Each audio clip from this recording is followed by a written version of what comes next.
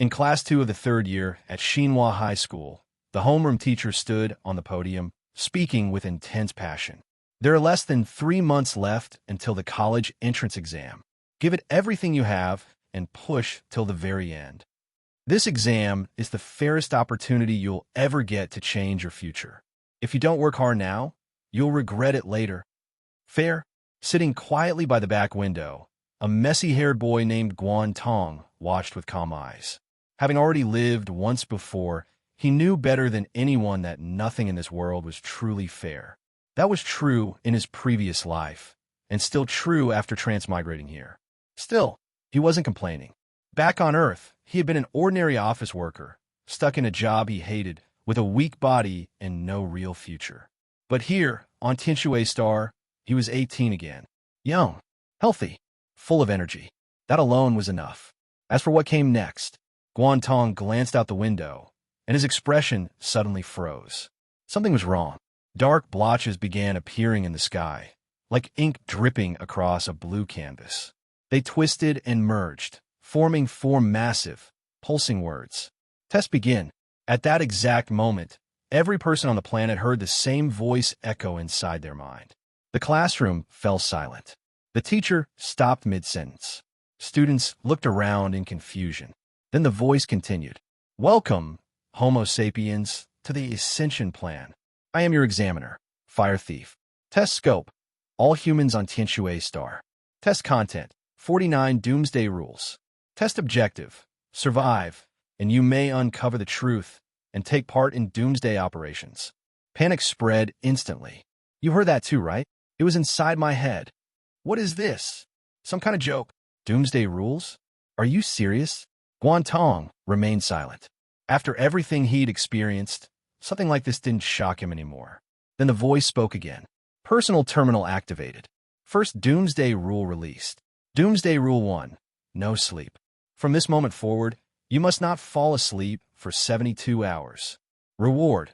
100 ascension coins. Mind power. Penalty. Fall asleep, and you will never wake again. Note. The known human record for staying awake is 297 hours. 72 hours is far below the limit. Good luck. The moment the voice ended, the entire class exploded into chaos. No one understood what was happening. Then, shut up. What's with all the noise? A loud roar came from the back. Everyone turned. Su Beipeng, the class troublemaker, had just woken up. He looked annoyed, scratching his head. Some stupid voice rules whatever. Thinking it was just a dream, he slammed his head back onto the desk and went right back to sleep. The room froze. He's sleeping? But the rules said, if you sleep, you die, right? Guan Tong frowned and stood up. Within seconds, Su Beipeng was already snoring. Some students relaxed slightly. See? Nothing's happening.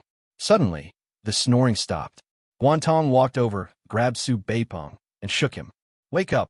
No response. He slapped him hard across the face. Wake up. Still nothing. Guan Tong placed his fingers under Su Beipeng's nose, then slowly pulled his hand back. No breathing. Silence. Then, screams erupted across the classroom. The teacher panicked and fumbled for his phone. Everyone stay calm. Sit down. Guan Tong, where are you going? Guan Tong had already reached the door. Without turning back, he said, I'm going home. Things are about to get worse. And then he left. One student followed, then another. Soon, the entire school fell into chaos. By the time Guan Tong stepped outside, the world had already begun collapsing. People ran through the streets in panic. Car horns blared nonstop. Accidents happened everywhere. Large public screens flashed emergency announcements. Please remain calm. Enter safe indoor areas and wait for official instructions. The same message flooded everyone's phones. Guan Tong looked at the notification, his thoughts heavy. Too many people must have already died. Otherwise, the authorities wouldn't react this fast. On the other side of the world, it was night. Millions had been asleep. Even if they heard the voice, how many would treat it seriously? How many would simply turn over and never wake up again? And hospitals, patients in comas, people under anesthesia, they never even had a chance. Guan Tong exhaled slowly. This wasn't just a test. This was the beginning of a massacre. He counted down read 71 hours, 5 minutes, and 33 seconds. Guan Tong glanced at it, then stepped into his apartment building carrying a bag full of food. He hadn't bothered fighting others for coffee or energy drinks. Those were hard to get, and more importantly, not essential. Just like the rules note said, staying awake for 72 hours wasn't impossible. With enough willpower and fear of death, most people could push through. Back home, he went straight to his study and turned on the computer. The internet had already exploded. News of the Doomsday Rules flooded every platform. It wasn't just Beijing country. Deaths were happening worldwide. In regions where it was midnight, the situation was far worse. Entire areas had gone silent, with communication nearly cut off. Governments everywhere issued urgent warnings. Do not sleep. Online, theories were spreading like wildfire. Aliens, artificial intelligence, divine punishment. No one knew the truth. Buzz. His phone vibrated. Guan Tong picked it up and opened the latest emergency notice. Emergency notice. The voice you heard is real. The Doomsday Rules are confirmed. Do not fall asleep for the next 72 hours. To help you stay awake, avoid being alone. Stay with others and keep talking. Create noise. Play music or sounds loudly. Use caffeine carefully. Do not overconsume. Limit physical activity and food intake. Keep lights on and avoid comfortable places like beds or sofas. Do not give up. You must endure for 72 hours. After reading it, Guan Tong nodded slightly. It wasn't perfect, but for a sudden global disaster, this was already a fast response. He had also seen reports of riots breaking out in other countries.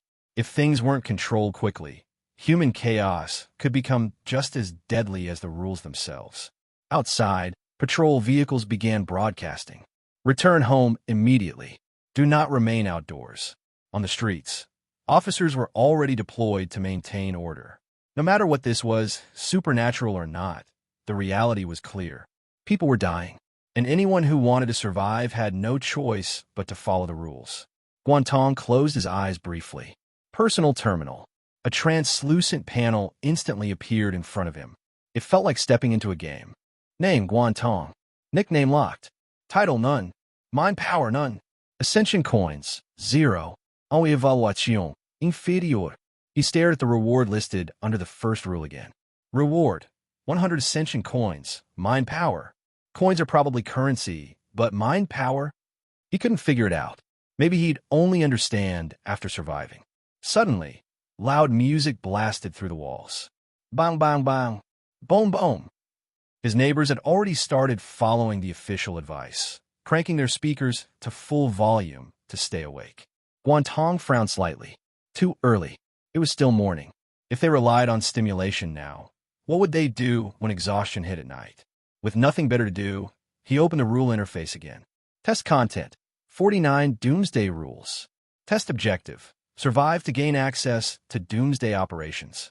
49 rules. Just the first one had already killed countless people. After all 49, how many would still be alive? He paused. No, maybe not every rule is this deadly.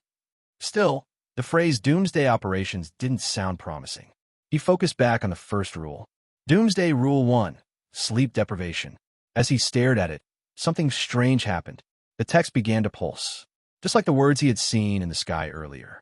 Tiny colored particles shifted, rearranging themselves into something new. A new line appeared. Hidden Rule 1.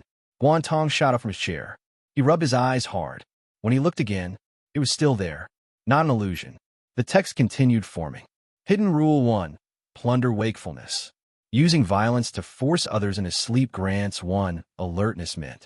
Effect. Guarantees absolute wakefulness for 3 hours. Note. To increase your survival chances, will you take others' right to live?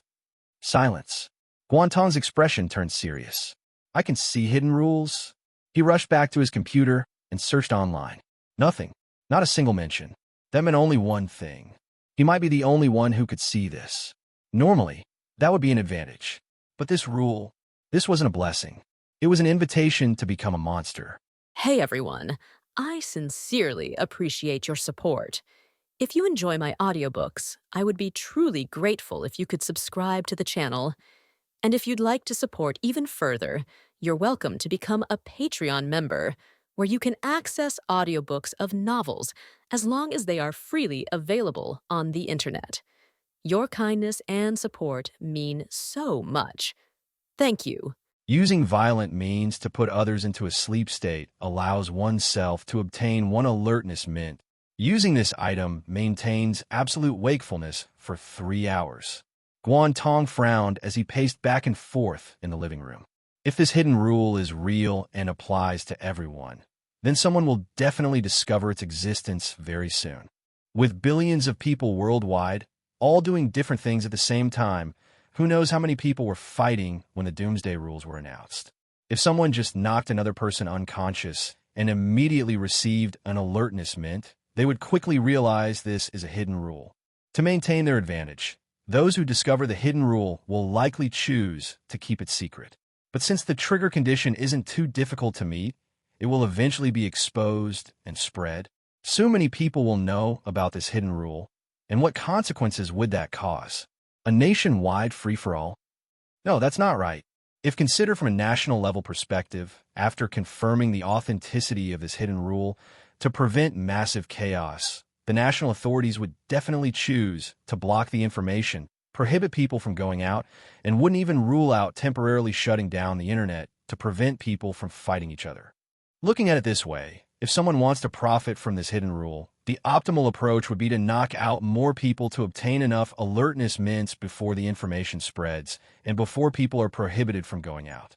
Then lock themselves at home and rely on these mints to safely survive the 72 hours. This kind of thing, Guan Tong shook his head. He didn't plan to do it.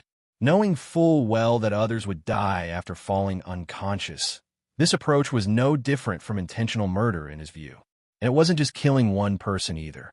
Once started, it couldn't be stopped, because one alertness mint only maintains wakefulness for 3 hours, while the sleep deprivation rule lasts for 72 hours.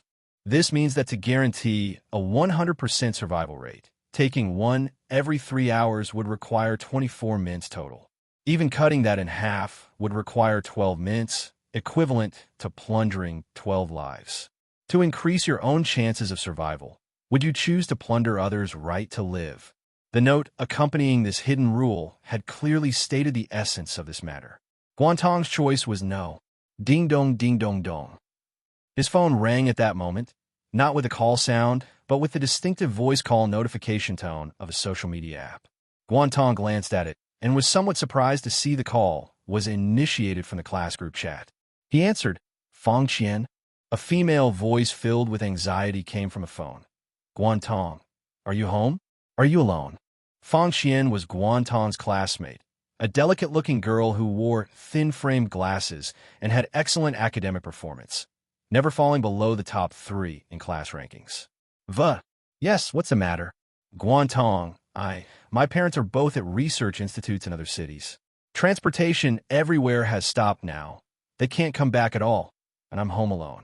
The official recommendations say it's best not to be alone during these 72 hours, and keeping conversation with others is one of the best ways to maintain wakefulness.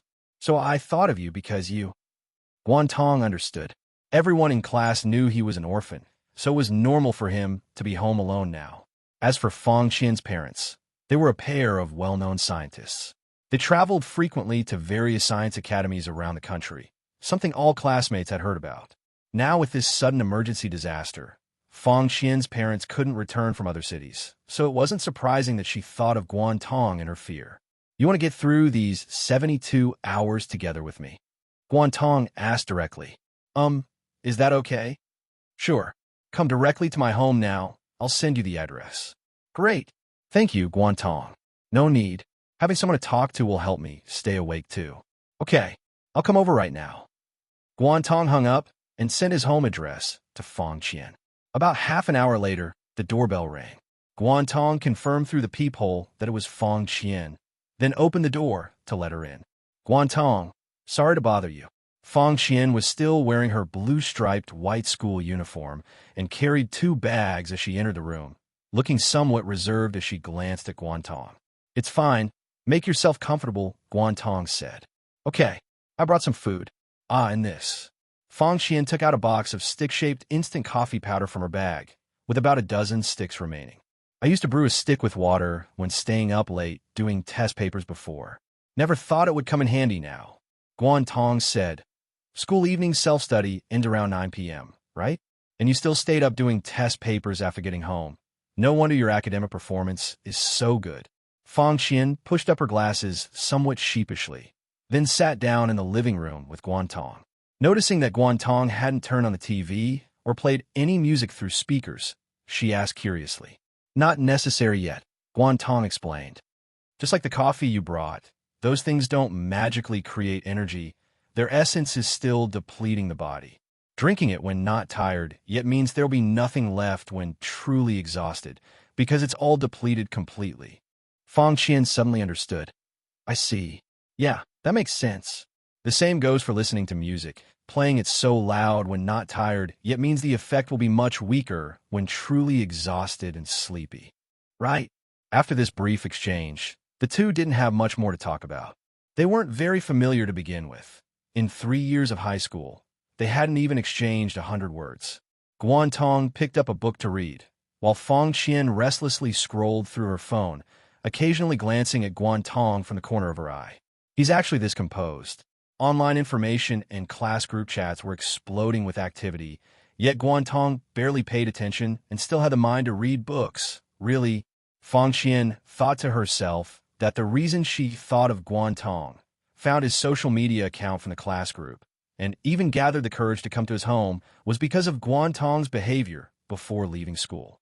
His earlier act of slapping Su Beipeng in class to confirm he had stopped breathing and being the first to leave school despite the homeroom teacher's instructions.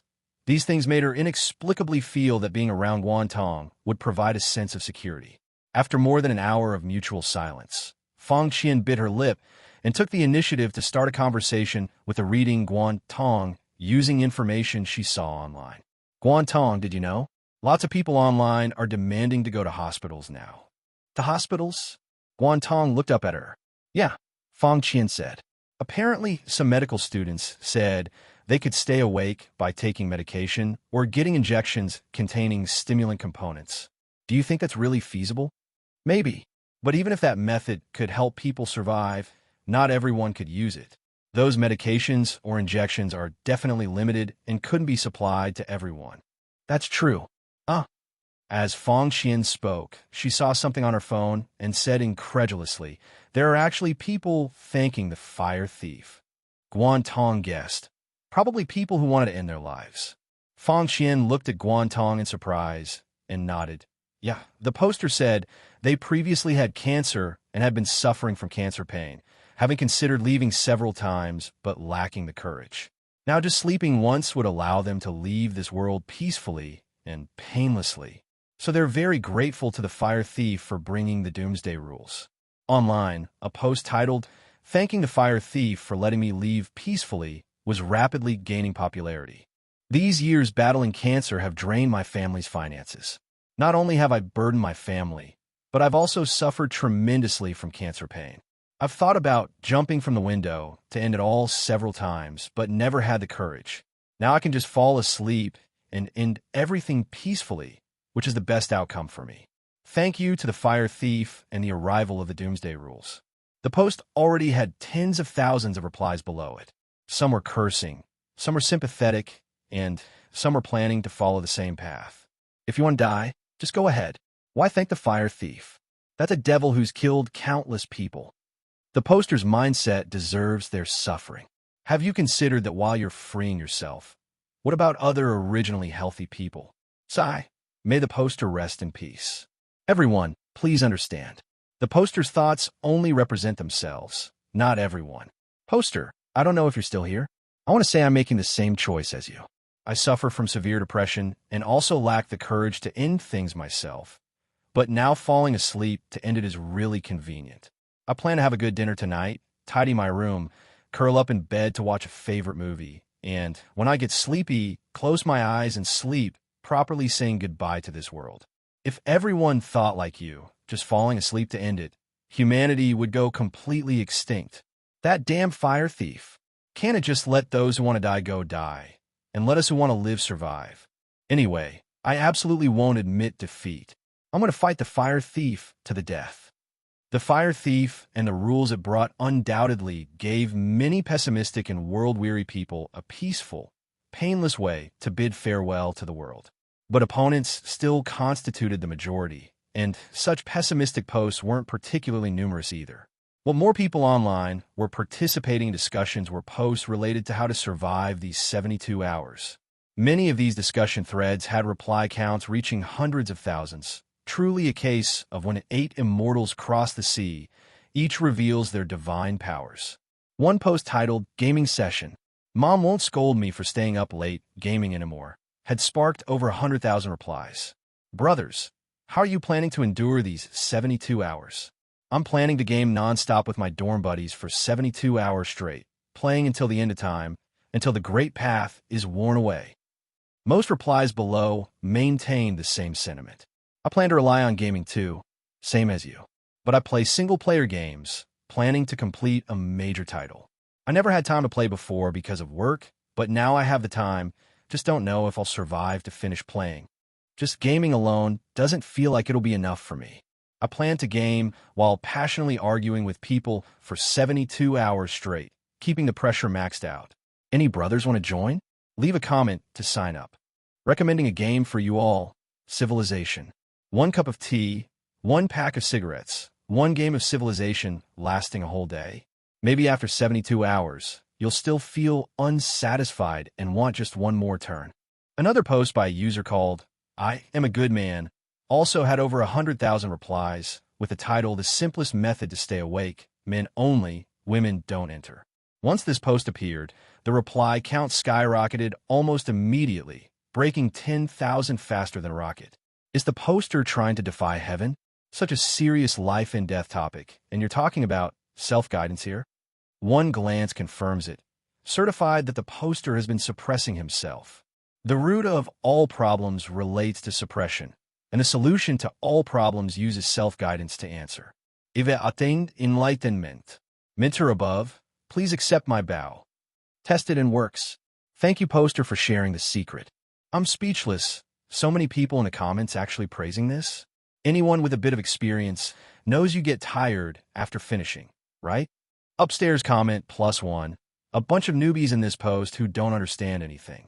Sometimes when I can't sleep, I rely on guidance, and after guiding, I quickly get sleepy and fall asleep. If you really do what the poster suggests, it's equivalent to suicide. US. Not long after the post was published, the original poster added a supplement in the comments. "I am a good man. Apologies, I didn't make myself clear in the main post, causing some fellow guides to misunderstand. As long as you control yourself not to produce goods, you can maintain an alert state. As for how to control it, this good man suggests that when guiding, don't use external aids like videos, audio, pictures, text, etc. Pure green guidance. Poster, you're truly invincible. So the secret lies in green guidance. Men are good, man. I've attained enlightenment again."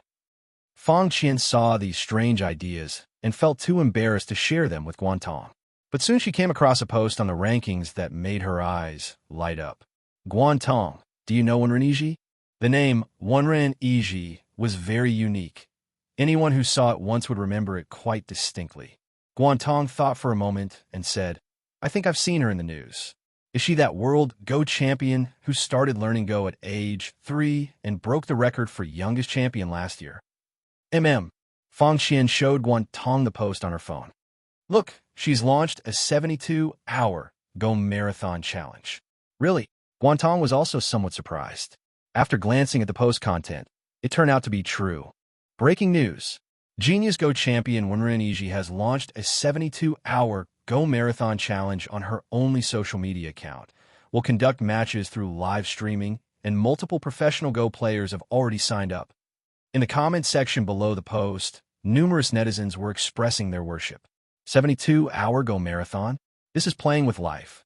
Isn't Go something that consumes a lot of mental energy? Playing for 72 hours straight. Even a champion couldn't handle that, right? Is this the rhythm of martyrdom? Upstairs comment, get lost. Don't jinx it. Sister Iji will definitely persevere. Truly worthy of great God One run. I'm going to live stream and watching all 72 hours with her. This is really a bit unbelievable. If Wenreniji can really live stream playing Go for 72 hours straight, she'll be acknowledged as the god of Go from now on. Okay. After reading a few comments, Guan Tong noticed Fang Qian's excited expression and asked her, "Do you really like Wenreniji?" I really admire her focused attitude toward Go and have always used her achievements to motivate myself. But I'm also a bit worried. Go is so exhausting, and she wants to play for that long. Is it really okay? This seems incredibly tiring for us to think about, but for her it might not be that exhausting, Guan Tong said. Just like when people immerse themselves in something they love, they don't feel time passing. I think for her, Go is like that. If she weren't allowed to play Go, she might actually struggle to stay awake this long. That makes sense. Fang Qian's eyes widened. Then we should also do things like that, right? Yeah. What things do you enjoy doing? Fang Qian thought for a moment. I really like watching TV dramas, especially detective and mystery types. Last summer vacation, I think I watched continuously from morning to night one day, finishing a 20-plus episode crime investigation drama in one go. Is that so? Then I'll turn on the TV and find a drama of that type to watch. Fang Qian quickly waved her hands. No need, not right now. I'm not sleepy yet. We can wait until evening. What about you, Guan Tong? What do you like to do? I'll just read books, read novels.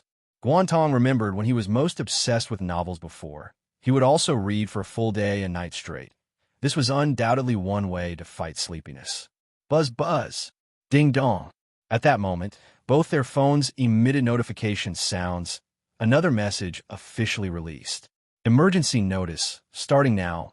Going outside freely is prohibited. Everyone please remain in safe indoor locations. Maintain peaceful moods with those sharing your space, and do not argue or fight due to emotional excitement. Seeing this notice, Guan Tong's eyes changed slightly as he thought of something.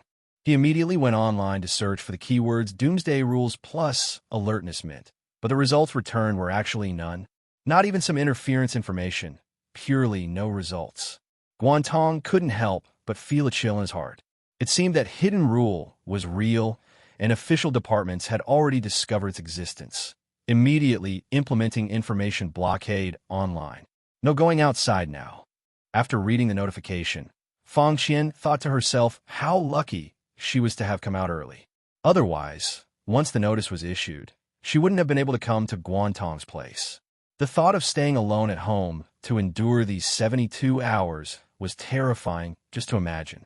Fang Qian then looked at Guan Tong, noticed his furrowed brow, and asked curiously, "Guan Tong, what's wrong?" "It's nothing."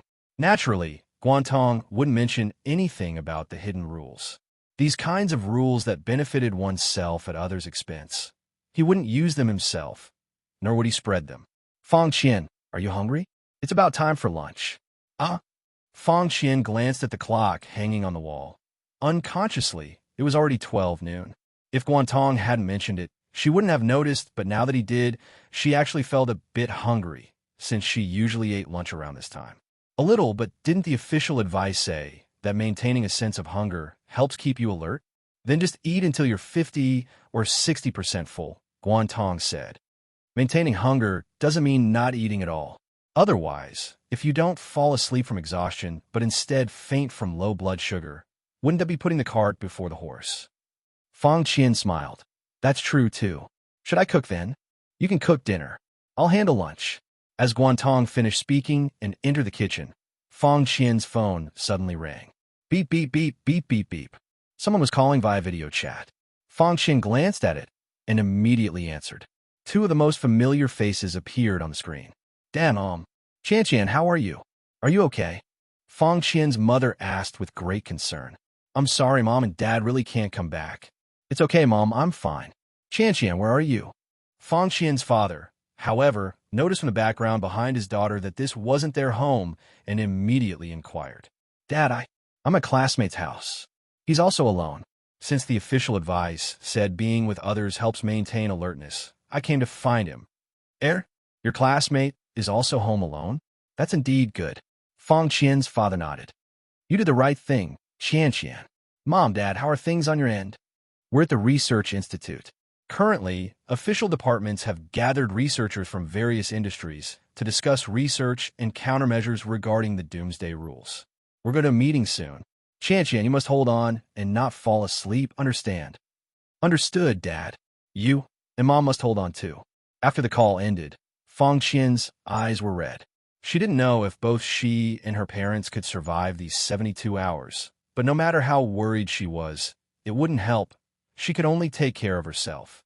However, her parents mentioned on the phone that official departments had gathered researchers from various industries and had begun researching the Doomsday Rules, which gave Fang Qian some hope.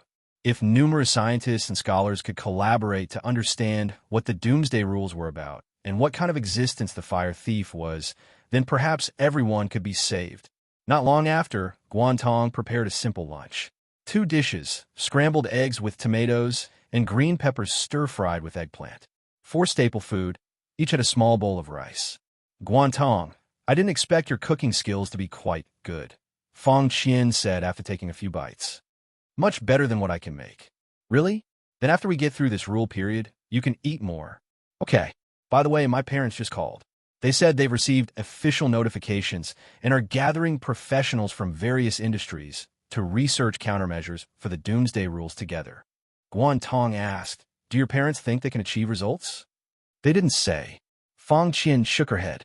I hope so. That fire thief said there are 49 Doomsday Rules. If everyone is this difficult, humanity would suffer too much. Yeah, they chatted while eating lunch.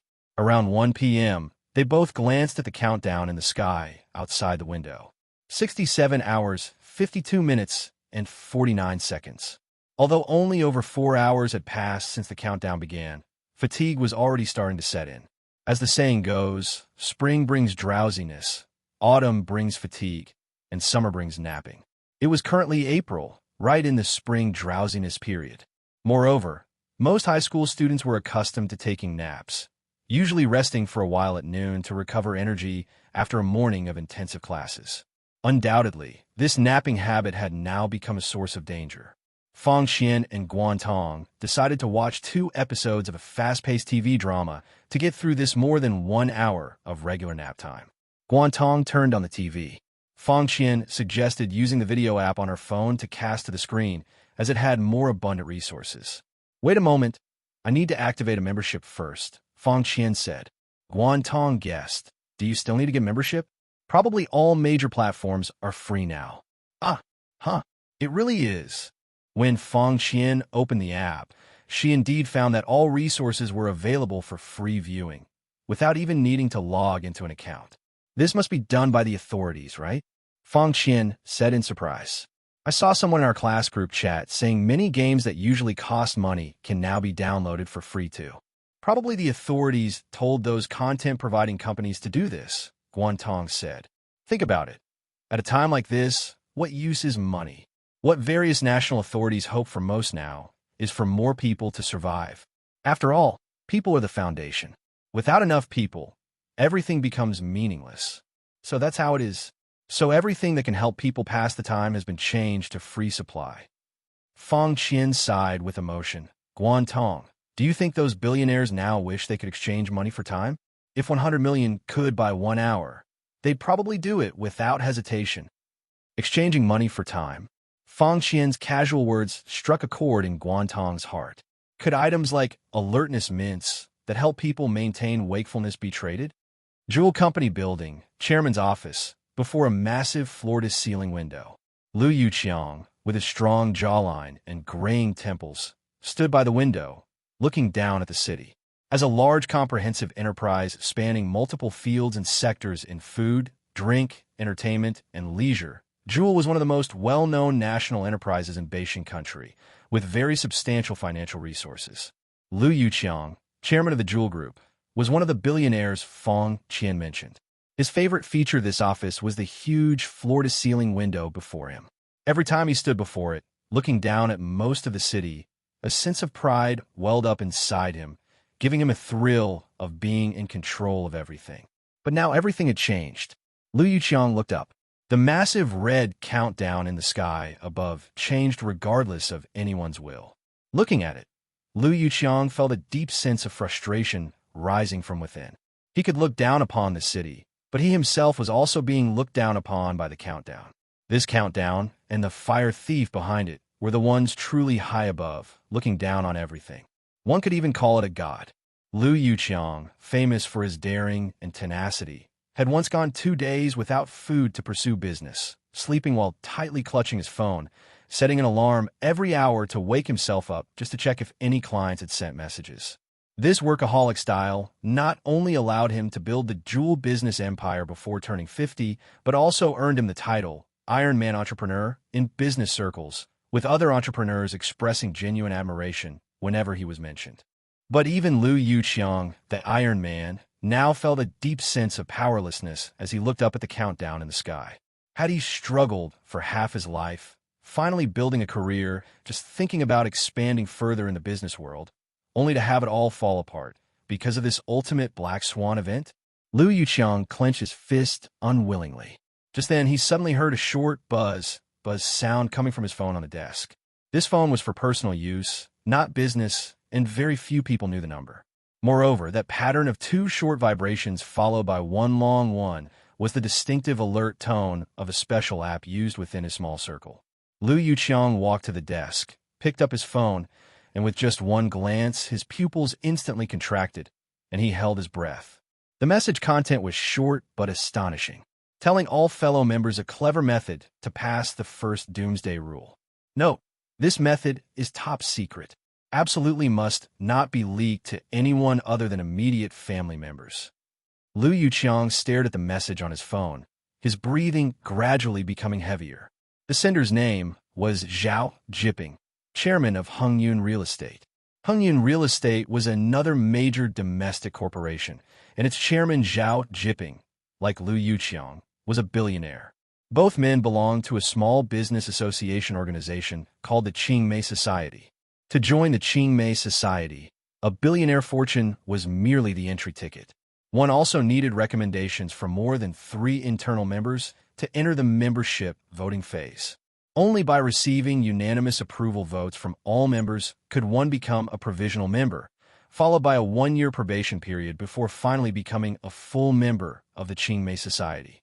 Liu Yuqiang had expended tremendous effort to join this association back in the day, but the rewards after joining were evident.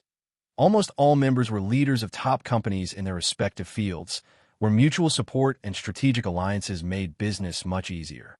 However, to avoid public attention, the Qingmei Society didn't openly recruit members, only accepting internal referrals from existing members. To prevent information leaks, members communicated through a private messaging app not available to the public. The software was developed by a technology company chairman within the society, with users limited to the few dozen Qingmei Society members.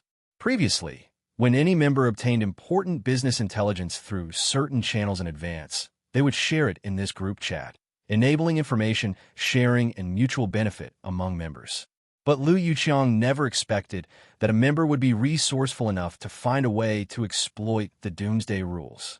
As soon as Zhao Jiping's message appeared, various members quickly began asking questions in the group. "Old Zhao, you have a method? What method? Tell us quickly." "Brother Zhao, this is a matter of life and death. Please don't keep us in suspense. Before death, everyone is equal. Even billionaires are no exception. In fact, Qingmei Society members feared death more than ordinary people. How could strong individuals like Liu Yuqiang, who had fought heaven and earth to build their empires, be willing to die under these inexplicable Doomsday Rules? Old Zhao, speak quickly." Liu Yuqiang couldn't help sending a message too. "All our brothers and sisters are counting on you to save us." Amid the urging from all members, Zhao Jiping finally revealed the exploitation method. Zhao Jiping, chairman of Hongyun Real Estate. "Fellow members, don't ask me about the source. It's top secret and I can't reveal it. But I can tell you the method itself. Just find someone, knock them unconscious, and you'll receive an item called Alertness Mint. RA. This item will directly appear in your personal terminal storage box. Using it maintains absolute wakefulness for 3 hours. I've tested it myself. The information is genuine. As long as you gather enough of these mints, you can definitely survive the 72 hours. For a long time, no one sent any messages. Lu Yuqiang felt cold sweat beading on his forehead. He didn't know whether members had immediately gone to try it, or simply didn't know what to say. None of those who achieved billionaire status and joined the Qingmei society were fools. Everyone immediately realized this exploitation method was essentially no different from murder. But business is like warfare. How many of those who emerged victorious from this battlefield could afford to be soft-hearted? Then Zhao Jiping sent another message. Fellow members, don't blame me for being blunt. I see these doomsday rules as both disaster and opportunity. After the rules end, the world order will be completely reshaped. With us surviving brothers and sisters supporting each other, what heights couldn't we reach? Brother Zhao speaks truth. Let me also tell everyone, I've tested Brother Zhao's method and indeed obtained that alertness mint. Another member sent a message with terrifying efficiency. Seeing this, Lu Yuqiang thought of his children abroad and hesitated no longer. He put down his phone, picked up the landline on his desk, and pressed the speed dial button. Hello, is this Xiao Li from the Secretarial Department? Come to my office immediately, right now.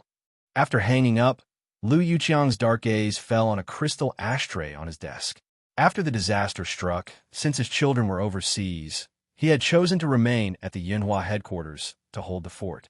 Yinhua was a major city with many migrant workers in his company. They had left their hometowns alone to work here, and now with the disaster outbreak and transportation halted everywhere, they couldn't return home. Rather than waiting alone in cramped rental apartments, they preferred staying at the company.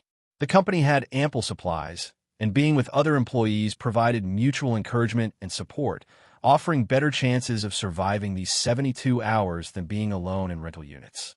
Xiao Li from the Secretarial Department was one such employee. After receiving Chairman Lu Yuqiang's call, he immediately rushed to the chairman's office. Chairman Lu, you wanted to see me? Xiao Li, have a seat. Xiao Li sensed something unusual in Lu Yuqiang's tone, but attributed it to the disaster and didn't think much of it. After Xiao Li sat in the chair opposite the desk, Lu Yuqiang stood up and walked around the desk to his side. Xiao Li, I've treated you quite well before, haven't I? Yes, Chairman Lu, you've been very good to me. How's your family situation? I remember you have a daughter who just started elementary school. Yes, I just spoke with my family. They're all fine. Mentioning his family, Xiao Li choked up slightly. It's just my child is quite young. Probably doesn't understand the severity of the disaster. I don't know if she can make it through. Lu Yuqiang remained silent for a moment, then patted Xiao Li's shoulder. Xiao Li, I promise you, after this disaster, if your family survives, Lu Yuqiang, will cover all their living expenses from now on. Xiao Li looked stunned. Chairman Lu, what are you? Before he could finish, Lu Yuqiang's right hand suddenly grabbed the crystal ashtray from the desk and smashed it against Xiao Li's forehead. Thud! With a dull sound, Xiao Li immediately started bleeding from his head, crying out in pain. Chairman Lu, don't blame me, Xiao Li. I'm only doing this to survive, don't blame me. After speaking, Lu Yuqiang raised the ashtray again and struck down.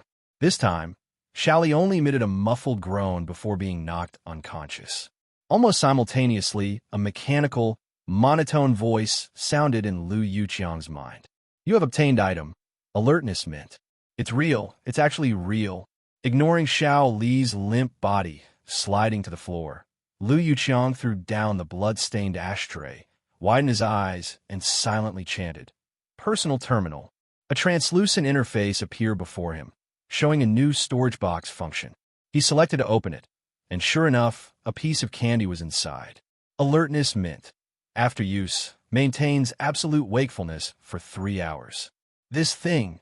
Lu Yuqiang felt both shock and joy. Coming to his senses, he quickly picked up his phone. I need to tell my children about this immediately. At 11 p.m., a time that should have been peaceful and quiet, chaotic noise continued without end. Throughout the entire residential complex, countless households had their windows open, speakers turned to maximum volume, blaring deafening music. Every home had all their lights on, and the streets were illuminated by powerful spotlights arranged by the authorities, shining so brightly that the night appeared as bright as day. Guan Tong and Fang Qian sat on hard chairs in the living room watching television to avoid making their bodies too comfortable. The TV was playing a suspense drama, but the noise coming from everywhere was simply too loud for them to focus on it. Everyone's going so wild, Fang Qian said with a bitter smile.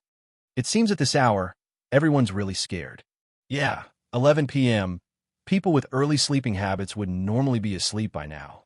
Guan Tong picked up the remote and pressed pause. There was no way to concentrate with this much noise. Fang Qian stood up and walked to the window, looking up at the night sky. The bright red countdown timer now had a glowing outline in the darkness, making it appear even more conspicuous. Still 58 hours left until it ends. I really wonder how many people can endure through this. Guan Tong, don't you think those people in our country who were working night shifts yesterday are incredibly unlucky? This is so unfair to them. The most unfair are those who are already sleeping or undergoing surgery with anesthesia. But the Doomsday Rules don't care about fairness. Yeah, Fang Qian said, unconsciously yawning before immediately covering her mouth when she realized. Guan Tong asked, "Are you tired? Seems a bit. Should we drink some coffee?" Fang Qian sounded slightly panicked, but after thinking about it, she shook her head. "No, it's just a yawn, not serious enough to need coffee yet." Guan Tong also felt it wasn't yet time to rely on external aids. He believed that for the first night, the vast majority of people should be able to endure, especially young people. Since the development of smartphones, many young people today can stay up all night during holidays without sleeping, with some even managing to wash their face and go straight to work after pulling all-nighters. Without work pressure and just needing to stay awake, the first night should definitely be manageable. Fang Qian seemed a bit anxious about yawning and pulled out her phone to enter a live stream. The stream showed only an electronic Go board with two people playing against each other. "Amazing," Fang Qian said with admiration. Not long after the countdown started, Wenren Yiji began streaming Go games. It's been over 10 hours now, and she's still playing. "Truly impressive," Guan Tong said as he picked up the TV remote to change channels. Fang Qian watched for a while, but the outside noise was too distracting to concentrate, so she exited the live stream.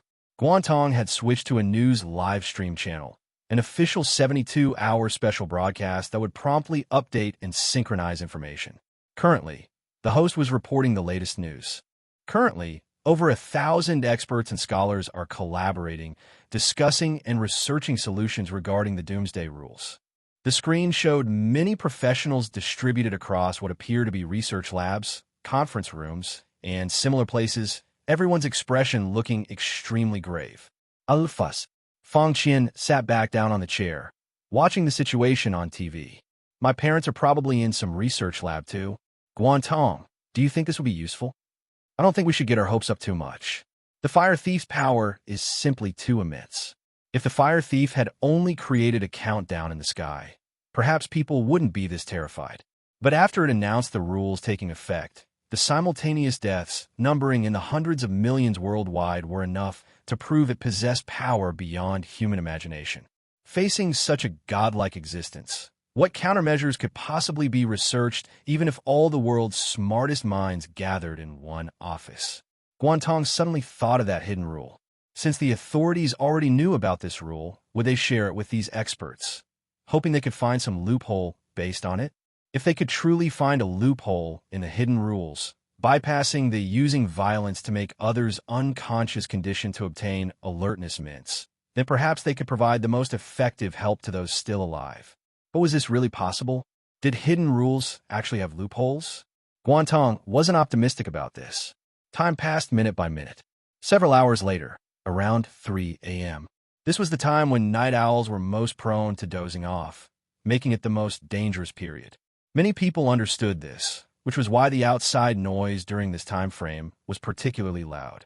Guan Tong and Fang Qian had already exhausted most conversation topics during the first half of the night, and now they could only stare at each other, forcing conversation to stay awake.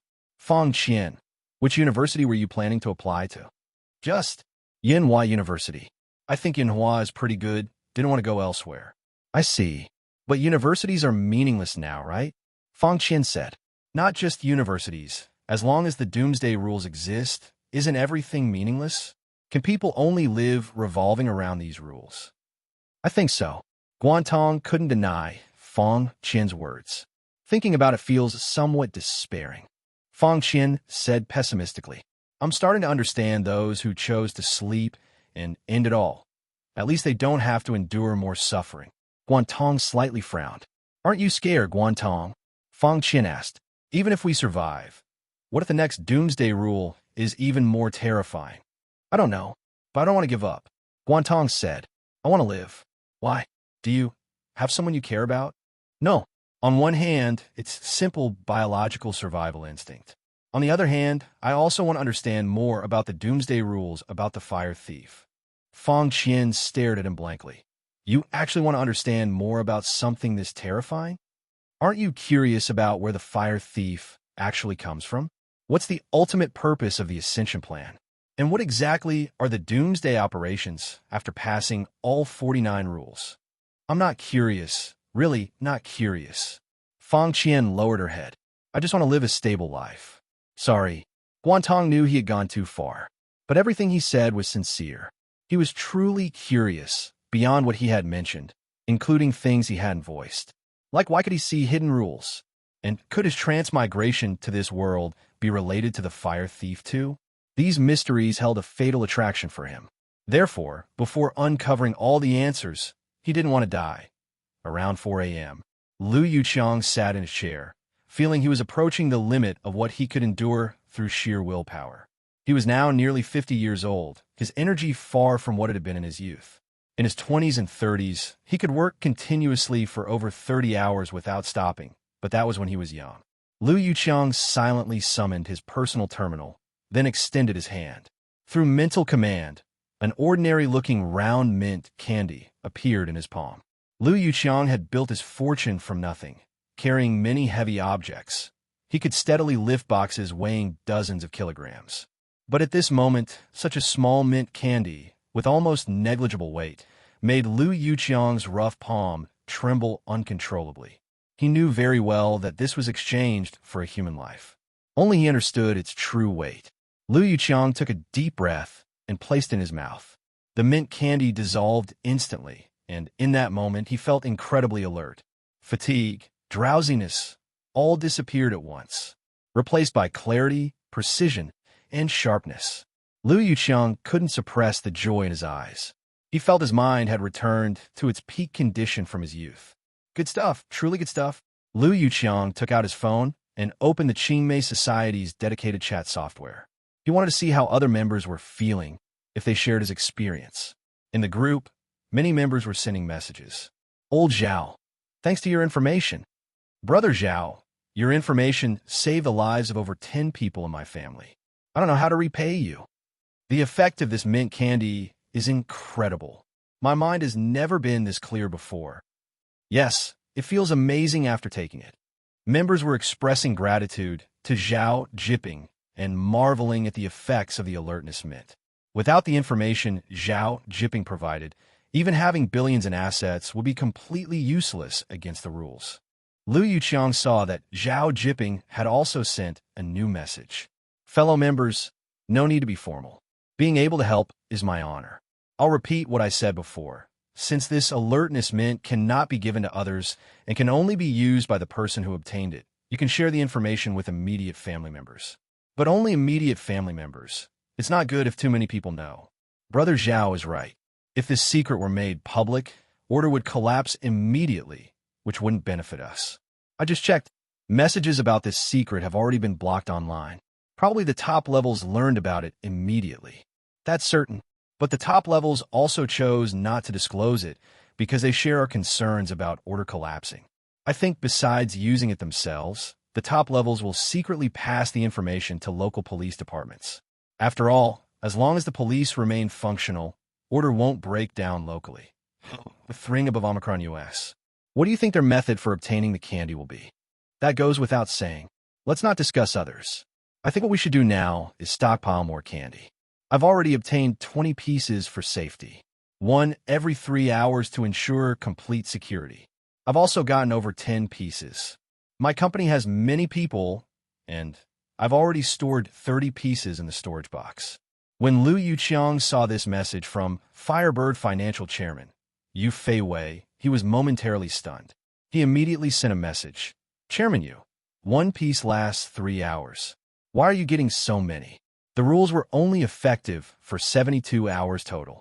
30 mint candies could maintain alertness for 90 hours. Completely excessive. Yu Feiwei replied, Yu Qiang, you're still young and not flexible enough in your thinking. This candy has no expiration date. It can still be used to refresh and clear the mind after the rule period ends. Besides, who can guarantee there won't be similar doomsday rules requiring alertness in the future?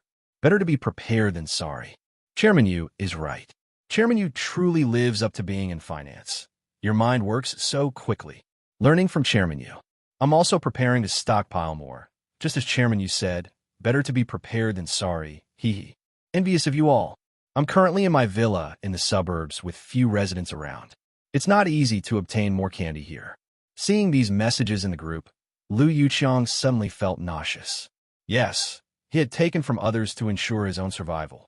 But he only did what was necessary for survival. Beyond necessity, he wouldn't take more. Yet Yu Feiwei and some others in the group seemed completely indifferent, ignoring that the so-called candy was exchanged for human lives. This made Lu Yuqiang, who came from a poor background and built his fortune from nothing, feel intensely uncomfortable. He quickly turned off his phone screen. Looking at his reflection in the black screen, he took deep, heavy breaths to calm his emotions. After calming down, he began to think. Should he follow their example and obtain more candy to be prepared? His company still had many employees who wouldn't be suspicious of him as chairman. If he was careful, he could completely... No. Lu Yuqiang shook his head. Beyond what's necessary for survival, I won't obtain more. That's right, I must set boundaries and principles for myself. Lu Yuqiang took out a notebook and recorded his current resolution. His hand, holding the pen, even trembled slightly from fear. Lu Yuqiang knew he was afraid of becoming like Yu Feiwei and the others, completely losing respect for life. Time passed. 48 hours. Exactly 9 a.m. The first 24 hours had passed. Countless people online posted celebratory messages right on time, declaring they were still alive. Congratulations to me for still being alive. First 24 hours over, 48 remaining. Persistence is victory. Professional night owl here. Is that all? If my eyelids droop, I'm not professional enough. Played FPS games for a full day and night. Feel like I can last another 48 hours. Just worried my wrists will give out before I fall asleep. But many others posted saying they were about to reach their limit. You guys can really stay up? I feel like I can't go on. I've drunk a full pot of green tea from yesterday until now, but my eyelids are still fighting. Really worried I might doze off accidentally and die. There's still 48 hours left. I can't do it anymore. I'm burning out. Is this the end? Everyone, I'm afraid I have to go first. I can feel my bed calling me, my pillow tempting me. Even more people were constantly monitoring global news and developments. Anyone from Hei's city?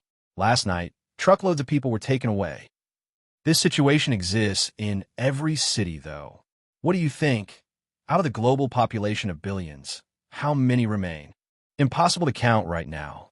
Probably many are gone, especially the elderly. Don't be fooled by the lively online activity. That's mostly teenagers and adults using the internet. Elderly people don't use the internet much and can't match young people's energy for staying up 72 hours. Previous commenter, you're underestimating the elderly. My grandparents usually only sleep 4 or 5 hours a day. They can stay up much longer than young people. The older people get, the less sleep they need. How are you feeling, Fang Qian? Afternoon. Guan Tong looked at Fang Qian sitting on the stool with dull eyes and asked, "Oh, what?" Having not slept for over 30 hours, Fang Qian's condition wasn't great, her reactions noticeably becoming somewhat sluggish. Guan Tong himself was also very tired, but he could still endure. Fang Qian rubbed her heavy eyelids. Was I spacing out just now? Guan Tong, how much longer? 41 hours remaining. That long. Fang Qian's nose tingled with the urge to cry. She was extremely sleepy right now, really wanted to lie down and sleep. But her survival instinct made her not dare to even close her eyes to rest, let alone lie down. She was terrified that if she kept her eyes closed, she might accidentally doze off and never wake up again. Don't give up, Guan Tong encouraged, Think about your parents. They're still holding on too. Fang Qian's parents were indeed still alive, having called 3 or 4 hours ago to confirm their daughter's safety. Go breathe some fresh air by the window, Guan Tong suggested. Fang Qian nodded, stood up, and walked to the window. Compared to yesterday, it was much quieter outside now, with fewer loud noises. Probably after listening for a full day and night, both ears and minds have been thoroughly tortured. Even to stay awake, listening to loud music for too long would inevitably cause irritability and emotional agitation, which might be even worse for survival. So today had become much quieter. Fang Qian looked at the empty streets outside, struggling desperately against fatigue and sleepiness. Ring, ring, ring. Just then, her pocket phone suddenly vibrated. She pulled it out and saw it was her father calling. She answered somewhat surprised, "Dad?" "Qian, listen, I have something very important to tell you." Her father's voice sounded extremely anxious over the phone. "What is it?" Fang Qian asked nervously. "It's not Mom, is she?" "Your mom's fine. It's about your safety." "Listen, is your classmate with you right now? Can he hear me?" Fang Qian turned to look. Guan Tong was sitting on the living room stool reading a book. Definitely couldn't hear from this distance. "He can't hear. Should I go to him?" "No," Fang Qian's father said gravely. "Qian, listen carefully. The Research Institute has classified information. It's about a hidden piece of information regarding the Doomsday Rules." "Oh, what?" "Don't speak, just listen. Anyone who finds someone and knocks them out can obtain an item called alertness. Using that item grants 3 hours of absolute wakefulness." Fang Qian was momentarily stunned by this. "Did you hear what I said?" "Qian, no matter who it is, just use something to knock them out." Suddenly, an unfamiliar male voice interrupted, questioning Fang Qian's father. "Dr. Fang, who are you talking to? You've already violated confidentiality rules. Stop immediately." "Qian, remember what I said. Use this method if you can't hold on anymore, understand? You must survey. Stop immediately. That's my phone. Get back, you brute." Beep, beep, beep. The call was forcibly disconnected. Fang Qian froze for a few seconds, then tried calling back. But the receiver only played the prompt, "The number you dialed is powered off." Was what Dad said true? Knockout. Alertness meant 3 hours absolute wakefulness. Fang Qian. Guan Tong's voice coming from behind suddenly startled her. She stiffly turned around and saw Guan Tong looking at her with a somewhat strange expression. "Are you okay?" "And no, I'm fine." Fang Qian forced a smile on her face. "It was my dad calling," he said. "No, it's nothing." Guan Tong nodded, his gaze thoughtful. Although anyone who hadn't slept for over 30 hours would definitely have different emotions than usual, Fang Qian showed a trace of peculiar nervousness. Fang Qian looked at Guan Tong, remembering what her father said on the phone, and felt a sudden chill. She knew what her father said was very likely true, because her parents had already joined the official expert committee specifically researching the Doomsday Rules. And as a father, he wouldn't deceive his daughter about such a life-or-death matter. No. Fang Qian bit her lip and shook her head. She knew she absolutely shouldn't have such thoughts, even if what her father said was correct. Knocking someone out would kill that person.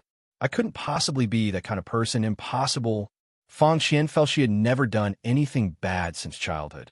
How could she hurt someone now? Especially since Guan Tong had kindly let her come to his home to resist the rules together. She knew if she had stayed alone at home, she would probably have been defeated by the rules by now. Fang Qian took several deep breaths to control her emotions. Whether it was because her father's message was too shocking and terrifying, her originally heavy sleepiness had now been scared away, and she felt much clearer-headed. "This is good," Fang Qian murmured quietly. As long as she could maintain her current state, she could definitely hold on until the end. She absolutely didn't need to use the terrifying method her father mentioned on the phone. "Right, no need." "Guan Tong, I'll find a new show to watch. Want to join?" Fang Qian sat back on her stool. She needed to distract herself from the alertness matter. "Sure, you choose." Fang Qian found a thriller TV series she hadn't watched before. The spine-chilling plot indeed helped maintain wakefulness. And whether it was because they had stayed up too long and past the fatigue point, both of their sleepiness had diminished somewhat. They then watched the show for nearly 10 hours straight. During this time, besides watching the show, they only ate one meal but took several showers. to enhance stimulation, they both took cold showers, which were indeed quite effective. Many people online also posted saying they took cold showers periodically to stay awake. But as time passed, the number of active people online was undoubtedly decreasing. Many thread starters who posted hourly check-in updates were no longer updating, clearly having failed to hold on. Moreover, the online atmosphere had become increasingly violent, with many people starting to organize to ignore the ban and go to hospitals to obtain drugs with wakefulness effects. Internet's down. Both their voices had become somewhat hoarse. Not sleeping for so long was starting to show pathological effects. Guan Tong took out his own phone to check. Sure enough, it showed no network service. Fang Qian guessed, did the maintenance people fall asleep? Not necessarily. As soon as Guan Tong finished speaking, they heard loud commotion coming from downstairs. Everyone should go together. That's right, get in my car, I'll drive. Why should we just wait to die at home? Exactly. Those rich people can definitely buy alertness medicine or get alertness injections at the hospital. The noisy voices outside grew increasingly loud. Guan Tong and Fang Qian came out to the balcony and looked down, seeing that 20 to 30 people had already gathered at the residential complex entrance. All of these people were extremely agitated, shouting that they wanted to go to the hospital. It seems they're reaching their limits, Guan Tong said. Many people can't take it anymore. Fang Qian asked, are they planning to rob medicine from the hospital? Is that really possible? There should be public security patrols on the streets, right? They probably feel they can't hold on any longer and are willing to risk everything for one attempt. Guan Tong actually understood their desperation. If he were in their position, pushed to the brink of collapse, he didn't know what he might do either. So, is the internet down because too many people are coordinating to go to the hospital together? Very likely. Guan Tong thought Fang Qian's reasoning made sense. Previously, think about it. After being awake for so long, everyone's probably like a powder keg right now, ready to explode at the slightest spark. Going to crowded places at a time like this makes it easy to get caught up in large-scale conflicts. When Fang Qian heard the word conflicts, she couldn't help but think of knocking unconscious and alertness meant, her eyes widening in realization. Guan Tong looked up at the sky at that moment. The red countdown continued. 30 hours, 18 minutes, and 6 seconds. Only 30 hours left. If we hold on just a bit longer, we'll make it through. After speaking, Guan Tong sat back down on the stool, fighting drowsiness by reading. Fang Qian also resolved to endure the final 30 hours. She put away her phone, no longer refreshing the internet repeatedly. Previously, constantly checking online news had only made her more anxious. She decided to follow Guan Tong's example and went to the study to pick out a book to read. 1 hour, 2 hours, 3 hours passed. During these final 30 hours, every hour felt like an eternity. By this point, Guan Tong no longer paid attention to what was happening outside. He knew his only enemy now was himself. He repeatedly told himself internally, 72 hours without sleep was far from reaching known human limits. He could definitely persevere. Fang Qian, sharing the same room with him, was also enduring tremendous torment. She had become so fearful that she didn't dare check how much time remained on the countdown. The stronger her drowsiness grew, the more she couldn't suppress thoughts of that phone call from her father. When her father had asked if Guan Tong was with her, the meaning was obvious enough. If she couldn't hold on any longer, she should do whatever it took to survive, even if it meant targeting her classmate Guan Tong. Initially, she absolutely rejected such behavior. But now, as she grew increasingly exhausted, her resolve was wavering. So tired, I really can't go on. Maybe in another hour, no, another 10 minutes, maybe the next second I'll fall asleep. I don't want to die. What would happen to my parents? Fang Qian struggled internally, feeling her eyelids growing heavier to the point where she could barely keep them open. If not for her parents, she might have chosen to give up. But Fang Qian looked at Guan Tong. Guan Tong was an orphan. Yes, that's right, he was an orphan. If only one of us can survive, wouldn't it be better for me, who has parents, to be the one? The moment this thought emerged, Fang Qian shocked herself. She had never imagined she could entertain such thoughts. Was she inherently an evil person? No, I'm not. I'm just driven by survival instinct. Fang Qian's gaze gradually grew determined, as if she had made a decision. She stood up and walked toward the kitchen. Passing by Guan Tong, she asked, "Guan Tong, would you like some coffee?" Guan Tong nodded. "Okay, thanks." By now, even he was having trouble holding on and needed some external help to maintain alertness as much as possible. "I'll go make it then." Fang Qian entered the kitchen and prepared coffee. She came out carrying 2 cups, handing one to Guan Tong. If she could use her own glass too, while he was lowering his head to drink. Fang Qian felt her heart pounding wildly, as if it might leap out of her throat. Guan Tong took the coffee but didn't drink immediately. Instead, he stood up and stared at Fang Qian. "Fang Qian, what are you planning to do?" "Ah, your cup doesn't have water in it," Guan Tong said. Hearing this, Fang Qian froze, then looked down and saw that her cup indeed contained only coffee grounds, no water. She had been so focused on her plan that she'd forgotten to even add water. "And looking at how you're holding the cup handle, were you planning to attack me with it while I was drinking coffee to knock me unconscious?" Fang Qian's right hand gripped the glass cup handle tightly, her wrist slightly lowered and turned outward. The posture didn't look like someone preparing to drink, but more like someone ready to use the glass cup as a blunt weapon for attack. "Gu Guan Tong, how did you—" Fang Qian hadn't expected her plan to be seen through so completely. She stood frozen in place, at a loss. Guan Tong's gaze was cold. "You know about the hidden rules, don't you?" he said. "Both your parents are well-known researchers. Earlier you said they were organized by authorities to research countermeasures for the Doomsday Rules. So the authorities most likely told them about the hidden rules. Then your parents informed you through your phone. So you wanted to knock me unconscious to get items that maintain alertness?" "Fang Qian, I never thought you'd be this kind of person."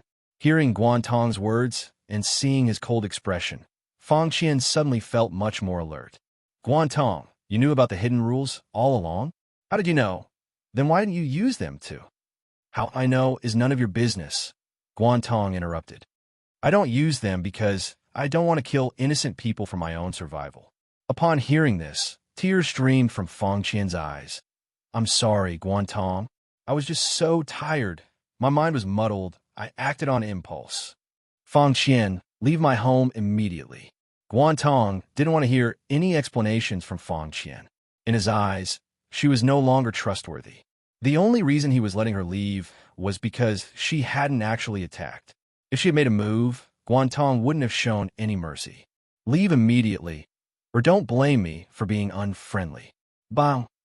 After Fang Qian walked out dejectedly, Guan Tong closed the door and locked it. His expression wasn't good. He had originally thought Fang Qian had a decent character, but her behavior had still deeply disappointed him. They say you shouldn't test human nature, because human nature mostly can't withstand testing. If Fang Qian hadn't known about the existence of hidden rules, perhaps she wouldn't have considered harming others. Her parents telling her was indeed for her own good, but it also awakened the evil thoughts within her heart. Still, the choice was hers to make, so she couldn't blame anyone else. Guan Tong sat on the stool. Even though he hadn't slept for dozens of hours, he felt exceptionally clear-headed at this moment. Fang Qian's actions had reaffirmed his initial resolve. He had known about the existence of hidden rules since the disaster began. If he had wanted to use them, he could have obtained enough alertness mints long ago to ensure his survival. But he had made the decision to say no from the very beginning. Guan Tong certainly didn't want to die, but he would only rely on his own efforts to persevere. If he ultimately failed, he would regret it, but wouldn't resent anything, since he would have already done his best. Having understood this, Guan Tong felt an inexplicable lightness in both body and mind. Even his earlier dissatisfaction with Fang Qian now seemed insignificant. He walked to the window and glanced at the countdown in the sky. 2400 hours, 16 and 28 seconds. 24 hours. I'll just treat it as needing to endure one day. Guan Tong thought optimistically, then stopped thinking about when time or the internet would be restored. He drank his coffee, got up, went to the study, turned on the computer, and played several single-player games. Hour after hour passed until the fire thief's voice sounded. "Rule time has ended. Congratulations on passing the first Doomsday Rule test. It's over." When Guan Tong heard the voice in his mind, he wondered if he was hallucinating. He looked up toward the window. The red countdown in the sky had completely disappeared. New functions unlocked. Survival rewards have been sent to storage box and can be viewed through personal terminal. The second Doomsday Rule will be announced in 15 days. The fire thief's voice fell silent. When Guan Tong woke up, it was already 10 a.m. He rubbed his messy hair and squinted at the sunlight outside. Did I sleep for a full day and night? The rule had ended at 9 a.m., and now it was 10 a.m. Without a doubt, he had slept for a solid 25 hours. After waking up, Guan Tong didn't get up immediately. He just lay there, quietly enjoying the satisfaction of waking up from a good sleep. He had never carefully appreciated this feeling before, but now he realized how incredibly blissful it was to sleep until fully rested. After lying quietly for a while, he silently summoned his personal terminal. Name, Guan Tong. Nickname, not set. Title, none. Mind power, 96. Ascension coins, 100. Comprehensive biological information evaluation, ordinary. Guan Tong looked at the changes in the panel with some surprise. First, he could now set a nickname. He had seen the note before that this function would unlock after surviving the first Doomsday Rule. Guan Tong guessed the nickname's purpose was to hide his real identity. In his view, this meant the personal terminal might later enable communication functions. Next was the change in mind power. He had previously thought mind power might be something like a skill, but now it appeared as a numerical value. My mind power is 96 foot. Is this high or low? And what exactly does it do? Guan Tong was completely baffled and didn't understand. He could only temporarily ignore it and continue looking. The other reward was the fixed 100 ascension coins. When Guan Tong focused his attention on them, an explanation appeared before his eyes. Ascension coins can be used to purchase items in the Ascension store or conduct transactions with others. So that's how it is. The function of Ascension coins was more or less within Guan Tong's expectations. Finally, his gaze fell on the evaluation. Comprehensive biological information evaluation, ordinary. I remember, it was inferior before, right? Just by passing one Doomsday Rule, he went from inferior to ordinary? But where exactly were the specific changes? Guan Tong tried throwing a few punches, but didn't feel any increase in strength. He didn't dwell on it too much and continued exploring the terminal. Besides the panel updates, the terminal now had two new functions. One was storage box, and the other was Ascension store. Guan Tong first used his thoughts to open the storage box, which contained only one bronze-colored box. When he focused his thoughts on the box, information immediately appeared. Survival treasure chest, bronze grade. Opening it will grant a fixed title reward.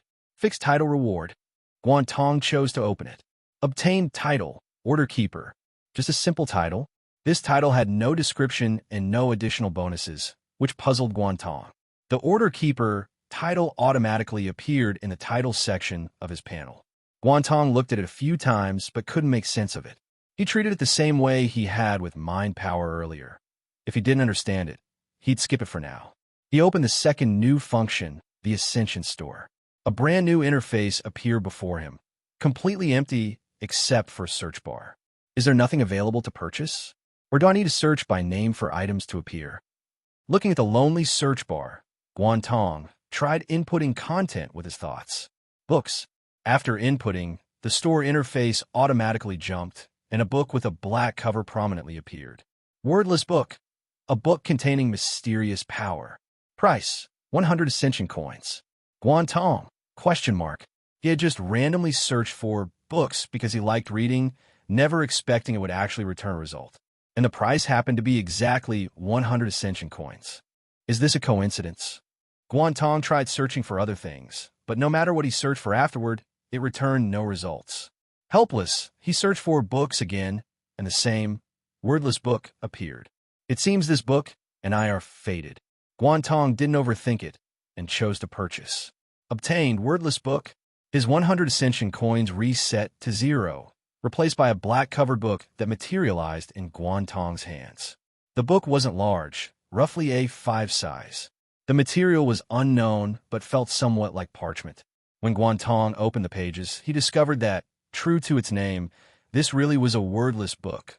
All the pages were completely blank. Didn't it say it contained mysterious power? Where is it? Guan Tong flipped through the pages but couldn't activate any mysterious power. He sighed, took a pen from the bedside table drawer, and wanted to write his name on the first page. This was a habit he'd had since childhood. He would always write his name in any book that belonged to him.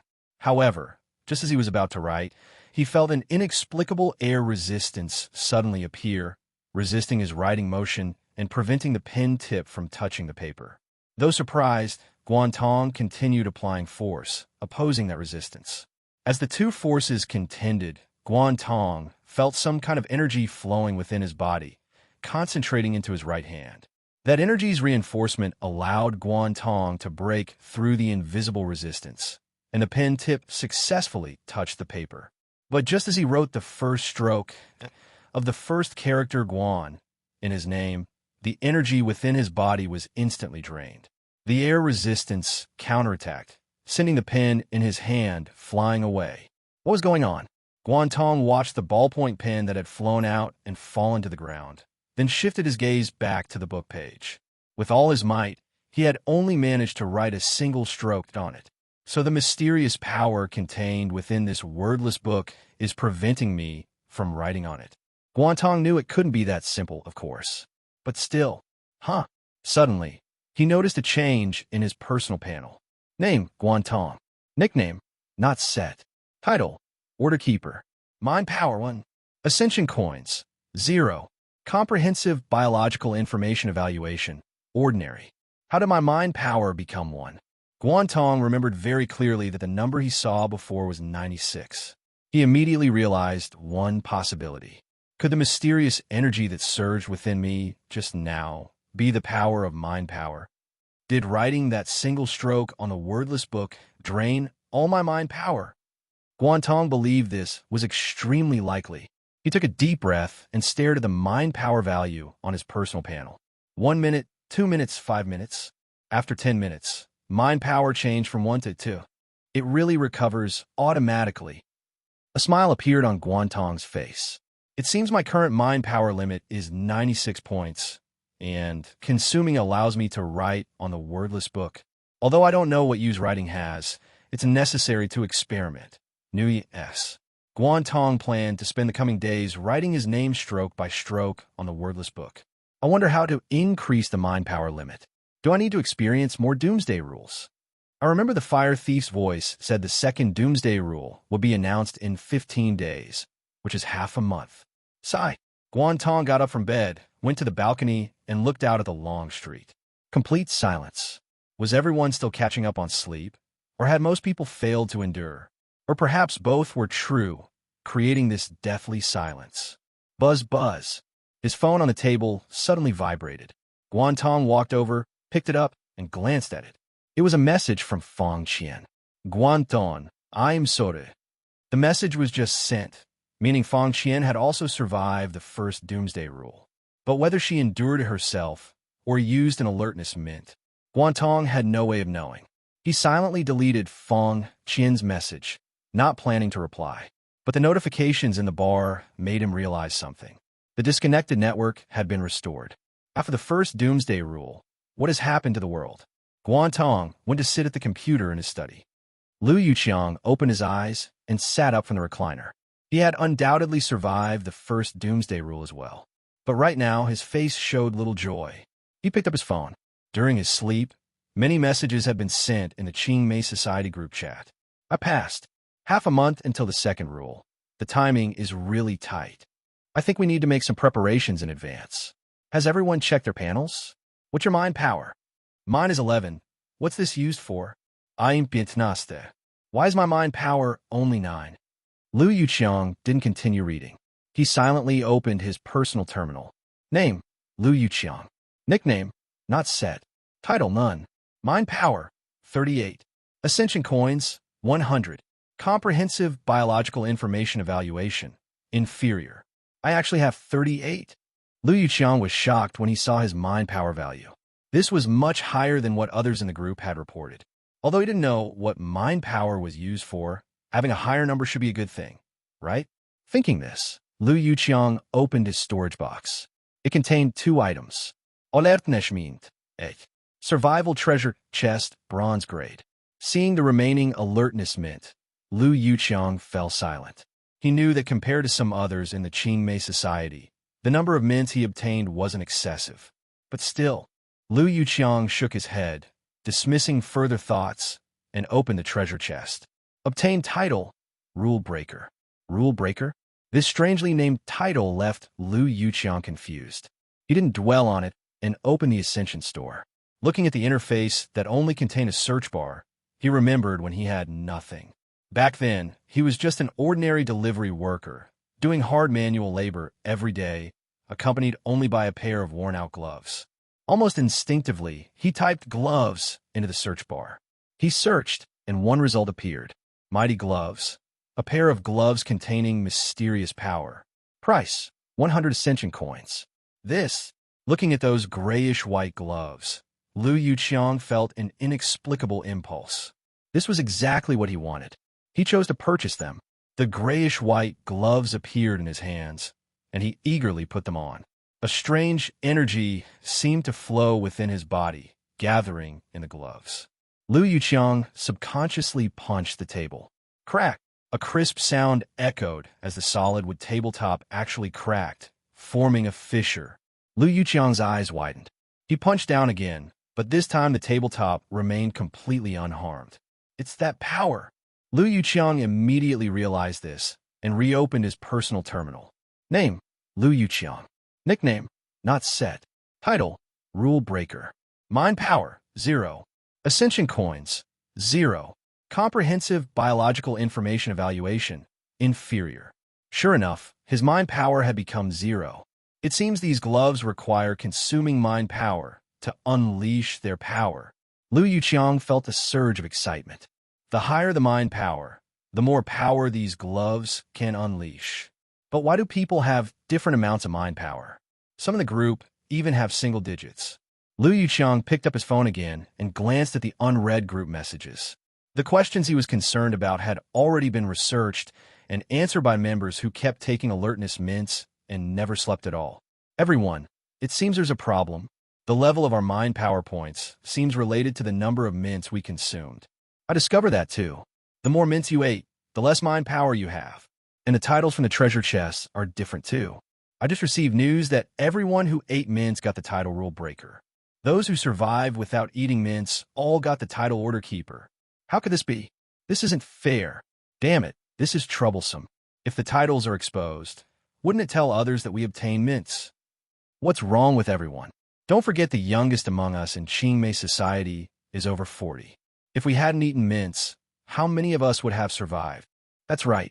Surviving is what matters most. What's there to fear about having less mind power or different titles? As long as we brothers and sisters of Qingmei society stick together, we fear nothing. There's actually something like this.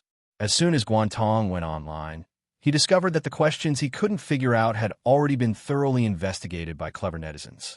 Many people online had analyzed issues regarding mind power, the Ascension store, and titles. But even more prevalent were the verbal attacks and written condemnations targeting the authorities. A post titled "The Hidden Rules Concealed by the Authorities" had already garnered millions of clicks.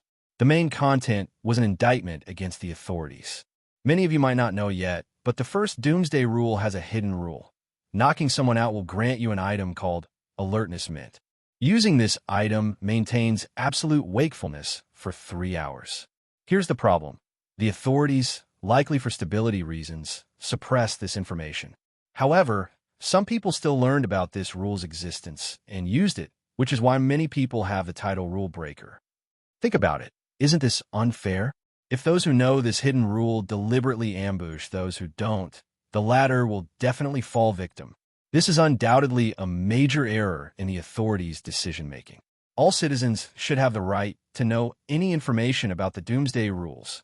This post attracted significant attention and replies, with most people sharing the same viewpoint, demanding information sharing. Furthermore, some called for the authorities to prosecute and punish those with the Rule Breaker title for murder. However, there were also many refuting this argument. What's the difference between these people and murderers? During the rule period, if someone gets knocked out, they die. That's not entirely fair to say. After all, some people discover the rule by chance. They didn't do it intentionally. The person above makes a good point. If we're really going to assign punishment, It should be divided into two categories: those who didn't know about this hidden rule, and those who knew about the rule and still knocked others out. The latter are the true intentional murderers. But here's the problem: how do we distinguish between them? Also, will the authorities actually handle this? Enough people have already died because of the rules. Anyway, I survive on my own. Since Ascension coins can be used for transactions, from now on I'll only trade with people who have the Order Keeper title and absolutely never with rule breakers. Same here. If things go according to you all, won't this split humanity into two factions, Order Keepers and rule breakers? This is getting more and more chaotic. Everyone, stop arguing. Have you seen the Doomsday Rules white paper released by the authorities? It's quite comprehensive. You should go take a look. Browsing to this point, Guan Tong felt many netizens in the post made valid points. The authorities concealing the hidden rule had indeed struck a nerve with the public. This would create issues regarding credibility and could lead to a situation where everyone feels endangered when future Doomsday Rules descend. As for the information about Order Keepers and rule breakers, it made Guan Tong think of Feng Qian. I wonder if her title is Order Keeper or Rule Breaker. Whatever, it's none of my business. Guan Tong had already decided not to have further interactions with Feng Qian. Whatever happened to her was unrelated to him. He opened a new web page and searched for the white paper mentioned by netizens, which was reportedly released by the authorities. The search results showed that this white paper was published by the Doomsday Rules Countermeasures Research Office, apparently a newly established department. Yes, Guan Tong downloaded the white paper locally to review it.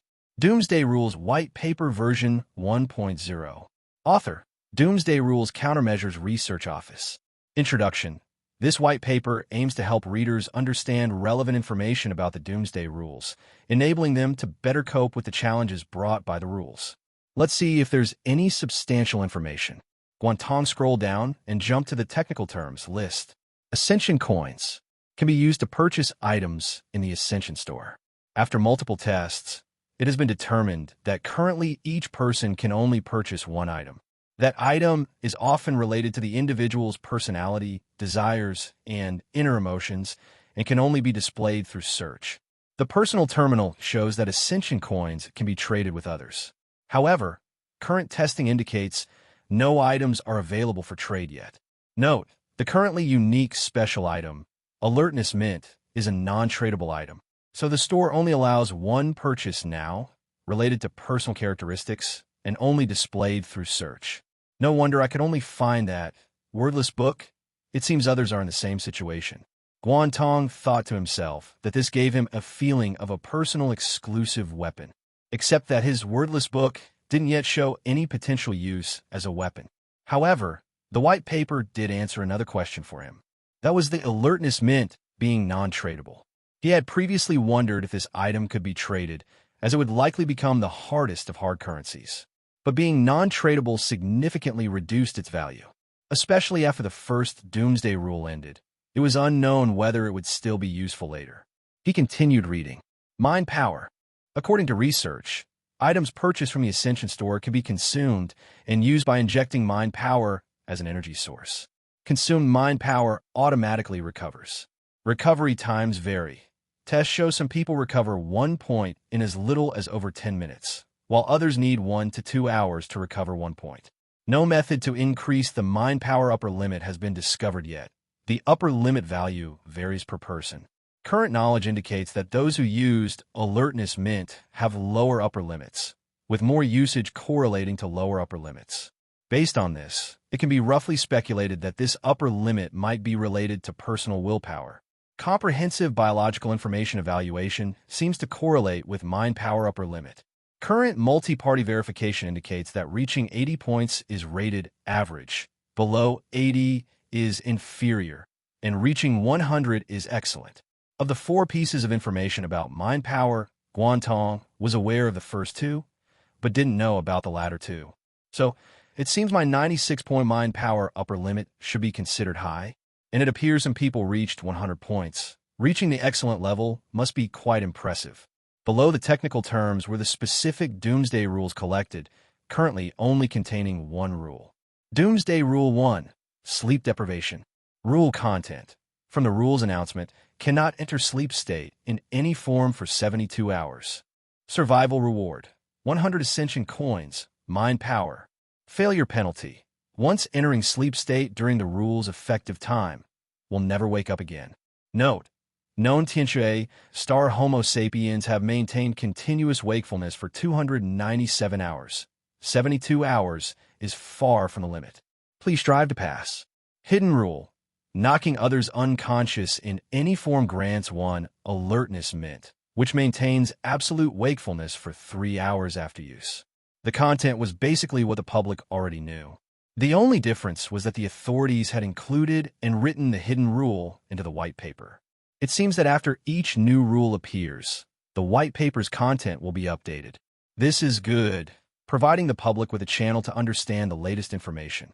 But if there are hidden rules next time, I wonder if the authorities will still conceal them. Guan Tong wondered, next time, will I still be able to directly see the hidden rules content like this time? The dead have passed, while those who survived must continue living. 72 hours after the first rule's effective time ended, countries around the world began publishing the number of people who had vanished due to the rules within their nations. The countries that suffered the most severe casualties were those where the rules had descended during the deep night. Due to insufficiently timely warnings, the disappearance rates in these countries almost all exceeded 90%. The most extreme case was one country where the rough calculation showed a terrifying disappearance rate of 97%. Effectively, this entire country could be considered vanished. Countries and time zones experiencing daytime fared somewhat better, but still paid a heavy price. For example, in Beijing country, according to official rough estimates, the disappearance rate reached 27%. Over 1/4 of the population had simply vanished. Of course, this included many who actively sought disappearance. Like those suffering from severe illnesses, departing in this manner might actually be a relief for them. But regardless, the Doomsday Rules had inflicted tremendous damage upon all humanity. Yet humans had almost no time to grieve or mourn, because only 12 days, or 288 hours, remained until the next rule would be announced. No one knew what the second rule would be like, whether it would be more difficult or easier than the first, or whether failure would still mean death. This pressure was enough to crush most normal people. Therefore, for 3 days, the entire world had virtually ground to a halt. Most industries stopped work, and students were essentially all out of school. Authorities announced they would provide free food and cultural entertainment products. While this was manageable for a few days, prolonged continuation would undoubtedly lead to complete societal collapse. So by the 5th day, governments worldwide issued a joint declaration. We cannot yield to the Doomsday Rules, nor to the fire thief. We humans must defend our civilization and protect our way of life. Large-scale, sweeping social reforms were thus launched on a massive scale. The 6th day, Guan Tong sat in his study, the wordless book spread open on the desk. Over these past few days, he had been repeating one thing: wait for mind power to recover, then consume it to continue writing his name. Wait for mind power to recover, then consume it to continue writing his name. Oh yes, he had become somewhat stubborn, determined to write his name onto the page no matter what. Now he was seeing considerable progress. Guan Tong looked at the characters on the page. Currently the character Guan was complete, while for the character Tong, only the left radical I was written, with the right component child still unfinished. This somewhat frustrated him because the character Tong had many strokes and consumed more mind power. He thought if his name were something like Wang, with only a few strokes total, he probably could have finished writing it 2 days ago. Although he didn't know what writing his name would accomplish, it gave him something to focus on. Buzz, buzz, buzz. His phone vibrated on the desk. Guan Tong picked it up and saw the caller ID showed Police Department. Answering, a clear female voice came through. Hello, is this Mr. Guan Tong? That's me. May I ask who's calling? I'm from a newly established data collection department within the police department. Data collection? Collecting what? It's regarding mind power. Authorities are currently compiling data on surviving individuals' mind power levels to facilitate better research. Would Mr. Guan Tong be willing to share his specific mind power value? I need to record it. Guan Tong frowned. Mind power values were somewhat private information. Was this kind of investigation really appropriate? Seeming to sense his hesitation, the female voice continued. Please rest assured, our data is completely confidential and won't be disclosed to unrelated individuals or organizations. Guan Tong said, I'm afraid that might not be convenient. Although there was no current indication that revealing mind power values posed risks, Guan Tong tended to be cautious and preferred not to disclose it publicly. All right, our collection isn't mandatory. However, I should mention that if Mr. Guan Tong's mind power exceeds 80 points, reporting it would make you eligible for special state support. Special support? Yes. This is a newly implemented policy where authorities will select individuals with outstanding potential for training and support, helping them develop better to face challenges brought by the Doomsday Rules. Okay, I understand. After hanging up, Guan Tong searched online. Sure enough, many people reported receiving calls from local police departments asking to collect their mind power value data. They also mentioned the targeted support program. Many people expressed doubts about this. Some with mind power below 80 points complained this was unfair treatment and that they should receive special support too, but these protests didn't gain much attention.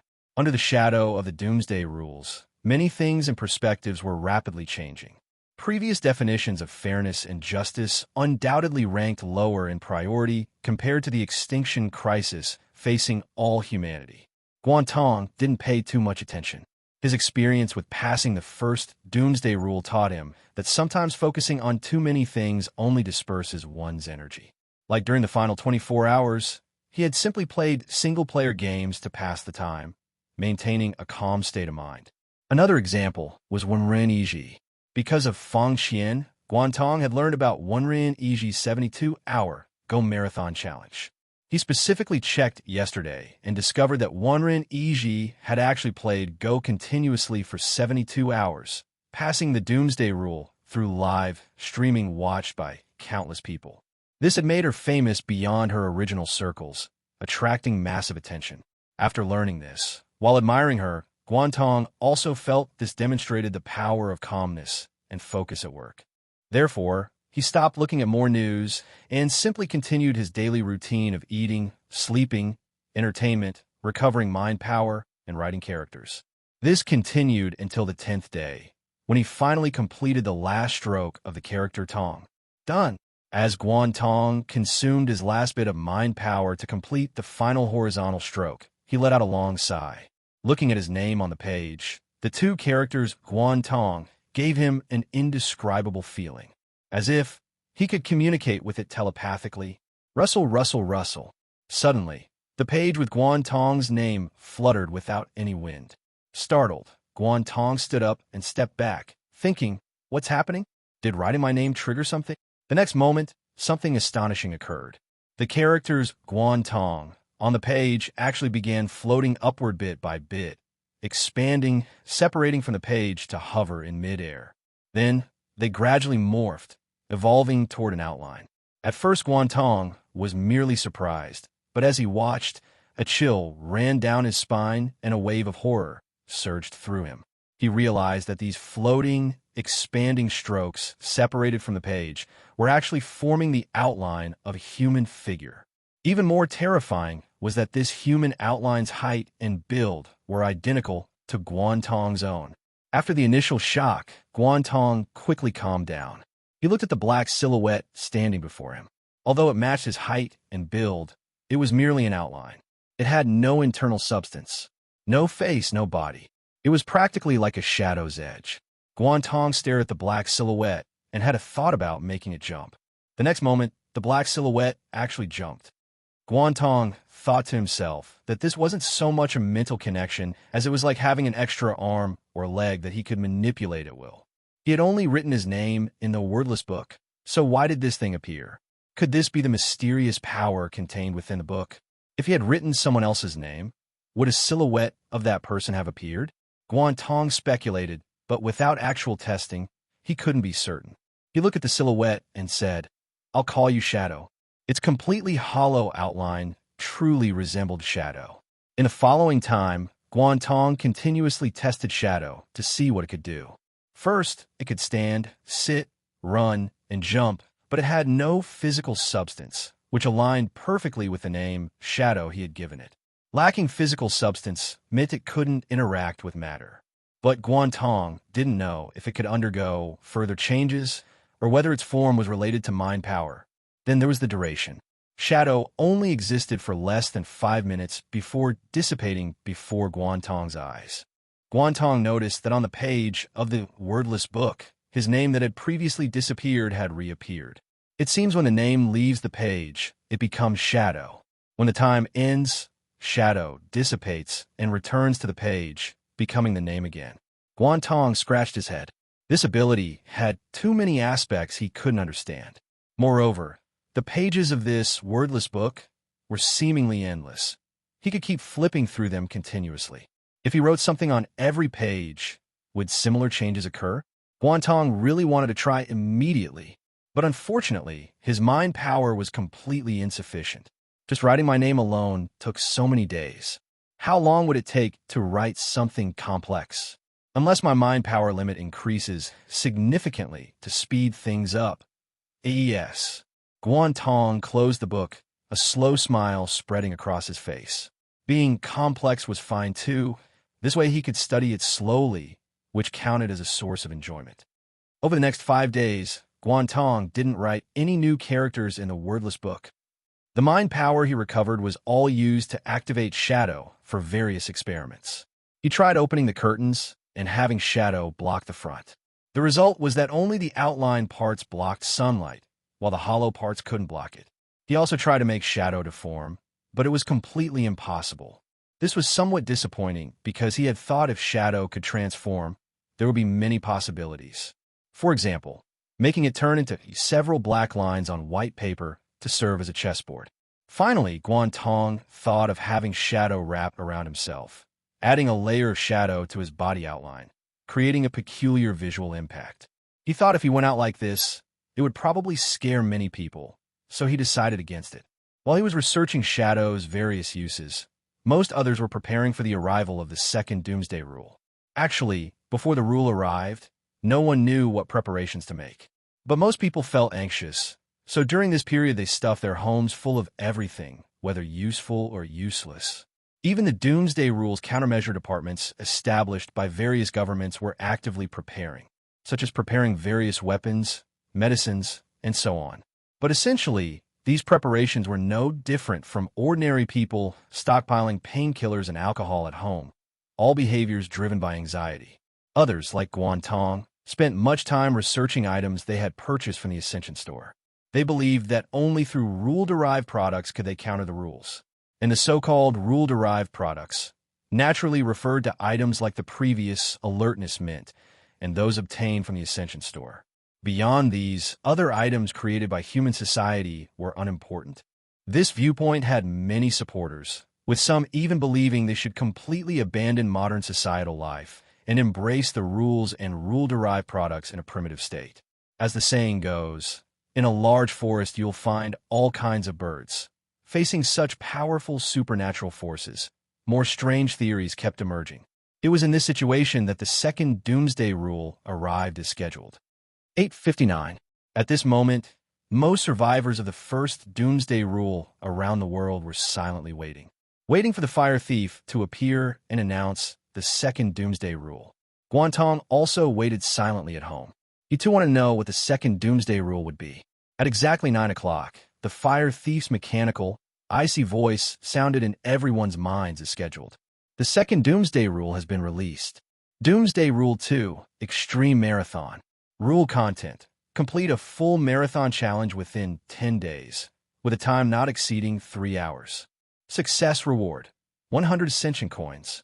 Failure penalty: mind power limit decay for those who fail to complete the challenge within the time limit. Note 1. Humans possess endurance surpassing most species. Please utilize this advantage and strive to pass. Note 2. Personal terminal group function activated. Everyone will be randomly assigned to a group. Results will be ranked within groups. The top performer in each group can advance to the final ranking. The top 3 in the final ranking will receive additional rewards. After the fire thief's voice faded, Guan Tong felt slightly surprised. Compared to the rule content, he found a failure penalty more encouraging. This time's failure penalty was mind power limit decay, not death. Although mind power currently seemed very important and decay was a harsh punishment compared to death, it was much gentler. However, the absurdity level of this second Doomsday Rule isn't inferior to the first one, Guan Tong sighed. Unless they were long-distance running enthusiasts who regularly participated in marathons, for most ordinary people without running habits, training within 10 days to complete a full 42-kilometer marathon in under 3 hours was practically impossible. Additionally, accompanying the second Doomsday Rule, the personal terminal had activated a brand new group function. Guan Tong didn't immediately check the new function. Instead, after opening his personal terminal, he examined the rule details. He remembered that the first time, this was how he discovered the existence of hidden rules. Will it work this time? Guan Tong stared at the details of the second Doomsday Rule. After a few seconds, the rule began to slowly pulse, with color particles reorganizing. It actually worked. Qingmei Society, Group Chat. After the second Doomsday Rule was announced, the members immediately began discussing it. It's actually running a marathon. Isn't this specifically targeting us middle-aged and elderly people? How hateful.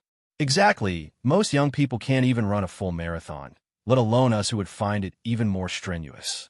Are there any members in the group who enjoy running? I like running and have completed half marathons. But a full marathon, especially one under 3 hours, to be honest, out of 100 people who could finish a marathon, only single digits can complete it within 3 hours. It's that difficult. Then what should we do? Let's see if there are other paths, like the sugar information old Zhao shared last time. Right. Everyone should try their own channels to see if we can get information about hidden rules. What about Brother Zhao? Can his channel still work? I'm here. I'll ask, but even if the information source can provide something, it will take some time. They need to research it too, you know. Right, that makes sense. No rush. We have 10 days anyway. Exactly. If we really can't manage and fail, then so be it. The punishment for this rule isn't death after all.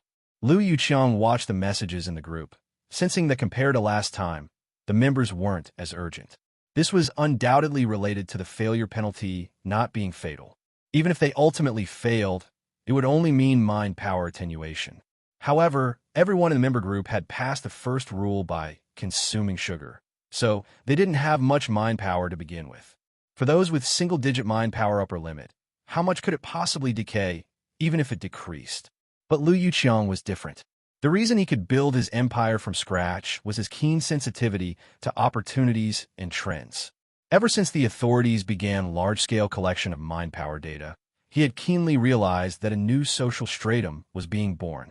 Although it hadn't manifested yet, it probably wouldn't be long before people from the stratum would stand at the forefront, becoming part of the top levels, or at least a group courted and valued by the top levels.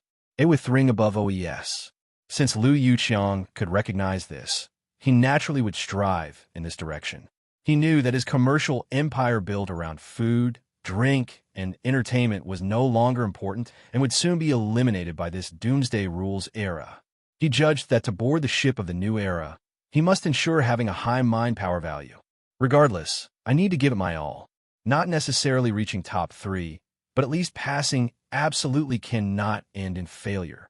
Lu Yuqiang secretly resolved that he would never allow himself to be eliminated by the era, which meant he absolutely must not fail the challenge and suffer mind power attenuation. Hidden Rule 2. Guan Tong saw the reorganized characters and felt somewhat excited inside. If it's like the first hidden rule that required harming others for personal benefit, then without a doubt, it would be another rule Guan Tong couldn't use. Hidden Rule content. Flexibly utilize mind power to complete the challenge, which can be counted toward your results. Note, mind power is the root of all power. Dig into it, use it, and you will be invincible. Mind over matter. The key lies in mind power. Seeing the details of the hidden rule, Guan Tong immediately understood something. Exactly. If I rely on myself to run, no matter how much I train, it's impossible to achieve a full marathon under 3 hours within 10 days. Even if the world marathon champion coached me, it would still be impossible. This means that to complete the challenge, or even achieve a good ranking, I need to flexibly utilize mind power. Guan Tong remembered his wordless book and remembered Shadow. A thought struck him. Shadow can also jump and run. Could the distance it runs be counted toward my results? It definitely can. Guan Tong immediately stated with certainty.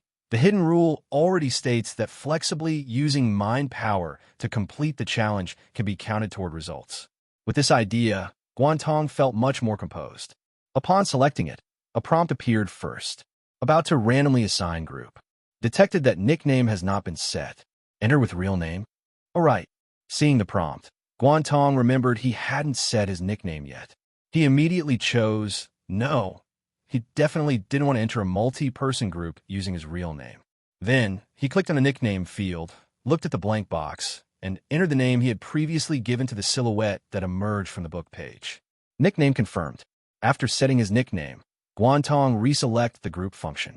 The next moment, a massive group chat box appeared before his eyes, occupying most of his field of vision. You have been randomly assigned to Group 9178. Current group members, 20,000. Number of completed rule challengers, 0. Guan Tong was somewhat surprised seeing the prompt. He remembered the rules mentioning that only the first place in the group could advance. This meant his full marathon performance needed to rank first among 20,000 people. This could be considered both difficult and not difficult. Difficult because most people's abilities were similar, with few specifically trained in this. If lucky, and no one in the group had trained, then who would stand out was uncertain. Unfortunately, Guan Tong discovered that his 20,000-person group seemed to have one professional runner. Someone with the nickname, On the Road, was speaking in the group chat. On the road, what a coincidence. I happen to be an amateur marathon enthusiast, averaging 1 marathon per year, and have achieved under 3 hours several times. Looks like I'll be taking first place in this group. Sorry, folks. As soon as On the Road sent the message, the group immediately exploded with overwhelming messages. So unfair. Why aren't marathon runners grouped with other marathon runners? Mers deserve to die, thanks. Well, that's it. First place is definitely taken by this annoying guy. I'm also worried about this. I feel this second rule is even harder than the first. Why are you all taking this so seriously? Failing this challenge won't kill you. Guan Tong watched the rapidly scrolling chat group and silently closed the group chat. Normally, a several hundred-person group chat would have too many messages to read through, let alone a 20,000-person group. Guan Tong left his home and went outside. Looking at the dense crowd on the park's running track, he decided to leave and went to a single-person self-service gym instead. This type of gym was rare on Guan Tong's home planet Earth, but very popular in various countries on Tianshui's star. After paying and swiping his card for self-service access, he could enter a small private room equipped with a treadmill, yoga mat, small dumbbells, and other equipment. These self-service fitness pods were specifically designed for people who preferred quiet environments or had social anxiety, and they happened to be perfect for his current needs. Guan Tong stood before the treadmill. The rules didn't specify that running on a treadmill wasn't allowed, so it should be fine. But trying to cheat with it definitely wouldn't work. The rules tracking of running and time recording would be extremely precise, and no matter what method he used to run, the records wouldn't be wrong. Guan Tong took out his wordless book from his personal terminal storage box. Then he mobilized and infused his mind power into it, causing the two characters Guan Tong to immediately detach from the page and appear in shadow form. Guan Tong had the shadow stand on the treadmill, then started the machine. The running belt began moving backward, and the shadow started running under Guan Tong's mental control. After running for just a short while, numbers appeared before Guan Tong's eyes. Current distance, 100 meters. Current time, 35 seconds. Is this timing and distance provided by the rules? Guan Tong thought to himself that only the rules could accomplish something like this, projecting numbers and time before people's eyes. But the appearance of these records confirmed for Guan Tong that the shadow's running counted the same as his own running. Both would be recorded as achievement. This gave him an idea. For example, he could run on the treadmill while having the shadow run in place beside him. Since the shadow had no physical form, how it ran essentially made no difference. By stacking both their distances together, he could greatly reduce the time needed to complete the full marathon. Most importantly, The shadow has no stamina limitation, meaning I can have it maintain its fastest speed throughout its entire existence duration. Guan Tong's mind stirred, and the shadow immediately began sprinting wildly. Its fastest speed was Guan Tong's fastest speed, which tested out to about 15 seconds per 100 meters. Currently, at full mind power, Guan Tong could maintain the shadow's existence for up to 5 minutes. Having the shadow run at 15 seconds per 100 meters for all 5 minutes would total 2 kilometers. That's still way too short. A full marathon was 42 kilometers. If the shadow could only run 2 kilometers, it would only cover a fraction for Guan Tong. Completely insufficient. To solve this problem, there were only 2 approaches. One was to extend the shadow's duration. The other was to increase the shadow's speed. Guan Tong felt the first approach wasn't very realistic because maintaining the shadow's existence required consuming mind power. He currently didn't know how to increase his mind power limit and could only maintain it for 5 minutes at most. That left only the second approach to focus on. Increasing speed. Guan Tong looked at the buttons on the treadmill, and suddenly his eyes lit up. If I set the treadmill to maximum speed, then have the shadow. No, the shadow has no physical form and can't make contact with the running belt. Guan Tong frowned in thought. Just then, sunlight from outside projected through the window, falling warmly on his body. Warmth? Wait, sunlight, shadow? Guan Tong suddenly looked down at the ground. Sunlight shone on him, casting a shadow sideways onto the floor from his profile. It was also a shadow, so could it? Guan Tong manipulated the shadow from the wordless book to make contact with the real shadow created by sunlight. Upon contact, the two immediately merged together without any sense of incongruity. Moreover, Guan Tong could clearly feel that the shadow he could manipulate had grown larger, which instantly thrilled him. How could I not have thought of this before? Guan Tong found it incredible. He only realized now that the shadow he manipulated could incorporate other shadows created by different light sources into his control range. For example, if he went outside now and found any building, by manipulating a shadow to connect with a building's shadow, he could control the entire large shadow of the building. This instantly gave Guan Tong a feeling of this is too powerful. Although the shadow had no physical form and couldn't do much more, it was completely sufficient for dealing with the current second Doomsday Rule. Guan Tong's eyes shone. He already knew what he needed to do. He immediately drew the curtains to block the light, then took out his phone and turned on the flashlight function, aiming it at the treadmill's running belt. This made the running belt's shadow appear. Guan Tong then manipulated his own shadow to connect with the running belt's shadow. He could immediately manipulate the running belt's shadow. Then he went to the treadmill, set to maximum speed, and pressed start. Whoosh, whoosh, whoosh, whoosh, whoosh, whoosh, whoosh, whoosh. The running belt spun wildly under the machine's power, and along with it, the long shadow Guan Tong manipulated also rotated at an extremely fast speed and over a great distance. That's right, Guan Tong couldn't deform the shadow, but as long as the shadow he manipulated was large enough, regardless of whether it was human-shaped or not, as long as it was moving, it would count as distance increase. At the same speed, a human-shaped shadow might only move half a meter per step, but what about a building's shadow taking a step? It could potentially cover hundreds of meters.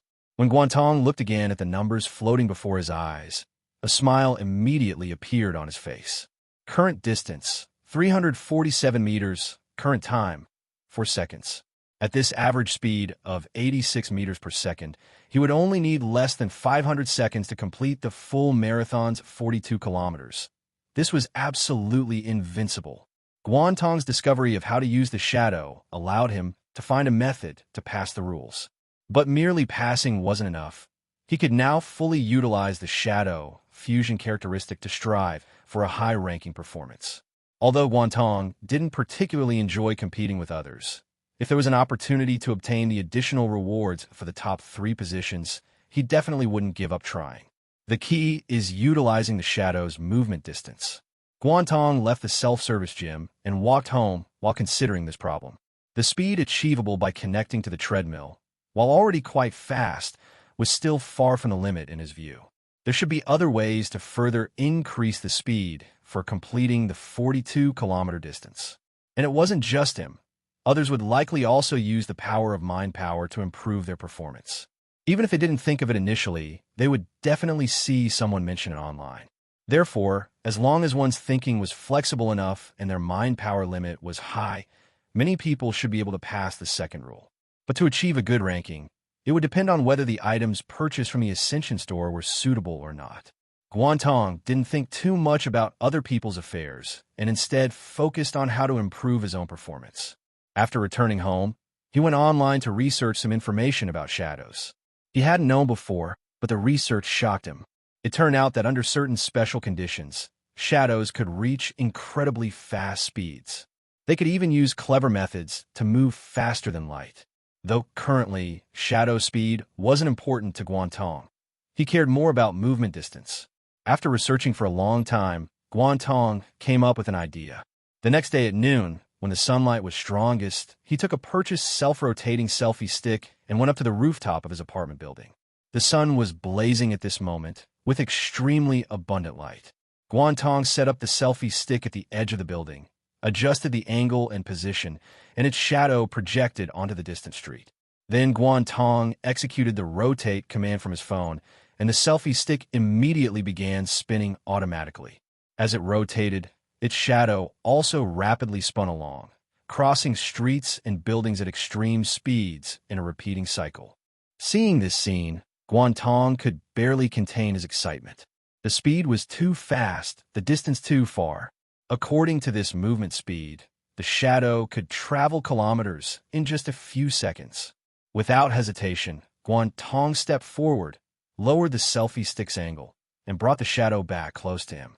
Then he took out the wordless book, released his own shadow, and made it contact and fuse with the selfie stick shadow.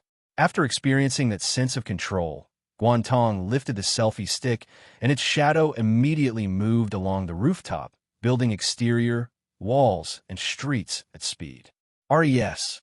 Then Guan Tong executed the rotate command on his phone, setting the speed to maximum. ZZZZ, ZZZZ, ZZZZ. The selfie stick began rotating automatically at maximum speed, and the shadow spun along at flying speed. At this moment, the challenge time and distance numbers before Guan Tong's eyes were changing at an incredibly exaggerated rate. Huff, huff, huff. A middle-aged man stopped on the stadium running track, panting heavily. Looking at the displayed distance and numbers before him, a smile appeared on his face. Current distance, 42,198 meters. Current time, 2 hours, 37 minutes, 56 seconds. Breakthrough achieved. Breakthrough achieved. The middle-aged man chuckled happily. Though completely exhausted, the exhilaration in his heart was beyond words. This result not only meant he had passed the second Doomsday Rules challenge, but also represented him breaking his personal best record. After all, when he used to run full marathons before, even if he could finish under 3 hours, it was usually just barely scraping by. Several times he finished at 2 hours 58 minutes, 57 minutes like that, with his best time being 2 hours 52 minutes. But this time, his result was 15 minutes faster than his previous best. This wasn't just a minor improvement. It was a massive leap. Naturally, such a significant improvement was closely related to the application of mind power. The middle-aged man happily glanced at the pair of black running shoes he was wearing. They looked ordinary, but actually these running shoes were special items he purchased from the Ascension store. Wearing them not only increased speed, but also reduced physical stamina consumption. The only drawback was that when using their ability, mind power would be rapidly consumed. Once depleted, these running shoes would lose their special bonuses and be no different from ordinary running shoes. Although the middle-aged man felt some regret, thinking that if he had more mind power, he could achieve even better results, he was quite satisfied with his current performance. I definitely can't make top 3 in the final rankings, but taking first place in the group should be easily achievable. The middle-aged man clearly understood how formidable the world's top runners were. The previous world record holder had achieved a terrifying full marathon time of exactly 2 hours. One could imagine that if those top runners were still alive, not all of them, but even just some, and using mind power assistance, they would undoubtedly have great chances to break the 2-hour barrier. So the middle-aged man wouldn't foolishly compare himself with them. He would be perfectly content just taking first place in his group. The man drank some water, found a bench to sit on, and summoned his personal terminal. His nickname was On the Road. Opening the group chat, he sent a message. How's everyone's progress? I've already completed the challenge with a time of 2 hours, 37 minutes, 56 seconds. Can't compare to top runners, but I feel pretty good about it myself. Hee. There's still some time left, so I plan to run again in a few days to see if I can improve a bit more. Previously in the group, he had mentioned being an amateur marathon enthusiast, which had attracted considerable attention. Now that he posted this message, it immediately drew numerous replies. Impressive. Admirable. You passed on just the second day? Truly worthy of being an amateur expert. Damn. With someone like this in our group, how can anyone else compete for first place? When the tiger's away, the monkey rules. This result might take first in our group, but there's absolutely no chance of making top 3 in the final rankings. Expert, can you share some tips? I ran 5 kilometers this morning and collapsed from exhaustion. On the road, looked at the group messages, seeing those envious and jealous comments, and couldn't help feeling quite pleased. Seeing someone asking for tips, he thought about posting something, but then the flood of subsequent messages made him abandon that idea. Why ask an amateur for tips? The officials already had a marathon champion write guidance methods. Yes, I also saw the champion guidance posted officially, but didn't seem very useful. What use is a champion? This isn't a math problem where you can just copy the answer. Ultimately, you still have to run it yourself. Sigh, it's so difficult. On the road, looked at the messages and also wanted to check online if any top runners had published their results. But before he could close his personal terminal, a message popped up in the group. This message exploded like a bomb, completely stunning everyone in the group.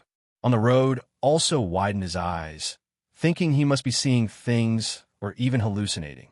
Group member Shadow has completed the challenge. Time, 21 seconds.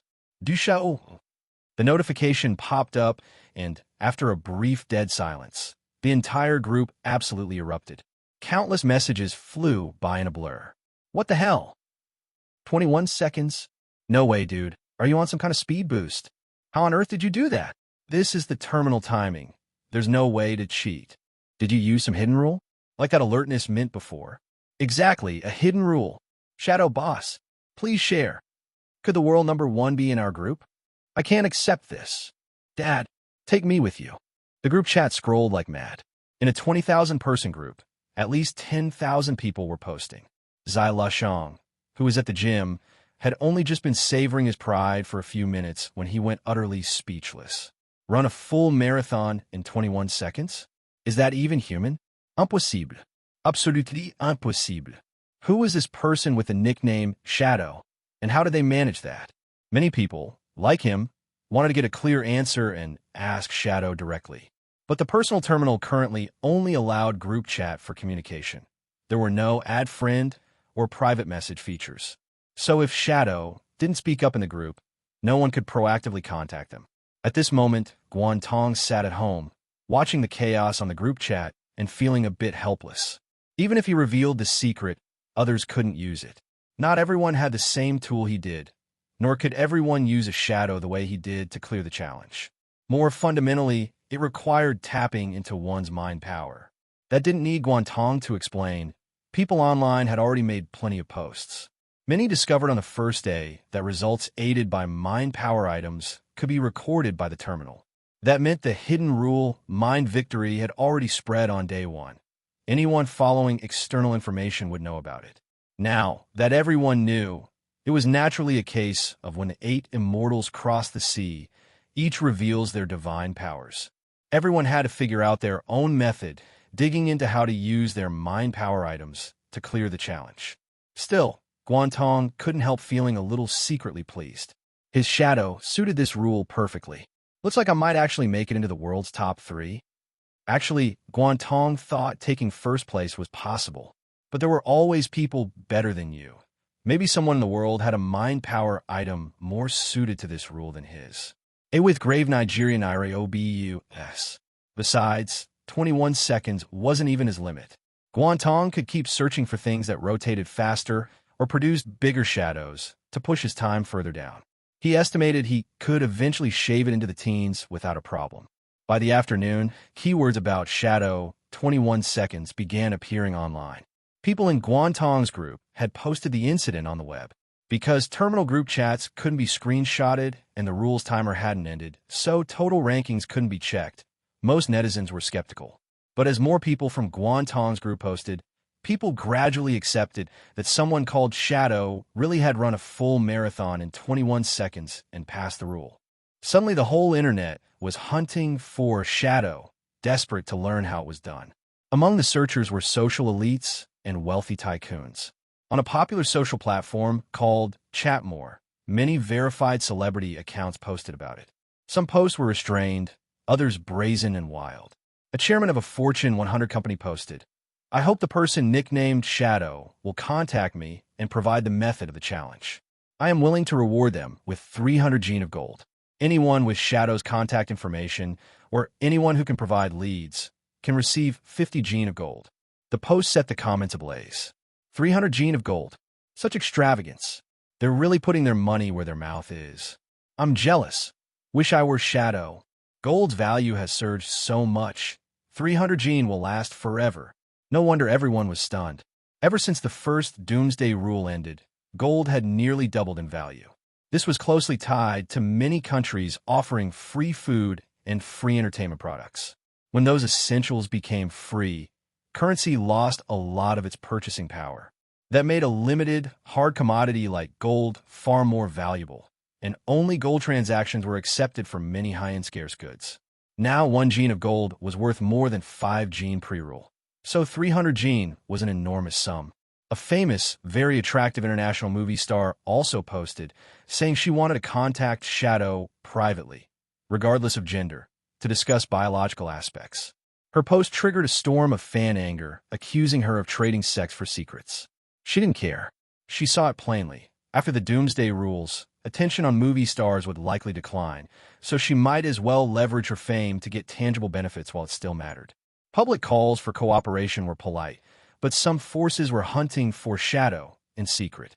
The Qingmei Society was one such power. As news spread, the society's private group began discussing it. Who is this Shadow? Where do they come from, and how did they do it? No one knows. Even with mind power tools, it's hard to reach that level. Could there be some unique trick? I've seen people say online that this Shadow is probably from Beijing country. Can we find them?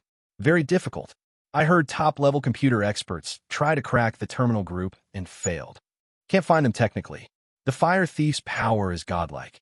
How could humanity break it? We need to use the media. Agreed. Everyone contact the media resources we still can. Try to make Shadow step forward willingly and reveal their identity. I have a few functioning media outlets. I'll get on it now. Members of the Qingmei Society were titans in business with ties to many media companies. Some companies even funded media channels themselves, useful for corporate warfare or muddying waters when things went wrong. Now, those resources came in handy. That night, many media outlets pushed hard to cover Shadow 21 seconds. The most trending video showed a well-known host, visibly moved on camera, saying, according to sources, the person nicknamed Shadow is very likely from Beijing country. Facing the Doomsday Rules disaster, Beijing country must unite and fight through these hard times together. Although failing the second rule doesn't mean death, passing it could help us survive more brutal rules to come. Therefore, on behalf of the nation, I strongly appeal, Shadow, please act with a generous heart and step forward to help our countrymen complete the challenge. I believe we will hail you as a hero and sing your praises. The host was almost in tears, and the comments were full of praise. Support the host. Yes, if Shadow helps everyone, they'd be our national hero. We are one country. We must help each other. I believe if Shadow is one of ours, he will step forward. Our people aren't that selfish. Waiting for the hero to appear. There were many such videos that night across major sites. Different faces, but the same theme, urging Shadow to step out and share how to run the marathon in 21 seconds. Guan Tong sat on his sofa, watched several channels broadcast similar clips, and felt speechless. Is this saturated persuasion? He wasn't stupid, Multiple channels and media houses pushing the same message couldn't be coincidence. Guan Tong suspected someone was manipulating the media to stage this. I'm not buying it. Originally, the matter held no need for secrecy, but with the media theatrics, Guan Tong dared not reveal himself easily. He knew how flattering those videos sounded. If he was discovered, the people coming for him would be vicious. This wasn't paranoia, it was reality. Many powerful figures would kill to seize a lead in this era of rules. That was why he'd refused to register his mind power data with a new department in the police department's call. They said anyone with over 80 points might receive special support. But at what cost? Benefits never come freely. With privileges come obligations. Guan Tong didn't want one day to receive a forced notice to participate in some experiment or task, and be unable to refuse because he'd accepted their support. He kept his distance from that whole scene. So in the following days, no matter how much media saturation there was calling Shadow selfish, he pretended not to see it and carried on with his life. Only by the 8th day after the second rule appeared did the online condemnation of Shadow begin to die down. On one hand, the 10-day rule period was almost over. If Shadow still hadn't appeared, more shouting was useless. On the other hand, with little time left, most people accepted reality. If they couldn't pass, they couldn't pass. Even after trying the official suggestions and flexibly using mind power items, many couldn't figure out the trick. After much fuss, they gave up. After all, the punishment wasn't death, just mind power attenuation. Many adopted a live-for-today mentality.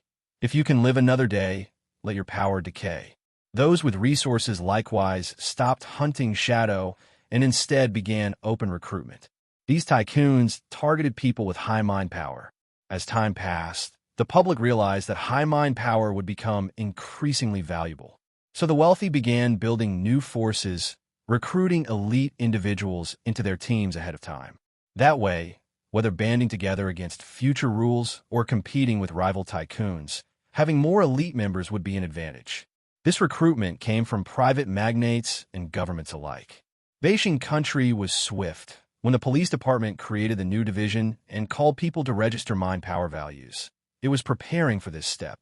Many high mind power people posted online, saying that shortly after registering, they received government invitations to join affiliated departments of the Doomsday Rules Countermeasures Research Office. The Research Office was the institution that published the Doomsday Rules white papers, a special official department. From its name alone, in the post-rule era, one could see how much resource mobilization power it had. Even being a member of an affiliated department granted substantial influence. Other capable countries set up similar research offices, recruiting mind power elites worldwide. The rewards, of course, weren't just money. Some leaked online claimed these institutions paid in things unattainable elsewhere. Prime view resort properties, special access rights to guarded places, limited confidential information, and so on. There were many online claims, some true, some false, some wildly suspicious, impossible to verify. Some noted that joining required signing non-disclosure agreements, so certain things would never appear online. Most online rumors were therefore likely false. All this commotion was lively, but irrelevant to Guan Tong. He spent the days experimenting with his Shadow. Since he discovered the new application, he went out whenever he had free time to connect with different shadows and feel the differences. He connected with the shadow of a tiny ant, small shadow. He also connected with the shadow of a large stadium, huge shadow. The manipulation sensations were completely different. Small shadows were nimble and covert, hard to spot. Large ones were the opposite. Such a massive shadow would draw attention with any movement. Anyone not blind would notice something off. These trials made Guan Tong delightfully absorbed. He found it so much fun that he couldn't sleep unless he drained all his mind power each day. This continued until the 10th day, the last day for the second Doomsday Rule. After 9 o'clock in the morning, the results would be settled. Guan Tong woke at 7 o'clock, ate quickly, and went out to continue experiments. But when he glanced at his personal terminal, he froze. Name, Guan Tong. Nickname, Shadow. Title, Order Keeper. Mind Power, 97. Ascension Coins, 0. Comprehensive Biological Evaluation, Average. My mind power cap, went up by 1 point. Guan Tong looked at the personal terminal interface and quickly understood what was happening. One of the ways to increase mind power capacity is to repeatedly drain and restore mind power through this cycle. Ever since he obtained mind power, he had almost exhausted it daily, using a little as soon as it recovered over and over again. From the end of the first Doomsday Rule until now, with the second rule's time about to end, a total of 25 days, he had done this every single day. Although the capacity increase was worth celebrating, the time it took was just too long. Nearly a month of repeatedly draining and restoring, and the capacity only increased by 1 point. Guan Tong sighed. That's really tough. Still, no matter what, an increase in capacity was good news. Then he used the remaining time to hurry to the rooftop after 8 p.m. with his newly purchased item. The so-called item was actually just a high-speed small motor. His previous record of 21 seconds had been achieved using the selfie stick, but the rotation speed of the selfie stick was far inferior to that of a motor. What Guan Tong needed to do was to attach a thin wooden stick to the motor after starting it. He merged his shadow with the shadow of the thin wooden stick, adjusted the shadow's angle, and then set the motor to maximum power. Buzz, buzz, buzz, buzz, buzz. The motor roared at full capacity, and a thin wooden stick attached to it spun so rapidly that it created afterimages. Its shadow naturally darted between buildings at a speed difficult for the naked eye to follow. Before Guan Tong could even process what was happening, he saw the displayed data indicating the challenge was complete. Current distance, 42,195 meters. Current time, 14 seconds. I actually broke through. Guan Tong looked at the data with a smile. From 21 to 14 seconds, a full 7 seconds faster. He felt this result was sufficient and saw no need to challenge for an even faster time. Soon after, as the clock struck 9 p.m. sharp, the 10-day effective period of the second Doomsday Rule officially ended. Rule time has ended. Congratulations on passing the test of the second Doomsday Rule. You have advanced from the group to the final rankings with first place. Final ranking results are out. Top 3 have been announced. First place, Shadow time, 14 seconds. Second place, Lucifer time, 15 minutes, 56 seconds. Third place, Yamada no Orochi time, 19 minutes, 6 seconds. Congratulations on achieving the world's first final ranking with a challenge time of 14 seconds. Final ranking reward has been sent to your storage box. Viewable through your personal terminal. New function unlocked. Accessible through your personal terminal. Ascension Store has added more products. Viewable through your personal terminal. The third Doomsday Rule will be announced in 30 days. At exactly 9 p.m., the Fire Thief's voice echoed in everyone's minds. Countless people were utterly defeated when they heard that Shadow had taken world first with a time of 14 seconds. The previously rumored 21 seconds was already outrageous enough, but to go even further beyond that was simply heaven-defying. By comparison, the equally incredible second and third place finishers seemed almost normal when measured against first-place Shadow. Although completing a full marathon in just over 10 minutes remained an unattainable achievement for the vast majority of people anyway. But rather than focusing on Shadow, the public was more interested in what new functions the terminal had unlocked. Plus, the Ascension Store had refreshed, so they could check what good items had been added. As for Guan Tong himself, seeing the world first title ultimately land in his lap, it was impossible to say he wasn't happy. He immediately opened his personal terminal and found that the previous group had automatically disbanded. Current group members, 20,000. Number who completed Rule Challenge, 109. This group has been disbanded.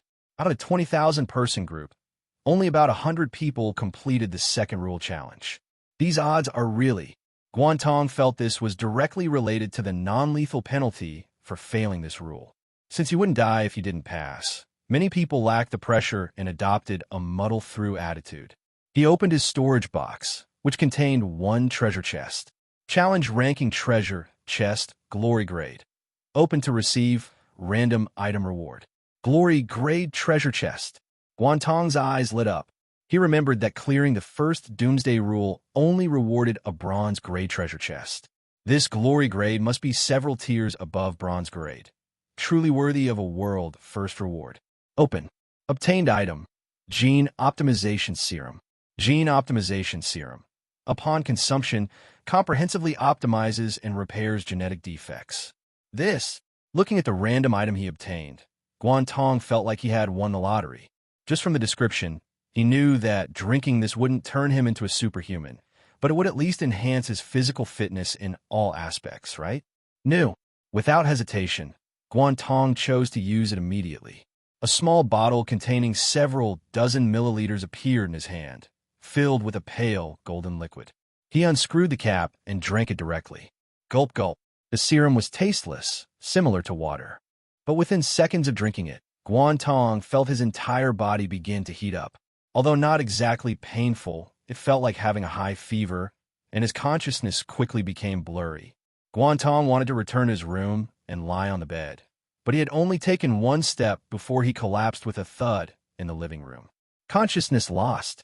He didn't know how much time had passed when Guan Tong woke up groggily. He opened his eyes and glanced at the clock on the wall. 3 p.m.? I was actually unconscious for 6 hours. Surprised, Guan Tong quickly got up, and as he did, he noticed many changes in his body. His first sensation was feeling lighter, not just physically but mentally clearer too. It was like a phone with full memory had been formatted. His thought processes became extremely clear and transparent. He went to the bathroom and looked in the mirror, noticing even his appearance and physique had undergone subtle changes. It wasn't that he had become more handsome or taller. If he had to describe it, he had become more harmonious. Yes, harmonious. Looking at his reflection, Guan Tong thought, are all these changes from that bottle of gene optimization serum? He left the bathroom and gazed out the window. His vision was incredibly clear. Guan Tong instinctively raised his hand to touch his eye sockets. My eyesight, too. He had previously had slight myopia, but now his vision was impossibly good. He could clearly see the green plants on the balcony of the building across the street. Had the gene optimization serum really changed this much? Guan Tong immediately opened his personal terminal to check. Name, Guan Tong. Nickname, Shadow. Title, Order Keeper. Mind Power, 114. Ascension Coins, 100. Comprehensive Biological Information Evaluation, excellent. Indeed, Guan Tong felt ecstatic. The changes brought by the gene serum were more directly reflected in the increase of his mind power capacity. The original capacity of 97 had now become 114. Remember how long it took to repeatedly drain and restore just to gain 1 point before? And with this breakthrough past 100, his comprehensive biological information evaluation had also changed from normal to excellent. I wonder what the difference is between excellent and ordinary. Guan Tong thought he should check online later to see if the Doomsday Rules white paper had been updated. But for now, he still had things to research. First were the new features unlocked in his personal terminal. There were 2 in total, social and transaction. The names were self-explanatory, but upon closer inspection, he discovered hidden complexities. In a social function, nicknames were allowed to have duplicates. This meant Guan Tong could be called Shadow, and others could also choose Shadow as their nickname. The way to distinguish between them was through each person's unique digital ID. Guan Tong checked his own digital ID, 7715399268. If he wanted to add friends, he could input the digital ID to add them, ensuring he wouldn't add the wrong person. Besides adding friends, the social function surprisingly had an option to add sworn enemies. Guan Tong saw that if he added someone as a sworn enemy, the added person would receive a notification. After both parties became sworn enemies, if their positions were within a certain distance, a prompt would appear. Additionally, the 2 sworn enemies couldn't perform team formation operations. Although Guan Tong didn't know what team formation was used for, he guessed it would probably be content used in subsequent rules. The other new function, transaction, contained a market option when opened. Everyone could list tradable items on the market for price sales. Those who wanted to buy could purchase them using ascension coins. However, the market currently showed 0 items, as no one had listed anything yet. Looking at this, Guan Tong recalled a fire thief's voice mentioning that the Ascension store had added more products. He closed the market function and opened the Ascension store. Sure enough, the interface had changed. Previously, the store had nothing except a search bar, but now products were displayed. The quantity wasn't large, though. Guan Tong saw the list only had one page with just a few items. Primary weapon box, bronze tier. After use, can choose one cold weapon. Price, 50 ascension coins. Primary medical box, bronze tier. After use, obtain random medical items. Price, 80 ascension coins. Basic food box, bronze tier. After use, obtain 1 unit of basic food. Price, 20 ascension coins. Only 3 items for sale. Guan Tong scanned them quickly. His first impression was 2 words, useless. Taking the weapon box first, opening it allows choosing a cold weapon like a dagger or machete. Choosing a dagger from the box versus buying a small knife from the supermarket. The former's biggest advantage would be portability and concealability.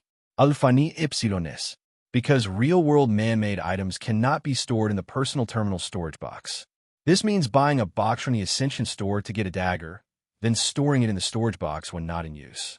Once encountering danger, he could instantly retrieve the dagger from the terminal storage box with a thought to deal with the threat. That's the only advantage.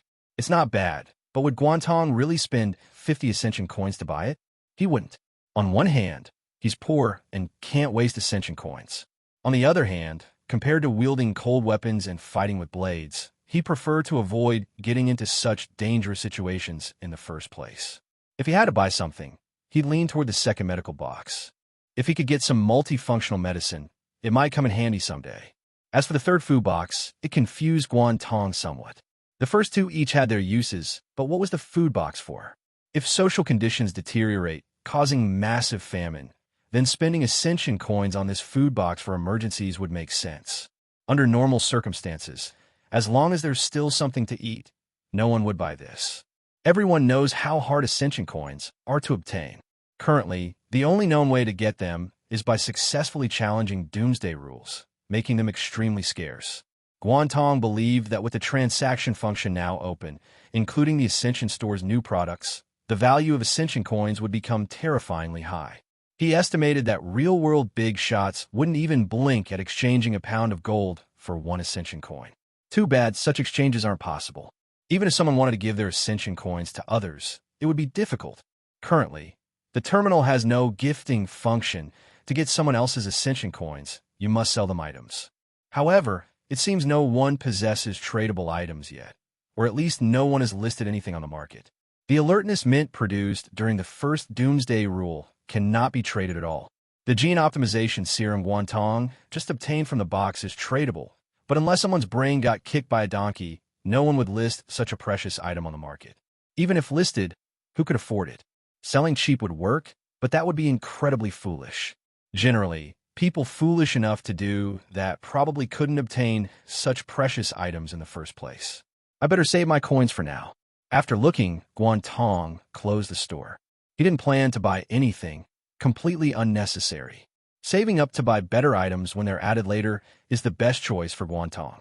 Then, satisfied, Guan Tong went to the study and turned on the computer.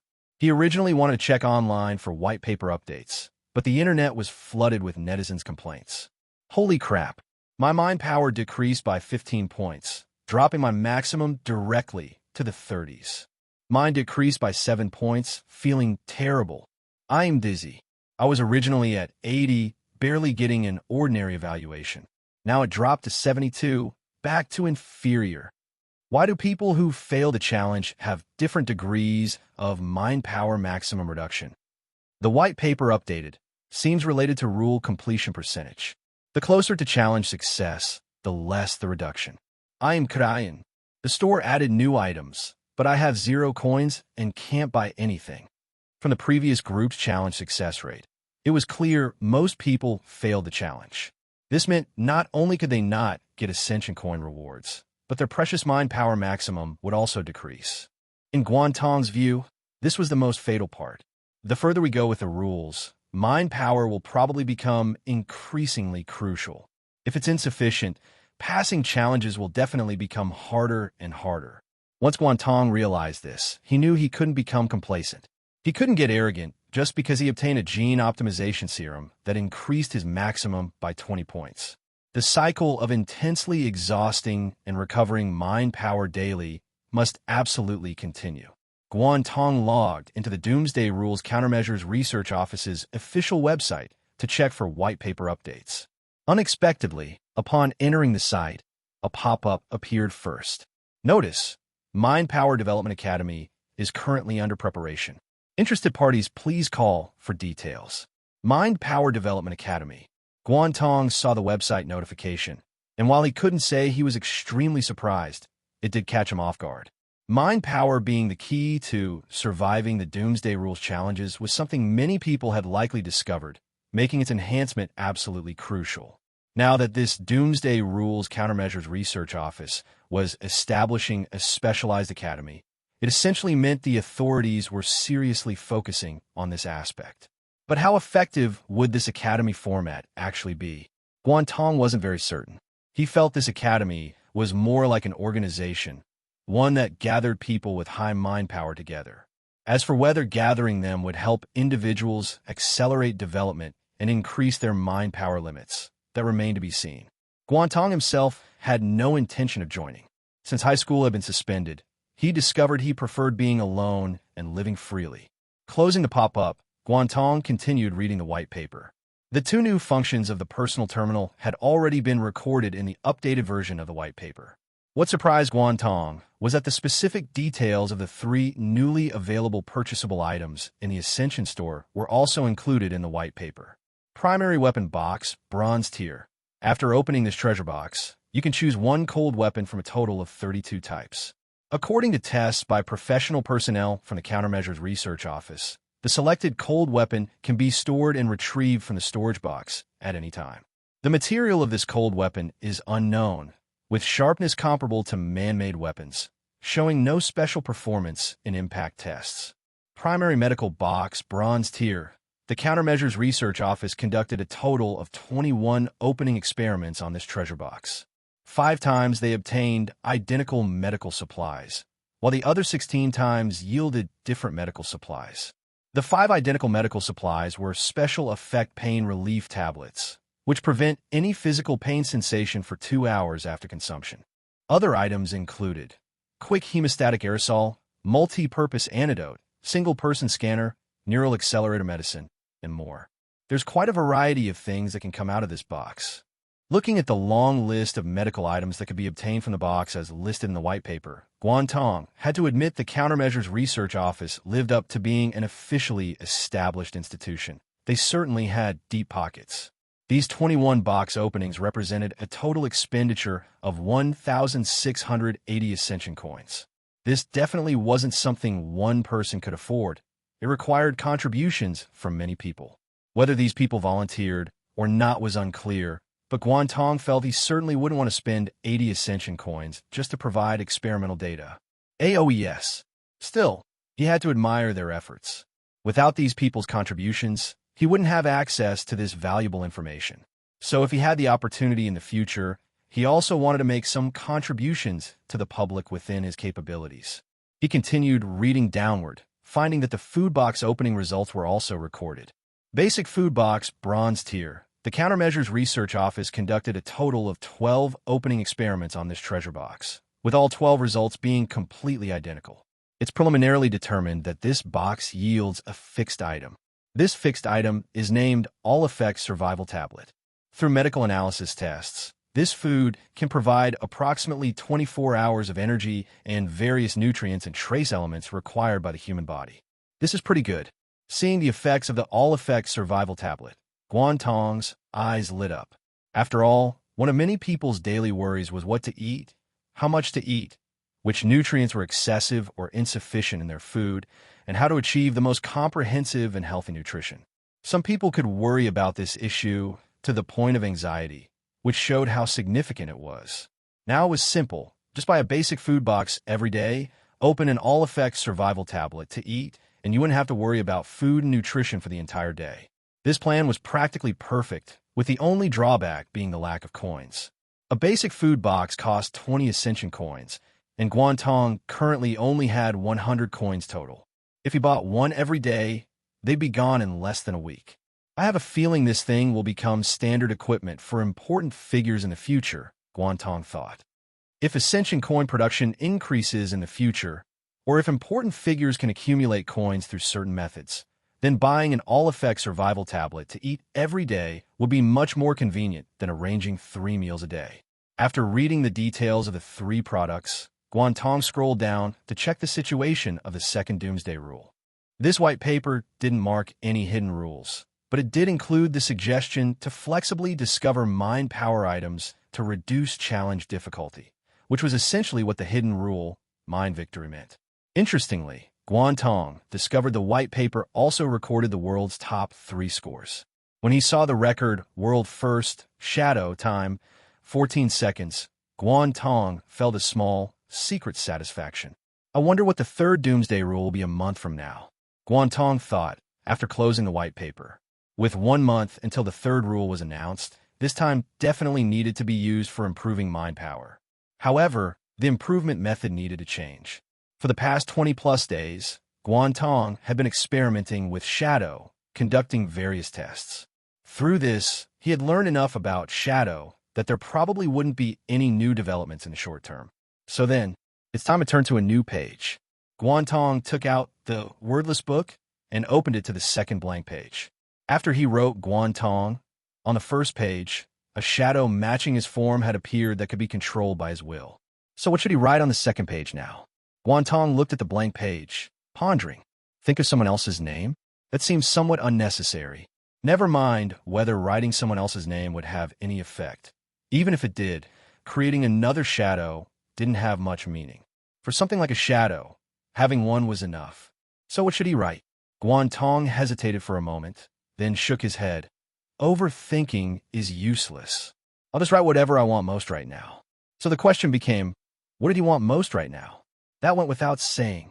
Guan Tong picked up the pen, focused his concentration, and began to write. Just like when he wrote his name before, powerful air resistance appeared on the wordless book, preventing him from putting pen to paper. With the experience accumulated from writing his name, Guan Tong effortlessly channeled mind power this time to counter that air resistance.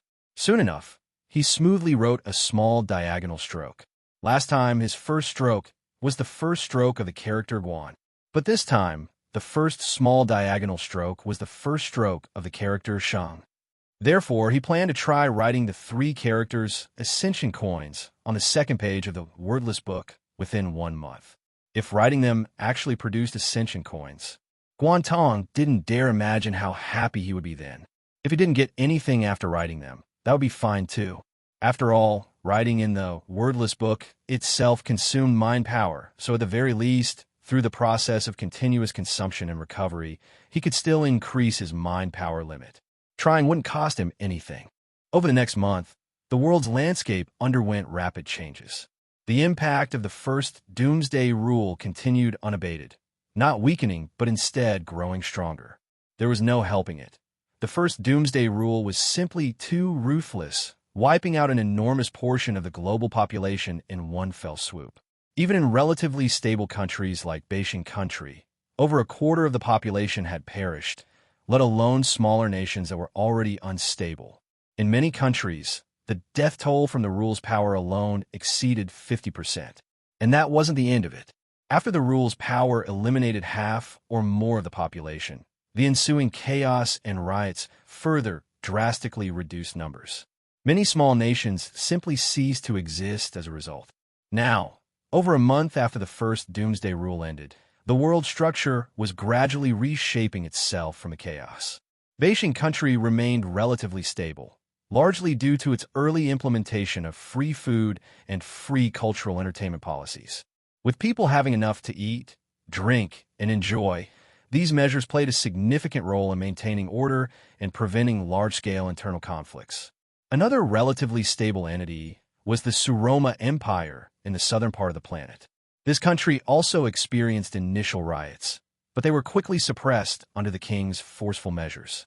Additionally, a southern alliance called the Tulip Federation emerged. This federation was a coalition formed from numerous collapsed small nations, scattered like sand, but united like a pyramid, making their combined strength something not to be underestimated.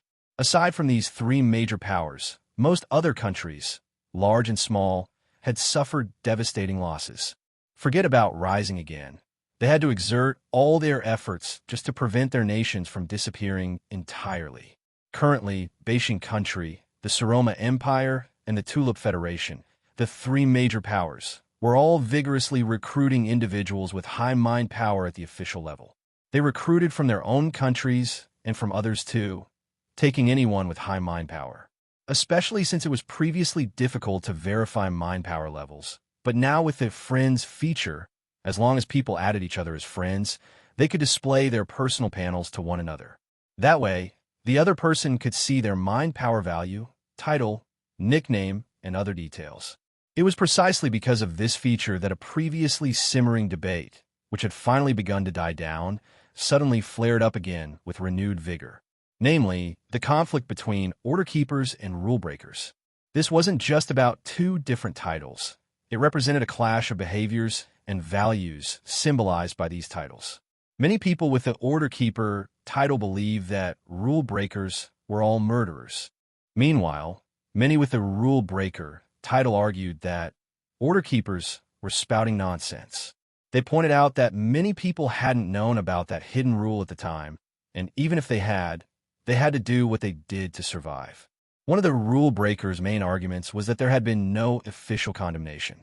That's right, the authorities hadn't issued any statement declaring rule breakers as lawbreakers or anything similar, not even a single statement of condemnation.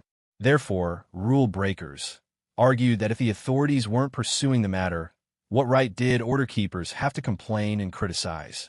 The two sides bickered endlessly online, with a single post often sparking tens of thousands of insulting comments. Previously, neither side could verify the authenticity of identities, relying only on claims without knowing what title the other person actually held. But now, with the friends feature, there was immediately a way to verify. I'm an order keeper. You're an order keeper too. Come on, post your digital ID and add me on the terminal. We'll see if it's true or false, since this thing can't be faked. Many rule breakers did the same, posting about forming a rule breakers alliance that only recruited rule breakers and excluded the hypocritical order keepers. This kind of group division was certainly not something the authorities wanted to see, yet they found it difficult to intervene and say anything.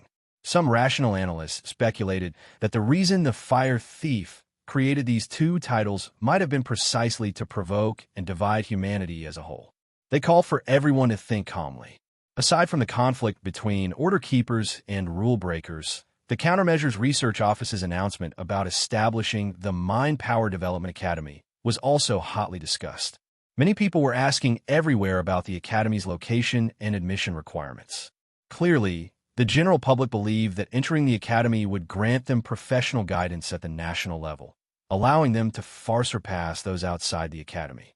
The Countermeasures Research Office specifically held a Q&A session to address public inquiries. First, the Academy's founding purpose was singular: to use every means possible to develop and enhance students' mind power to confront the challenges brought by the Doomsday Rules. The Academy would be established within a university in the capital, not only requisitioning that university, but also several nearby large stadiums and parks for Academy renovations. As for the admission requirements that concerned the public most, it was simple. The only requirement was having a mind power upper limit of 80 points. In other words, only those with a comprehensive information evaluation reaching the average level could apply. Other factors like age, wealth, family background, etc. were completely irrelevant.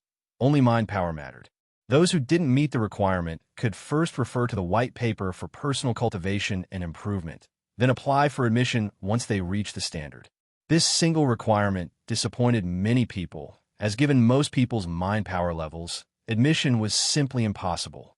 As a result, some private organizations seized the opportunity to recruit members. These private organizations had lower requirements than the official ones. While the official standard was strictly 80, they would accept 70 or even 60 or 50, as long as it wasn't too low.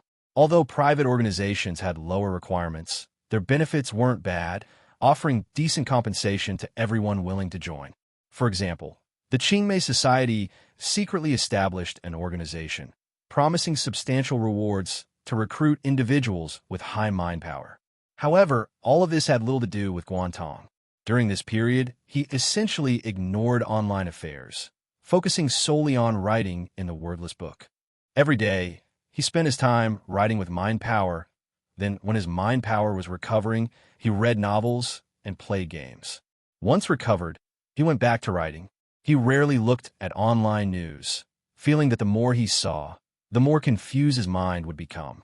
It was better to find something simple to do. He spent half a month in this monotonous routine. On a new day, after Guan Tong got up, he glanced at his phone and discovered that Fang Qian had actually sent him another message.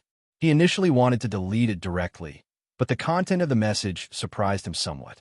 Guan Tong, I know you don't want to forgive me, but I want you to know that I didn't use that hidden rule back then. If you don't believe me, you can add my digital ID to check my title. My title is Order Keeper. I'm sending you this message just to say thank you. After I left your home, I realized I had nearly caused a disaster. If I had really done it, I might never have forgiven myself. Thank you for stopping me, for not letting me become a murderer. After reading Fang Qian's message, Guan Tong didn't know what to say. He had no intention of adding Fang Qian as a friend to verify her title. It was meaningless. From the moment Fang Qian picked up the water cup to attack him, she had become a hostile stranger in his eyes. After thinking for a moment, Guan Tong still replied with a message. I see. Take care of yourself. Finally, the last stroke. I wonder what the result will be. Guan Tong looked at the page before him.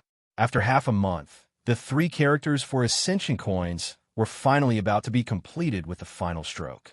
He calmed his nervous emotions, picked up the pen, mobilized his mind power to resist the resistance of the wordless book, and slowly but precisely completed the final vertical stroke of the coin character.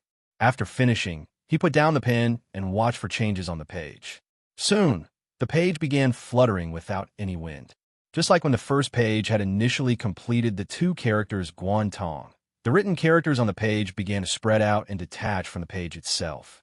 Seeing this, Guan Tong slightly widened his eyes, thinking to himself, could it really work? The 3 written characters' ascension coins detached from the page and tangled together, twisting like braided dough, compressing and transforming into something resembling a data stream. The next moment, this data stream struck toward Guan Tong. Whoosh! Guan Tong watched as that mass of black data stream crashed into his body, and an indescribable sensation spread through his brain, as if something was being modified. Without hesitation, he immediately opened his personal terminal to check. Name, Guan Tong. Nickname, Shadow. Title, Order Keeper. Mind Power, Ascension Coins, 110. Comprehensive Biological Information Evaluation, excellent. Guan Tong's gaze focused on the number below Ascension Coins. One glance made his breathing quicken. 110. It actually increased by 10 coins. This is actually... Guan Tong couldn't believe it. Such a far-fetched idea of his had actually succeeded. The wordless book was actually powerful to this extent, allowing him to produce currency through mind power consumption. This was truly... While excited, Guan Tong also noticed the number 10 in parentheses after the Ascension coins. He originally thought this represented the number of Ascension coins produced by the wordless book, but upon checking, he discovered that these 10 self-made Ascension coins had limitations. Ringo. Ascension coins, 110. The Ascension coins within parentheses are personally bound coins, can only be used to purchase items in the Ascension store, and cannot be used in transactions with others. So that's how it is. After reading the detailed information, Guan Tong still smiled. Although the coins produced by the wordless book were bound versions that could only be used in the terminal store, even so, it was still incredibly overpowered. This way, Guan Tong could completely use only his self-produced bound coins for spending in the mall in the future, saving all other Ascension coins for transactions with other people. I never expected the wordless book's power to be this formidable. After the excitement passed, Guan Tong looked at the ordinary-looking book on the table. What exactly is the origin of this thing? By now, if he still couldn't see that his wordless book was extraordinary, he would be a fool. Although he didn't know how effective the starting purchased items were for other people, absolutely few could compare to his wordless book. Now, having used only 2 inner pages, They respectively produced the different powerful functions of shadow and producing ascension coins. Who knew what could be developed further when utilizing the remaining inner pages? However, unlike shadow, the words written on the second page have already disappeared. Guan Tong looked at the second blank inner page.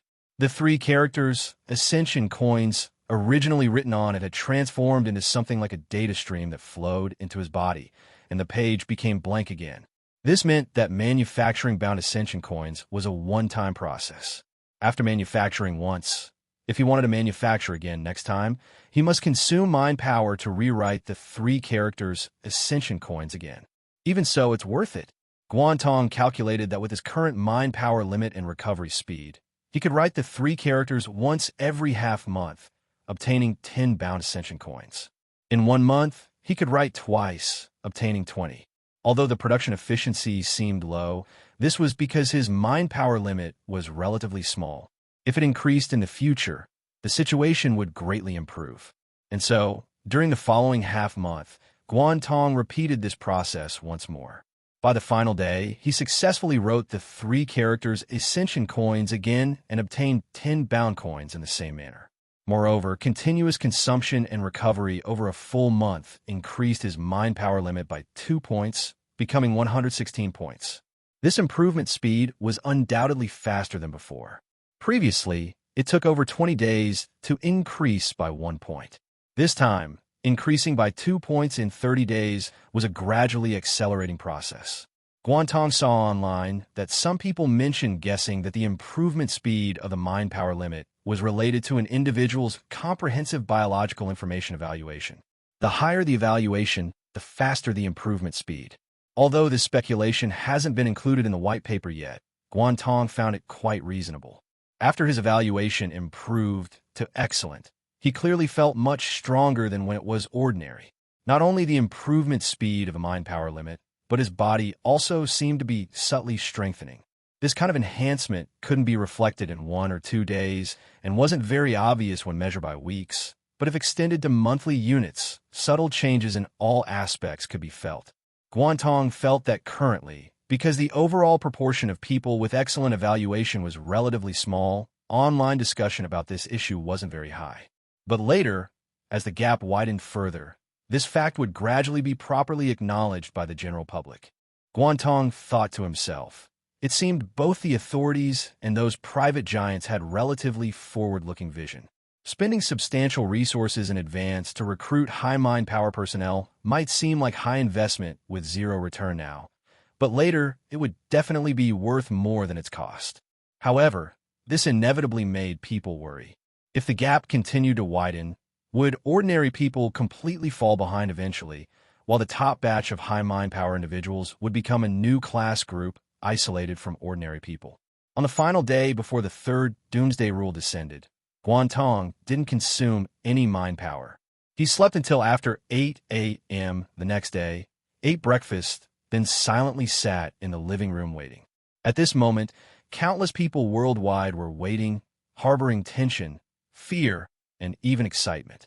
Some people even hoped without authorization that the rules might suddenly stop being released, or that the authorities had researched countermeasures against the fire thief without public knowledge, and so on. But these were all beautiful fantasies. As soon as 9 o'clock arrived, the fire thief brought the new rule right on schedule, not a second early or late. The 3rd Doomsday Rule has been released. Doomsday Rule 3, Fasting Therapy. Rule content.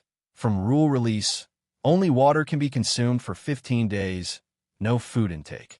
Success reward, 150 Ascension coins, first Ascendant Challenge Tournament invitation. Failure penalty, mind power limit reduction. Note, if you want to participate in the challenge tournament, you must pass this rule. Hidden Rule 3, Fasting Therapy. Looking at the name of the 3rd Doomsday Rule, Guan Tong felt both amused and exasperated.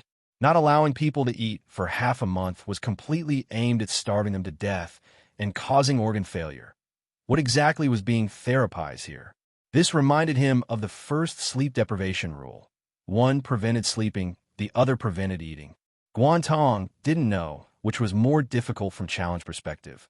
Not sleeping for 3 days, or not eating for 15 days while only drinking water. but judging by the rule penalties, the former was definitely more terrifying. The failure penalty for this Doomsday Rule is the same as the second rule, also mind power decay. This means if someone doesn't intend to complete the challenge, they could completely ignore the rules from day one and eat and drink as they please. However, Guan Tong's gaze fell on the rewards. Besides the fixed Ascension coins reward increasing by 50, there was also an additional First Ascendant Challenge Tournament invitation. Although the Fire Thief hadn't explained what the challenge tournament's rules or rewards were, there was no doubt this invitation should be very important. Guan Tong definitely wanted it, but even without this item, to maintain his mind power from decaying, he would still strive to complete the challenge. Let's see what the hidden rule is. Just like the previous 2 times, Guan Tong opened the rule details from his personal terminal and stared at them. Before long, the rule's color particles restructured and jumped, forming entirely new content. Hidden Rule 3. Spend money to avoid disaster. Hidden rule content. Spend Ascension coins to purchase basic food boxes, which can assist in completing the challenge by consuming the food items inside. Note: the quantity of goods sold in the Ascension store is limited, and delayed purchases may result in sold-out items. Looking at the hidden rule content, Guan Tong abruptly stood up. He hadn't expected that the basic food box that went on sale in the Ascension store after the second Doomsday Rule ended could actually be used in this third Doomsday Rule. But what surprised him even more was that the goods in the Ascension store were actually limited in quantity. I remember those boxes in the store clearly didn't indicate any quantity limits. Could this also be part of the hidden rules? From a merchant's perspective, this discovery was absolutely crucial. For an essential commodity, if people don't know it's limited, they don't care about buying early or late since the price won't change. But if they know it's limited, everyone would worry about missing out if they buy too late, so they would rush to purchase in advance. Therefore, if the general public doesn't know about the limited quantity, but one person knows, that person could completely stockpile large quantities in advance and hoard for speculation. Yes, when this limited commodity sells out, the person holding large amounts of inventory could undoubtedly make huge profits by reselling. Wait, that's not right, Guan Tong thought. I remember the several boxes listed in the store can't be traded. He could buy them himself, but couldn't resell to others. This meant hoarding for high-price reselling was impossible. But even so, as long as it's limited, there would definitely be situations where many people couldn't buy it.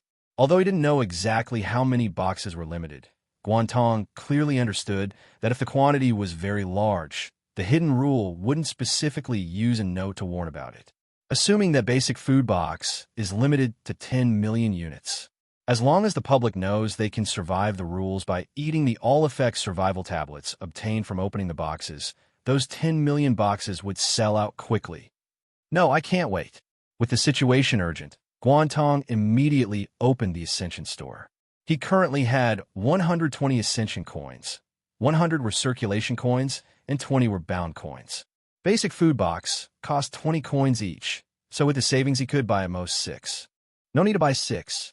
The white paper mentioned tests showing that one all-effects survival tablet from the box can provide a full day's energy. Guan Tong pondered.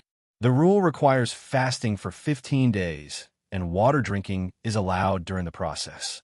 Under these conditions, ordinary people wouldn't die from hunger for 3 to 5 days, let alone high mind power individuals. If supplemented with a full day's energy, going without food for the next 5 days would absolutely be no problem. Calculating this way, I only need to buy 3 boxes to definitely survive the rule time frame. To be safe, I'll buy 4. Guan Tong spent 80 Ascension coins to purchase 4 basic food boxes.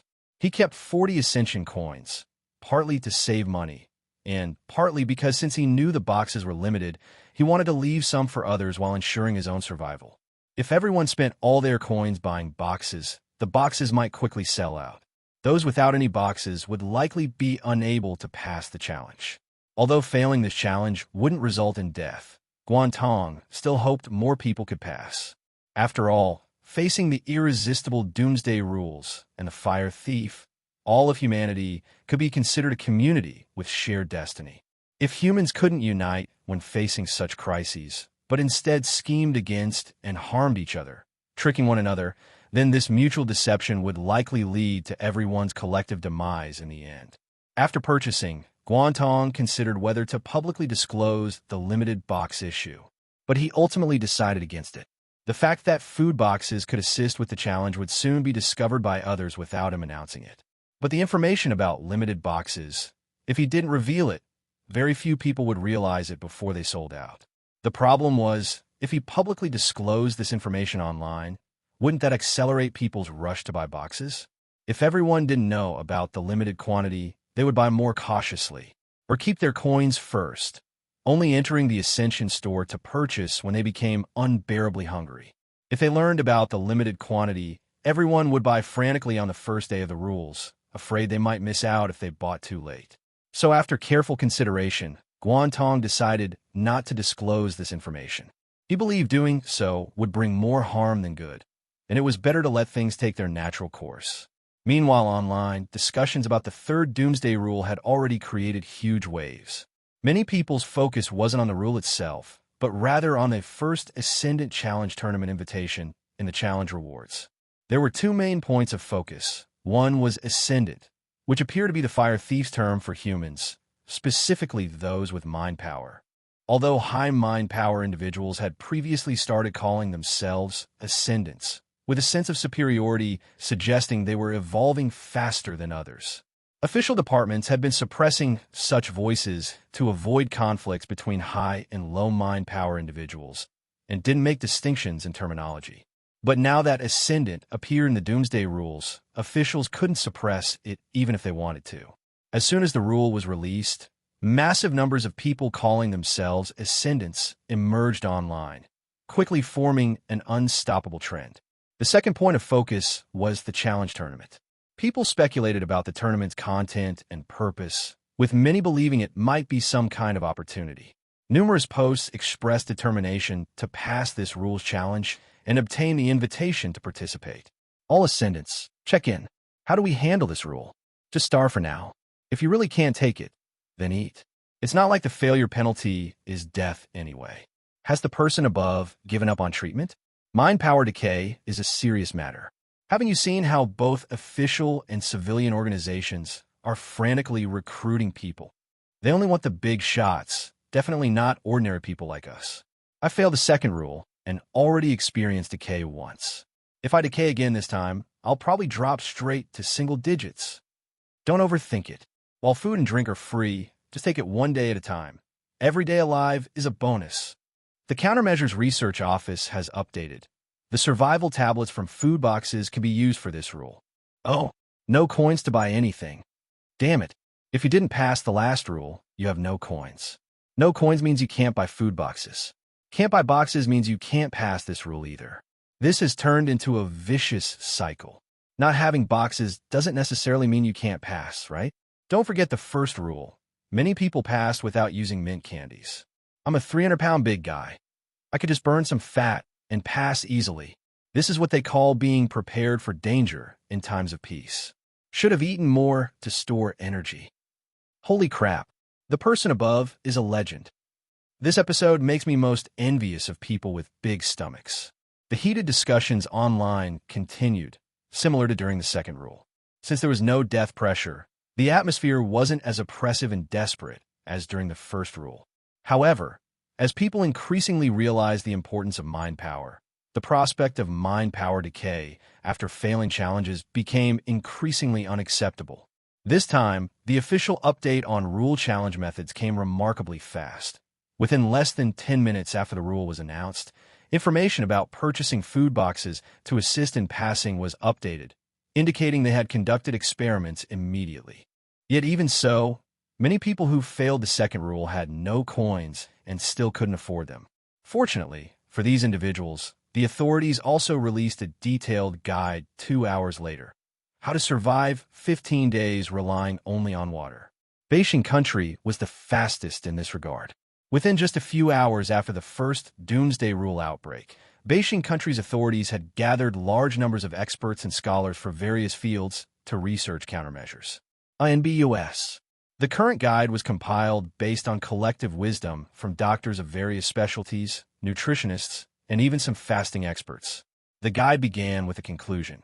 If a person is healthy with no underlying conditions, they can survive 15 days relying only on water. However, the consequences could be severe. While the person might survive, some organs could experience failure. Just like during the first sleep deprivation rule. Some people managed to endure, but afterwards suffered from aftereffects like headaches, neurasthenia, and other sequelae. This rule was similar. Without the threat of death pressure, how many people with insufficient coins would risk organ failure to endure these 15 days? This kind of choice couldn't be made for others by the authorities, so they only provided the guide. Whether to persevere depended on each individual. After buying 4 food boxes, Guan Tong's mindset became very calm. He knew he would definitely succeed in the challenge. So what he thought about more now was continuing to use mind power to write and create coins in the wordless book. Although he really wanted to open another page and write something on the 3rd page, he couldn't think of what to write at the moment. So he decided to create more coins first. You could never have too many ascension coins. Even though the coins he created were bound coins, as long as they could be used in the terminal store, that was enough. Perhaps when a store updated next time, he could buy something good. Thus, Guan Tong resumed his undisturbed homebound writing career. Probably because he hadn't checked in since the rules began, the surviving classmates in the group chat all thought he had died. After Guan Tong replied to the message, Fang Qian hadn't sent any new messages, and he didn't know how she was doing. Of course, having no disturbances was good for Guan Tong. He enjoyed the feeling of developing slowly alone, just like how he preferred farming simulation when reading books and raising simulations when playing games. While Guan Tong was alone, immersed in writing and creating coins, Beijing country's official organization, the Doomsday Rules Countermeasures Research Office, was holding a meeting in an office. The research office director was a middle-aged man with short hair, thick eyebrows, and sharp facial features, looking like he came from a military background. In fact, before becoming director, this man named Gao Yongwei was indeed a senior colonel in the military. After the Doomsday Rules descended, the top levels designated Gao Yongwei as director precisely because they believed his swift, decisive, and meticulous style could control elites from various fields and unite them into a cohesive force to combat the rules. Everyone, the seminar on the 3rd Doomsday Rule begins now. Please speak in order, said Gao Yongwei, sitting at one end of the long table, starting with Dr. Zhang on the left. Dr. Zhang nodded, adjusted his glasses, and said, As you all know, what I've been researching isn't the rules themselves, but the fire thief's purpose. Now that the 3rd rule has emerged, I think it's quite clear. Regardless of what exactly this fire thief is, its purpose should be clear. It's conducting personnel screening on our planet through various extreme methods, ultimately selecting the screened individuals to participate in doomsday operations, interrupted a long-haired man from the other side of the table. Dr. Zhang, I think we all knew that from day one. The fire thief said it itself. Dr. Zhou, didn't I just mention speaking in order? Director Gao Yongwei stared at the long-haired man. Didn't you hear me? Dr. Zhou's expression changed slightly, and he murmured sorry before falling silent. Dr. Zhang, please continue. Okay, I'll continue. Indeed, the fire thief said on the first day it descended that the so-called 49 Doomsday Rules are actually the content of the ascension test.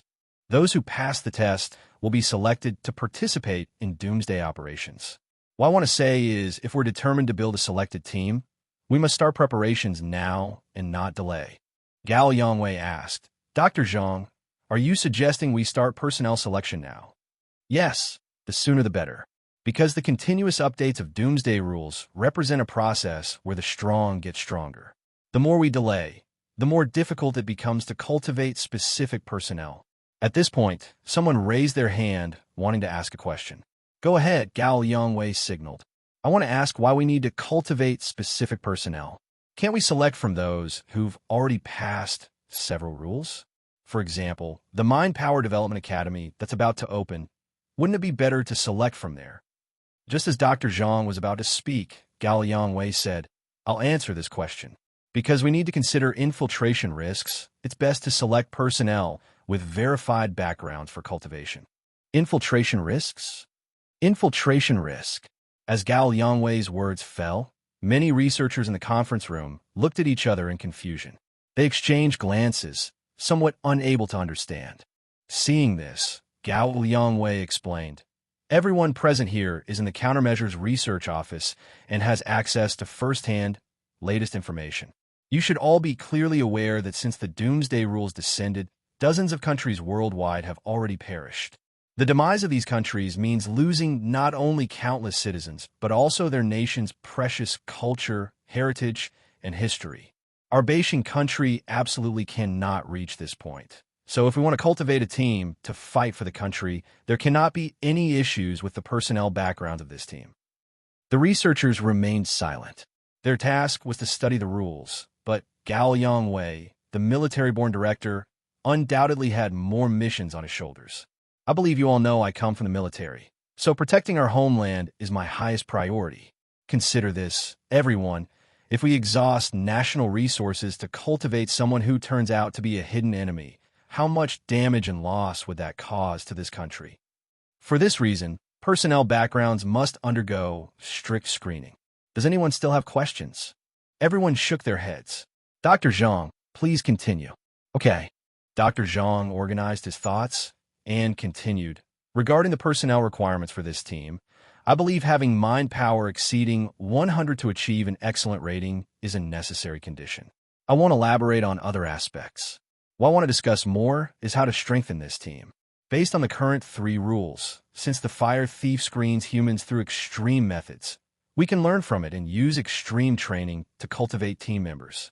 That is to say, while facing rule challenges, team members must also undergo the extreme survival challenges we design. This won't just strengthen their adaptability. I believe it can also accelerate the improvement of their mind power upper limit."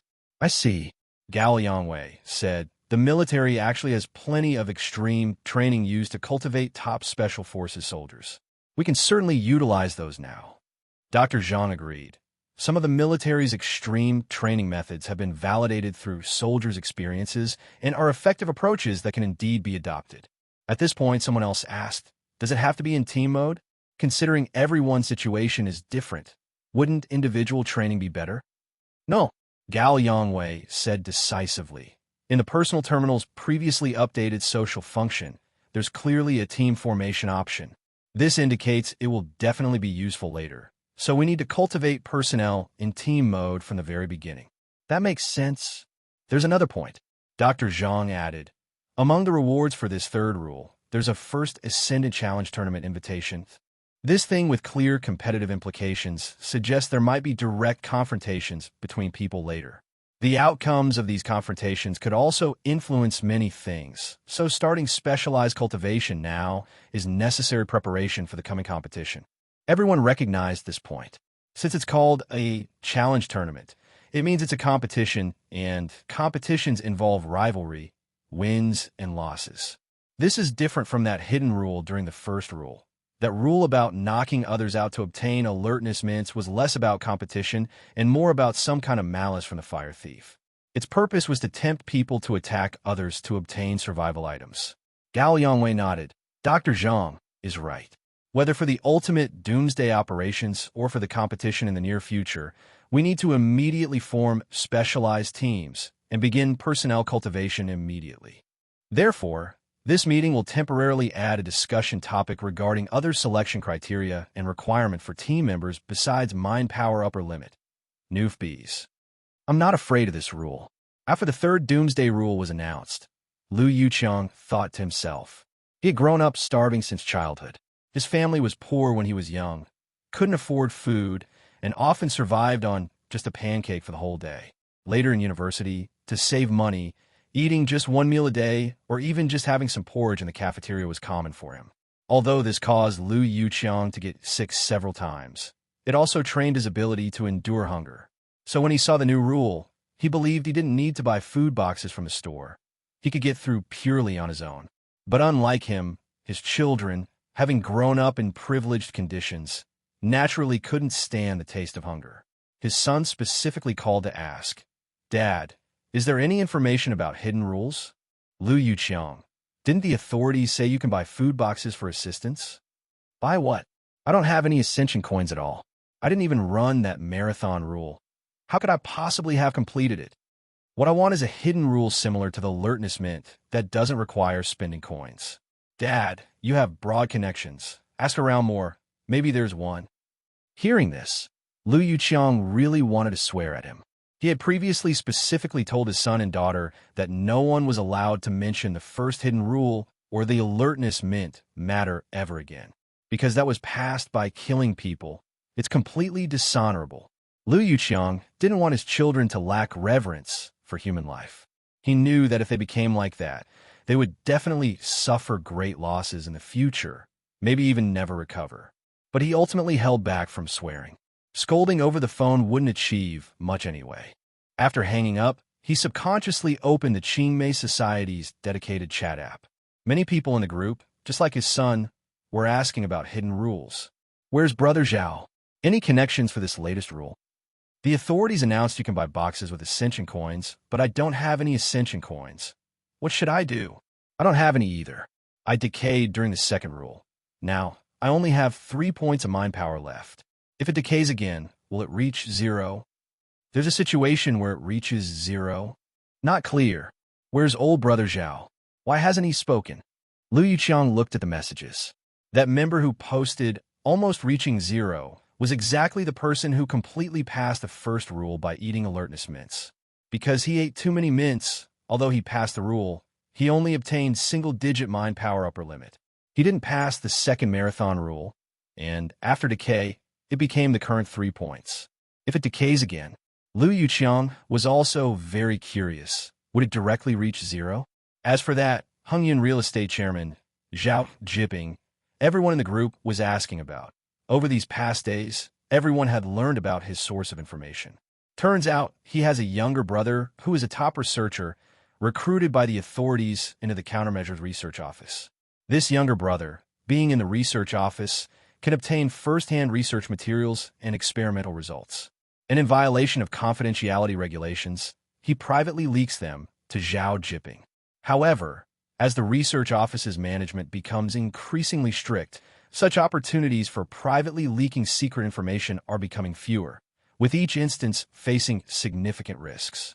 Over 10 minutes later, Zhao Jiping finally spoke up after being urged by more than 10 people. Ask my brother. He said besides the food boxes option, the Countermeasures Office hasn't discovered any other hidden rules currently. This time, everyone can only rely on themselves.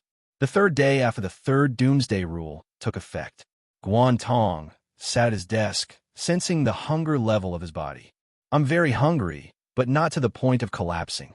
He didn't know if it was because of his high mind power upper limit, but Guan Tong discovered his ability to perceive his body's condition had become somewhat stronger than before. If hunger could be quantified with the danger line at 90, he felt he was currently around 70 and could endure for a while longer. But others couldn't hold on, especially those who were older or had low mind power upper limits. They had already started frantically posting online as the second day was ending. I can't take it anymore. I'm so hungry I'm dizzy and seeing spots. Looks like I have to give up on this challenge. Let me share a painful lesson. Energy drinks don't count as water. I took one sip and it showed challenge failed. For the person above, are you living in a cave? Someone already explained this on the first day the rules were released. Damn these food boxes that can't be traded. My sister has coins, but the boxes she bought can't be used by me. This is so frustrating. I can still hold on, but I'm worried about organ failure from starvation after 15 days. What should I do then? If you're worried about getting sick, go to the hospital. Healthcare is free for everyone now. Yeah, to preserve more of the population, the authorities have made basically everything free that can be free. For things that can't be free, we can't afford them anyway since they only accept gold transactions. Perseverance leads to victory. Don't give up. Brothers, check out this secret recipe burger I made myself. It's really delicious. Super secret sauce whopper.jpg. Ban the guy posting burger pictures. Immediately, faced with this environment, people had little else to do besides venting through online chats. Guan Tong himself had things to do.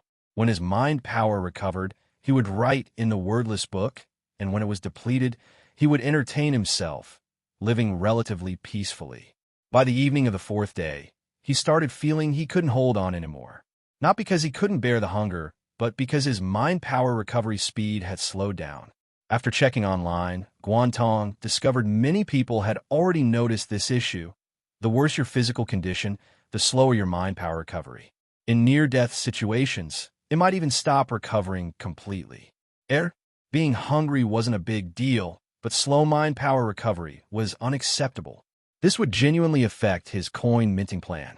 Immediately, he took out a basic food box from his terminal storage box, opened it, and obtained an all-effect survival tablet. He swallowed it and could feel the tablet quickly dissolving in his body, supplying energy throughout his system. In just a few seconds, Guan Tong felt completely revitalized, with the previous hunger-induced dizziness completely gone. Terminal products are really good, Guan Tong thought to himself. When he had more coins later, he would stop eating regular meals and just take one of these tablets daily. Convenient and healthy. After fully recovering, Guan Tong was about to continue his work when he suddenly heard the doorbell ring. Ding dong, ding dong. Huh? Guan Tong's heart jumped. Who would come looking for him? He walked to the door and looked through the peephole, seeing two young men in their 20s wearing baseball caps and white peace officer uniforms standing at his doorstep. Guan Tong didn't recognize either of them. They were definitely not people he knew. He didn't open the door or speak. After waiting for a moment, one of the men outside patted the door and shouted, "Please open up. We're from the police department, here to conduct an investigation." Hearing this, Guan Tong frowned. Trying to fool a ghost? He thought. Which peace officer would come to investigate in the middle of the night? He still didn't speak. After another moment, the other young man forcefully patted the door. Bang! Bang! Peace officer inspection. Open up. We know someone's home. We saw the lights on from outside. Lights on. Guan Tong was startled and looked toward the study window. He had actually overlooked this detail. The curtains in his study were somewhat thin and let light through. When the lights were on at night, it was visible from downstairs. After the first Doomsday Rule, over a quarter of the population had been drastically reduced. It was understandable that in Guan Tong's residential complex, if not 9 out of 10 homes empty, there weren't many survivors left. This made the lights in his home at night particularly conspicuous, telling people outside that someone was still alive here. Since the people outside knew he was home, Guan Tong stopped remaining silent. He picked up his phone, quickly dialed the police department number, and said to the door, "Even if you're peace officers, you can't just search my home arbitrarily. Do you have a search warrant?" Hearing Guan Tong's voice, one of the men outside immediately replied, "Of course we have the documents. Open the door, and I'll show you. I've dialed the police department and need to verify your identities first. Provide your peace officer identification numbers." "What? If you don't open up, we'll force our way in for inspection." Guan Tong turned on his phone's speakerphone and said loudly, "Hello, police department? Someone is impersonating peace officers at my home. Please send someone immediately. The address is..." "Damn, kid, you wait for this. Let's go." Hearing Guan Tong inside, actually calling the police department, the two men at the door cursed and quickly ran downstairs. After reporting the information to the police department operator, Guan Tong put down his phone, his brow deeply furrowed. What was going on with these two? Robbers? But now the government was providing many things for free. What was there to steal? Were they after gold? But Guan Tong lived in an ordinary residential complex, not a wealthy neighborhood. How many households would keep gold? Were they after ascension coins? That was even more impossible since they couldn't be traded. Or were these two young men mentally broken by the Doomsday Rules and looking to commit random crimes? Such situations weren't unheard of, but they were mostly concentrated during the First Rule period. After the First Rule ended, random crimes had been greatly suppressed under the authorities' strong crackdown. Guan Tong frowned tightly, feeling a strong sense of unease. It came partly from not understanding these two young men's motives, and partly from his address being exposed and someone targeting him. Not paying attention to the curtain's light-blocking issue at night was my oversight. I can't stay here anymore. I need to find another place to live quickly. Before one of the young men ran off, he said, "You wait for this. This could just be empty threats to save face, but it could also be serious." Guan Tong felt that if it was serious, he might get ambushed next time he went out to buy food. This wasn't good news because he currently didn't have much combat capability. His shadow had no physical form. It might work for scaring people, but in actual physical confrontations, it still wouldn't suffice. Buzz, buzz, buzz. His phone vibrated. It was a call from the police department. Hello, we've dispatched 2 peace officers to your location. Their identification numbers are A1221 and C3306. Guan Tong provided information. As soon as I called the police department, those 2 people got scared and ran off, but they probably didn't go far. They were wearing peace officer uniforms and baseball caps, both under 30 years old. About 10 minutes later, 2 peace officers arrived at the door.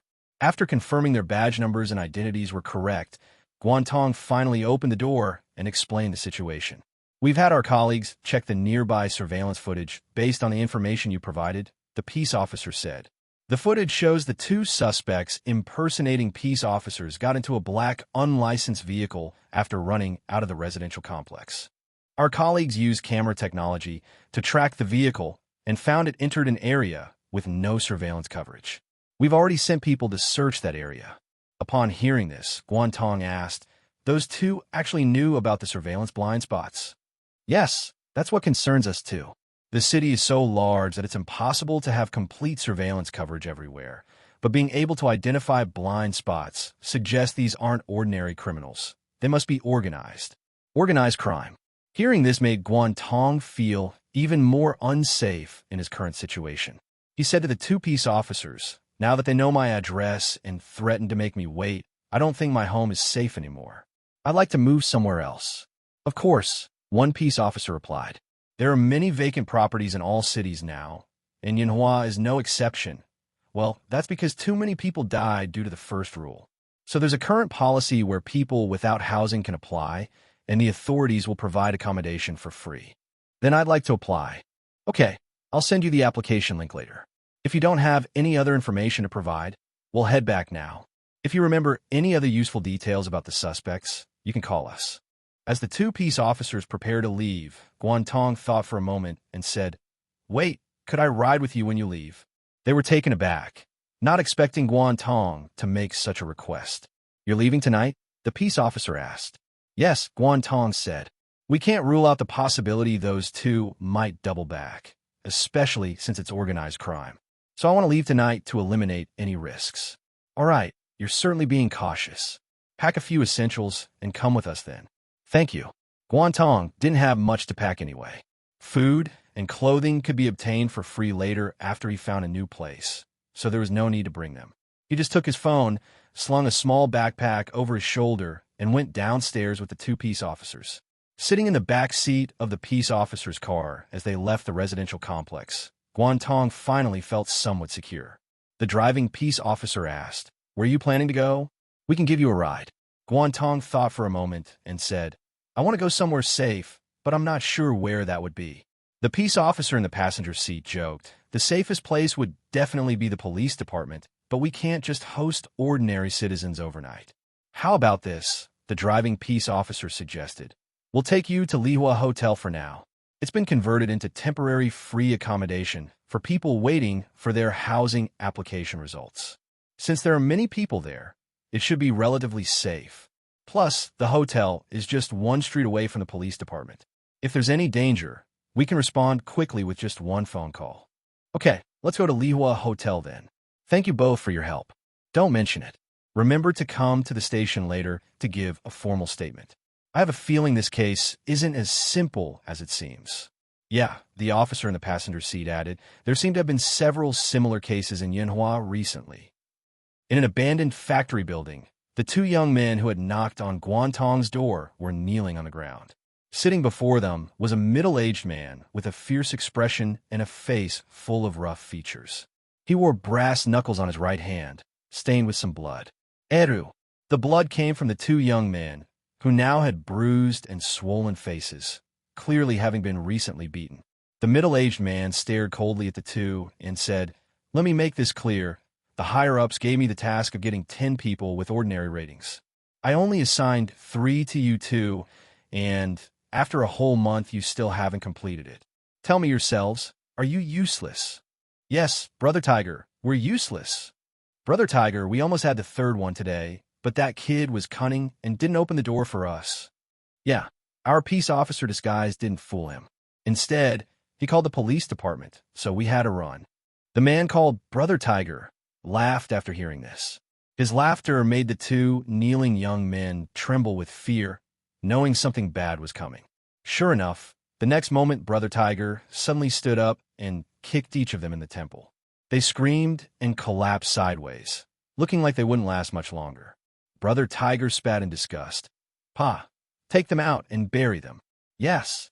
Several underlings dragged the two men away. Then Brother Tiger called over several other young men. "Now's your chance to prove yourselves. Do you know what to do? Please instruct us, Brother Tiger." The young men looked nervously at the brass knuckles on the man's hand. Brother Tiger said slowly, "It's simple. Go through residential complexes one by one. Find people who are still alive, figure out ways to control them, then force them to add you as friends on their personal terminals. If they refuse, beat them hard. Keep beating them until they agree to add you. After they add you, force them to publicly display their mind power value. If it's above 80, knock them out and bring them to me. I'll hand them over to the higher-ups, and when the rewards come down, everyone will get their share." One young man asked, "Brother Tiger, what about those below 80? Should we bring those below 82? Brother Tiger grinned. "The higher-ups don't want those below 80. Just kill them outright. Saves us the trouble of them exposing our existence." The young men glanced at each other, all feeling terrified. "Understood." Brother Tiger's face darkened. "Let me make this clear. Once you're on my ship, there's no getting off. If you don't want to do this, I'll kill you worthless trash first." "We understand, Brother Tiger. We'll do it." Then one young man couldn't contain his curiosity and asked, Brother Tiger, what do the higher-ups want so many people with mind power above 84? Hearing this, Brother Tiger walked over and patted the questioner's face. "Tired of living, are you? Is this something you should be asking about? Don't ask questions you shouldn't." Yes, Brother Tiger, I won't ask anymore. All of you, get out and start working. I want at least one person above 80 per week." The young men quickly scrambled away. Then a trusted subordinate approached Brother Tiger. "Boss, honestly, I'm not sure getting too involved with that group is a good thing. Once they're done using us, they'll probably—" Brother Tiger responded, "Don't worry, I've been in this business long enough to know how things work. Only fools pass up easy gains. I'm taking their gold first.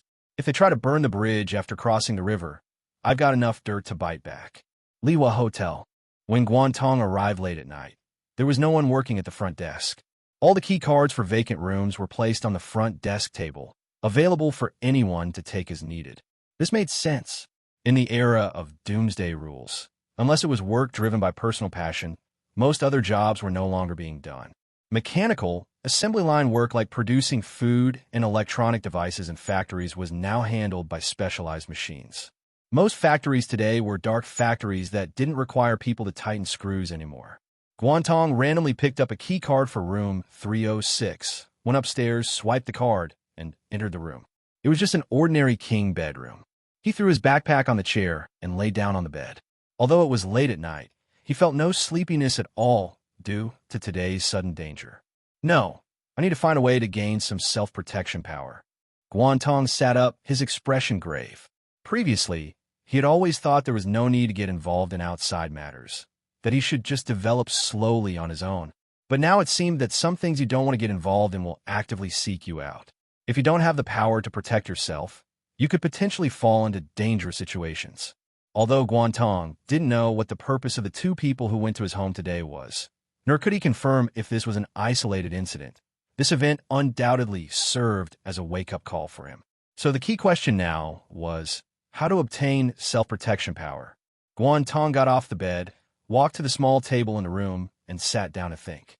The Ascension store did sell weapons, specifically the primary weapon box bronze tier.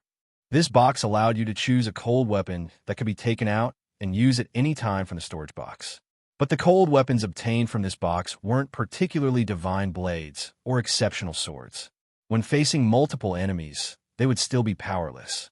In Guan Tong's view, this weapon could only serve as a backup.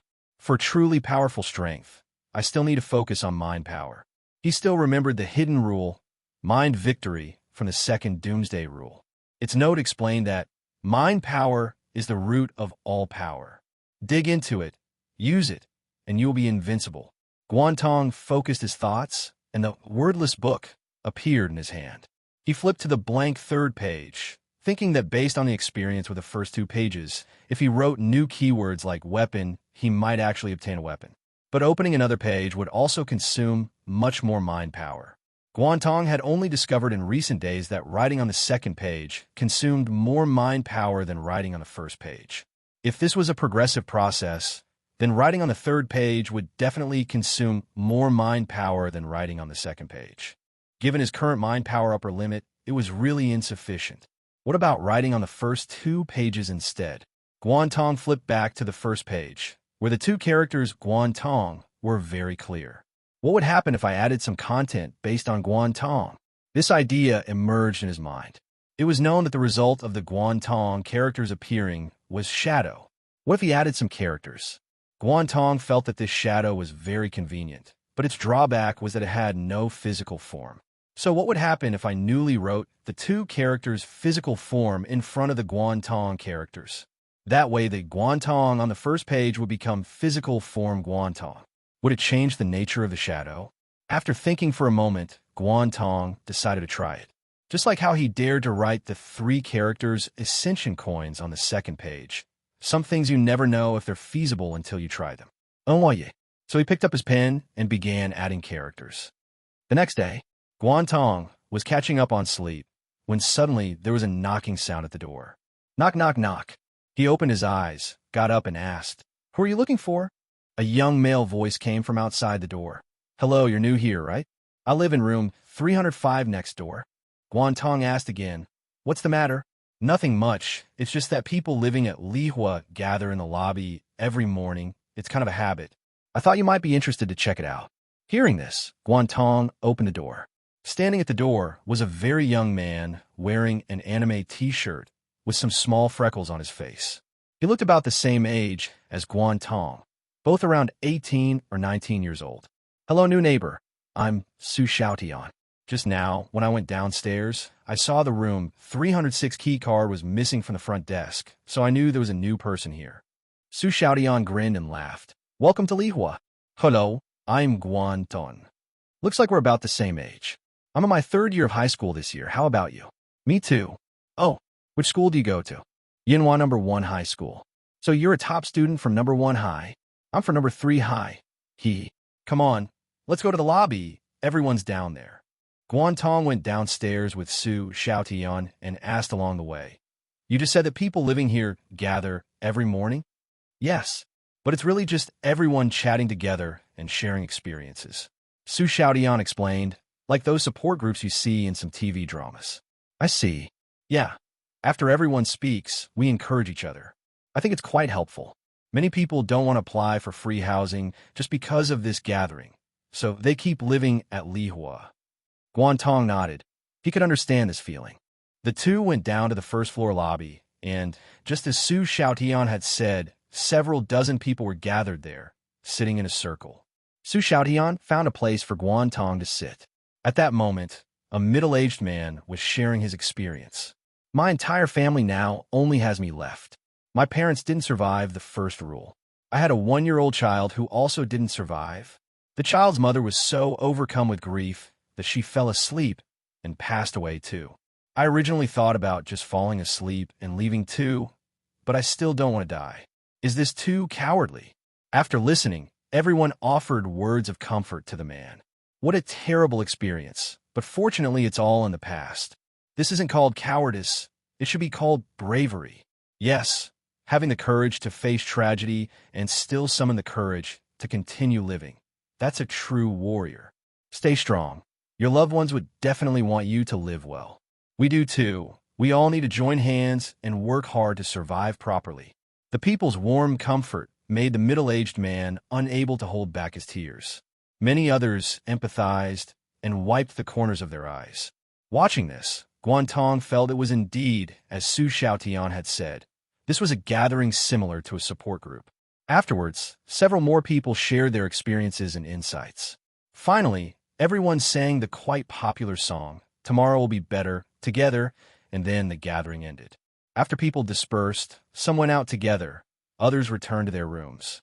Guan Tong also planned to return to his room first, but then he heard a slurp slurp, noodle-eating sound beside him. He turned his head and saw Su Xiaotian happily eating a cup of instant noodles. You gave up on the third rule challenge? Guan Tong asked. There were still over 10 days left before the rule activation period ended. Su Xiaotian was momentarily stunned, then laughed. Oh right, Guan Tong, you don't know yet. This isn't regular instant noodles from outside. This is my mind power item. Look, as he said this, he waved his hand, and the instant noodles disappeared, clearly having been returned to his personal terminal storage box. Guan Tong was also a bit confused this time. Instant noodles could actually be a mind power item. Su Xiaotian noticed Guan Tong's expression and couldn't help but laugh. Everyone else at the hotel who saw this item for the first time had the same reaction as you, thinking it's just too absurd. Honestly, I felt the same way myself. I was just searching for things in the Ascension store earlier, and I happened to be a bit hungry at the time. Since I've always loved instant noodles, I searched for them and actually found some. But when I saw the price was 100 Ascension coins, I had no intention of buying them. Later when I searched for other things, I found I couldn't find anything else. Out of desperation, I ended up buying this instant noodle item.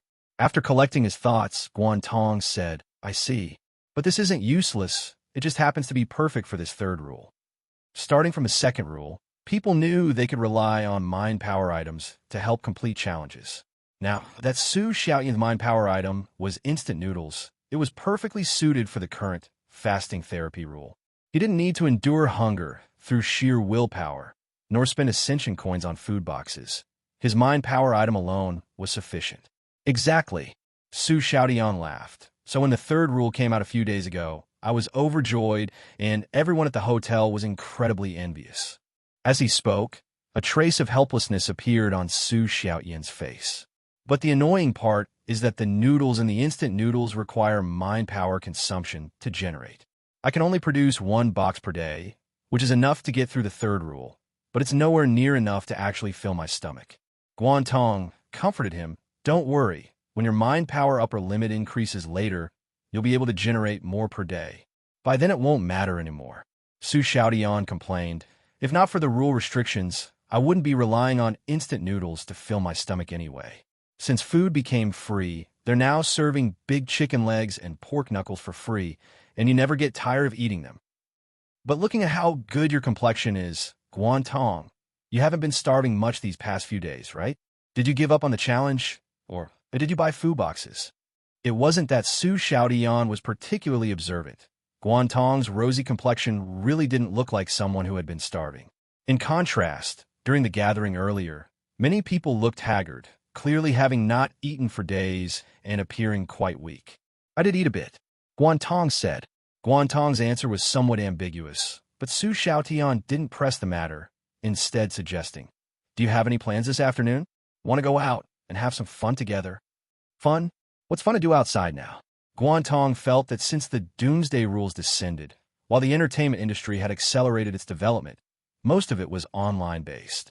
Things like movies, TV shows, games, anime, novels, live streaming.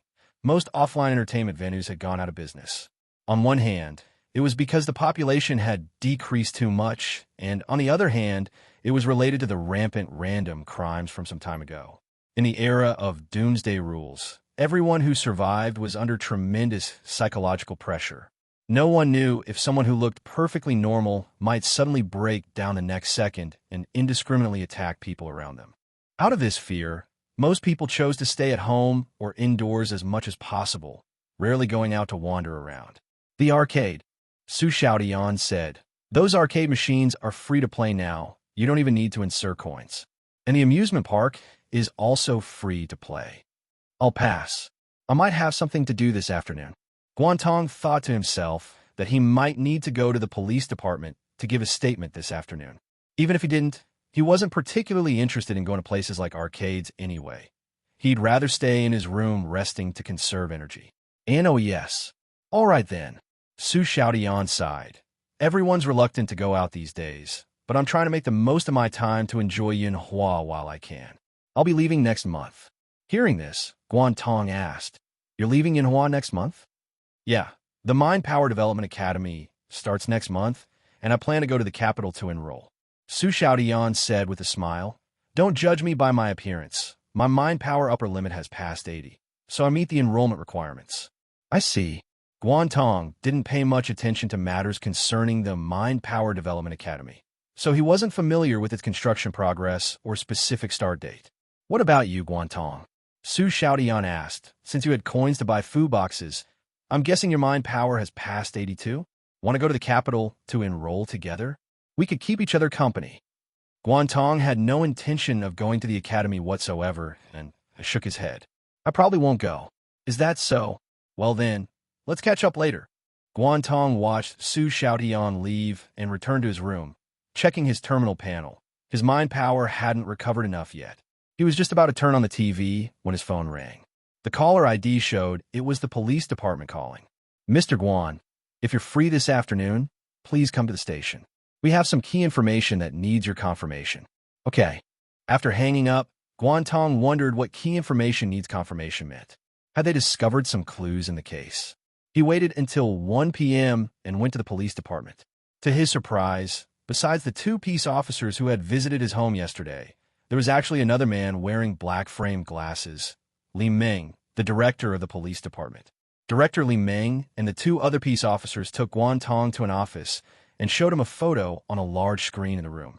Guan Tong was slightly startled when he saw the photo because it clearly showed two corpses. Take a closer look. Are these two people the ones who knocked on your door last night? Guan Tong looked for a moment and asked, Do you have clearer facial photos? Yes. Li Meng had a peace officer switch the photos, and close-ups of both corpses' faces were displayed. Although both men had injuries on their faces with bruised and swollen features, since so little time had passed, Guan Tong could still recognize them. That's correct. He confirmed, These two are the people who pretended to be peace officers and came to my home last night. Li Meng nodded. Just as I thought. Guan Tong's gaze remained fixed on the photo on the large screen. May I ask, what happened to these two? Most likely eliminated, Li Meng said, but whoever eliminated them certainly didn't expect we'd find the buried bodies so quickly. Who exactly are they? And what was their purpose?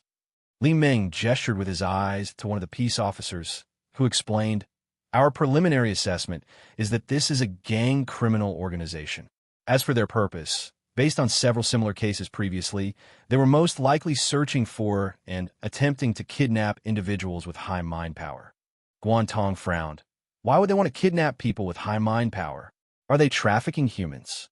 That's what we want to know, too. Director Li Meng said gravely. Currently, based on these two corpses, the department has obtained some leads and will immediately launch follow-up operations. Guan Tong kept thinking about this case even after returning to his room at Lihua Hotel from the police department. Thinking back on it now still gave him chills. If he had been tricked into opening the door back then, with them planning against his unpreparedness, he would most likely have been ambushed first by those two young men. Even if he had detected their malicious intent and confronted them directly, whether he could win against two opponents remained uncertain. Previously, Guan Tong hadn't held much hope, as one cannot fight against overwhelming odds. But ever since he consumed that bottle of gene optimization serum obtained from the Glory level box, besides the immediate increase in his mind power upper limit, he felt all aspects of his body were gradually strengthening over time. Although there were no detailed data test records, Guan Tong could sense that he had become faster, had better stamina, and had gained some strength compared to before. It was hard to say whether these changes came from the gene optimization serum or the increased mind power upper limit, but ultimately, it was a good thing that didn't need overthinking. Guan Tong felt that with his enhanced body, he might be able to handle two opponents barehanded, but if the other side carried weapons or used mind power items, that would be different. He had previously seen some people publicly showing off their mind power items online. There was a boxing coach whose mind power item was a pair of boxing gloves. When worn, by consuming mind power, he could gain a significant strength boost, and with a full power strike, he could even shatter a solid rock. That boxing coach specifically posted a video online showing himself wearing the gloves and smashing rocks to boast, with many people leaving comments expressing envy. This was exactly what worried Guan Tong. If those suspected kidnappers possessed offensive mind power items, their combat power would undoubtedly increase. With the element of surprise, they could achieve very effective results.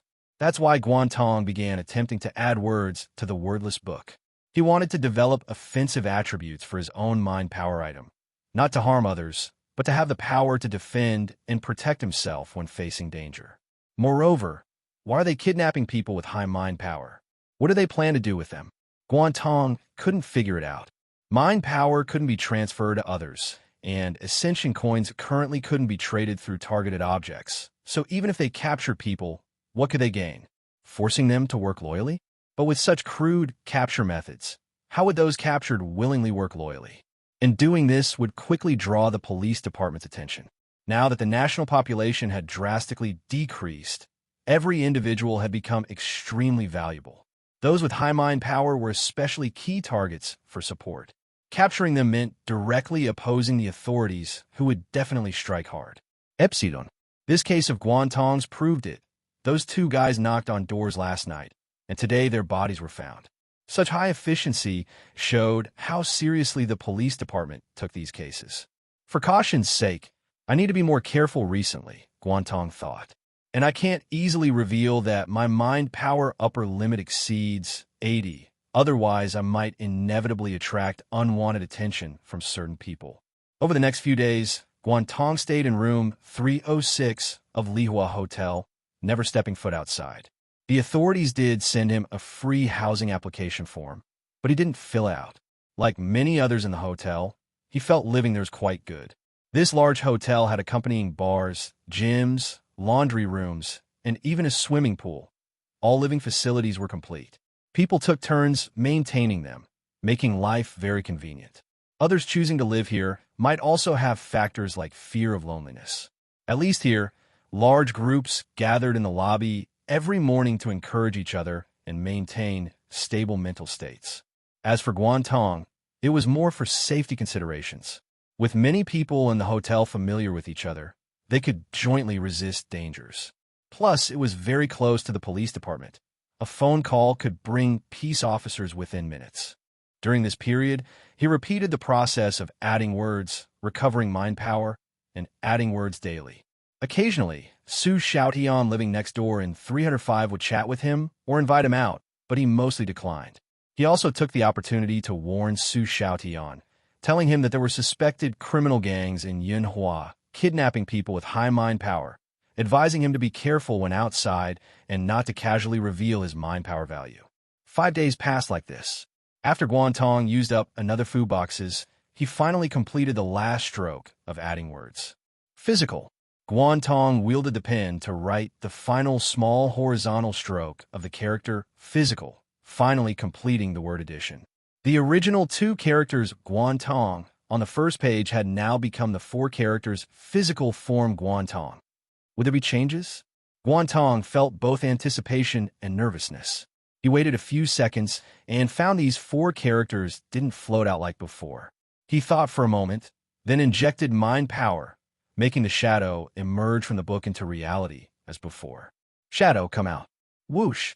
That black shadow, matching Guan Tong's physique, emerged from the book and stood before him. Seeing the shadow, Guan Tong's eyes instantly burst with surprised delight. Success! The previous shadow had been completely hollow in the middle, only an outline at the edges. But now, the shadow standing before him had its middle part completely filled with darkness, as if a pure black Guan Tong stood in front of him. Guan Tong raised his right hand. Under his mental control, the opposite shadow raised its left hand. One black, one white. The moment their hands clasped together, Guan Tong's excited heartbeat accelerated significantly. The shadow really has gained physical form. Honestly, Guan Tong hadn't been very confident before, only attempting to add words on the first page with a trial attitude. He never expected it to actually succeed. It felt somewhat unbelievable. With the shadow having physical form, everything becomes different. The shadow with physical form could be said to have gained numerous new uses. Most importantly, this meant it could interfere with the real world and interact with the physical world. This way, when facing danger, Guan Tong could summon the shadow and mentally control it to help him fight. However, amid his excitement, after glancing at his personal terminal panel, the smile on Guan Tong's face immediately turned slightly bitter. Does the physicalized shadow really consume this much mind power, watching the rapidly decreasing mind power value. Though helpless, Guan Tong knew this was inevitable. The deeper the development of a mind power item, the greater its mind power consumption would certainly be. He calculated, originally in non-physical form, with his current 118-point mind power upper limit, the shadow could be maintained for about 8 minutes. Now with the shadow physicalized, the maintenance time drastically shortened. With 118 points of mind power, estimates suggested it could only be maintained for less than 2 minutes, almost consuming 1 point of mind power per second of existence. Maintenance time less than 2 minutes. Although very short, a few seconds might be enough to solve problems at critical moments. But to use it for longer periods and further deeply develop the shadow's abilities, I still need to increase my mind power upper limit. 49 Doomsday Rules. Day 11 of the third Doomsday Rule taking effect, with 4 days remaining until its conclusion. In an arcade in Yinhua City, Su Xiaotian stared dejectedly at the screen where his control character had fallen dead. Damn it, died again. He had been playing this game continuously for several days, but still couldn't clear the final level. This difficulty is absolutely insane. I've tried dozens of times and can't get past it, Su Xiaotian muttered. If I'd played this before the Doomsday Rules appeared, imagine how many game coins I would have wasted trying to beat it. Buddy, you're not getting past this level. A voice came from beside him. Su Xiaotian turned to see a long-haired young man in a jacket who had spoken to him. The long-haired youth looked at the screen and said, "The final level of this game is designed to be unsolvable. They never intended for players to beat it. It's purely meant to drain your coins." "Really?" Su Xiaotian said in surprise. "That's so scammy." "Yeah, exactly, that's scammy." Seeing the long-haired youth appeared a few years older than him, Su Xiaotian asked, "Brother, how do you know that? Did you get scammed out of a lot of coins before?" The long-haired youth grinned. "I used to work here, so that's how I know." "Oh, I see. But you're pretty persistent, buddy," the long-haired youth said. "Playing so many times without getting through and still going at it." Su Xiaotian smiled. "Well, I've got nothing better to do. Besides, I love playing arcade games since I was a kid, but never had money for game coins. Now we can play without inserting coins whenever we want. How awesome is that?" The long-haired youth nodded. "Pretty awesome indeed." He then examined Su Xiaotian's expression and said with a smile, "Looking at you, buddy, I guess you've given up on the third rule challenge, right?" "Huh, pretty much everyone who's out playing is like that," the long-haired youth explained. "Those who want to pass the rules are following official advice to minimize activity and reduce energy consumption, right? So I figure those out playing have basically given up." "Oh, that makes sense." Su Xiaotian hadn't really thought about this before. Because of his instant noodles item, he hadn't paid much attention to the official recommendations for the third rule, and naturally hadn't read the official challenge guides either. Thinking about it now, it made sense. Those trying to pass the rules would mostly stay home to avoid unnecessary energy expenditure for moving around. Those out having fun were mostly people who had abandoned the challenge. "What? Don't tell me you haven't given up?" the long-haired youth asked immediately upon seeing Su Xiaotian's expression. "Su Xiaotian not that?" "Wow, impressive." The long-haired youth's eyes lit up. "So you bought food boxes then? If you can afford them with ascension coins, your mind power must be over 80, right?" "Something like that." Hee, Su Xiaotian responded with a laugh, wanting to continue playing, but the long-haired youth pressed down on his arm. "Buddy, I know another arcade where they've got all new games you've definitely never played before. Want to come check it out with me?" "Really?" Su Xiaotian's eyes sparkled. For an arcade enthusiast like him, the appeal of never-before-played new games was huge. "Of course, would I lie to you? Let's go. Su Xiaotian followed the long-haired youth downstairs. On the way, the long-haired youth went to the restroom to make a phone call. After leaving the arcade, they waited by the roadside for a while. Su Xiaotian asked, "Bro, aren't we going directly there?" "Someone's coming to pick us up. Just wait a bit," the long-haired youth said. "Okay." Soon, a black car pulled up. Su Xiaotian glanced inside and saw 3 people in the car, one in the driver's seat, one in the passenger's seat, and another in the back. Counting himself and the long-haired youth, that made 5 people filling the car. "Why so many people?" "Just some buddies I play with." "Get in." The long-haired youth opened the back door. Seeing the tattoo on the neck of the youth sitting in the back, Su Xiaotian suddenly felt something was wrong. He suddenly remembered what Guan Tong had told him before, that there were suspected criminal gangs in Yunhua kidnapping people with high mind power. Recalling how the long-haired youth had probed about his mind power back in the arcade, he began to panic. Bro, I just remembered I have something to do. Maybe next time. After saying this, Su Xiaotian turned to leave, but before he could take 2 steps, someone grabbed his arm. Hey now, buddy. The long-haired youth pulled Su Xiaotian back, a menacing glint appearing in his eyes. Leaving now would be disrespectful to us. At that moment, the person for the passenger seat and the one from the back both got out of the car, together with the long-haired youth. The 3 of them surrounded Su Xiaotian. The tattooed man said viciously, "Kid, get in the car now if you don't want to get beaten up." The tattooed man's complete lack of pretense made Su Xiaotian turn pale, realizing he had truly encountered criminals. Looking at the 3 fierce-looking men, he pretended to comply and shrank his neck. "Oh, okay. I'll go with you." Halfway through his sentence, Su Xiaotian suddenly made his move. He swung his right hand and summoned his mind power item from his storage box, instant noodles. Splash! Su Xiaotian flung the noodles forcefully, sending scalding noodles and soup splashing into the 3 men's faces, making them cry out in pain. Seizing the opportunity, Su Xiaotian turned and ran, pulling out his phone as he fled and dialing the top number in his contacts. When the call connected, it was Guan Tong's voice that answered. "Hello, Xiaotian, what's up?" Since they had only recently met and exchanged numbers, Guan Tong's number was at the top of his newly added contacts. "Guan Tong," Su Xiaotian shouted in panic. "It's bad. I've run into kidnappers. Near the arcade. Contact the police department for me. Ow." Before he could finish speaking, he felt a kick from behind, stumbling and falling to the ground. Looking up, he saw it was a young man from the driver's seat who had caught up with him. Since he hadn't gotten out of the car, he had avoided the instant noodles attack. Now, this driver began punching and kicking the fallen Su Xiaotian. "You little bastard, daring to pull that sneaky trick. I'll beat you to death." Ouch! The other 3 men caught up too, joining in with furious kicks. Where did this little shit get instant noodles from? That burned like hell. I'm going to beat him to death. Stop hitting him for now. Quickly stuff him in the car and take him back. His phone, smash his phone. Crunch. That was the last sound Guan Tong heard before the call cut off with a beep. Su Xiaotian got kidnapped by criminals? I need to contact the police department immediately.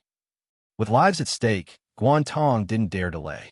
He had gotten along quite well with Su Xiaotian these past few days, and since he himself had almost become a victim in this serial kidnapping case, he certainly couldn't stand by and do nothing.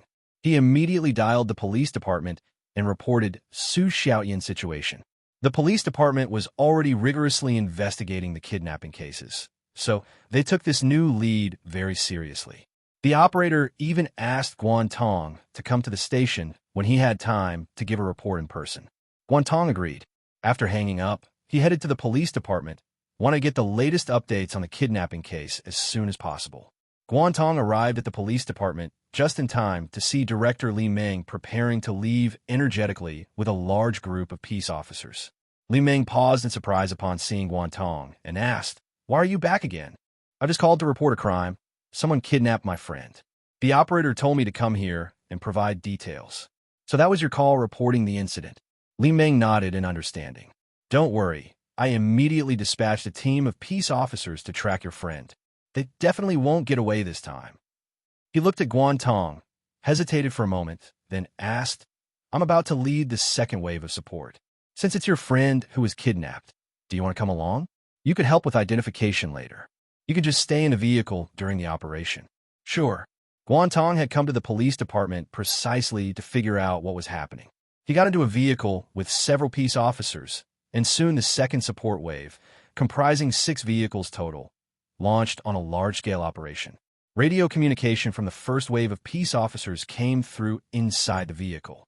Reporting to Director Li, "We've located the target vehicle, a black Wozang with license plate ST-7739. The vehicle is currently traveling north along Qingqi Avenue. We're ready to intercept at any time." "Do not intercept." Li Meng's steady voice came through the radio. "Maintain surveillance. Stay undetected. This time we're going straight to their hideout." "Yes, Director Li." Hearing that they had successfully tracked the target vehicle, Guan Tong breathed a slight sigh of relief. This meant Sleep.Seventy-two should be able to be rescued. He wasn't particularly worried about the criminals killing anyone. From any perspective, these criminals' purpose in kidnapping individuals with high mind power definitely wasn't simply to kill them. The first surveillance team continued providing real-time updates on the criminal vehicle's location. After about 20 minutes, they reached the destination. Director Lee, the target vehicle has entered an abandoned construction site. We held back from immediately following them inside to avoid detection. Good, Li Meng said. Hold your position, we'll arrive shortly. The 6 vehicles in the second wave accelerated and reached the construction site entrance within minutes, joining up with the 4 peace officers from the first surveillance team. Click. Director Li Meng drew his service weapon immediately after exiting the vehicle, releasing the safety as he addressed the peace officers seriously. Everyone arm yourselves properly. The targets are likely vicious gang criminals. We cannot afford any carelessness. Yes, sir. Officer Zhao. Officer Qian, you two guard the entrance. If anyone tries to escape, make sure you stop them. In Guan Tong, there might be danger inside the construction site. Stay in a vehicle by the entrance and don't wander off. After deploying his forces, Li Meng led nearly 30 peace officers armed with guns into the construction site. The 2 peace officers left to guard the entrance, Officer Zhao and Officer Qian. Both gripped their pistols tightly, vigilantly watching their surroundings. Inside the construction site, within a foreman's office, Brother Tiger's expression drastically changed as he watched the surveillance footage on the screen. He suddenly stood up and backhanded the long-haired young man behind him, sending him sprawling to the ground. You useless pieces of trash. You actually got tailed by the cops. The long-haired youth sat on the floor, clutching his face, looking terrified. How is that possible? Could it be because of that phone call, the one that kid made? You let him make a call when you captured him, and didn't even mention it immediately after returning? Brother Tiger said through gritted teeth, the murderous intent in his eyes practically overflowing. The long-haired youth and his companions had been afraid of Brother Tiger's anger, which was why they hadn't dared to tell him about the brief call Sleep.Seventy-two made before being captured. Now that the truth was exposed, they could only beg for mercy. Brother Tiger, it was that kid playing dirty. He had some instant noodles item, we couldn't dodge it, and got splashed in the face. Shut up.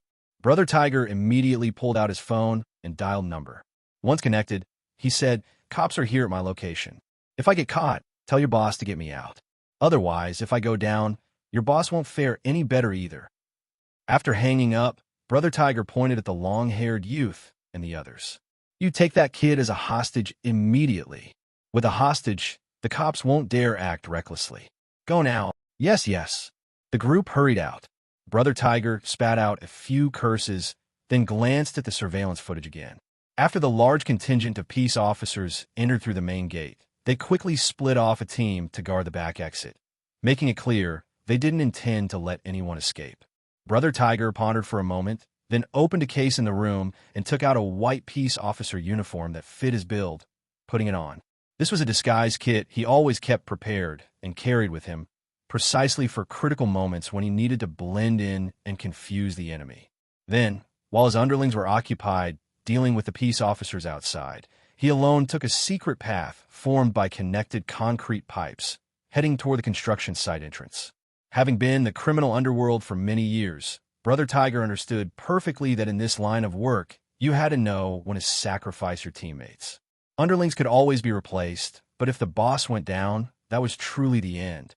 Based on his years of experience dealing with peace officers, he also knew that the police presence at the main entrance would definitely be the lightest. As long as he could blend in, steal a vehicle, and drive off, he'd be long gone by the time the cops realized what happened. Meanwhile, at the construction site entrance, Guan Tong sat in the vehicle. Shortly after Li Meng led his team inside, just 3 or 4 minutes, several sharp commands echoed from within. Don't move. Get on the ground. Drop your weapon immediately. Following the commands, a series of bang-bang gunshots rang out. Apparently someone was resisting arrest, forcing the peace officers to open fire. Hearing the gunfire, the 2 peace officers guarding the entrance, Officer Zhao and Officer Qian, both tensed up, concerned for their colleagues who had entered the construction site. Just then, a peace officer emerged from the construction site entrance with his head lowered. Officer Zhao and Officer Qian paused in confusion. How did you? Thump! The peace officer suddenly launched his attack. A brass knuckles materialized on his previously empty right hand, and he delivered a heavy punch that sent Officer Zhao sprawling to the ground. Officer Qian beside him was shocked and had only raised his gun halfway when the assailant's fist struck again. The powerful fist clad in brass knuckles smashed hard into Officer Qian's abdomen. The pain was so intense Officer Qian couldn't even cry out. His face contorted as he doubled over like a shrimp and collapsed. The assailant's attack was too sudden. Not only were Officers Zhao and Qian caught off guard, even Guan Tong sitting in the vehicle behind them didn't react in time. This brutal criminal wearing a peace officer uniform was ruthless and decisive, taking down 2 peace officers with just 2 punches. His strength was extraordinary, definitely not an ordinary person. Moreover, the brass knuckles had materialized out of thin air on the assailant's right hand, clearly indicating it was his mind power item. Brother Tiger then noticed Guan Tong sitting in the back seat of the vehicle, his vicious eyes narrowing. There's another one. Knowing conflict was unavoidable, Guan Tong watched as the assailant ran toward the vehicle he was in. He immediately retrieved the wordless book from his storage box. Shadow, come out. Crash! The assailant's right fist clad in brass knuckles shattered the vehicle window. He reached in to grab Guan Tong by the collar, trying to drag him out of the car. But just as his hand entered the vehicle, 2 pure black arms suddenly emerged from behind him, viciously clamping around his neck. Guh! Ugh! Brother Tiger felt someone's arm choking his neck. Struggling to breathe, he glanced down and saw 2 pure black arms. What was this? He initially thought a peace officer had grabbed him from behind, but these completely pitch-black arms with no pores or hair looked more like some monster's limbs. Definitely not human. Dat cough! Brother Tiger struggled desperately. Despite his fear, he used his right hand wearing the brass knuckles to fiercely pound the black arms, hoping the pain would make them release him. However, how could he know that Shadow simply didn't possess the sensation of pain? No matter how hard he struck, Shadow's arms remained firmly locked around his neck without loosening. Sitting inside the car, Guan Tong watched as this vicious criminal was put in a rear-naked choke by the Shadow he controlled. This chokehold was a simple yet effective combat technique he'd seen on television before, capable of rendering someone unconscious in an extremely short time. He never expected it would come in handy now. In less than 10 short seconds, Brother Tiger's complexion turned from pale to blue, from blue to purple, until finally white foam spilled from the corners of his mouth, his eyes rolled back, and he completely lost consciousness. Only then did Guan Tong get out of the car. He looked at the unconscious thug on the ground and slightly frowned. This guy should be a dangerous individual. He originally thought he could just stay in the car waiting to identify Su Xiaotian, never expecting such a vicious criminal would suddenly appear. Guan Tong recalled Shadow and went to check on the 2 peace officers who had been knocked down by this thug. At that moment, Li Ming rushed out from the construction site entrance with several people, greatly surprised to see the scene. What happened? Guan Tong said. A criminal disguised as a peace officer escaped and unexpectedly ambushed and knocked down 2 officers. When he tried to attack me, I luckily managed to knock him out. Li Ming first checked his 2 colleagues, confirming they weren't in life-threatening danger, then breathed a sigh of relief. He then walked over to the unconscious thug, turned him over to see his face, and exclaimed in shock, Shenzhuahu. Director Li knows this criminal? Li Ming nodded, his voice grave. This bastard was imprisoned over 10 years ago for running a gang involved in organized crime. He should have been released around the end of last year. I never expected he'd return to his old ways in less than a year. Oh, yo. As he spoke, Li Ming seemed to remember something, looking up at Guan Tong in surprise. This Shanzhuahu is known for being fierce and ruthless. I recall you're still a student, right? To actually knock him out. Seems you're quite impressive beneath the surface. Guan Tong didn't respond to this comment, instead asking, Director Li, how are things inside the construction site? Li Ming stood up. Everything's finished. Several who violently resisted arrest were shot dead. The rest are handcuffed. The kidnapped ones are fine too, just knocked unconscious and haven't woken up yet. Your friend should be among them. You can go identify him. Okay. I'll first have someone take my injured colleagues and several victims. As for this, Shanzua, Li Ming said with a cold laugh, if I don't interrogate him until I peel off 2 layers of skin, digging out everything he's known since he was in the womb, I'd be unworthy of this uniform. Hearing this, Guan Tong was surprised. Director Li with his glasses looked quite scholarly, but was actually quite passionate. As for you, Li Ming looked at Guan Tong, raising his hand to stroke his chin. Technically, you assisted in capturing a major suspect, so according to department regulations, you should receive a bonus from the police department. But money isn't much used these days, and as for gold, the department really can't afford to give any. Guan Tong shook his head, no reward needed. I just hope Director Li can solve this case quickly and find out why Shan Zhuhu kidnapped high mind power individuals and what his purpose was, since I'm also involved in this case. Li Ming nodded. All right, that's fine for now. I'll have someone notify you to come to the station when there's news.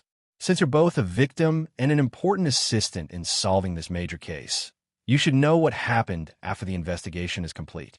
Li Ming then took all the captured criminals back for intensive interrogation, while Guan Tong followed a vehicle carrying the unconscious Su Xiaotian to the hospital.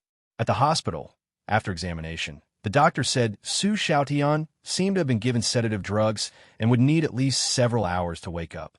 Guan Tong waited at the hospital. After over 3 hours, Su Xiaotian groggily woke up. Guan Tong, where am I? Hospital. Don't you remember being kidnapped? Hearing the keyword kidnapped, Su Xiaotian quickly became alert. After learning what happened from Guan Tong, he felt immensely grateful. Guan Tong, no, Brother Tong. Thank goodness you notified the police department in time, or my life would have been over. From now on, you're my real big brother. Enough. You need to be more careful yourself. Mind power values and items should actually be kept confidential, Guan Tong said. After all, while you shouldn't harbor intentions to harm others, you must always guard against others harming you. Right. Absolutely. Su Xiaotian nodded repeatedly. I've learned my lesson this time. Next time someone asks nosy questions, I'll just play deaf and dumb. Guan Tong checked the time. If you're fine, let's return to the hotel. Rest and calm your nerves. I expect the police department will call you in later to give a statement. On their way back, Su Xiaotian detailed how he was kidnapped, for being approached and tricked into revealing information, to the arrival of criminal accomplices and his failed escape attempts. When Guan Tong heard Su Xiaotian used instant noodles as a weapon, he thought the kid was quite quick-witted in emergencies. If the driving thug hadn't avoided it, he might actually have escaped from the group. The outside world is too dangerous. I'm never going out casually again. Back at the hotel, Su Xiaotian still looked traumatized. Brother Tong, I've decided that before enrolling at the Capital Academy next month, I'll be a homebody like you, staying in my room and going nowhere. While you're idle in your room, you could practice using your mind power more and develop your instant noodles item. Guan Tong said, that way your upper limit will increase faster. Okay, I'll go back to my room and lie down for a while. My heart is still pounding wildly. After Su Xiaotian returned to his room, Guan Tong swiped his card to enter room 306 where he was staying. He sat at the desk, contemplating today's experiences. It wasn't exactly thrilling, but definitely somewhat stimulating. What satisfied Guan Tong was that Shadow's first actual combat performance met his expectations, proving his path of deep development was correct. Shadow's physical capabilities after materialization are completely linked to me. That means, to make Shadow stronger in terms of power or speed, I myself need to strengthen through training in those areas. However, Shadow's advantage over me is that it lacks sensations like pain, itchiness, or fatigue. Moreover, it's almost impossible to kill, as long as I can continuously supply it with mind power. Even if cut in half by a blade, it can quickly recover. Based on these characteristics, Guan Tong gradually formed a vague plan for how to further strengthen Shadow. Director Li, this Shunzhuahu is incredibly arrogant and specifically asked to speak with you. At the Cloud Flower City Police Department, Li Ming was writing something in his office when he heard his subordinate's report and stopped his work. Oh, he's awake? I'll go over right now. In this current era of Doomsday Rules, kidnapping high mind power individuals was a major case, and Li Ming had originally planned to conduct the interrogation personally. He went to the interrogation room. Shun's Wahoo was securely fastened to the interrogation chair. When he saw Li Meng enter, he grinned. If it isn't Director Li, we meet again. Over 10 years ago, you were just a captain, right? Now you've climbed all the way up to director. Not bad at all. That's right. I should actually thank you. If I hadn't captured your Tiger's Roar gang back then and earned myself a major merit, I probably wouldn't have been promoted later. Li Meng smiled. Unlike you, Shin's Wahoo, more than 10 years have passed, and you haven't made any progress at all. Upon hearing this, the thick flesh on Shin's Wahoo's face twitched, and he stared at Li Meng with a hostile glare. You said you wanted to talk to me, so speak. Li Meng asked, what was the purpose of your kidnapping operation? Or have the victims been transferred? Who is your handler? Shin's Wahoo's mind stirred, and he said, Handler? What handler? Li Meng said calmly, Shin's Wahoo, you're not young anymore. Don't play the fool like some young punk. Shin's Wahoo remained silent for a moment, then sneered coldly.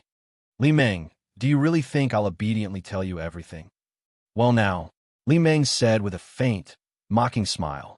Quite the tough guy, but your underlings were much more cooperative. They've all confessed that you were the mastermind behind the kidnapping, and they've also revealed that you killed someone a couple days ago. Upon hearing this, Shin's Wahoo's face turned ashen with rage, his teeth grinding audibly. You can't really blame anyone else for this. When things went south, you, as the boss, let your underlings take the fall while you sneaked away through cement pipes to escape. When you show such disloyalty, can you really blame your underlings for turning on you? Shin's Wahoo just come clean. You win some, you lose some. You know you're finished this time. Once you're in here, you're never getting out. You might as well be straightforward about it and confess. Shin's Wahoo stiffened his neck and said viciously, Li Meng, let me tell you something. Shin's Wahoo didn't get caught by you cops. If it weren't for that damn little brat. He remembered now. The kid sitting in the back seat of the car was unusually young and wasn't wearing a uniform at all, clearly not a peace officer. This filled him with regret. If he had just dealt with the two peace officers guarding the door and directly stolen a car to escape, without bothering with that kid, he might have been safe by now. Onoves, Li Meng said, the little brat you're referring to is a special investigation assistant working with our police department. Getting caught by him means getting caught by us. Shin's Wahoo's face darkened. Despite all the dangers and challenges he had faced over his many years in the underworld, whenever he recalled that pure black arm that had choked his neck, completely hairless and poreless, a chill still ran down his spine. He remembered that before losing consciousness, he had even used his brass knuckles to strike that arm. And his brass knuckles were a mind power item. Even hitting it with those had barely done anything. Whatever had been choking him from behind was definitely not human. But what exactly was it? Some kind of monster? Shin's Wahoo. Li Meng's voice brought him back to the present. At this point, just honestly reveal your handler. I know you well. Now that you're in trouble, you absolutely won't let anyone else off easy either. That's just your nature, harming others without benefiting yourself. Li Meng, you're right. Shin's Wahoo, am indeed not someone who values loyalty. Even if I die, I'll drag others down with me. But the question is, even if I tell you who the handler is, would you dare to arrest them? Go ahead and say it. Shin Wahoo said slowly. The person I dealt with directly was just a small-time lackey, not worth mentioning. But I'm not incompetent either. I secretly investigated and found out who that lackey was really working for. You know who actually wants those high mind power individuals kidnapped? He smiled and spoke a name. Zhao Jiping. When Li Meng heard this name, his expression immediately turned serious. He adjusted his glasses and said in a deep voice, You're referring to Zhao Jiping, chairman of Hengyun Real Estate. That's right, him. The boss of the largest real estate conglomerate in Beijing country, and also a member of the development committee. A mocking smile appeared on Shin's Wahoo's face. Li Meng, do you, as a mere city police director, dare to arrest him? When there were only 3 days left in the effective period of the third Doomsday Rule, fasting therapy, the hidden rule stating that the quantity of goods in the Ascension store is limited was finally discovered. The first to discover it was an ascendant in the Saroma Empire. This ascendant had originally planned to tough it out through the entire 15-day rule period through sheer willpower, but when there were only 3 days left, they finally couldn't hold out any longer. fearing that their body might suffer irreversible damage or serious long-term effect from extreme starvation.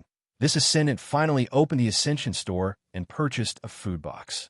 But the moment the purchase was completed, they clearly saw that beneath the basic food box bronze tier product in the store, a line of small text had appeared. Remaining quantity, 999-9999. This small text, indicating limited quantity, had definitely not existed before. Shocked by this discovery, this survivor posted about it online, and soon the news that Ascension store products have limited quantities spread throughout the world via the internet. Immediately, discussion erupted in countries everywhere, and this news quickly rose to the top of the discussion charts on Beijing countries' social media platforms. The boxes are actually limited? It seems the remaining product quantity only appears when inventory drops below 10 million. Holy shit, there was actually hidden information like this.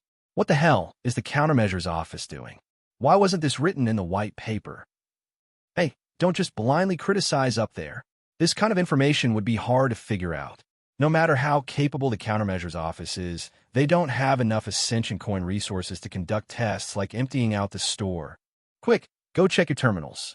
The food box inventory is dropping way too fast. It's true.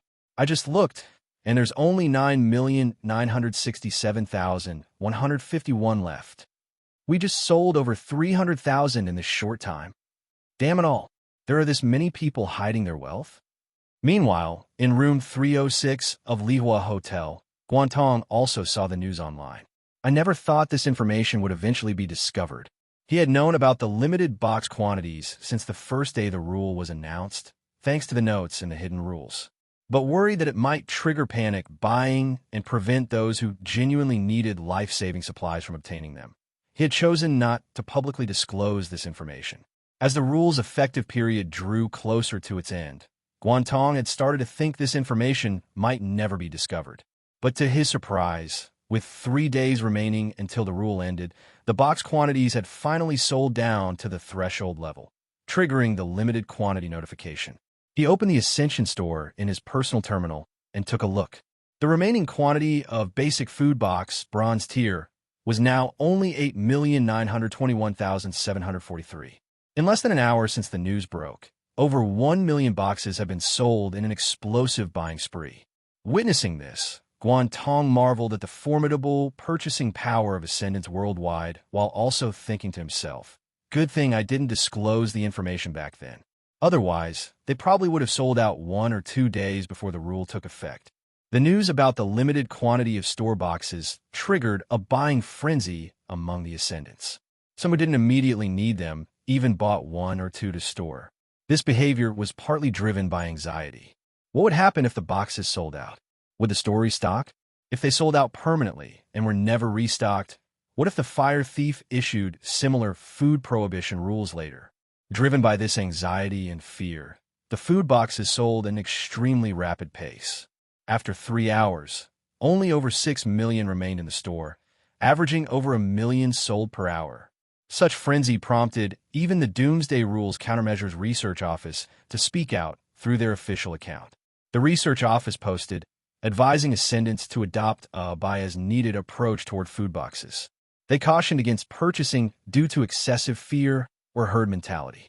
This would not only waste hard-earned Ascension coins, but might also prevent Ascendants with genuine life-saving needs from buying them later. They hoped the broader Ascendant community would remain rational and think calmly. Since the Doomsday Rules Countermeasures Research Office was established under the leadership of the Beijing country government, any statements or suggestions it issued were essentially equivalent to official calls to action. However, how one spent their own Ascension coins was ultimately a personal matter for each Ascendant. The authorities could only offer suggestions. They had no justification or ability to enforce mandatory requirements. By evening, only 3 million food boxes remained. Guan Tong didn't pay much further attention by this point and went to bed early to reduce energy consumption. He had previously bought 4 food boxes in total. By today, he had used 3, and he didn't plan to use the last one. So for the remaining effective duration of the rule, he adopted a lifestyle of minimal energy expenditure. He didn't go out, didn't do tasks, didn't think too much, and whenever he had nothing to do, he slept. During this period, Only Su Xiaotian visited him once, asking if he wanted to proactively go to the police department to give a statement, since the police department hadn't contacted him. Guan Tong told him to decide for himself. After consideration, Su Xiaotian decided it was better to avoid unnecessary trouble. Since the police department wasn't seeking him out, he didn't want to go outside either.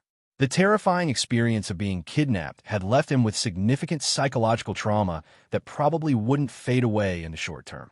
And so, the final effective period of the rule passed quietly amid Guan Tong's idleness. At 9 a.m. on May 29th, the effective period of the third Doomsday Rule officially ended. The fire thief's voice arrived right on schedule once again, perfectly punctual. Rule period has ended. Congratulations on passing the test of the third Doomsday Rule. Rewards have been issued to your storage box. The Ascension store has added more products. You can check via your personal terminal.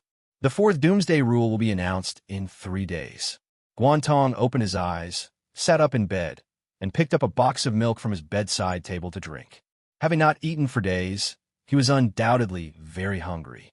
But immediately indulging in rich foods and overeating could likely harm his body. So he had prepared high-energy foods like milk and chocolate in advance and placed them on his bedside table, planning to use them to settle his stomach after the rule ended. It is. New rule in just 3 days? The interval between rules this time is surprisingly short. Guan Tong pondered the information given by the fire thief while drinking milk through a straw. He remembered that after the first rule ended, the second rule was announced 15 days later. After the second rule ended, the third rule was announced 30 days later, a full month. It seemed that passing a rule didn't always mean the interval before the next rule's announcement would increase. This previously speculated pattern had undoubtedly been broken by the fire thief. Personal terminal. Guan Tong silently recited in his heart, and the terminal interface appeared before his eyes. Name, Guan Tong. Nickname, Shadow. Title, Order Keeper. Mind Power, 119. Ascension Coins, 190. Comprehensive biometric evaluation, excellent. There weren't major changes in his personal information. During the third rule period, he hadn't engaged in much coin creation, so his Ascension coins remained fixed at 40. Adding the 150 reward from this time brought the total to 190. The only noteworthy point was his mind power upper limit of 119 points. After the second rule ended, Guan Tong's mind power upper limit was 114 points. Subsequently, there was a 1-month interval before the third rule was announced. 1 month of 30 days plus the 15-day effective period of the third rule meant 45 days in total. In these 45 days, his mind power upper limit had increased by a full 5 points, averaging 1 point increase every 9 days. This speed was considerably faster compared to the beginning. Guan Tong remembered previously, even when he completely exhausted his mind power every day, leaving not a single point, it still took over 10 days to increase the upper limit by 1 point. But during this period, he hadn't pressed his mind power so harshly. In fact, during the last few days of the rule's effective period, to reduce his body's energy consumption, he hadn't used even 1 point of mind power. Despite this, the average number of days for the upper limit increase was still lower than before. It showed that if he had pressed himself as crazily as before during this time, this average increase period might have been shortened even further. Under extreme conditions, it might even have been possible to increase the mind power upper limit by 1 point every 7 or 8 days. It's very likely the effect of that gene optimization serum slowly taking effect. Guan Tong thought to himself, truly worthy of a precious item obtained from a glory tier treasure chest. It seemed it wasn't just a one-time deal, but rather something that, after consumption, would optimize the body over the long term. He opened his storage box. Inside, besides the unused basic food box, bronze tier, and the wordless book, there was now also a ticket with a black background printed with a burning cup. First Ascendant Challenge Tournament Invitation. Ascendants holding this invitation can participate in the first Ascendant Challenge Tournament, which will commence after the 5th Doomsday Rule concludes. With a thought from Guan Tong, the invitation appeared in his hand. It felt like it had a gold foil texture. This was the special item, besides the Ascension coins, included in the success reward announced back when the third rule was issued. Judging from the description, This first Ascendant Challenge tournament will start after the 5th Doomsday Rule ends. I wonder what kind of challenge tournament it will be. If it were one-on-one real-person PK, Guan Tong felt he might have a slight advantage. After all, he could summon his shadow to help him fight, which basically amounted to 2 against 1. However, Guan Tong hadn't received any combat training. His fighting skills were essentially a blank slate. It might be good if he had the chance to get professional training from a combat master. Guan Tong had considered this issue before. Improving himself would also make his shadow stronger. Finding an excellent, serious combat teacher to learn from wouldn't be a bad idea. But he wasn't desperate for it either. His main focus currently still needed to be on increasing his mind power upper limit and dealing with the challenges brought by the Doomsday Rules. With a wave of his right hand, the invitation returned to the storage box. Guan Tong then opened the Ascension store function in his terminal to check out the new products added after this rule.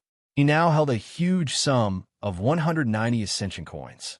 If any good items were newly available, he could definitely make a purchase. As soon as Guan Tong opened the Ascension store, he immediately noticed that the basic food box bronze tier product was gone. Was it sold out and removed from shelves?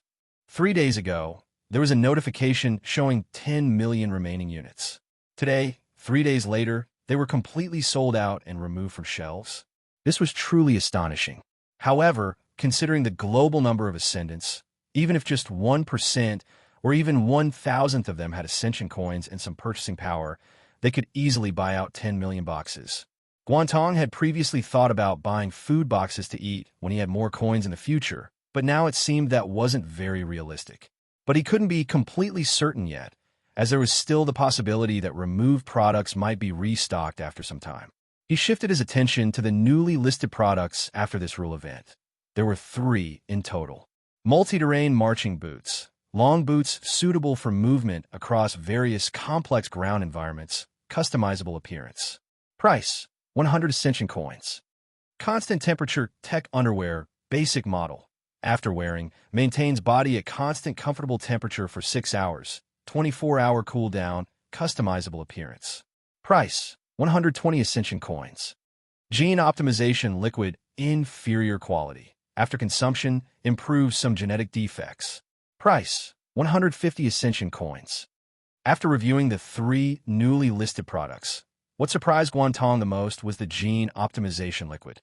This gene optimization liquid inferior quality was undoubtedly the same type of product as the gene optimization serum he had previously obtained from the Glory level box. The only difference was that one was an optimization serum, while the other was an inferior quality optimization liquid, suggesting a huge gap in quality. If I hadn't obtained the serum from the box earlier, I would definitely prioritize buying this optimization liquid, Guan Tong thought. But since I've already consumed the serum, taking this inferior quality liquid probably won't be very effective. After making this judgment, he decisively abandoned any purchase plans for it. As for the other 2 products, the multi-terrain boots and the underwear that could maintain constant body temperature for a fixed period, both were quite useful items. Or no, but Guan Tong felt he didn't currently need either of these items. If this were before, he would definitely have saved his Ascension coins to purchase them only when needed. However, the precedent set by the food boxes made him wonder, were all products limited in quantity? If every product was like the food boxes, not showing limited quantities initially, but only displaying remaining numbers when they dropped below a certain threshold, that would be quite disadvantageous for Guan Tong. Because unlike many people who spend over 10 hours daily online, Guan Tong used most of his time for mind power development and rest. The benefit of this approach was his relatively stable emotional state and fairly regular daily biological rhythm. The drawback, however, was that he wasn't very timely in receiving the latest information. Consequently, if new products quickly sold down to the threshold quantity and began showing limited availability, Guan Tong might miss out due to delayed information reception, only opening the store when he needed something, only to find it already sold out. Moreover, the store didn't have a limited quantity alert function, and Guan Tong didn't want to constantly open his terminal to check. After some consideration, he decided to first spend 120 Ascension coins to purchase the more expensive constant temperature tech underwear basic model. After this purchase, The remaining 70 coins weren't enough for the 100-coin multi-function marching boots. However, he could create bound coins himself, so the 30-coin gap didn't require relying on rewards. He could cover it himself. Guan Tong then closed his personal terminal and got up to go eat. After being hungry for 3 or 4 days, a bit of milk and some chocolate weren't enough to fill his stomach. On the online platforms that Guan Tong didn't frequently check, after the conclusion of the third Doomsday Rule, another major discussion erupted regarding the 3-day rule interval period. Fourth rule in just 3 days. Are you kidding me? Why so fast? Last time it was a month apart. The Fire Thief really doesn't intend to give humanity any rest, constantly finding new ways to torment us. It could be as long as a month or as short as 3 days. Seems the rule interval period is completely unpredictable. What are you planning to buy from the newly listed store items? Is that even question? Definitely the gene optimization liquid. I also think that's the most important item. It can actually improve genes. Better wait for the Countermeasures Research Office's experimental results first. I'm not waiting. What if it sells out before I can buy it? This thing will definitely be the most sought after. Someone started a product purchase poll, and over 95% of people chose gene optimization liquid, showing that most people shared the same perspective. The prevailing view was that improving genetic defects represented a long-term benefit for one's body. The other 2 items, after all, were just external tools. However, the discussion boards were soon flooded by one particular post. The post was titled, "Is my personal terminal glitching? Am I the chosen one?"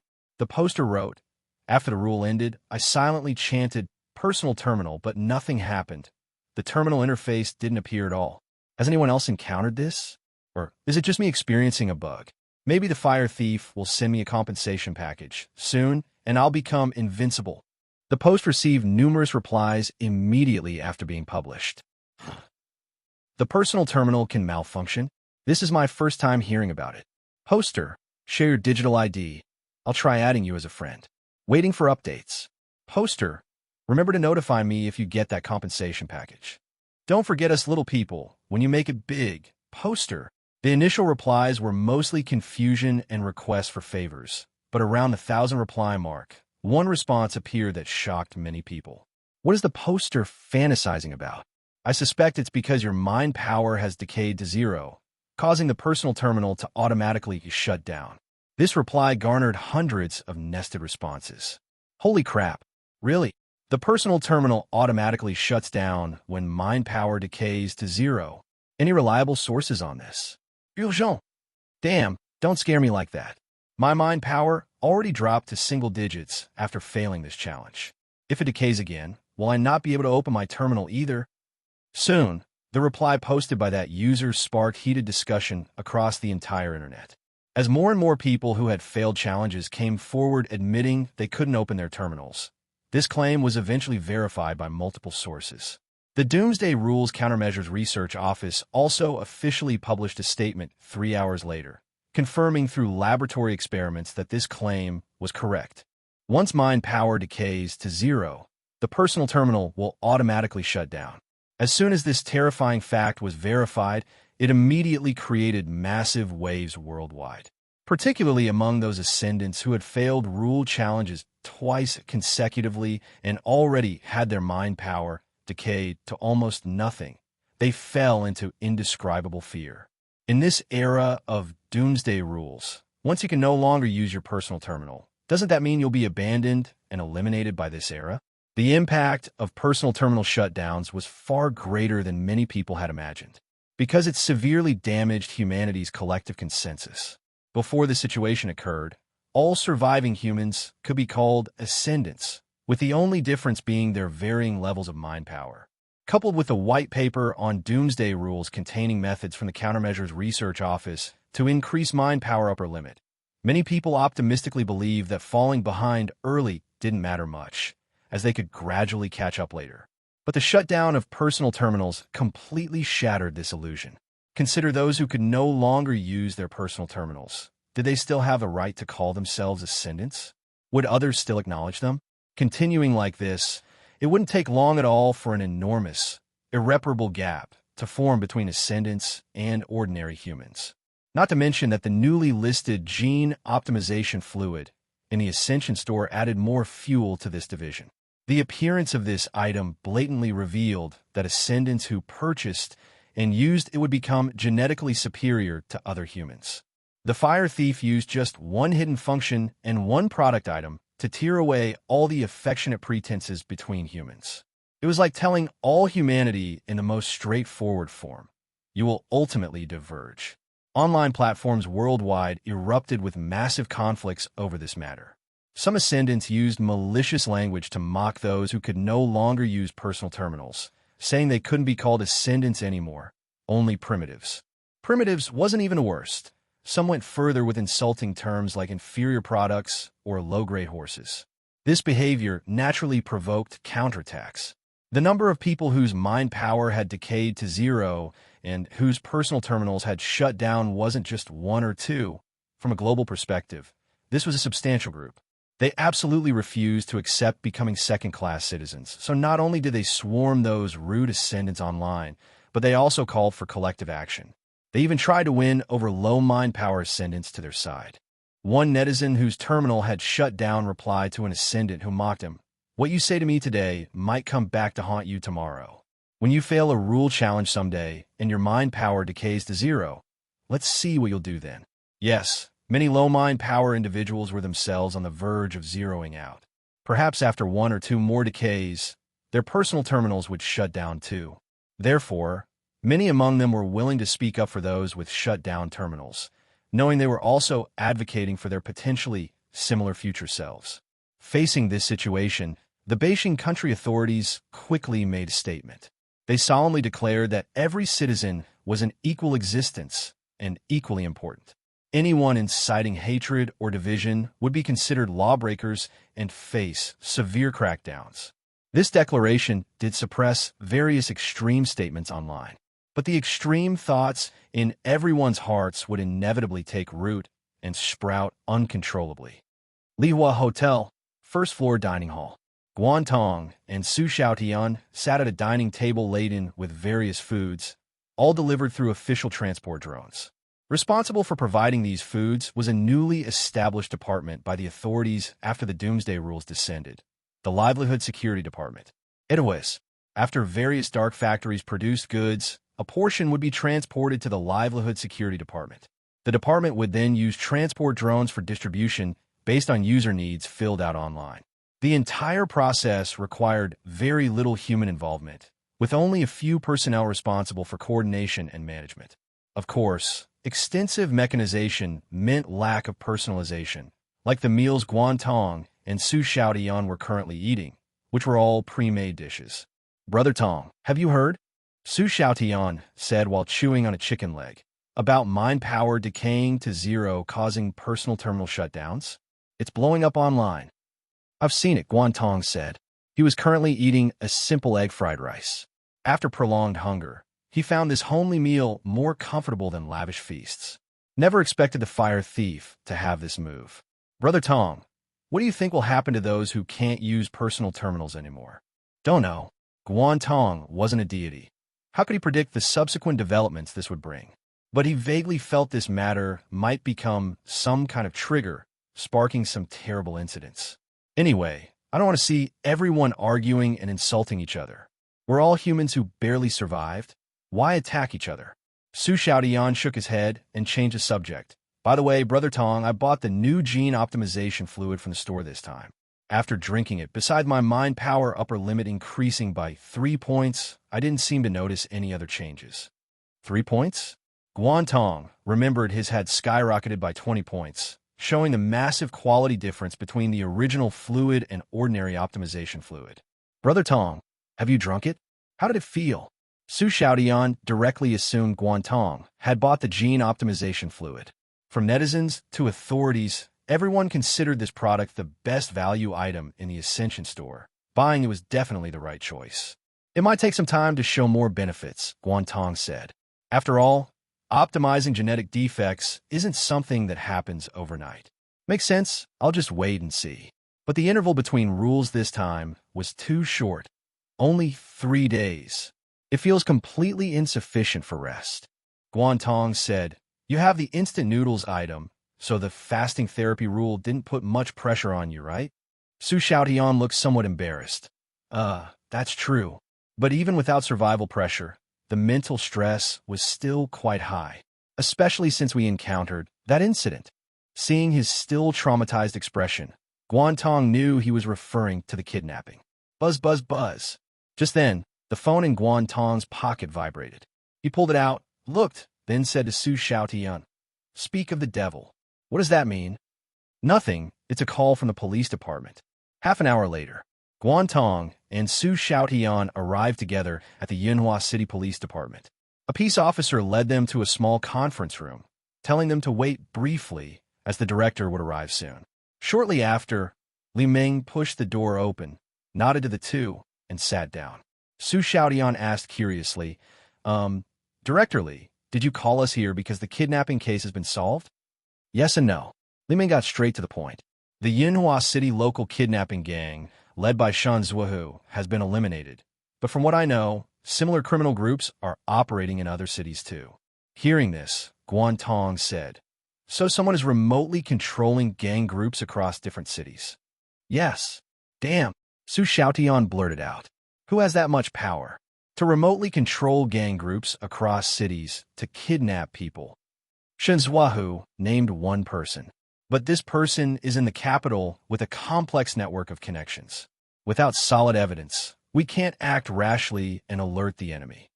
I called you here today to tell you before I leave. Because the criminal network's upper levels are complex with many connections, your case probably can't be concluded short-term and will be temporarily sealed. But you don't need to worry about retaliation locally. At least Shan Zuohu and other core gang members have been charged with serious crimes. Especially to Shanzhou, murder, kidnapping, operating criminal gangs. With multiple charges combined, he'll be executed soon. The two fell silent upon hearing this. They never expected a kidnapping case to involve so much behind the scenes. Guan Tong then asked, "Director Li mentioned before I leave earlier, are you leaving Yinhua?" "Yes." Li Meng said, "I received orders from superiors this morning, transferring me to a task force in the capital. It's specifically to continue investigating this large-scale, high-mind power individual's kidnapping case spanning multiple cities." After returning from the police department, Guan Tong sat in his room, reviewing everything that had happened recently. Ever since those two gang members randomly found his home, the pace of his life had accelerated significantly, especially since this kidnapping case had far-reaching implications. It wasn't an isolated incident, but a major case involving multiple cities with higher-ups remotely directing operations. On his way back, Guan Tong had wondered how such remote control could be achieved. In this era of Doomsday Rules, why would gang groups across various cities take the risk of kidnapping people and opposing the authorities? It could be temptation through benefits, but not money, which has become nearly useless now. They would likely offer gold instead. It could be coercion, threatening elimination if they didn't comply. Or it could be a combination of both, employing both carrot and stick without missing either. If it's temptation through benefits, the ones holding the most gold currently are definitely the authorities.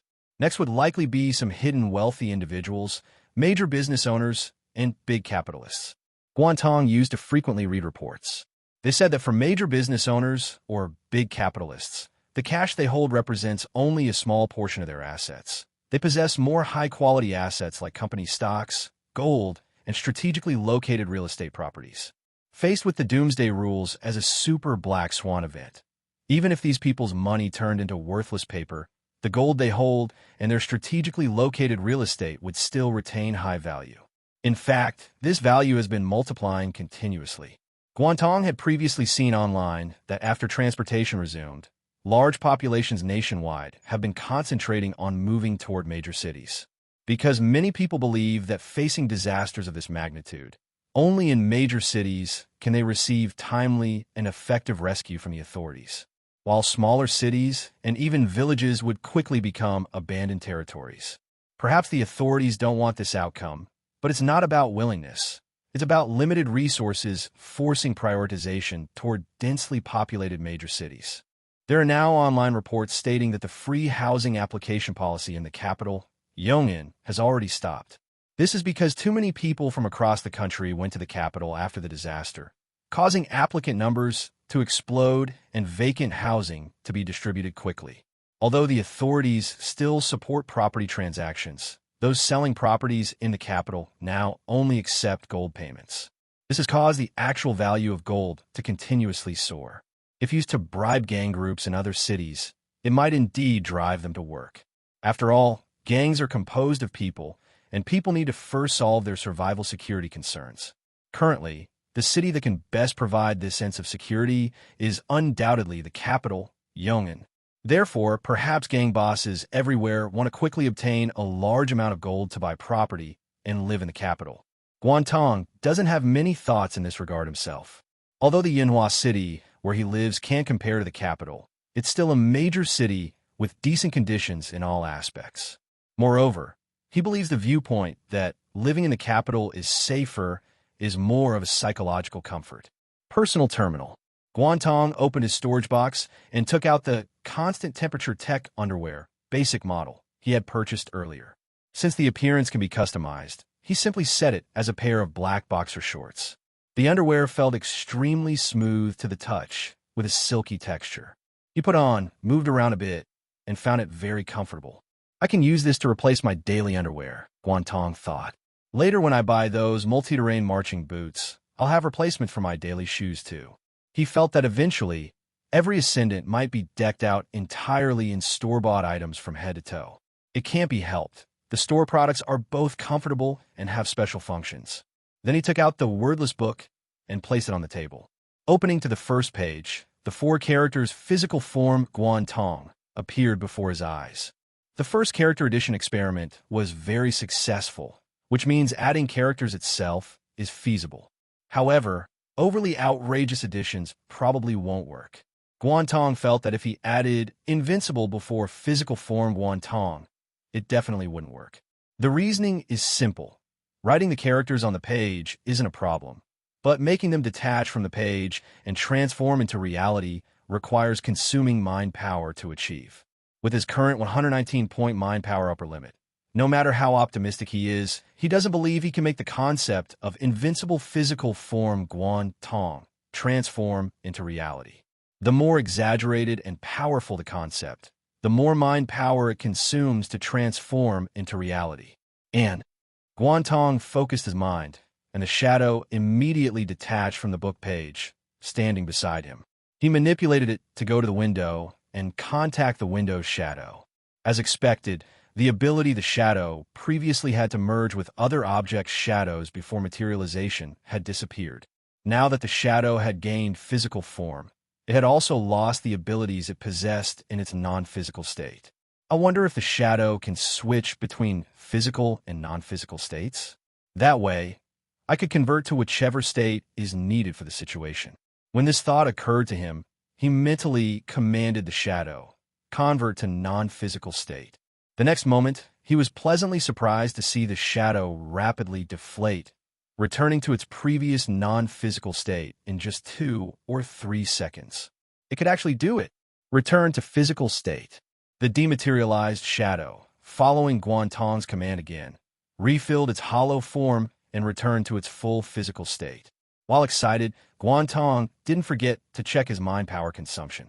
Sure enough, conversion between physical and non-physical states consumes mind power, with each conversion instantly consuming about 20 points. This is absolutely worth it.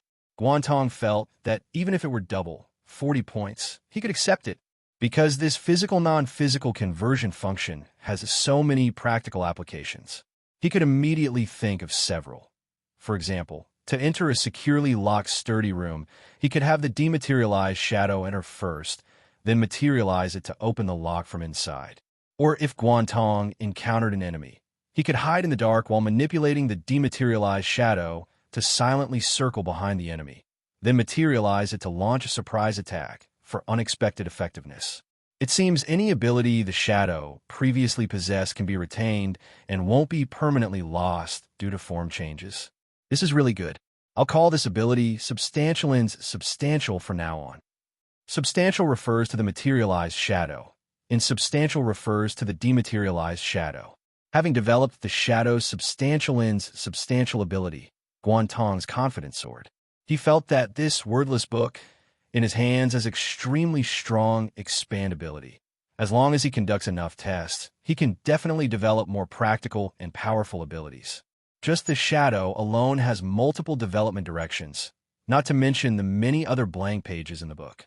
If not for insufficient mind power, Guan Tong would really want to write 1 page per day, testing new abilities daily to see if they could be realized. Unfortunately, this rule interval period is too short. In 3 days, the Fire Thief will announce the 4th Doomsday Rule. I don't have much time for development. Only today and tomorrow. The day after tomorrow, I'll need to conserve mind power to deal with whatever new rule emerges. Over the next 2 days, since the time was relatively short, Guan Tong didn't open a new page in the wordless book, but instead continuously tested Shadow's substantial and substantial ability. During the testing process, he discovered a flaw. That was the issue of line of sight. Shadow itself had no 5 senses. All its actions required Guan Tong's commands. Because of this, if Guan Tong wanted to send it to a place where he had no visual field, it was completely impossible to go. How to solve this problem was still under consideration by Guan Tong. Either leave it as is, or find a way to give Shadow perception abilities, but couldn't be complete perception. If it had complete perception, then its advantage of not fearing pain would be lost again. Guan Tong had considered attaching a hidden camera to it, with himself carrying a real-time transmission video receiver. But this might be subject to interference and jamming, and moreover, once Shadow became insubstantial, the camera on its body would immediately lose its carrier and fall to the ground. If approached through the wordless book, meaning adding word again, it might be useful, but currently Guan Tong didn't have time to attempt it. He had no choice but to set this problem aside for now. Additionally, he also tested the possibility of materializing Shadow while it was fused with other shadows.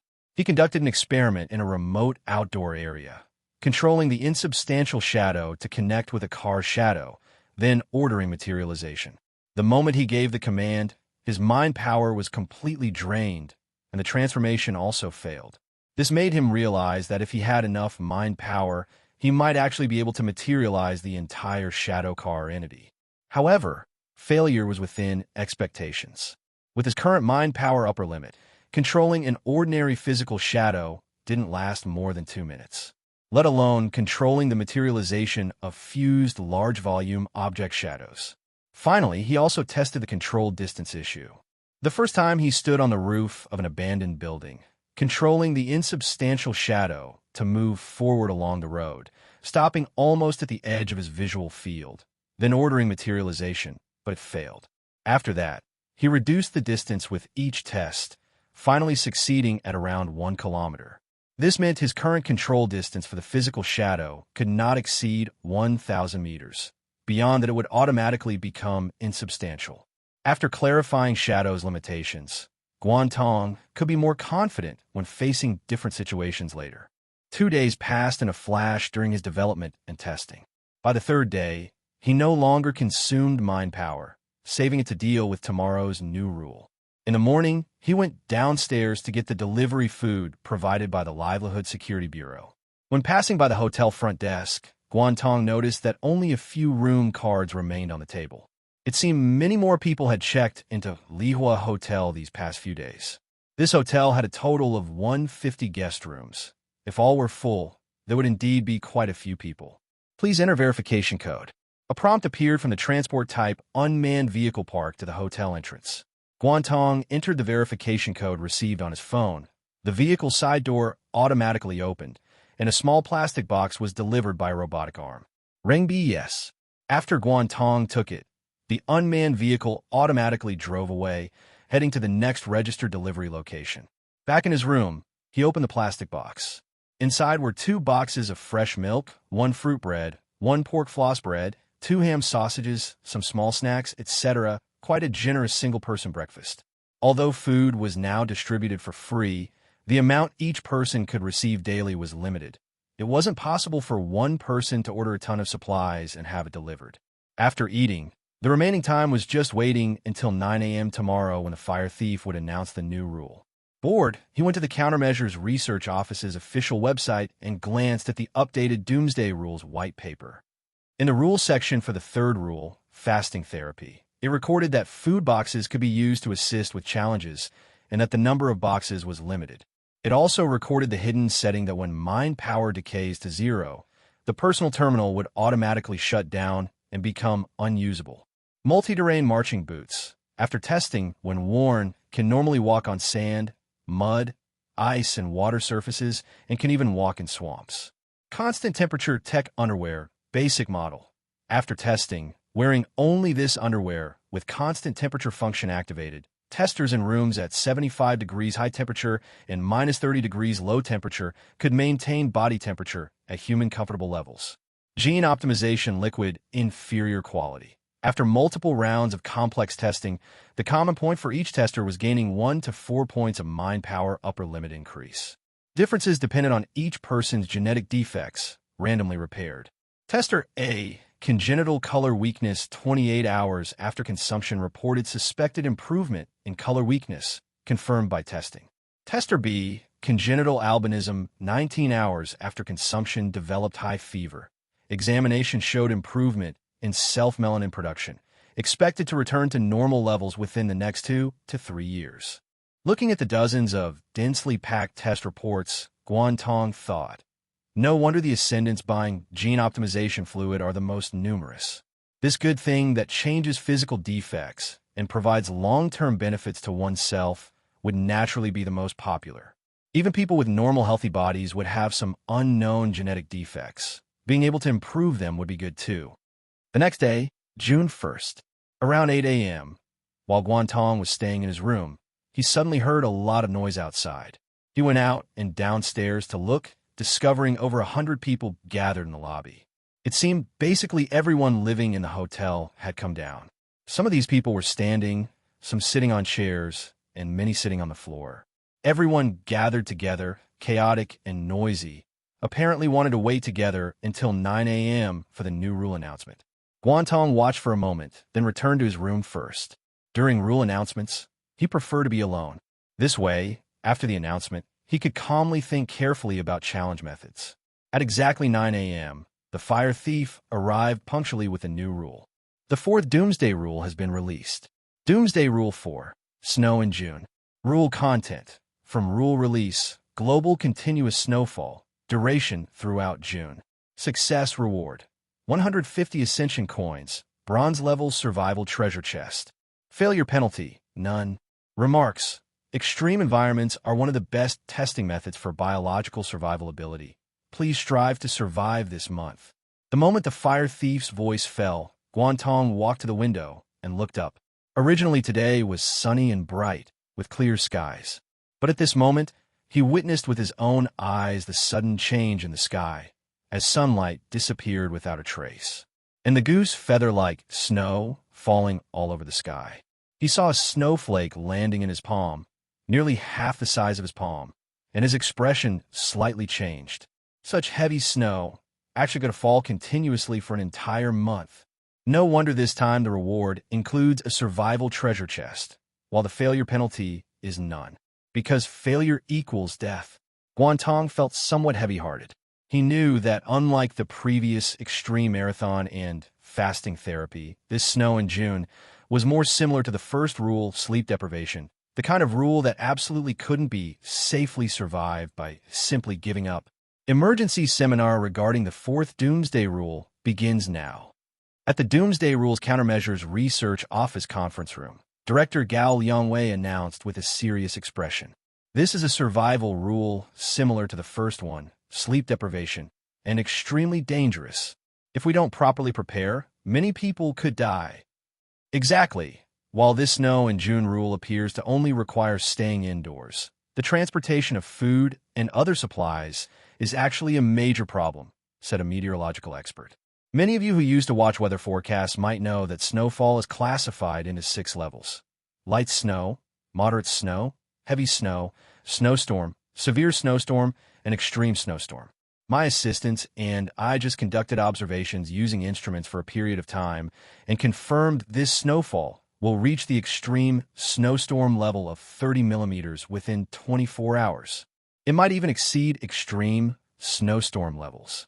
Because this is an extreme snowstorm under Doomsday Rules, the snowfall won't diminish at all for an entire month.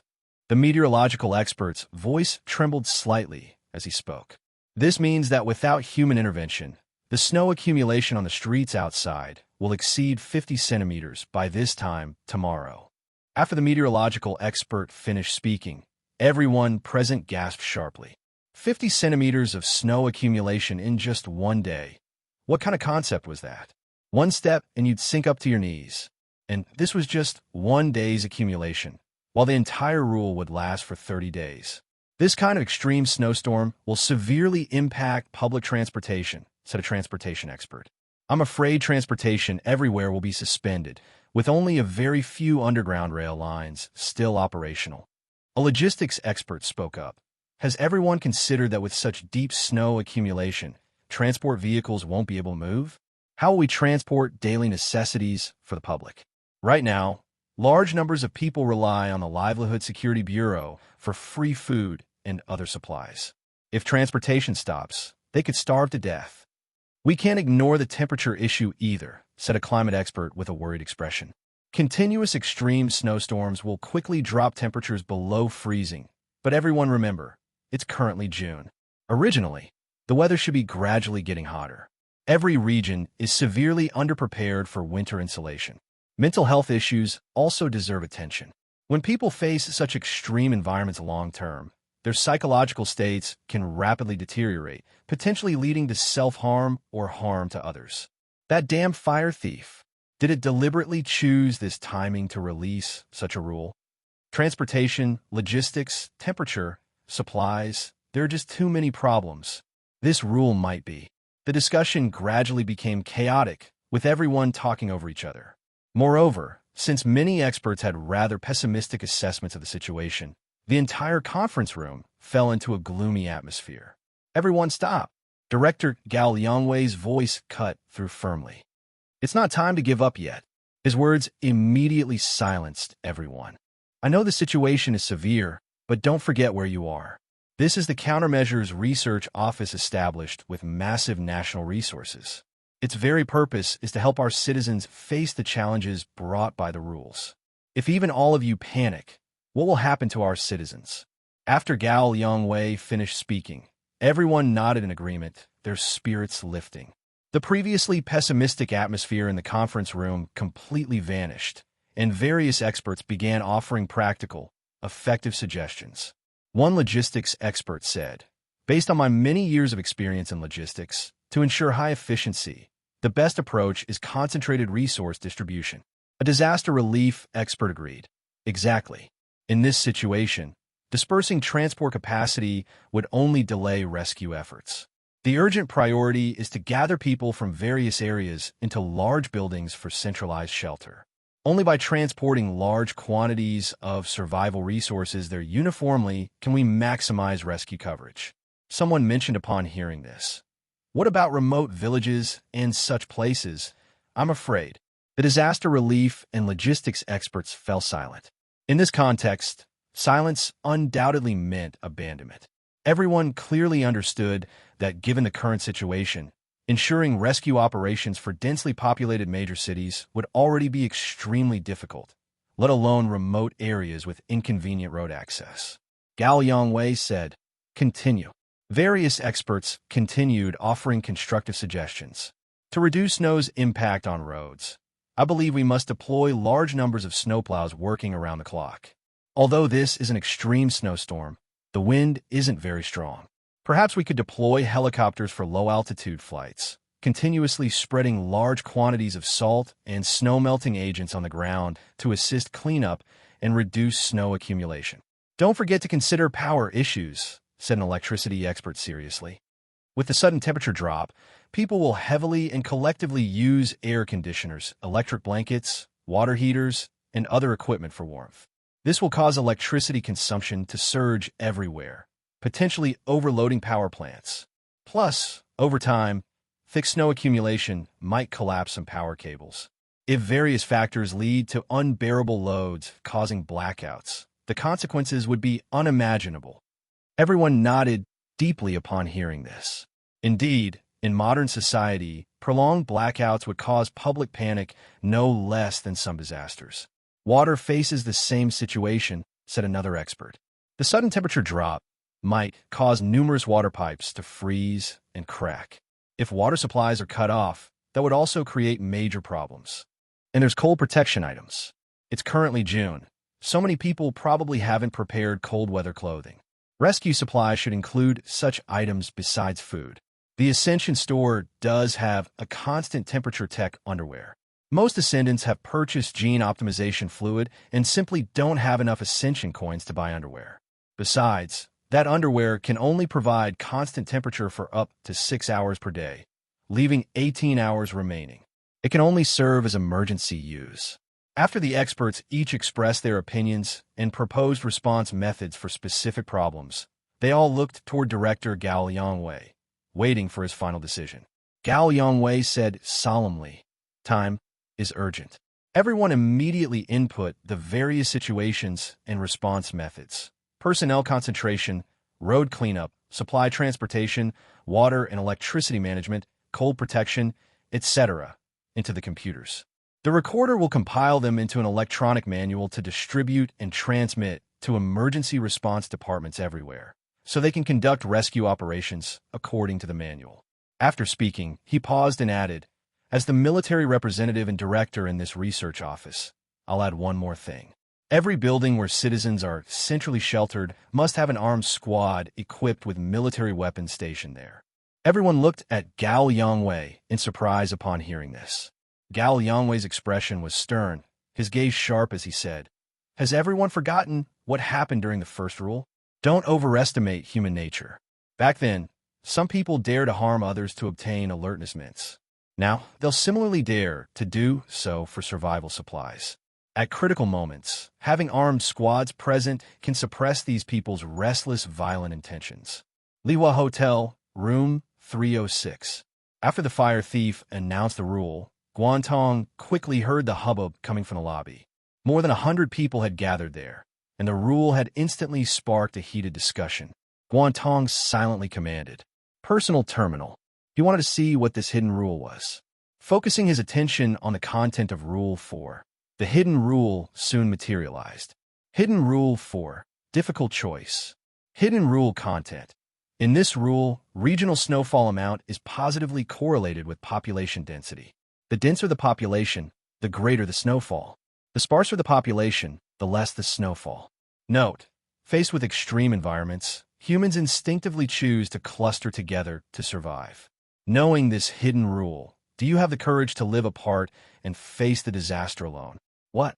After reading the hidden rule, Guan Tong instinctively glanced at the heavy snow drifting outside the window. The denser the population, the heavier the snowfall. The sparser the population, the lighter the snowfall. Live apart and face the disaster alone. That really is a difficult choice. Guan Tong had not expected the hidden rule for the fourth Doomsday Rule to be like this. That meant that big cities like the capital Yong'an and his own Yanhua City would receive the heaviest snowfall. Meanwhile, remote rural areas, even the uninhabited zones in the northwest, might get very little snow, perhaps only an ordinary winter snowfall. Big cities have good roads and transportation, ample stored resources, and high-level emergency rescue services, so they're assigned the heaviest snowfall. Remote areas lack infrastructure and stockpiles, so they get the least snowfall. Is this the fire thief's kindness to people in remote areas, or malice targeting densely populated regions? Guan Tong even entertained a ridiculous thought. Maybe the fire thief was also considering the planet's wildlife. After all, if the whole world gets such massive snowfall, how many humans will survive a month later is one thing, but countless wild animals would likely suffer heavy casualties, even extinction. But back to reality, what should he choose? Knowing this hidden rule, should he stay at the Lihua Hotel? The hotel sat by one of the city's main roads in an excellent location. Before long, officials would surely allocate large amounts of supplies here. And when there were many people, they could help each other if something happened. Those are advantages. The downside is facing extremely heavy snowfall for an entire month, during which water, power outages, extreme cold, and other problems could occur. If he chose to leave and head to a sparsely populated area alone, but against a disaster of this magnitude, would being isolated and without help really be okay? Guan Tong watched the snow grow thicker outside the window and knew he had to decide quickly. If he delayed a few more hours and the snow blocked all roads out of the city, it would be impossible to leave. Knock, knock, knock. At that moment, someone knocked on his door, followed by Su Xiaoyan's voice. Brother Tong, what are you doing in your room? Come out quickly. Everyone's in the lobby. Hearing Su Xiaoyan's voice, Guan Tong opened the door. Brother Tong, why haven't you gone downstairs? Su Xiaoyan asked curiously. A lot more people came to the hotel. Really? Let's go down and see. Guan Tong and Su Xiaoyan went down to the lobby. Sure enough, the lobby that had originally held over 100 people had nearly doubled. Another 100+ people had arrived from outside, carrying large and small bags. Some long-term residents couldn't help complaining. All 150 rooms are full, so why are these people still squeezing in? Where are they going to stay? The newcomers immediately retorted. How can there be nowhere to stay? The hotel rooms are all big bedrooms. One big bed can sleep 2 people. 150 rooms can sleep at least 300 people. Besides, some rooms have more than one big bed, so they can sleep even more. You guys who came first have beds, that's fine. I'm later, so I won't fight you for it. I'll just sleep on the floor. This hotel isn't yours. Didn't everyone get in here for free? I say we shouldn't do first come, first served. If there aren't enough beds, rotating sleep shifts would be fair. Everyone don't fight. The hotel is big. Apart from guest rooms, there's a bar, a gym, and a restaurant. Lots of spacious places. You could clear those out and many people could sleep. The government started calling for people to gather together so supplies can be centralized for transport. My home is nearby, so I came, otherwise I wouldn't have. That makes sense. With this much snow, how deep will the roads be in a few days? The government can't deliver supplies to every household. They have to concentrate people together. Seeing people bickering and shouting, Guan Tong frowned. Su Xiaoyan beside him looked dejected. This rule is such a pain. It lasts the whole month. I plan to report to my academy in the capital this month, but now that's impossible. The academy will probably delay opening because of this rule, right? Su Xiaoyan turned to Guan Tong. What do you think, Brother Tong? What Guan Tong said surprised him completely. Xiaoyan, I plan to leave here. Oh, huh? What? It took Su Xiaoyan several seconds to process what Guan Tong had said. He stared at him with wide eyes. Brother Tong, what did you say? You're leaving? Yes, but there's so much snow outside. Where would you go? Besides, didn't that person earlier say the officials are calling for everyone to gather together? Guan Tong couldn't tell Su Xiaoyan that he knew the hidden rule, so he replied, I feel that when people gather, things get chaotic, so I decided to leave. This, Brother Tong, I'll go back and get my backpack and leave immediately. Su Xiaoyan hadn't expected Guan Tong to suddenly decide this. Shocked, he felt the urge to say, I'll go with you, Brother Tong. But looking at the swirling snow outside, he hesitated. He honestly didn't know where one could go in such heavy snow. And being outside in this weather, wouldn't hypothermia set in quickly? While Su Xiaoyan wavered, Guan Tong was already upstairs back in his room. He opened the cabinet, where he'd stashed some high-energy food, fast-acting medicines, and other emergency supplies. Now he took those items out and packed them into his small backpack. Su Xiaoyan followed him to the door and stood watching with a worried expression. Brother Tong, are you really decided? Yes. Guan Tong slung the backpack on, came out, and handed the room 306 key card to Su Xiaoyan. Give this card to someone you trust. Brother Tong, you're being too hasty. I wasn't mentally prepared. Time won't wait, and neither will the snow. Guan Tong patted Su Xiaoyan on the shoulder. Live well. We'll meet again. All right, Brother Tong, you must be careful. I don't know where you're going, but be careful. I will. Guan Tong said goodbye to Su Xiaoyan and walked down to the lobby and outward. Because he had stayed here for some time, some of the long-term residents recognized him and were surprised to see him leaving with the pack. Guan Tong, you're leaving? Yes. You're crazy. With so much snow out there, aren't you going to die? Guan Tong didn't answer and walked straight out the door. This kid must be out of his mind. Let him be. First, let's call the Livelihood Security Department and ask them to send food. With so many people, how much food will be consumed each day? And thick clothes, heavy quilts. It's not that cold yet while the snow just started. It'll get really cold later. Guan Tong stepped out of the Lihua Hotel and looked at the snow filling the sky, breathing in a deep, cold breath. With this constant temperature tech underwear I'm wearing, I won't need to worry about hypothermia while active outside for 6 hours. I have to use this time to get the supplies I need, then leave Yanhua City heading to Mingdao Mountain, over 700 li to the south of the city. That place is sparsely inhabited. There won't be much snowfall there. In the Qingmei Society group chat, after the fourth Doomsday Rule was announced, everyone was unusually happy for once. Finally, we get one that doesn't torment individuals. That's right, with my old arms and legs, how could I possibly run any marathon or survive any fasting? This snow rule is much better. Perfect timing. That small estate I spent hundreds of millions on 2 years ago will finally come in handy. It has everything for food, drink, and daily use, plus its own generator in the warehouse, so no worries about power outages. If anyone in the group has nowhere to go, you're welcome to come to my place. Look at you talking like that, as if anyone in this group doesn't have a refuge already. Lu Yuqiang watched the messages in the group and nodded slightly.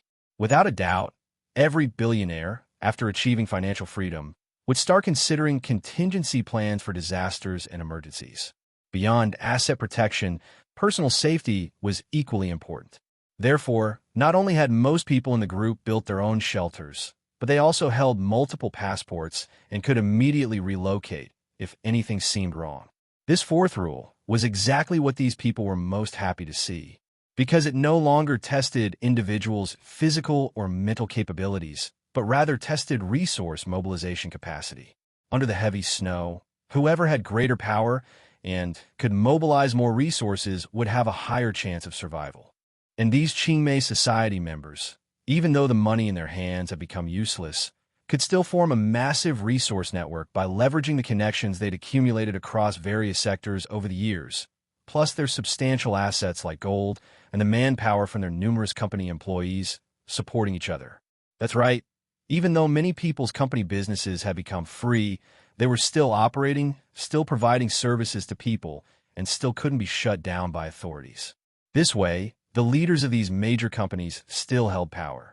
Many of their employees had chosen to remain with the companies because these employees believed that sticking together was the best choice under these circumstances. Like Lu Yuqiang, the chairman of Jewel Group, he was currently at his headquarters in the capital city Yong'an, where hundreds of employees had chosen to stay, gathering around their boss to survive together. Many people in this apocalyptic environment developed admiration for the strong. They wanted to stay close to powerful figures, seek their protection, and follow their commands. And wasn't someone like Lu Yuqiang, who started from nothing and built a commercial empire, exactly the kind of strong person ordinary people looked up to? In the employees' minds, sticking together with their iron-willed boss felt much safer than trying to figure things out alone. It wasn't just Lu Yuqiang. Many bosses of major companies possessed some degree of special personal charisma that could drive others to work hard for them. This was why, even in this era of Doomsday Rules, the bosses of these industry-leading companies still maintained considerable influence, especially in fiercely competitive fields that tested who had tougher methods, like coal mining, earthworks, real estate, and logistics. The bosses who could become leaders in these fields mostly possessed the temperament of board chairmen in peaceful times, mountain kings in chaotic times. Having fought his way up through bloody competition over the years, Lu Yuqiang naturally had some of this rough-edge quality himself. As soon as the rule was announced, he gathered the several hundred employees holding the company for a meeting. He announced loudly at the meeting, "As long as we stand united, I, Lu Yuqiang, will never let any of my brothers come to harm. I guarantee every brother will survive this rule." Vita. The employees naturally crowded around him, cheering enthusiastically. Currently, the company wasn't short on various survival resources, and they had diesel generators ready for power. Lu Yuqiang had specifically dispatched a group of employees to secure more diesel fuel for backup. Having a moment of leisure himself, he watched the group messages when a suddenly popping message caught his attention. Hengyun Real Estate Chairman, Zhao, jipping. Brothers and sisters, someone is investigating me. Seems like I've been targeted by the authorities. Those of you with connections, please help me find out what's going on. Heavy snow fell, cold air spreading everywhere. Guan Tong, wearing a hooded scarf, walked along the road heading toward a nearby supply point. Around the time of the second Doomsday Rule, the authorities had announced the establishment of supply points throughout cities for people to self-access emergency supplies during crises. Guan Tong planned to get more high-energy food from the supply point, along with common items like windproof lighters, then find a vehicle and leave the city. Along the way, he could see many people following official recommendations, responding to the call by heading toward nearby large buildings capable of accommodating multiple people for survival.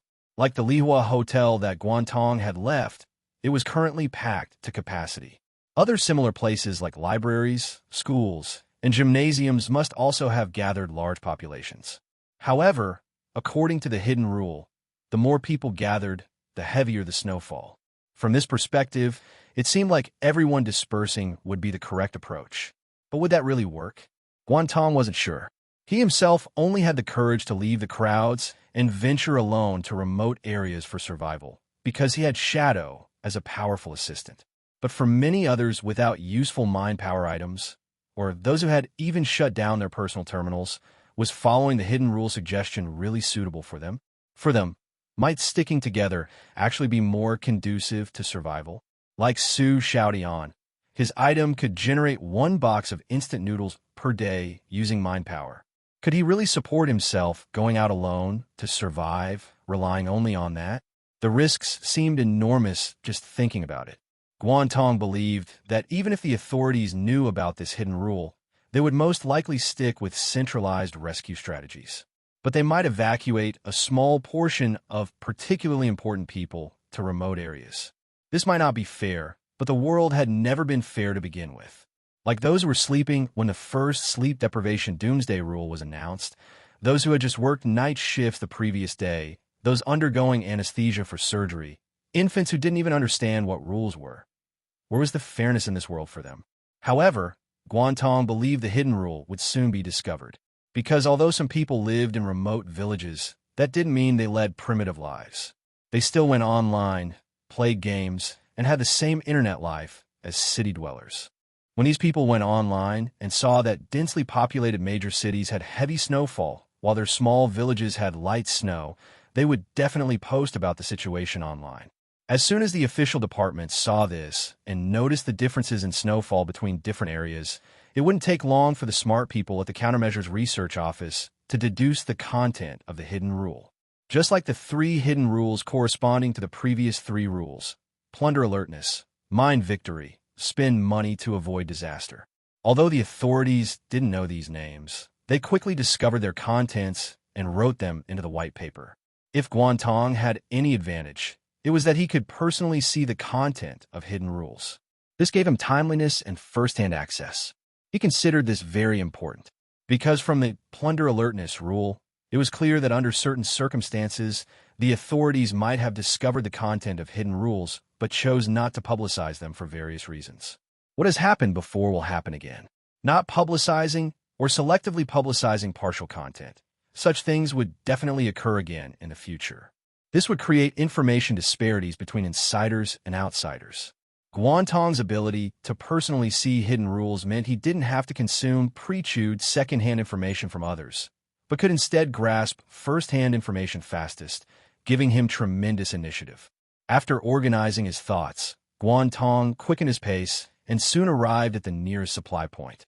He saw dozens of people crowded in front of the warehouse door, their faces filled with resentment, yet too fearful to enter. What's going on? Guan Tong sensed something wrong and stepped forward to investigate. As he approached, he immediately noticed a group of people wearing unified blue work uniforms at the warehouse entrance. They held wrenches, pliers, fire axes, and other tools, guarding the door and threatening to prevent outsiders from entering. These supplies belong to us now. All of you go get supplies somewhere else. By what right? Someone couldn't help saying.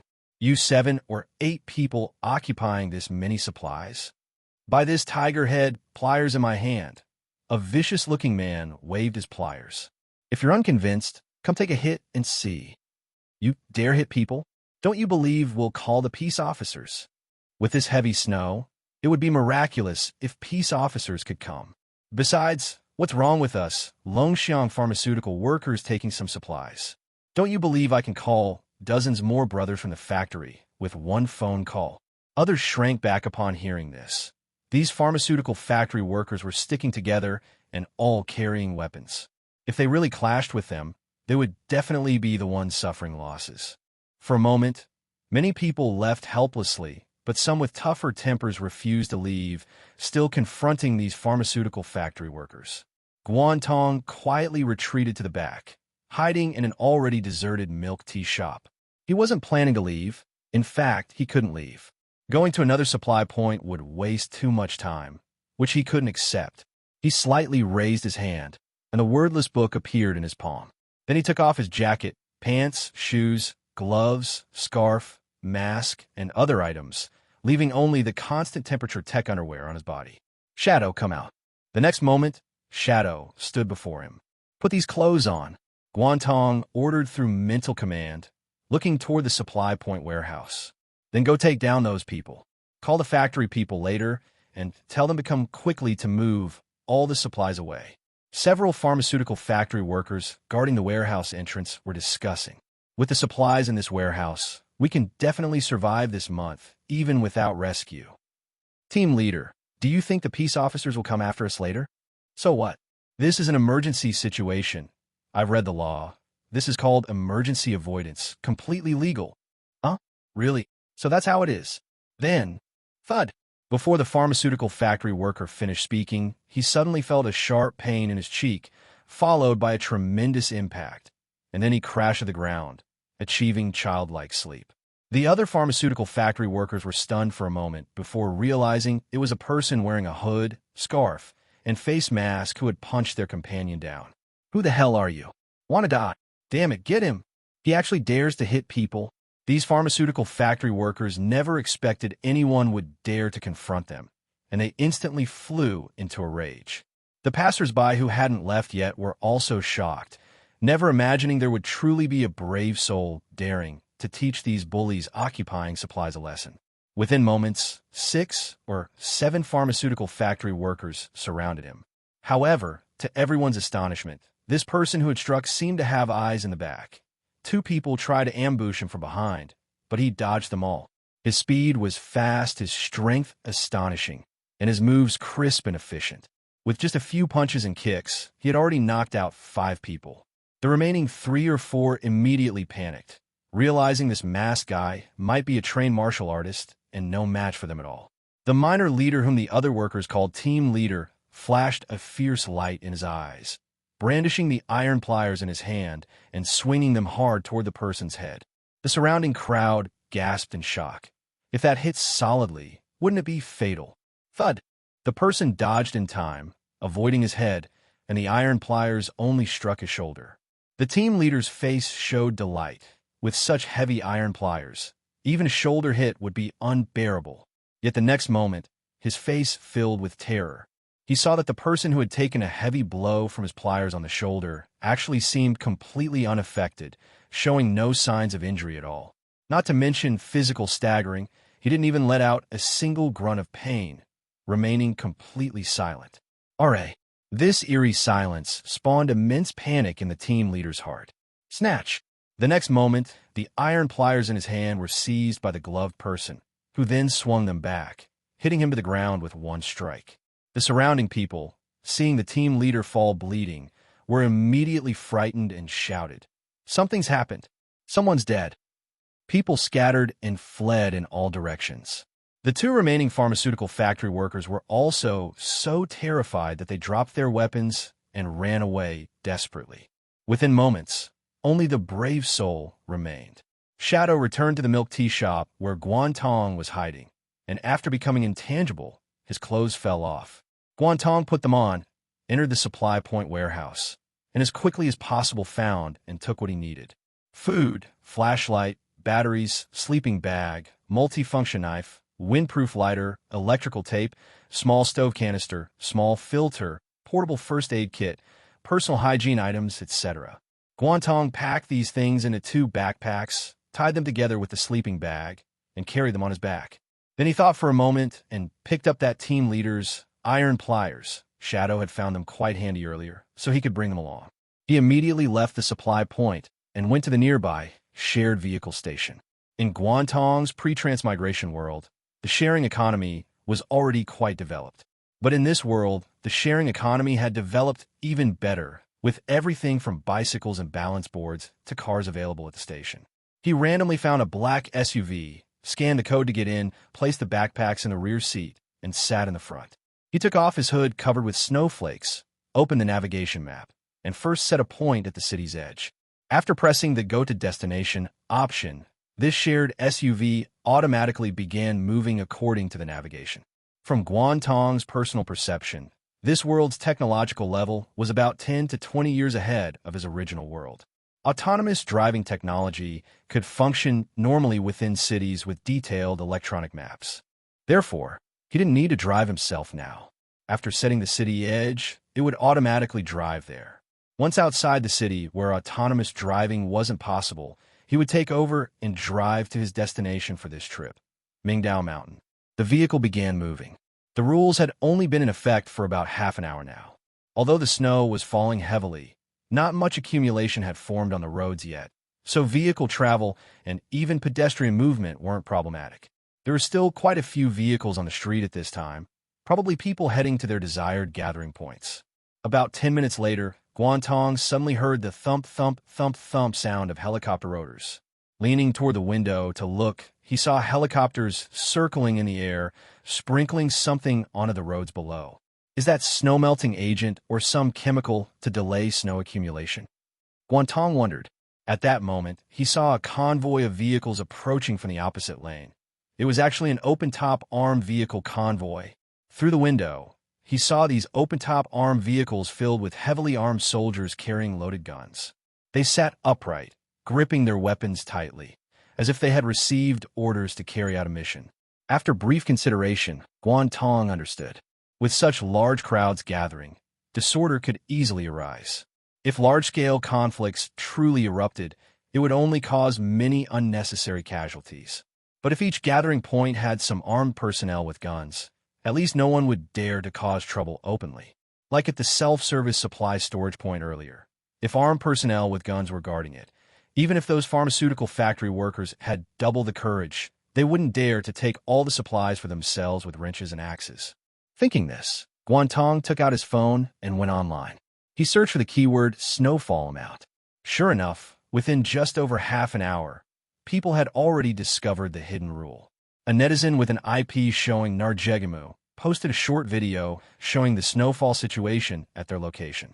In a vast gray landscape, snowflakes drifted faintly, looking somewhat weak and listless. Compared to the overwhelming blizzards in major cities like Yong'an and Yanhua, it distinctly conveyed 4 words: peaceful and tranquil times. The filming netizen said in the video, "Wait, is the snow really that heavy in your inland areas? Over here it seems pretty ordinary, not even as heavy as usual winter snowfalls." The video comments had already surpassed tens of thousands and were rapidly increasing. Is this a fake video?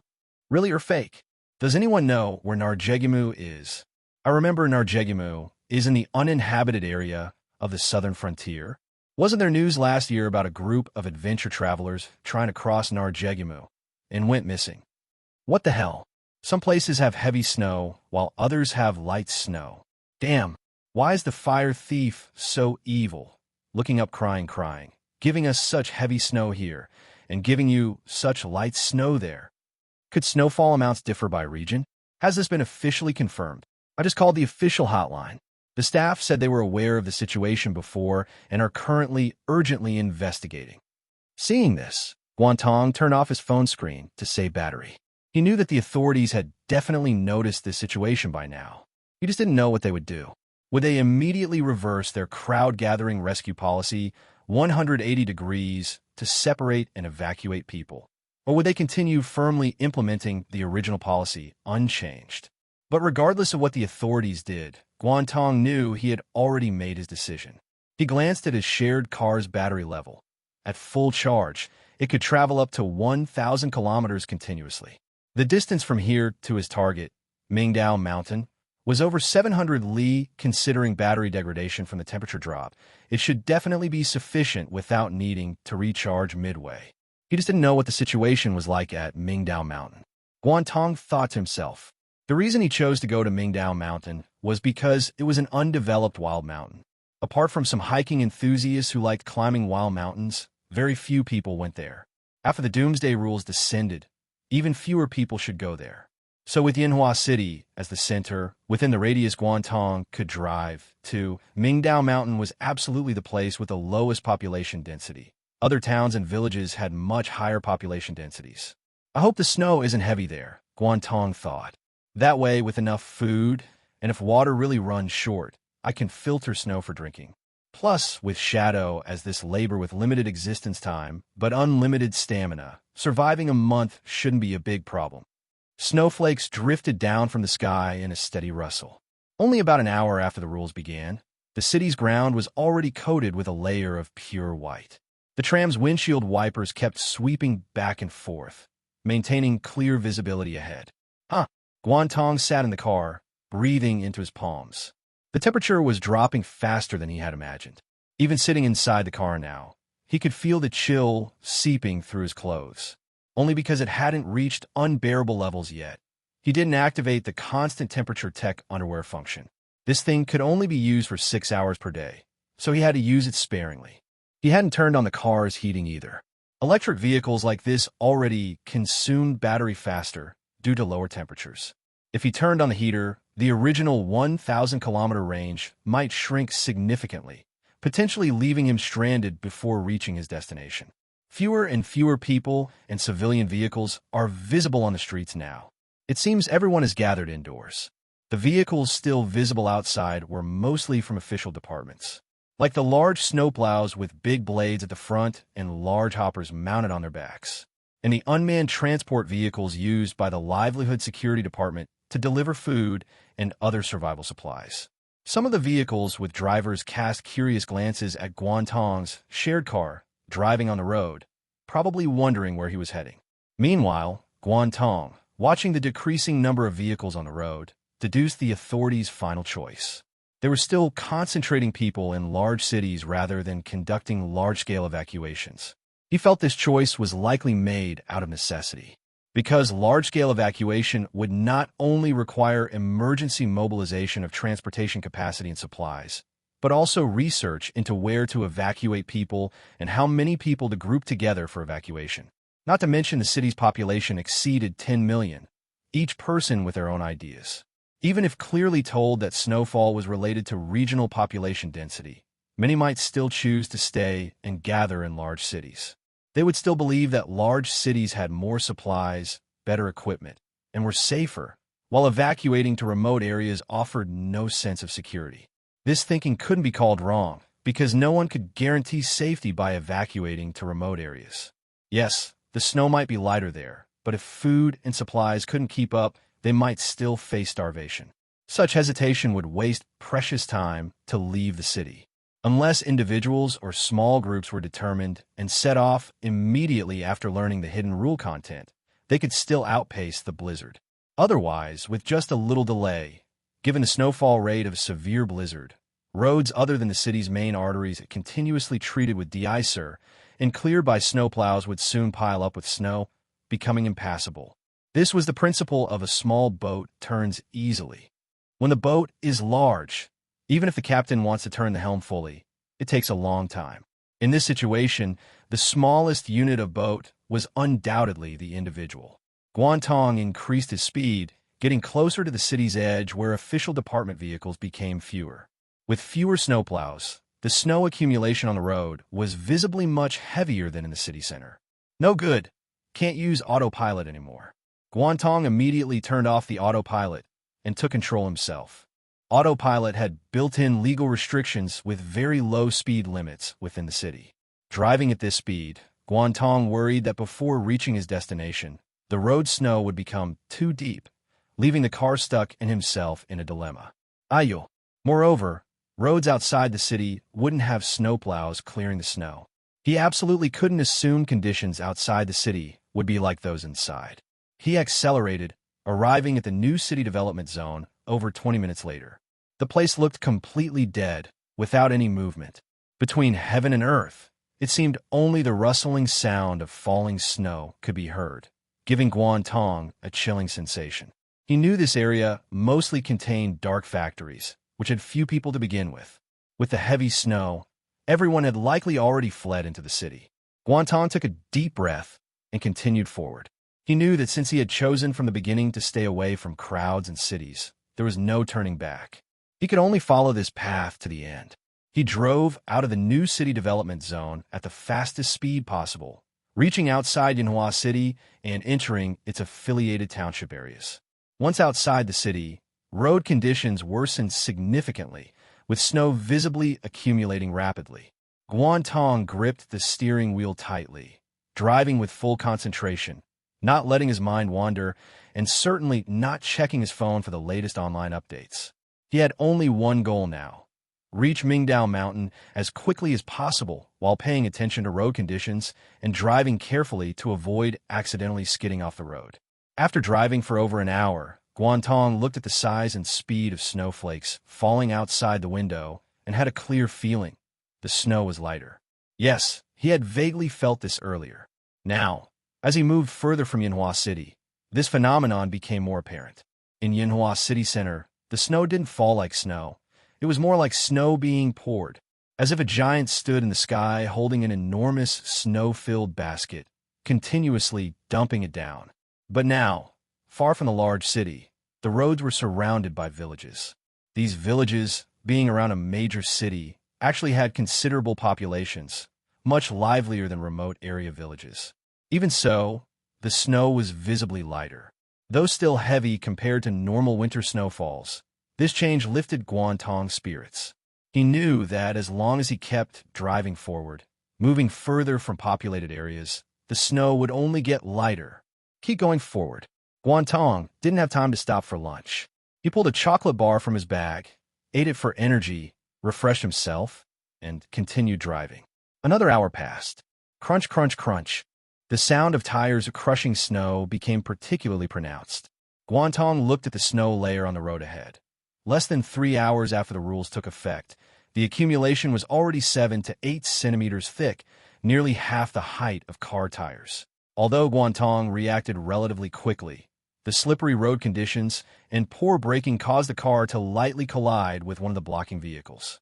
Collision detected, automatically alerting authorities. Guan Tong took several deep breaths, smiled wryly, and muttered, "What's the point alerting? If traffic police were coming here, they would have cleared those blocking vehicles long ago." The shared car automatically shut down after the accident. After all, the hotel was located right next to a main road, where massive snowplows passed by from time to time. Occasionally, they could even hear the roar of helicopter rotors in the air, all of which provided an indescribable sense of security. Moreover, many people's eyes frequently glanced toward the corner of the hotel lobby, where an armed squad of 8 people was stationed. They had entered the hotel not long ago, with the squad leader informing all refugees in the hotel that their team was only there to maintain public order, telling everyone not to be nervous or worried. People naturally welcomed this. Although in daily life, people almost only dealt with peace officers and rarely had opportunities to see these armed squads, they still held great admiration and trust for these soldiers who protected the country and its people. With them present, the sense of security was even stronger. Quick, look at this video. On the city's uncleared secondary roads, the snow has already buried the curb edges. This is happening too fast, and it's not even nighttime yet. Luckily, we're next to a main road where snowplows regularly clear the snow. I think that's still questionable. Don't forget, this snow is supposed to last for a full month, and the first day isn't even over yet. Will many people end up dying? Don't jinx it. With so much food and drink, and the support department will be sending blankets and such later, everything will definitely be fine. Exactly, and we have soldiers here too, so don't worry unnecessarily. While most people were optimistic, Su Xiaotian, sitting near the entrance, looked out at the heavy snow with a melancholy expression. "I wonder how Brother Tong is doing." If he's outdoors right now, that would be really dangerous. It is. Huff, huff. Guan Tong, carrying his backpack and sleeping bag, panted heavily as he trudged through the snow, taking deep, uneven steps. Shadow had carried him for a large portion of the journey, but for the remaining 5 kilometers or so, Guan Tong had to walk on his own. 5 kilometers wasn't particularly long, and with his current physical condition, it wasn't a big deal. It was just more strenuous than usual because of the snow on the road. Temperature wasn't a concern either, if he wasn't going to use the constant temperature tech underwear's 6-hour effective period now. Then when would he use it? Once the underwear's effect activated, he no longer had to worry about hypothermia. Moreover, the snowfall here was genuinely much less than in the city. Based on visual and sensory judgment, Guan Tong estimated that if the urban area was at the severe blizzard level, then around Mingdao Mountain, it was roughly between moderate snow and heavy snow level. This was satisfactory enough for him. After all, Mingdao Mountain's remote status was determined by comparison with villages and cities. For truly remote areas where no bird flies over thousands of mountains, no human trace remains on countless paths, you'd have to look at the uninhabited zones and border regions. The short 5 kilometers took Guan Tong over an hour to walk. Around 4 p.m., when the sky was growing dark, he finally reached the foot of Mingdao Mountain. Due to being undeveloped, there weren't many buildings around the mountain base. There was no proper road up the mountain either, only a winding, narrow path stretching upward that looked like a trail beaten out by hiking enthusiasts. This small path was now covered by a thin layer of snow, and combined with the dim lighting, it didn't look very safe. Guan Tong had originally planned to go up the mountain to find a safe spot to camp, but after consideration, he gave up on the idea. He didn't have climbing crampons, and if he accidentally stepped on a snow-covered rock and slipped and fell, he'd really be asking for trouble. Besides, he came here precisely because it was uninhabited and had less snow, not because he had any particular fondness for mountain climbing, so there was no need to take the risk. First, I'll find a leeward slope to rest for a while. Guan Tong walked around the mountain base for a while, coming to the leeward side where he found a spot with a huge rock overhang above. Staying underneath, it would perfectly shield him from the snow. He wasn't worried about the rock falling. Not only would such a massive rock not easily collapse under snow pressure, but even if it did fall, it would be blocked and deflected by the mountain's slope midway, posing no threat to Guan Tong. After finding the spot, Guan Tong immediately began cleanup work. He used his folding shovel to clear some of the surrounding snow to both sides, then laid out his sleeping bag on the ground, adjusting its position based on size to prepare for sleeping at night. Then he sat down, took a pack of compressed biscuits from his bag, and had an early dinner with the water he brought. After eating and regaining some strength, he took advantage of the remaining daylight to continue working. He gathered some wood from around the mountain base, wrapped it together with electrical tape to form a small wooden platform, which he brought back and padded with dry paper to place batteries and other moisture-sensitive items. Then he cut the remaining wood into segments, stacking them in a circle to make a simple campfire. This kind of thing didn't require learning. It felt completely like an instinct carved into human DNA. Fortunately, modern humans had invented lighters, eliminating the hassle of traditional fire-starting methods. After the campfire was lit, watching the dancing flames that dispelled the surrounding darkness, Guan Tong felt his entire body relax. He knew this somewhat primitive lifestyle was self-imposed.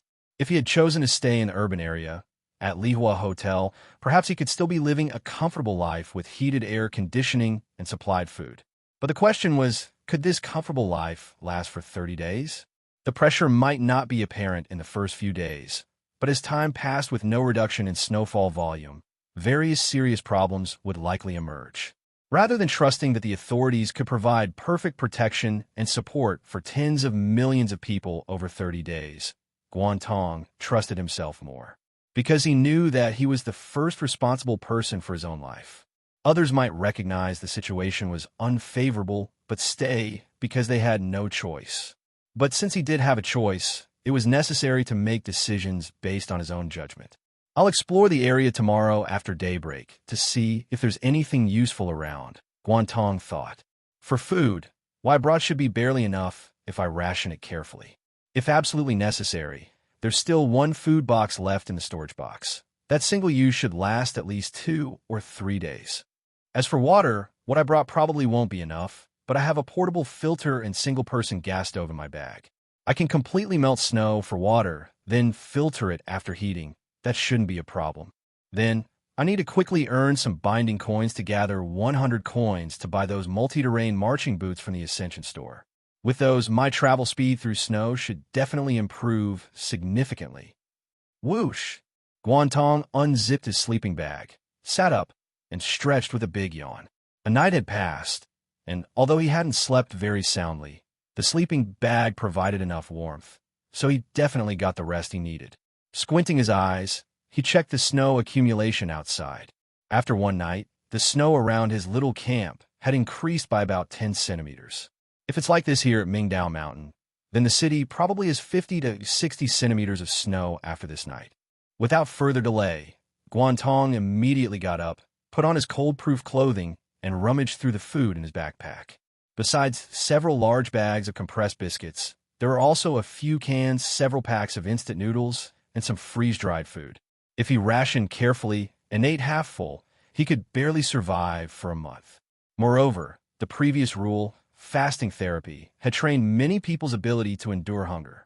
Going without food for 2 or 3 days really wasn't a big deal. He opened a pack of freeze-dried food and ate breakfast with some biscuits, then took out the wordless book and began writing ascension coins on the second page. He currently had 70 coins and needed 30 more to purchase the multi-terrain marching boots. He could only make up the difference by using the wordless book and consuming his mind power.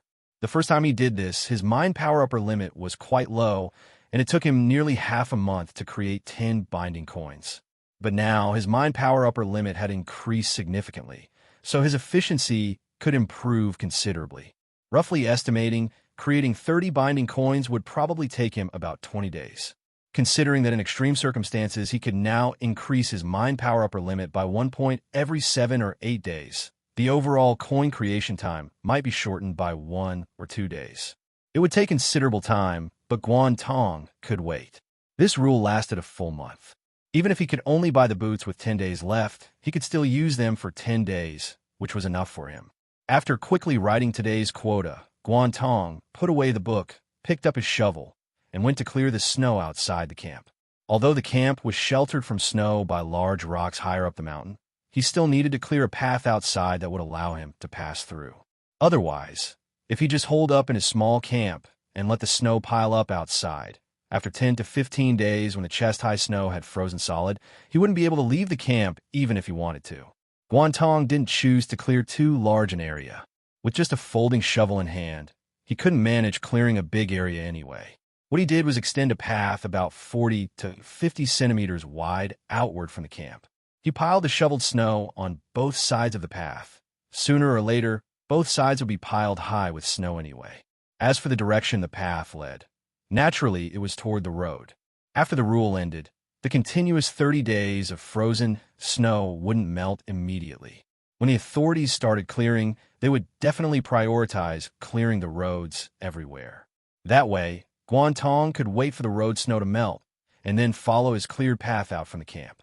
For the next 3 consecutive days, Guan Tong would consume his mind power writing each day, then use his physical strength to clear the snow from the path he had created anew.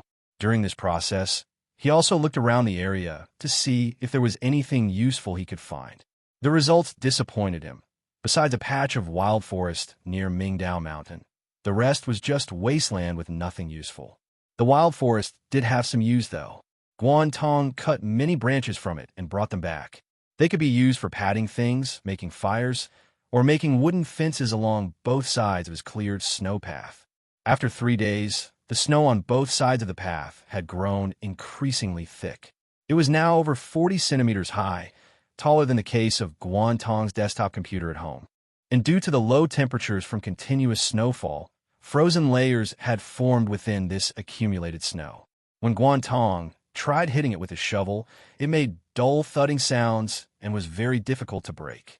This made him glad he had persisted in clearing the path every day from the very beginning. If he had delayed for a few days, he wouldn't have been able to clear it later. Huff! Having worked until evening again today, Guan Tong took a deep breath and carried his shovel back. He lit the campfire and sat on a makeshift wooden stool he'd made by wrapping branches with tape, placing his hands near the fire to warm them and relieve the numbness from working in the cold. The temperature keeps dropping day by day. I need to be extremely careful not to get frostbite, Guan Tong thought as he watched the flickering flames.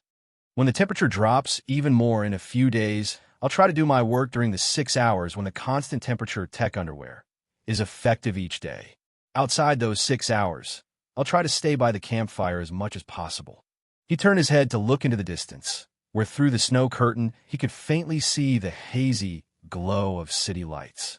4 days have passed since the rule took effect. I wonder how things are in Yanhua City.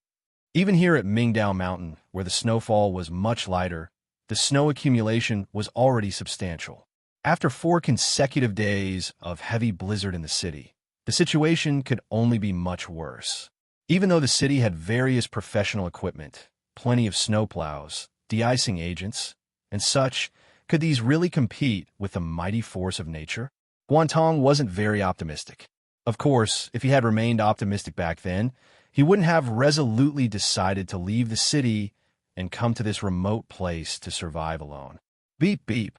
Suddenly, while warming himself and thinking, Guan Tong jolted as he faintly heard an unnatural sound coming from the distance. What's that sound? A car horn. Guan Tong immediately stood up and looked toward the road where the sound came from. His gaze pierced through the dim snow curtain, faintly making out 2 thick, round beams of light shooting from the distance, like vehicle headlights. How did they get through? Guan Tong clearly remembered that about 10 kilometers along that road was blocked by multiple vehicles involved in a chain collision accident. Had the driver crashed through those wrecked cars? With powerful momentum and the ability to drive through such thick snow, it must be a large vehicle. Watching the approaching headlight beams, Guan Tong grew somewhat more alert. Over 300 kilometers away from Guan Tong, in Yanhua City, the city had clearly become a snow city. Except for a few main arteries that had snowplows working around the clock to clear them, all other secondary roads, branch roads, and various pedestrian walkways were piled high with thick snow. This accumulated snow was generally nearly 2 meters high, surpassing the height of most humans. It looked like icy snow walls standing throughout the city, creating a chilling sense of suffocation. A driver wearing heavy winter clothes and operating a snowplow on a main road felt an inexplicable chest tightness and difficulty breathing as he looked at the high snow walls on both sides. This damn snow, he muttered, worried. Only 4 days had passed, with at least 6 more 4-day periods to come. If these snow walls kept piling up, wouldn't they eventually completely block and bury the shops along the streets? No, they probably already were. Crash! A sound of something collapsing under excessive weight came from behind the snow wall. The driver was slightly startled, but quickly calmed down. He knew it must be another shop with poor construction that had collapsed under the weight of the snow. He had heard such sounds 2 or 3 times since yesterday. Not just him. Other snowplow drivers had also mentioned hearing snow collapsing shops and other buildings while working on the roads. Some collapsed instantly, while others made that uncomfortable, teeth-grating creak, creak, creak sound continuously until they passed a certain critical point, then collapsed with a crash. These small shops collapsing is whatever, since there's no one in them anyway. I just hope the places where people live don't collapse, the driver muttered. If those residential places collapse, the people inside... Yikes, what a tragedy. Quick, everyone stop lying around playing on your phones. Come help clear the snow at the entrance. At the entrance of Lihua Hotel, someone holding an iron shovel was loudly rallying others. Evening was approaching, and lights had already been turned on inside the hotel. The first-floor lobby was densely packed with makeshift bedding on the floor. Combined with the people staying in the guest rooms upstairs, the hotel currently housed at least 500 to 600 people. Hearing the call to action, someone said with dissatisfaction, "Why are we clearing snow again? Didn't we just do it yesterday? It snows so heavily every day, it's piled up again. It's almost over 1 meter high now. We really need to clear it. Tell those people in the guest rooms to come out too. It shouldn't just be us floor sleepers doing all the work." Cough, cough, cough. People argued noisily. Some looked outside where the hotel entrance steps were already covered with a thick layer of accumulated snow. Although the main roads were cleared by official departments, places like the hotel entrance steps were inaccessible and inconvenient for official snowplows, so the residents had to handle it themselves. Stop complaining. This is for our own good. Yeah, if we don't clear it and the snow blocks the entrance completely, even the supply bureau will have trouble delivering resources to us. Everyone come out quickly. As the main door opened, howling cold wind mixed with snowflakes poured directly into the lobby. People tightened their clothes and shivered. Some completely ignored the call, simply burrowing entirely into their blankets without showing even a bit of their heads. There wasn't much others could do about these people who avoided work. A few hot-tempered individuals looked furious. If there weren't an armed squad stationed at the hotel, they probably would have started beating people up already. In the end, it still relied on voluntary participation. 20 to 30 people voluntarily took tools outside to clear the snow around the hotel entrance steps. Su Xiaotian was among them. After the hotel became overcrowded, he had voluntarily given his room to a pregnant woman seeking refuge and was now sleeping on the floor in the lobby. In this Doomsday Rules era, especially after experiencing the cruelty of the first rule, very few people were still willing to have children. Yet while nobody wanted to give birth, everyone still felt children represented hope for the future. Therefore, when they saw a pregnant woman arrive, most people showed considerable care toward her. Everyone could accept letting her continue sleeping in the warm guest room, even if it meant using more food resources. Damn it, look at both sides of the street. They've all become ice walls. Someone in the snow-clearing team at the entrance couldn't help but curse. If we don't remove the snow, in a few days the hotel entrance will have such an ice wall too. Then we'll all be trapped inside the hotel, unable to get out even if we want to. MBOS. Others chimed in agreement. Yeah, some people are too selfish, unwilling to do even a little work. This isn't for others. Ultimately, it's for every person taking refuge here, including themselves. In my opinion, those guys with guns should do something about it. They've already said their mission is only to maintain order, nothing else. All right, we're still pretty good off having food to eat and warm air conditioning. We've made it through several days already. We just need to endure, cough, cough. The speaker suddenly started coughing violently mid-sentence. Others looked over and saw this middle-aged man with a scholarly appearance had bright red cheeks, clearly not looking right. Teacher Feng, what's wrong? This scholarly man was a teacher at a local middle school who had moved in relatively early. He was also the one who first proposed starting the mutual aid sharing sessions at Lihua Hotel, so everyone was quite familiar with him. Teacher Feng, why are your cheeks so red? Let me feel your forehead. Oh, it's really hot. Teacher Feng, you have a fever. You came out to work even though you're sick? Hurry inside and rest. Xiaotian, quickly help Teacher Feng inside. Okay. Su Xiaotian responded and quickly helped the continuously coughing Teacher Feng inside to the latter's floor bedding spot. Teacher Feng, you rest. Let me get you some water. Should you take some medicine? Xiaotian, I'm fine. The man lay down, covering his head. I'll be better after lying down for a while. No need to trouble yourself. That won't do. I'd better get some hot water. Su Xiaotian hurried to the dining area, and only then discovered there was quite a line of people waiting in front of the hot water dispenser. Most of these people looked sick, covering their mouths while coughing repeatedly. Some held cups with dissolved cold medicine granules. Others held both a water cup and a blister pack of cold capsules. Only then did Su Xiaotian belatedly realize the flu might be spreading. Many modern people were already in a sub-healthy state. After entering the Doomsday Rules era, while psychological pressure suddenly increased, bodies also became more prone to illness. Coupled with the sudden temperature drop, it wasn't surprising that some people would catch the flu. However, when flu-infected people were in this nearly enclosed space with hundreds crowded together, plus the 24-hour hot air conditioning, it would cause the virus to spread and multiply rapidly. As long as one person got sick, they could quickly infect others. Listening to the continuous coughing around him, Su Xiaotian felt at least several dozen people in the hotel were already sick. This made him tense up, feeling the situation would become very bad if things continued this way. The blizzard had only been falling for a few days, and already so many people were getting sick. What if someone's condition worsened and medicine alone wasn't enough? In this terrible weather, how could they send people to the hospital? They didn't even know if hospitals were still operating. He wasn't the only one who noticed this problem. At that moment, loud arguing could already be heard from the main lobby outside. Someone was shouting, "Quarantine! We must quarantine these coughing people in the guest rooms. We absolutely cannot let them infect others with the virus at a time like this." Under the same night sky, different problems emerged in different places.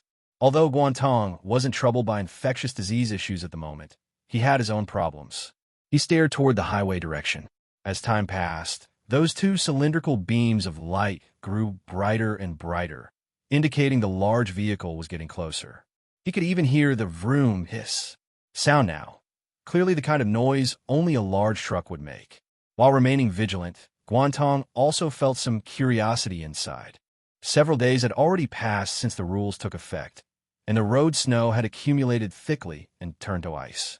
Who would still be driving outside at this time? Weren't they afraid of getting stuck in a snow pit they couldn't escape from? Were the wheels skidding and driving into a ditch? Guan Tong had worried about skidding issues when driving on the first day of the rules, let alone now that 4 days had passed.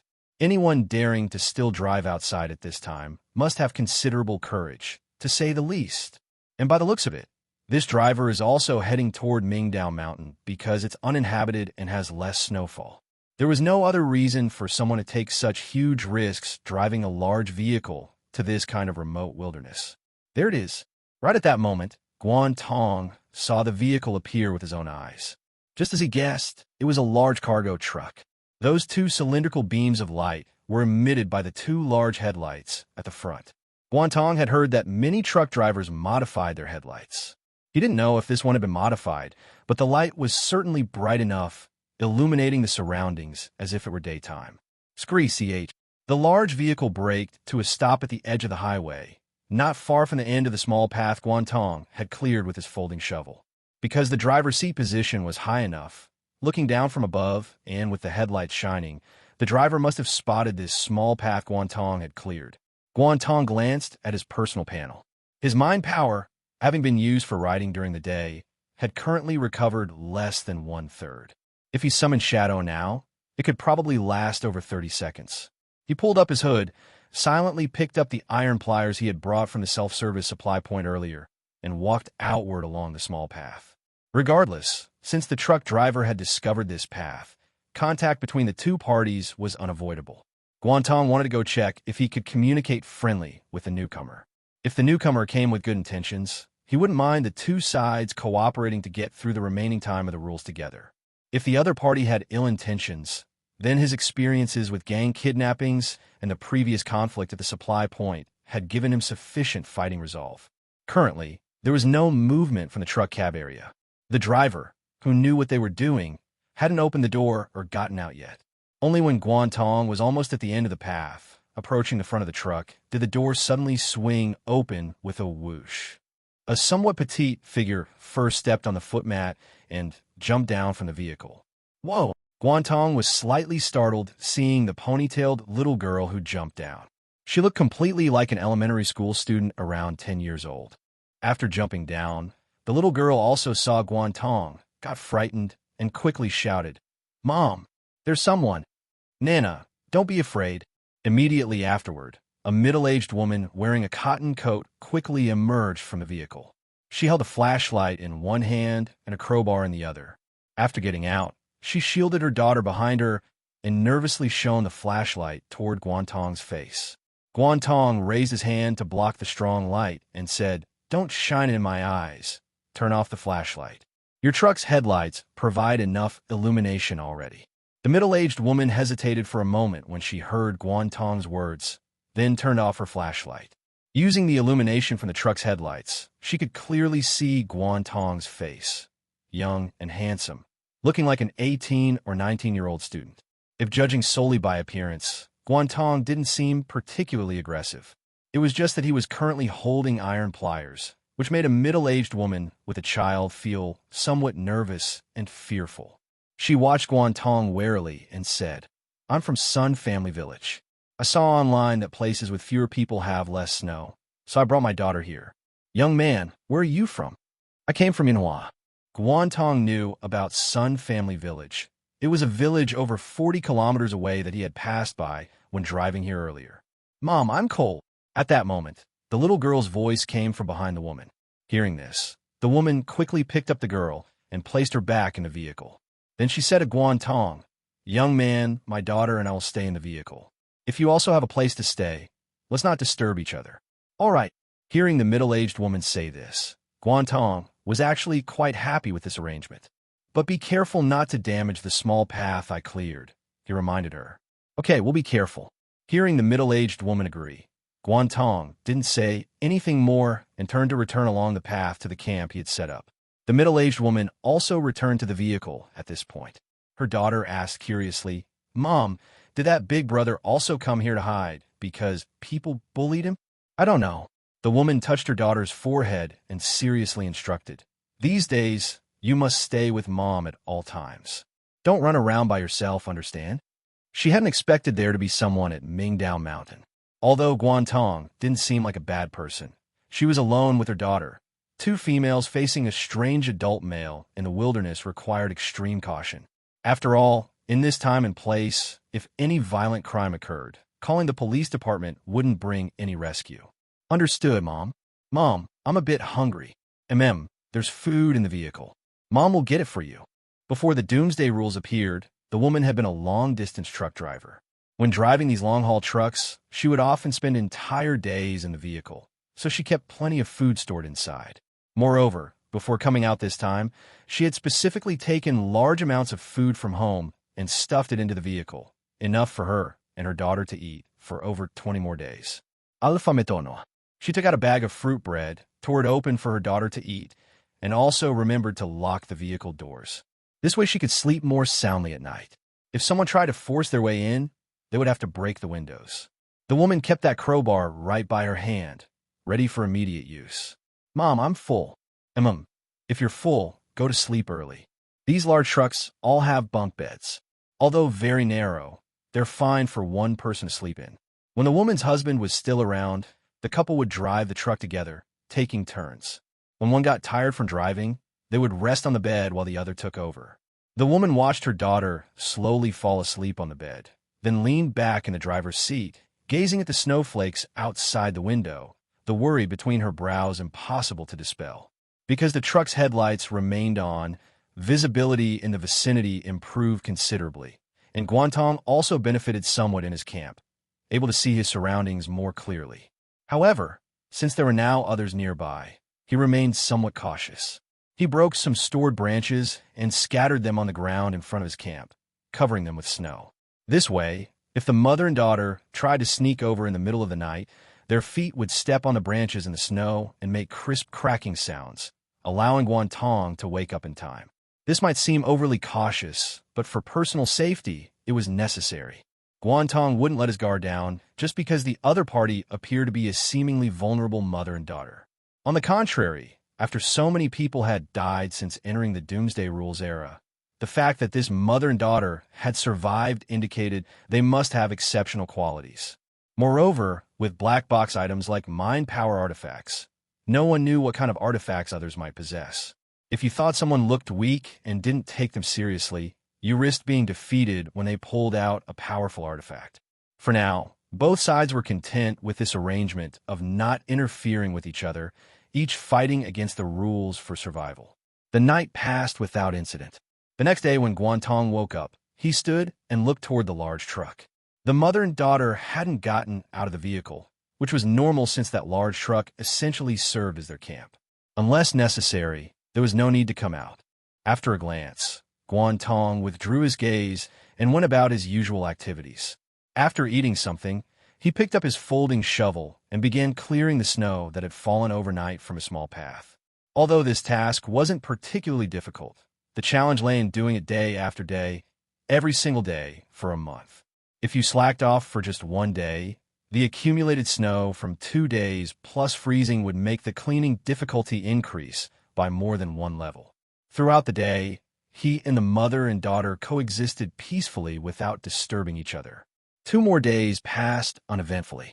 3 days later, June 9th, when Guan Tong got up to clear snow, he saw the mother and daughter also clearing the snow around their vehicle door. They had to do it because if they let the snow accumulate, in a few more days the snow height would reach the door level. Once frozen snow blocks sealed the door shut, it would be troublesome.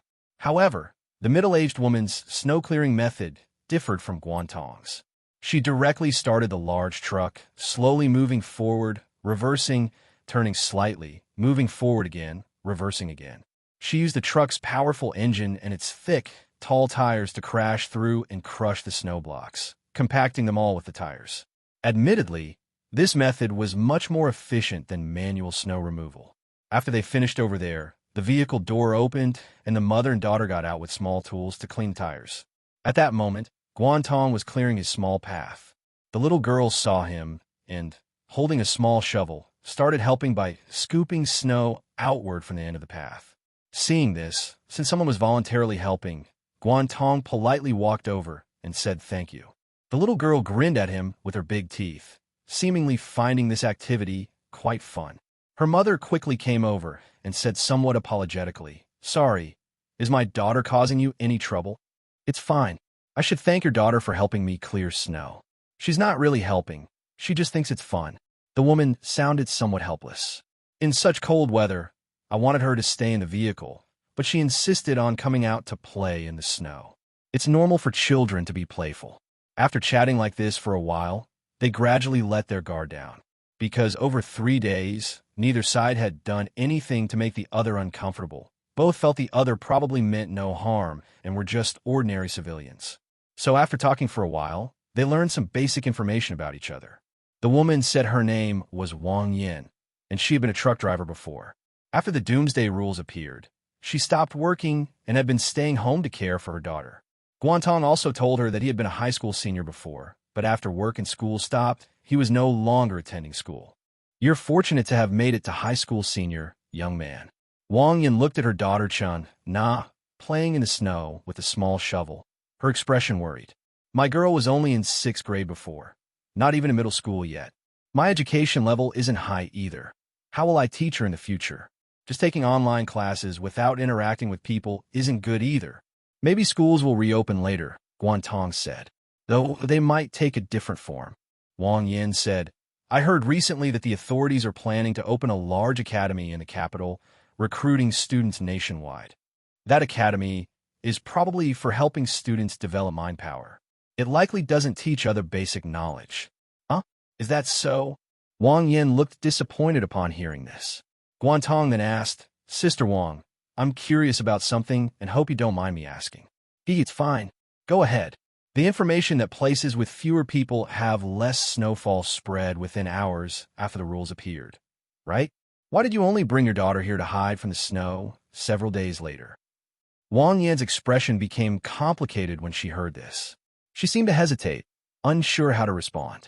At that moment, the little girl Chun Na, who had been squatting playing in the snow, looked up and said angrily, "People in the village bullied us. That's why Mom brought me away." "Bully?" Guan Tong was quite surprised. He thought village communities were different from cities. In cities, many people don't even know their neighbors across the hall, living completely atomized lives, which is why during disasters they're more willing to follow official instructions and act according to official calls. But in villages where villagers see each other constantly and basically everyone knows everyone, they should quickly band together to collectively resist disasters when they break out. How could bullying situations still occur? Wang Yin hadn't wanted to talk about it, but since her daughter Chun Na had spoken up, she could only nod helplessly. "Some people saw that we were a widow and orphan and came to our house to take some food. They said they'd return it later, but..." The little girl, Chun Na, snorted. "They took a box of instant noodles and a box of yogurt from our house. Mom had saved those for me. Such things actually happened." "Yes.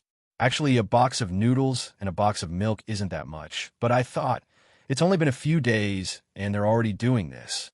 If this continues, who knows if they'll come to our house again to take other things." Wang Yin sighed as she spoke.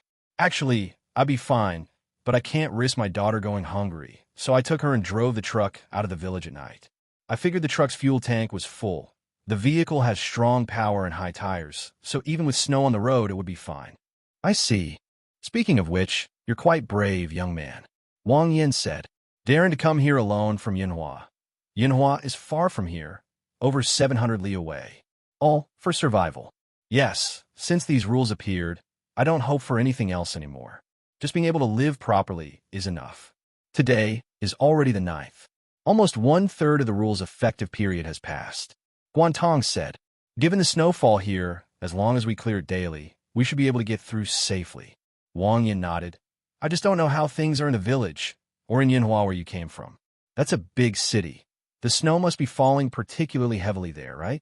After 9 days of heavy blizzard, who knows what the city must look like? Teacher Feng? Teacher Feng. Oh no. Teacher Feng is in critical condition. We need to get him to the hospital immediately.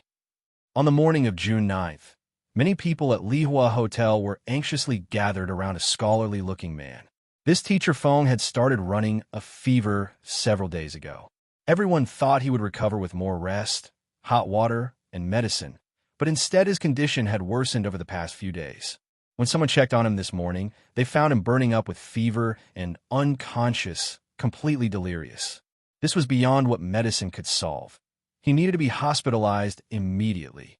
The problem was how to get him there. We need to have the authorities send a vehicle to pick him up, someone said. We can't transport him ourselves. Call the emergency management department. Call the hospital. People discussed and dialed the official department numbers, explaining the situation once connected. Hello, this is Lihua Hotel. Someone here is critically ill and needs immediate hospitalization. Understood. We'll coordinate arrangements as quickly as possible. Please hurry. The person has already lost consciousness. After the call, everyone waited for over half an hour, but no vehicle arrived. When they called again, the response was the same. There are too many people requesting assistance currently. We'll coordinate arrangements as quickly as possible. This was truly worrying. Someone went to find the armed squad leader stationed in the corner, but even he was helpless with this problem. We're only responsible for handling public security issues.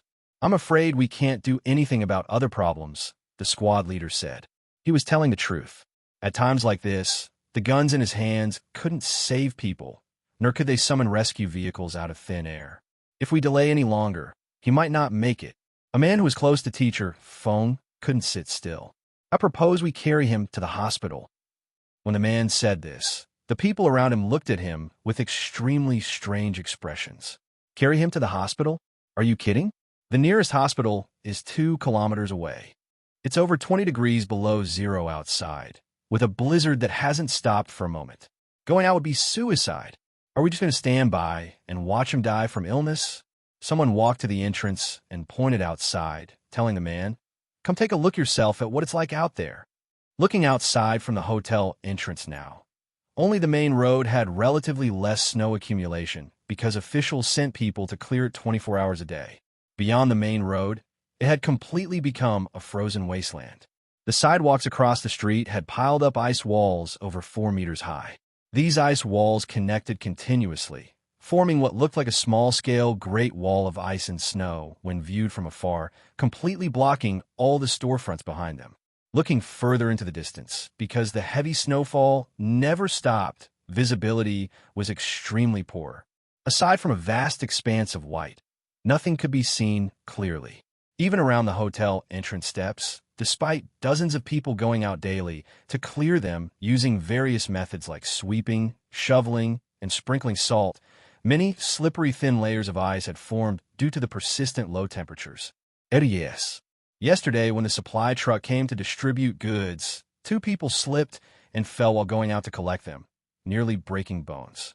Carrying someone to the hospital under such harsh conditions seemed completely impossible in most people's eyes. With few people responding, the man who had made the proposal earlier had no choice but to give up.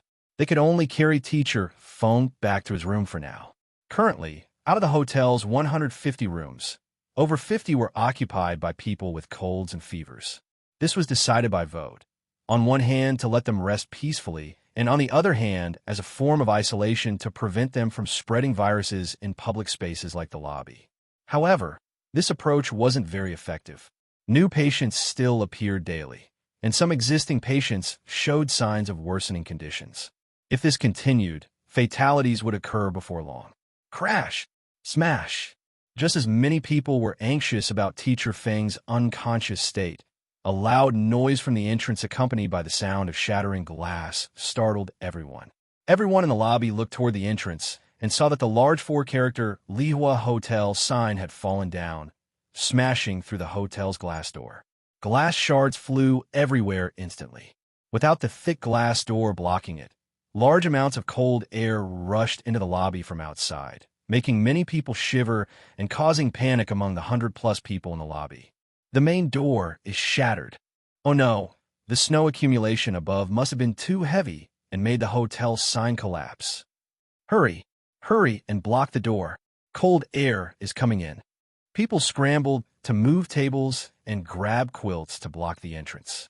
However, some disagreed, worried that sealing the door would make it difficult to collect supplies later. The hundreds of people in the hotel consumed large amounts of supplies daily. The Livelihood Security Bureau sent supply trucks every 7 to 8 days. If they blocked the door now, it would be inconvenient to clear the entrance snow daily. Within 3 or 4 days, ice walls similar to those on the sidewalks would form at the entrance, trapping everyone inside the hotel. Hey, hey! Shouts came from the restaurant direction at this moment. The water pipes aren't working. The water stopped. What? This is terrible. The pipes must be frozen. I knew it. With the outside temperature staying so low, the pipes were bound to freeze eventually. What do we do now? Do we have enough drinking water left? Should we contact the support department immediately to deliver water? Misfortunes never come singly. The continuous stream of accidents threw the entire hotel into chaos. People panicked and fear spread rapidly. Everyone calm down. At this critical moment, the armed squad leader stepped forward and shouted, "Don't panic. We'll handle the problems one by one." Doomsday Rules Countermeasures Research Office, Conference Room. Due to the severe and rapidly changing nature of the current rule situation, this was already the third additional meeting. An analyst stood before a large screen, explaining based on information gathered from across the country. As of yesterday, June 8th, these rules have caused 6-figure casualties. The casualties are currently concentrated in rural areas around megacities. The main causes are building collapses from snow accumulation, with many people buried and unable to be rescued. Among the 10 megacities with populations over 10 million, the statistically verifiable casualty numbers aren't high yet. But this number is rapidly increasing over time, related to supply issues with basic resources like water and electricity. Taking Wuming City, which has the highest statistically verifiable casualties among megacities, as an example. The city has vigorously developed new energy sources for years, with part of its electricity coming from wind and solar power. After the rules began, clouds blocked direct sunlight, severely affecting solar panel efficiency. Meanwhile, many of the city's wind turbines froze due to the blizzard and couldn't operate to provide electricity, ultimately creating power shortages in the city. In areas with power shortages, since people couldn't use air conditioners, electric heaters, and other devices for warmth, chaos quickly erupted at gathering points. Even with armed squads suppressing the situations, several conflicts occurred resulting in bloody casualties. The city has now begun citywide power rationing, with electricity supplied to different areas during different time slots. What's alarming is that other megacities may soon face similar crises. The analyst paused, then switched charts and continued. The persistent low temperatures have also caused numerous water pipes in cities to freeze and burst, creating water supply problems. This is especially true in several southern megacities, where pipe freezing occurs frequently because they didn't install heating tapes underground. Finally, there's the supply transportation issue. Warehouses everywhere stockpiled large amounts of daily necessities in advance, enough to meet survival needs. But during transportation, exits of many gathering points became buried by snow or blocked by ice walls due to insufficient clearing, preventing smooth delivery of supplies to people. However, some cities have barely solved this problem by deploying drilling vehicles to create snow tunnels. According to our analysis department's assessment, the biggest casualty risk currently remains building collapse hazards. The analyst said seriously, "It's not just rural brick and earth houses that collapse under snow accumulation. Many urban shops have been crushed in recent days. Yesterday, a stadium in Fengnan City housing over 1,000 people collapsed under snow accumulation overnight. The roof fell in, blizzard snow poured inside, and almost no one inside survived. Damn shoddy construction. They must have cut corners when building, a hot-tempered scientist cursed. The construction and supervision responsible parties should all be arrested and executed. The urgent task now is to immediately notify emergency management bureaus everywhere. Have them coordinate resources and ensure the safety of gathering point buildings at all costs. Right? We can't just clear snow from main roads. We need to handle snow accumulation on these gathering point building roofs too. The snowfall in these cities is enormous. Snowflakes may look light, but accumulated together, they become incredibly heavy. According to density calculations, just 1 foot of snow accumulation over 100 square meter area can create total weight measured in tons. And with megacity snowfall rates, this level can be reached in just 1 day and night. The person in charge, Gao Yongwei, said, immediately share the relevant information with emergency management bureaus everywhere for them to handle. And reiterate, ensuring people's survival is the top priority. No amount of resource consumption is too great for this purpose.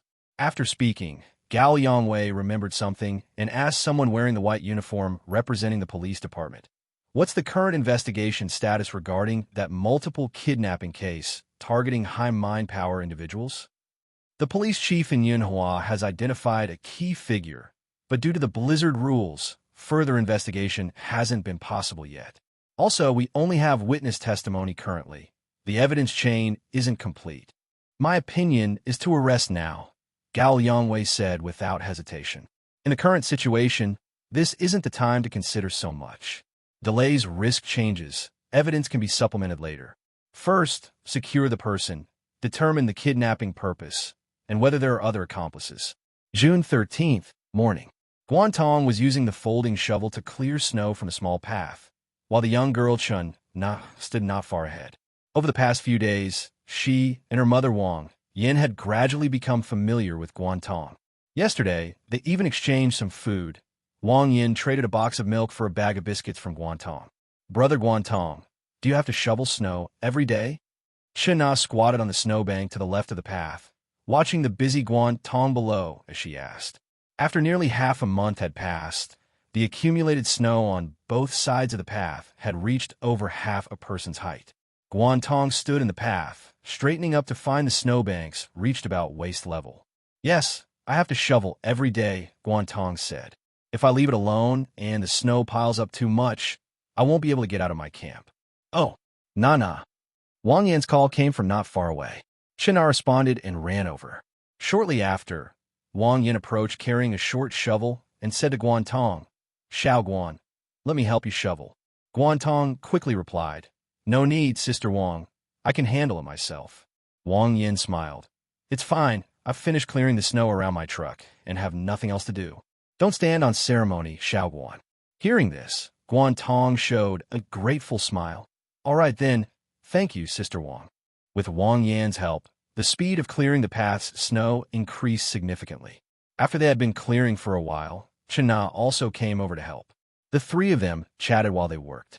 "Xiao Guan, have you been online these past few days? Many cities have had water and electricity cut off. Lots of buildings and shopping malls have collapsed under the snow. I've seen many videos of collapses. Who knows how many people have been crushed to death? It's truly terrifying." "I haven't really been watching that," Guan Tong said. Since coming to Mingdao Mountain, he hadn't been using his phone much, partly to conserve battery, and partly because he didn't think there was much worth watching. As Wang Yin said, the internet was now flooded with nothing but various disaster reports from different places. Guan Tong didn't particularly want to see these, because watching them would only make him depressed and upset. It was better not to watch at all. Wang Yin said, "It seems even Yeoman has been hit pretty hard this time, and that's the capital. The capital has the highest population density in the country, so the snowfall would naturally be heaviest there," Guan Tong said. "That makes sense, but I still think we should go to the capital. No other place compares to the capital. Think about it, all the important people live there. When other rules come, it's definitely going to be the safest place." Wang Yin's tone sounded very firm. Hearing this, Guan Tong asked, "From what you're saying, Sister Wang, Are you planning to take little Na to Yong'an later? New Epsilon. Wang Yin nodded. I'd already decided before leaving the village this time. Once the snow disaster rules pass, I'll take my daughter and drive the big truck along the national highway to the capital. Guan Tong thought for a moment and said, but I heard that the capital's free housing application policy has already been suspended. After this snow disaster, many houses will likely collapse, making the housing situation even more severe. Aren't you worried about not having a place to stay when you take little Na there, Sister Wang? Wang Yin laughed. Listen to you talking. Such a big capital city, and there wouldn't be a place for me and my daughter? If worst comes to worst, we can sleep in the truck. As long as we can settle down and let my daughter study in the capital, I'll be satisfied. Mom! At that moment, Chen Na at the front of the path suddenly screamed, drawing the attention of both Wang Yin and Guan Tong. Wang Yin immediately ran over, picked up her terrified daughter, and quickly asked, What's wrong, Nana? There's something running down from the mountain. Chen Na said fearfully, very fast. What? Hearing this, Guan Tong first climbed from the path onto the snowbank to one side, stood up and looked toward Mingdao mountain slopes, but didn't see anything. He called out loudly, Little Na, where did you see this thing? I didn't see it. Guan Tong was momentarily stunned, but then Wang Yin quickly said, Xiao Guan, my daughter can sense moving things nearby. If she says there's something, there definitely is. Sense moving things nearby? Was this some kind of mind power item ability? Just as Guan Tong was thinking this, he suddenly spotted a black object rushing down from the mountain. He focused his eyes and immediately identified it. It's a wild boar. Quick, Xiao Guan. Wang Yan's face turned pale. She immediately picked up her daughter and ran toward her large truck. Come hide in the truck with us. Okay. Guan Tong followed Wang Yan's steps, but after running only a few steps, he suddenly stopped and turned his head. He saw that the wild boar rushing down from the mountain was heading straight for his camp. All his supplies were in the camp. If the wild boar destroyed them, what would he do for the remaining half-month? Would he have to eat Sister Wang's food and live in her truck? But what if her food wasn't enough? No way. Guan Tong absolutely couldn't accept his hard-built camp being destroyed by a wild boar after half a month of work. Gritting his teeth, he turned and ran toward the camp. Wang Yin had already gotten into the truck with her daughter Chen Na. Seeing Guan Tong running toward the wild boar, she thought it was too dangerous and shouted in alarm, Xiao Guan! Xiao Guan! Guan Tong heard Wang Yan's shouts, but his mind was made up. Moreover, he didn't think he was completely incapable of dealing with a wild boar. As long as he made good use of the cleared path, plus shadow, he could win. Guan Tong ran back to the front of his camp from above the snowbank. Sure enough, the wild boar was currently rummaging through his backpack containing food, making grunting sounds. Damn beast! Guan Tong's low shout immediately attracted the wild boar's attention. It turned its head, its small bean-like eyes darting around, seemingly not having spotted Guan Tong above the snowbank. Because the accumulated snow on both sides of the path was over a meter high, and although wild boars had thick skin and were very fierce, their biggest weakness was their short stature and legs. As long as he could use the height difference to trap this beast in the path, Guan Tong waved his hand, and the wordless book immediately appeared. Shadow, come out. The pages flipped, and Shadow detached from the pages in an ethereal form, swimming into the path. When it circled around to the wild boar's side, it suddenly materialized into physical form. Oink! Seeing the materialized Shadow appear beside it, the wild boar immediately lowered its head and forcefully rammed into Shadow's leg. If it had been Guan Tong standing there, that blow might have broken bones. But this was Shadow, who felt no pain, could quickly recover from injuries by consuming mind power, and had unlimited stamina. Attack! Under Guan Tong's control, Shadow spread its arms and pounced on the wild boar, firmly locking onto the boar's thick neck, using force to flip it over onto its side, then tightly gripping its neck without letting go. The wild boar's four legs kicked wildly, continuously grunting as it tried to break free from the restraint. But Shadow possessed unlimited stamina during its existence. Even if its strength couldn't match the wild boar's, with this unlimited stamina, it could restrain the wild boar in this narrow path for a short while. Guan Tong's mind power was rapidly depleting. He knew he had to deal with the wild boar before it ran out. Otherwise, without Shadow's assistance, fighting the wild boar alone would be extremely dangerous.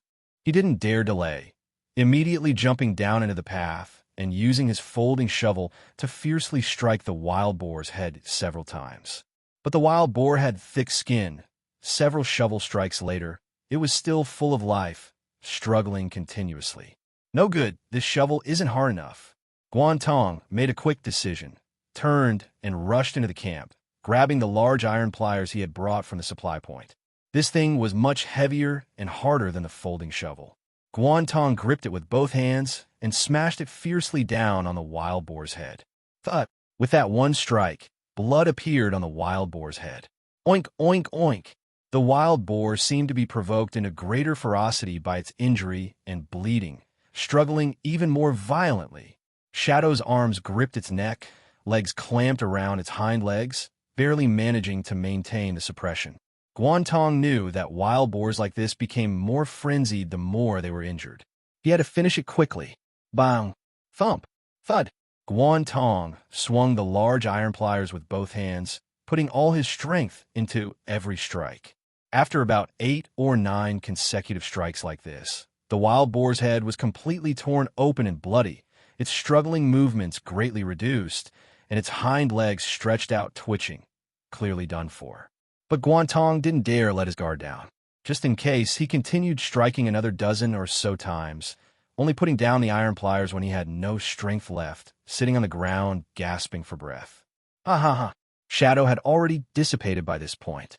In the path, only the exhausted Guan Tong sitting on the ground remained, along with the motionless wild boar with its bloody, mangled head.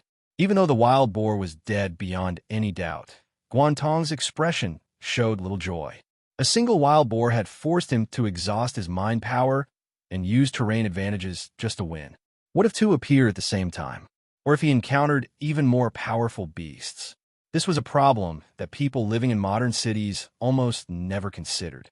People normally only thought about what to eat, what to play, how work and relationships were going, what normal person would need to think about how to deal with wild animals. But now they had entered the Doomsday Rules era. Who knew if future rules might force people to leave cities and live in wilderness and forests just to survive?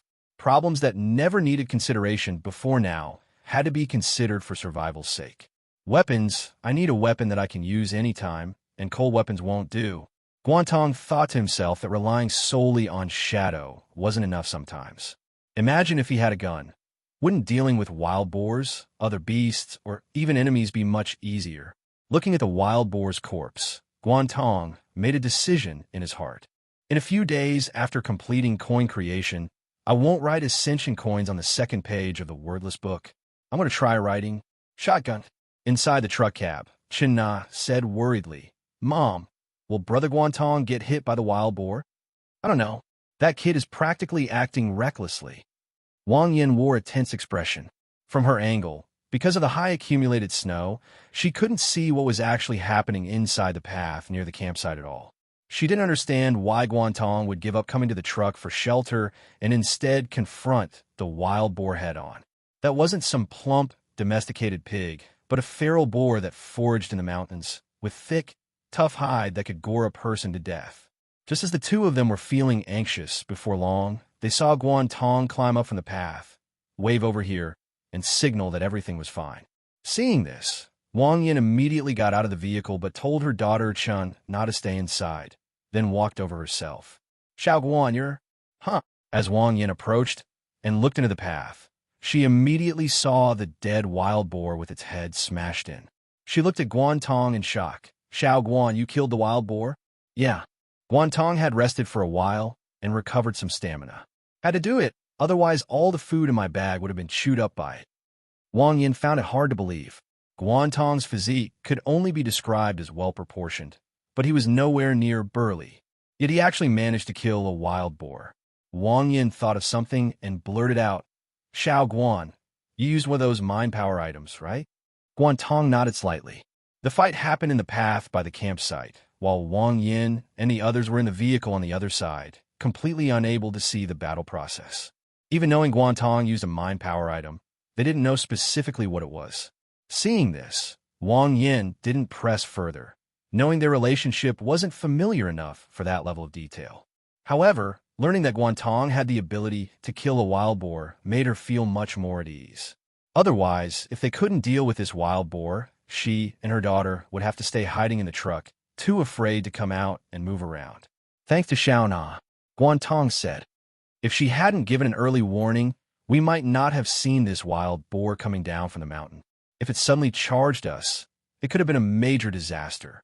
In this remote wilderness, there was no rescue to count on. Minor injuries would be manageable. Guan Tong had a temporary medical kit, but if seriously injured, they'd be completely helpless with nowhere to turn. That child Nana, Wang Yin sighed when mentioning Chun Na's warning. Her ability seems to work sometimes and not others. I don't know what's going on. Ability? Not a mind power item. Actually, I don't really understand how it works either. Wang Yin said. Previously, the village conducted a collective survey of mind power values, saying the government would provide subsidies for those over 80. When I asked my daughter, she said hers was sometimes over, sometimes under. I was afraid of making a mistake, so I didn't register her. Hearing this, Guan Tong found it somewhat strange. After thinking, he said, Xiaona should be over 80. Since she has times when she's over 80, it means her mind power upper limit exceeds 80. When it's below 80, it should be because she's consumed some portion.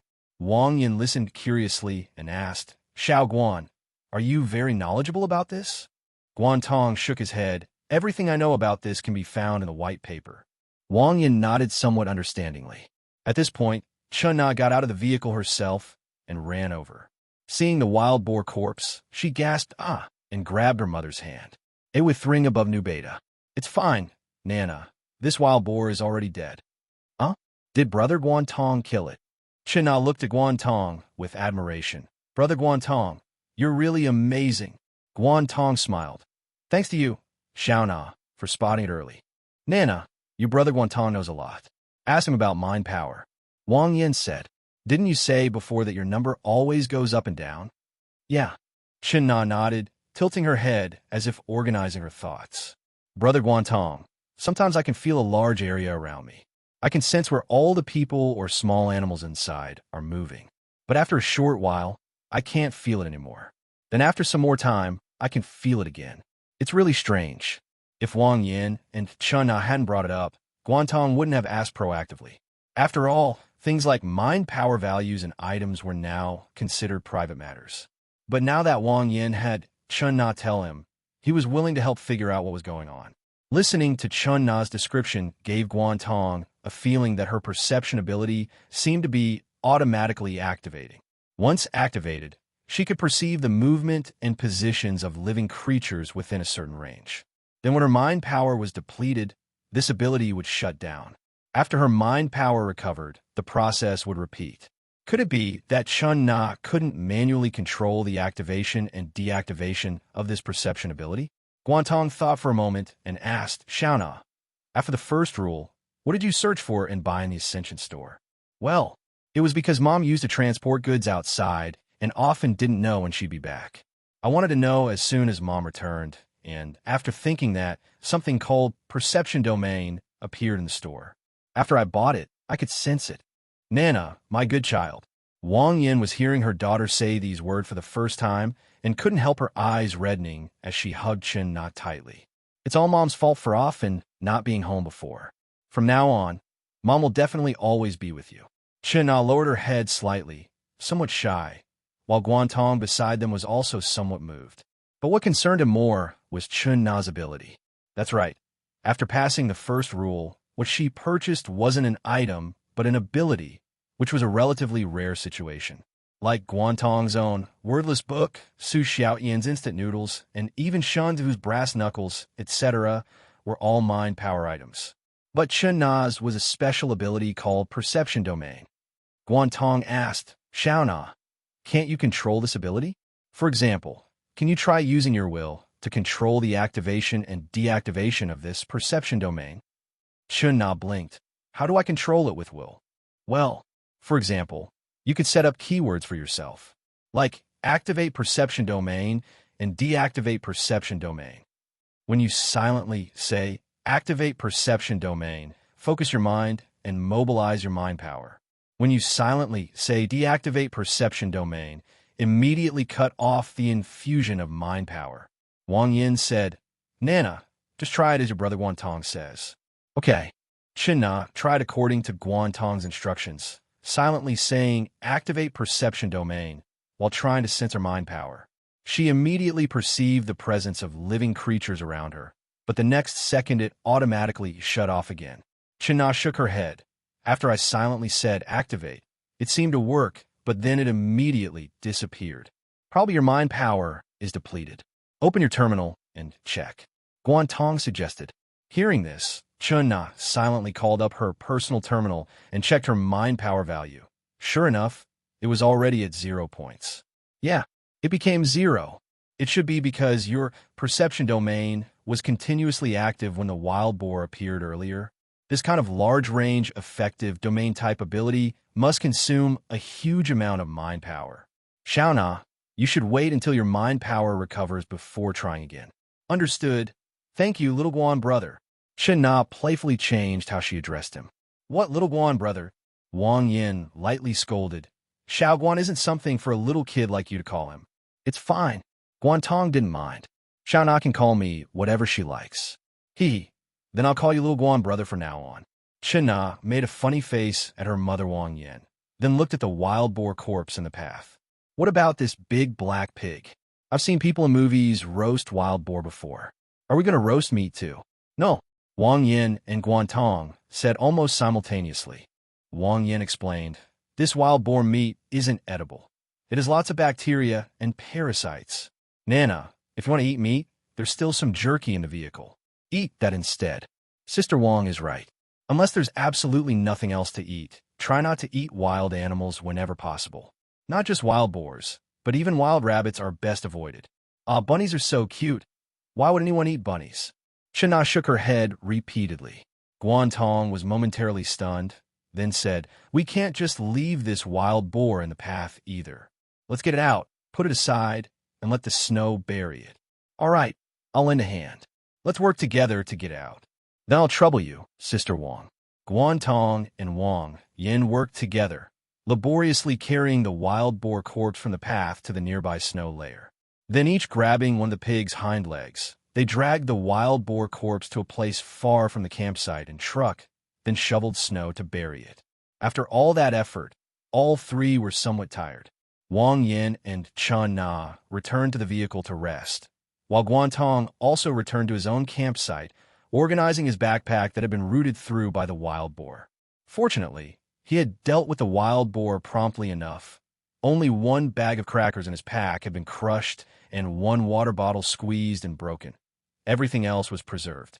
If Guan Tong had hidden in the truck back then and left it alone, before long all the food in his backpack would have been ruined. After tidying up, Guan Tong unzipped a sleeping bag and lay down to rest, still thinking about Chen Na's perception domain ability. He felt this ability had high potential, currently limited only by her low mind power upper limit. In the future, when mind power increases, if the range further expands and the ability further improves, it should have many uses. Guan Tong thought to himself, if I write a similar ability name in the wordless book, could I obtain a similar ability? I could try later, but it feels somewhat uncertain. Having held the wordless book for so long, Guan Tong had somewhat figured out its ability situation. Its core was probably the ability to materialize textual concepts by consuming mind power, possessing a certain extremely powerful reality warping force. Among these, the more complex, powerful, and abstract the concept, the more mind power would be required for materialization. If forced to transform, one possibility was a scaled-down version appearing. For example, what was written on the first page was clearly Guan Tong, but after the initial transformation, it was only a shadow with Guan Tong's outline, without physical form. Including what he wrote on the second page, ascension coins after materialization, it was also a scaled-down version. This was reflected in the number of coins, only 10 binding coins. But the problem was, he only wrote the 3 characters ascension coins without writing quantifiers like XX number beforehand. writing it like that, and only getting 10 coins meant that was currently the maximum number he could transform in a single attempt. The second possibility was transformation failure. For example, Guan Tong once tried to have the illusory shadow connect with a car shadow before materializing, but the result was his mind power instantly depleted and materialization failed. Now his plan was to write shotgun, wanting to materialize the concept of a gun. The difficulty shouldn't be excessive, but there was a problem. The character strokes were too many, requiring too much time.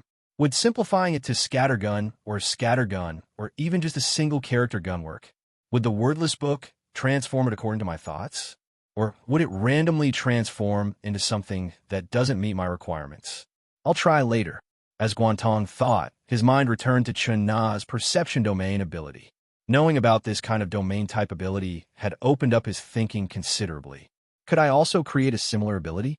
Currently, directly opening a new page in the wordless book to write would consume too much. So could I continue leveraging the shadow, continue deeply developing based on it? The previous success of adding the character's physical form had given Guan Tong the idea to add something more, but he hadn't had any good ideas until now. Now, Chen Na's domain ability also made him somewhat tempted. When the shadow is in its illusory state, it can merge with other shadows to expand its area. If I make the shadow continuously merge and expand large enough within a short time, and I have enough mind power to transform it in a physical form, could it form some kind of domain of my own, like a shadow domain? June 19th, 11 days remaining until the Snow in June Rules effective period ends. In the evening, outside a certain courtyard in a suburban county of the capital Yong'an, over 20 fully armed Special Forces soldiers quietly surrounded the compound. The snow around the courtyard had been piled up in the distance, with obvious snowplow marks on the roads near the main gate, and the accumulated snow on the walls had also been cleared away. This showed the courtyard's owner possessed professional snow removal equipment and substantial manpower for clearing snow. Report. The operation team leader reported to the superior commander via headset. We have arrived outside the target's shelter. Should we commence the capture operation? Begin immediately. The commander's voice came through the headset. Received. The operation team leader made several hand signals. Several Special Forces members crouched down, opened the cases they were carrying, which contained several military-grade drones. As the operators activated them, a total of 5 drones took off, flying high above the courtyard, transmitting the internal situation through high-definition cameras. The outer courtyard contains parked snowplows, drilling vehicles, snow removal machines, and other equipment. 3 people are sitting under the eaves on the left playing cards, and they are armed. The inner courtyard has a roof design, making it impossible to view the situation via camera. Activate thermal imaging scanners. Scans detect activity in 3 rooms within the inner courtyard, totaling 20 people. Only 2 people are in the southern room, suspected to be the target's location. The operation team leader said, "All personnel, prepare for action. Team 1 breaches the front gate. Team 2 enters by scaling the walls from both sides. Team 3 moves to the rear for security.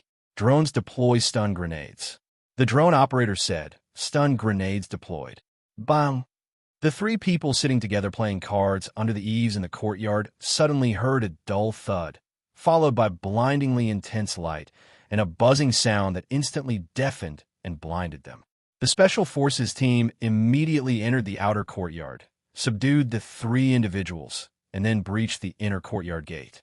By this time, people inside the inner courtyard had become aware. Numerous footsteps sounded, followed by a series of bang, bang, bang, bang, gunfire, splintering the wood of the inner courtyard gate. An operation team member requested via headset, "The enemy has initiated armed resistance. Request permission to eliminate." Permission granted.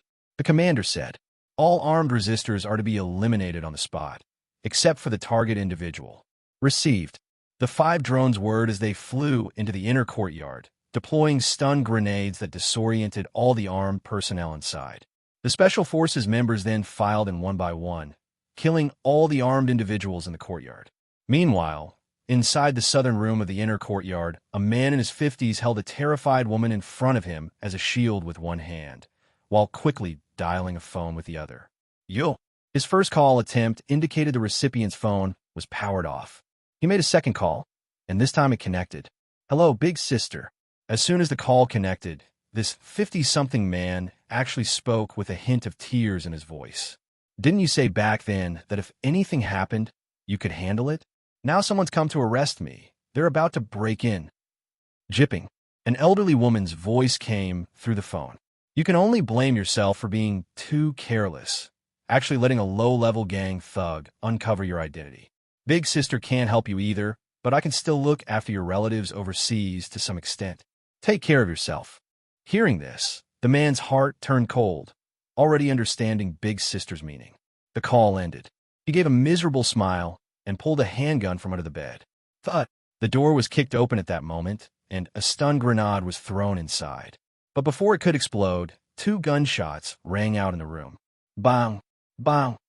When the Special Forces members rushed in, they only saw the corpses of a man and a woman lying on the floor. The operation team leader stepped forward to inspect the male corpse and reported. "Report, capture mission failed. Target individual Zhao Jipping has committed suicide." There was a moment of silence in the headset before the commander said, "Bring back the target's body and his personal belongings." Mission concluded. Yes. Hungyun Real Estate Chairman Zhao Jipping has been removed from the group by Big Sister. A system announcement appeared in the phone group of all Qingmei Society members. After the announcement appeared, numerous replies quickly surfaced. "Big Sister is here? Why did Big Sister kick old Zhao out? What happened to Brother Zhao? Why was he kicked out of the group? Did something happen? It seems we can't contact old Zhao on his end." The group members didn't know what was going on, but they were quite surprised by the appearance of the group owner, Big Sister. As the founder of the Qingmei Society, Big Sister rarely spoke in the group, but every member respected her. Because before the Doomsday Rules era, she seemed to have endless money. She had invested in almost every member's company through different intermediaries, holding shares on their behalf. But she didn't have any companies under her own name, which led group members to privately speculate about who she really was and what background she had. Some bold ones even used their connections to investigate privately, but not only did they find nothing, the connections they used ended up being imprisoned. After that, the Qingmei Society members all knew that Big Sister was someone they absolutely could not afford to provoke, and she might even come from the top levels. Then Big Sister sent a message in the group. "Big Sister, Jipping had a bit of trouble. I'll handle the follow-up. All of you focus on getting through this rule first. After this rule period ends, I'll organize a gathering for everyone to discuss our Qingmei Society's future plans. Receive, Big Sister. Just follow Big Sister's lead." Over the years, Big Sister has taken great care of our businesses. Yes, my company was at a critical moment fighting for market share back then, but we couldn't secure financing. It was Big Sister who generously stepped in, investing several billion with a wave of her hand, giving me the confidence to secure victory.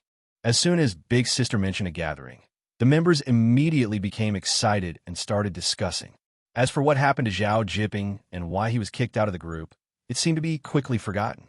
Only a few members privately considered using their connections to investigate. After all, Zhao Jipping was the chairman of Hungyun Real Estate, the largest real estate company in the country. At its peak, there were Hungyun properties in every city across the nation. He employed countless people underneath him, and it was said he even controlled the underworld in many cities. Such a once powerful figure, even if he declined after entering the Doomsday Rules era, because money became worthless and housing became free, shouldn't just encounter trouble and disappear like that. There must be something fishy going on. At the same time, in the Doomsday Rules Countermeasures Research Office, a researcher in his 40s was being held in an interrogation room. Facing 2 interrogators, he said with indignation, "I've told you, I don't know what my brother did. I know nothing about him sending people to kidnap others." This researcher was none other than Zhao Jipping's younger brother, Zhao Jiza. Because of his outstanding research abilities, he had been selected by the authorities to join the Countermeasures Research Office. You say you don't know what your brother did, but we've already discovered that you violated the research office's discipline by contacting your brother outside of designated hours. Everyone in the research office who wants to contact people outside must do so during designated hours. These designated hours are not fixed, typically occurring after new Doomsday Rules are announced and before hidden rules are identified. The purpose of this regulation is to prevent research office personnel from having opportunities to privately leak hidden rules that shouldn't be disseminated when they appear. This rule wasn't strict initially, but after the first Doomsday Rule, it became extremely stringent. Because after the hidden rule of the first Doomsday Rule was identified, several researchers in the office privately disclosed it to their relatives, allowing them to use the rule to obtain alertness mints and see survival opportunities. Afterwards, a large number of researchers were investigated and held accountable. Zhao Jiza, because he had been more careful, had never been exposed. But after his brother was investigated, he as the younger brother was naturally investigated in detail, thus revealing that he had secretly contacted Zhao Jiping. Zhao Jiza's expression changed slightly at this point. He didn't deny it, knowing that if the interrogators said this, it meant they had evidence. That's right, I violated discipline and secretly contacted my brother. But we only discussed rules-related matters, nothing else at all. He never told me anything about kidnappings. The two interrogators glanced at each other. One of them, wearing glasses, asked, "What do you know about your brother's social connections that's particularly noteworthy? You should understand that these kidnapping cases involve the entire country. He couldn't have managed them alone. There must be others involved." This interrogator was none other than Li Meng, the police department chief transferred from Yanhua City. Li Meng said, "If you talk now, there might still be a chance to save him. Otherwise, even if we don't arrest him, he might be silenced by others." To extract more information, Li Meng naturally wouldn't tell Zhao Jiza that his brother Zhao Jiping had already committed suicide. Hearing the words silenced, Zhao Jiza's face turned somewhat pale. He frowned, seeming to think hard, and after a moment spoke uncertainly. "About 10 years ago, I heard my brother mention that he had joined some organization where all the members were major players. The organization's founder was an especially powerful and well-connected person." Li Meng's eyes sharpened, immediately pressing further. "What organization? What's its name? Who are the other members?" Zhao Jiza thought for a long time, then shook his head. "I can't remember clearly. He only mentioned it excitedly once at a family gathering right after he joined over 10 years ago. Later, it seemed because the organization had extremely strict confidentiality rules. Members couldn't even disclose it to relatives, so my brother never brought up again." Woo woo woo woo woo woo. The ambulance's piercing siren echoed through the main road, pulling to a stop in front of Lihua Hotel. Several medical personnel wearing heavy windproof winter coats, anti-slip shoes, and goggles got out of the vehicle, looking toward the hotel entrance. They saw that using the hotel steps as a base, a circular ice wall over 4 meters high stood erected, completely sealing off the main entrance, making it utterly impossible to enter or exit. The medical staff exchanged glances, feeling puzzled, when suddenly they heard shouting from above. "Hey, over here! Over here!" Hearing the voices, they looked up and were astonished to see some people standing at third-floor windows, waving down at them. One medical worker shouted, "What's going on?" Someone by the third-floor window shouted back, "The hotel's glass doors shattered. We can't clear them. The snow wall blocked us in, and we can't get out." Another person leaned out and scolded, "What took you so long to get here? Several people have died from illness here. You know that?" "We're short-staffed," the medical worker yelled. "There are too many medical emergencies across the entire city every day. We simply can't handle them all." Another medical worker asked, "Are there still patients inside needing emergency care?" "There are several. We'll wrap them in bed sheets and lower them down." The people on the third floor then busied themselves, tying over a dozen thick bed sheets into ropes, wrapping several patients in them, and slowly lowering them down from the windows. The medical staff caught them and immediately brought the patients into the ambulance. At that moment, someone from the third floor shouted, "We've been without water for 10 days here. Is anyone going to do something about it? That's not our responsibility. Call the Emergency Management Bureau." The ambulance quickly drove away, leaving only a stream of furious curses from the people on the third floor. Meanwhile, on the first floor of the hotel lobby, garbage covered the floor everywhere. Food wrappers, empty water bottles, and even some disgustingly suspicious traces of what appeared to be vomit and excrement. From June 9th, when the hotel's water supply was cut off, until today marked 10 days without restoration, and it was estimated it wouldn't be restored before the rules ended. During these 10 days, the several hundred people in the hotel had used up all stored water. Although the Livelihood Security Department had delivered supplies once during this period, they only provided essential drinking water and food for survival. Due to the continuous heavy snow, not only were ordinary people's lives severely affected, but many water-intensive factories had inevitably suspended operations. Under these circumstances, while needing to supply food and water for the city's population of tens of millions, the support department had to budget carefully and couldn't distribute resources recklessly. This resulted in the hotel residents being neither thirsty enough to die nor hungry enough to starve. But that was the extent of it. There was no extra water for washing hair or bathing, and after the water cut off, they couldn't even flush toilets. If living outdoors, one could simply find a spot to relieve themselves and then cover it with snow. But in a hotel housing several hundred people, when toilets couldn't be flushed, the resulting situation was predictable. To maintain some semblance of dignity, everyone had to use numerous plastic bags. After urinating or defecating inside, they would seal the bags and collectively throw them into the hotel swimming pool. Even so, as time passed and things fermented, combined with most windows being sealed shut by heavy snow and unable to open, the smell throughout the hotel was imaginable, tormenting many people to the point of mental and physical exhaustion. Moreover, the sick person situation remained unresolved. Many people had fallen ill since 10 days ago, and during this period, several cases of death from illness had occurred. Some suggested throwing the corpses outside the hotel, but this was strongly rejected. Eventually, all bodies were moved into a large guest room for centralized storage. The low temperatures actually proved somewhat useful here. They prevented the corpses from decomposing quickly, representing a rare benefit. Otherwise, if the bodies had rotted within days, everyone in this enclosed hotel space would have worried about epidemics spreading. Another 3 days passed like this. On the 22nd, after another power outage in the hotel, large-scale unrest erupted in the lobby. Power rationing again. Damn it, we're almost freezing to death. Screw the Emergency Management Bureau. Those bastards are definitely living comfortably in 24-hour air-conditioned rooms. It's already minus 20 to 30 degrees Celsius indoors now. Cutting power at this time is trying to kill us. After days of people dying from illness, water, and power cuts, and being so cold they couldn't sleep properly, everyone finally reached breaking point. They began shouting loudly and causing disturbances. A young man in his 20s, seeming to have gone mad, grabbed a plastic stool, rushed to the hotel entrance, and started violently smashing it against the snow wall. Fuck!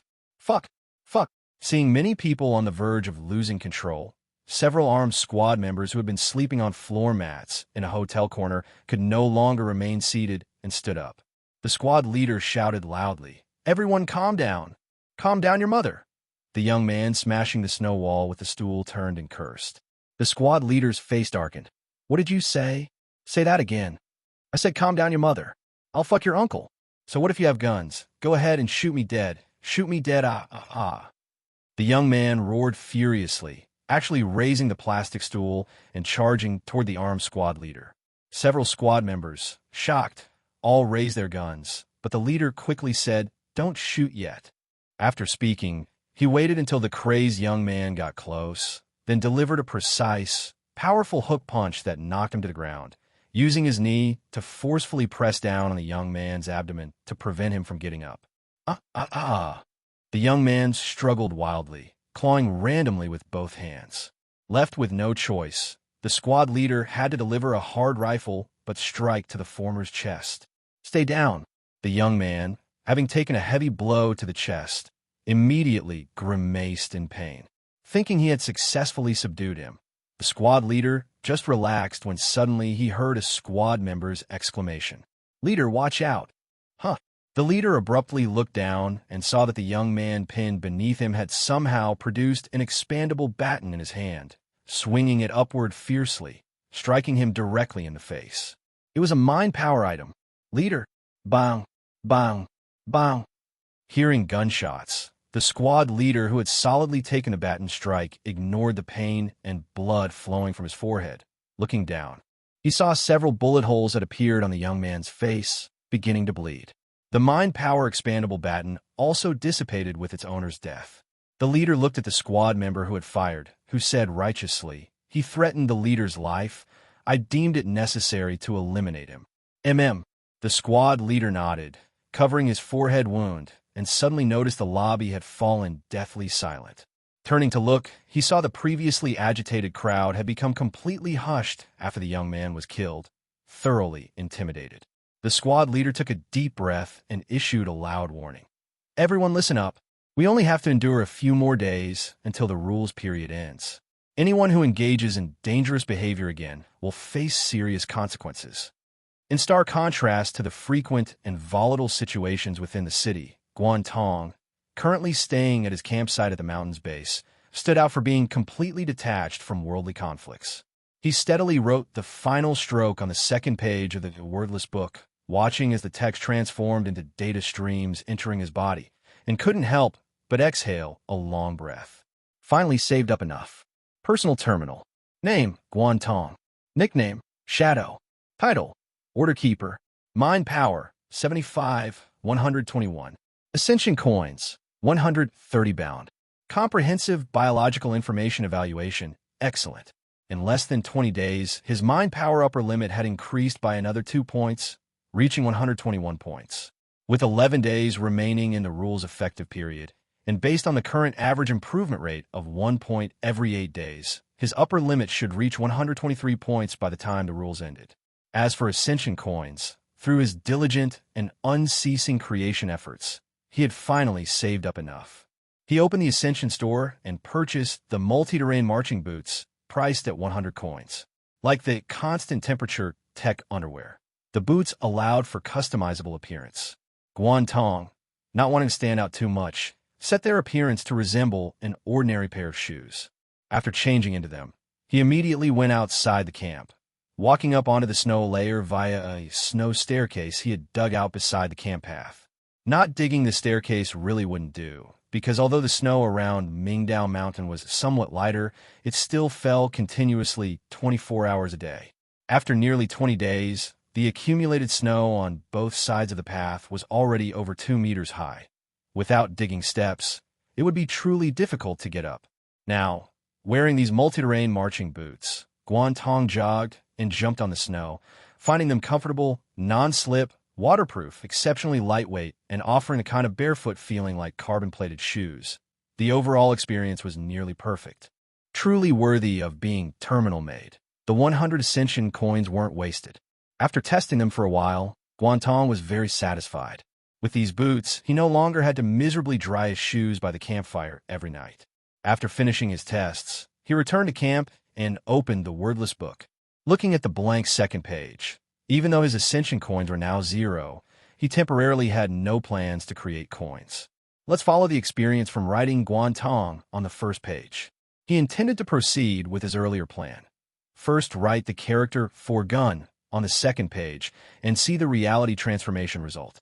If the transformed result wasn't the gun he wanted, he would then add characters in front of it. This approach would save time and mind power as much as possible, reducing trial and error costs. Additionally, Guan Tong hadn't abandoned the idea triggered earlier based on Chun Na's perception domain, namely the attempt at shadow domainization. During his reflections over these days, he had again conceived a plan to add characters to Guan Tong. Previously, it went from Guan Tong to physical form Guan Tong. This time, he planned to slowly add 2 more characters in front, namely transformation. The final result would be transformation physical form Guan Tong. The reason for wanting to add transformation was partly based on the concept of domain expansion. On the other hand, if successful, the intangible shadow would also be able to exist in forms other than human. This would enable movement in a more flexible, concealed manner and unlock more combat methods. June 28th, the final 3 days of the 4th Doomsday Rules effective period. Guan Tong woke up in the morning and stood on the small path looking up at the sky. The lead-colored clouds had dominated the sky for almost a month, finally about to disperse in 3 days. Almost a month without sunlight. Not getting sick is already pretty good. Even in countries with annual polar nights, the incidence rates of conditions like depression among their citizens are quite high, let alone in a country like Beijing where many people enjoy going outside to sunbathe and air out clothes and bedding. After so many days of blizzard, the damage to humans definitely wasn't just from the snow disaster. Various secondary disasters under chain reactions would also be major problems. Just like the mother-daughter pair Wang Yan and Chen Na, who chose to leave the village. Seeing one spot reveals the whole leopard. Across so many villages and towns nationwide, there would always be some careless or reckless people who didn't quickly prepare sufficient supplies themselves, then went to rob others when they ran short. For those being robbed, these thieves stealing supplies were more detestable than the snow disaster, and the harm they caused could be greater too. Although Guan Tong hadn't witnessed it personally, he knew that tragic human dramas, due to the Doomsday Rules, must be happening every moment in this world. It's just that all he could do now was take care of himself. Under the Doomsday Rules, merely keeping oneself intact was already hard to achieve, let alone helping the whole world. He took out the wordless book and flipped to the second page. The character for Gun had been completed yesterday, but because his mind power was depleted, he could only sleep and recover today before materializing it. Come on, scattergun, I want a scattergun, not a cold weapon spear. Guan Tong silently repeated in his mind, hoping the wordless book would materialize the text concept according to his thoughts, while injecting mind power into it. Soon, the characters on the page began to transform and float. Just like when shadow first separated from the page, it also began to detach and condense into reality as mind power was injected. The next moment, a scattergun with a silver barrel actually materialized. Success! Guan Tong was overjoyed. He hadn't expected the wordless book to truly materialize the text according to his thoughts. Not some spear, not some handgun, but really a scattergun. This meant that as long as mind power could meet the materialization requirements, even if the text written on the page was a fuzzy requirement, it could still be realized. This discovery undoubtedly greatly helped with materializing other concepts in the future, but for now Guan Tong's attention was entirely focused on the scattergun in his hands. Yeah, the reason he wanted a scattergun rather than some handgun or sniper rifle was because it was simple and brutal, requiring no diligent practice of marksmanship. Usable right away. At this moment, Guan Tong held the grip with one hand and supported the barrel with the other, feeling a special metallic texture to the touch. Moreover, this scattergun had a stockless design, with a small electronic screen on the right side of the grip whose purpose was unknown. Also, after studying it for a while, he simply couldn't figure out how to load ammunition. But he soon realized this scattergun materialized by the wordless book didn't require manual reloading. This didn't mean it had unlimited ammunition, though. Guan Tong quickly discovered that its ammunition all required consuming mind power to generate, with 3 types total, numbered 1 to 3. Type 1 ammunition was ordinary wide-area pellets, suitable for dealing with small beasts or multiple enemies, requiring 5 points of mind power to generate 1 round. Type 2 ammunition was large-caliber slugs, suitable for hunting single large beasts, requiring 10 points of mind power to generate 1 round. The final Type 3 ammunition was high-explosive rounds for blasting. These are the most powerful bullets, also the most costly, requiring a full 30 points of mind power to generate 1 round. With Guan Tong's current 122-point mind power upper limit, the cheapest Type 1 scatter shots could generate at most 24 rounds, Type 2 slugs at most 12 rounds, and Type 3 high-explosive rounds at most 4 rounds. Looks like I'll need to greatly increase my mind power upper limit if I want unlimited spraying fun in the future. Guan Tong first tried consuming 5 points of mind power to generate 1 Type 1 scatter shot. After generation, the small electronic screen on the left side of the grip lit up, displaying Type 1 by 1. So this small screen shows ammunition count. Seeing the characters on the screen, Guan Tong thought it was somewhat like in shooting games. Electronically visible ammunition count was quite convenient. After generating the ammunition, he aimed at the snow wall beside the path and tentatively pulled the trigger to fire a shot. Bang!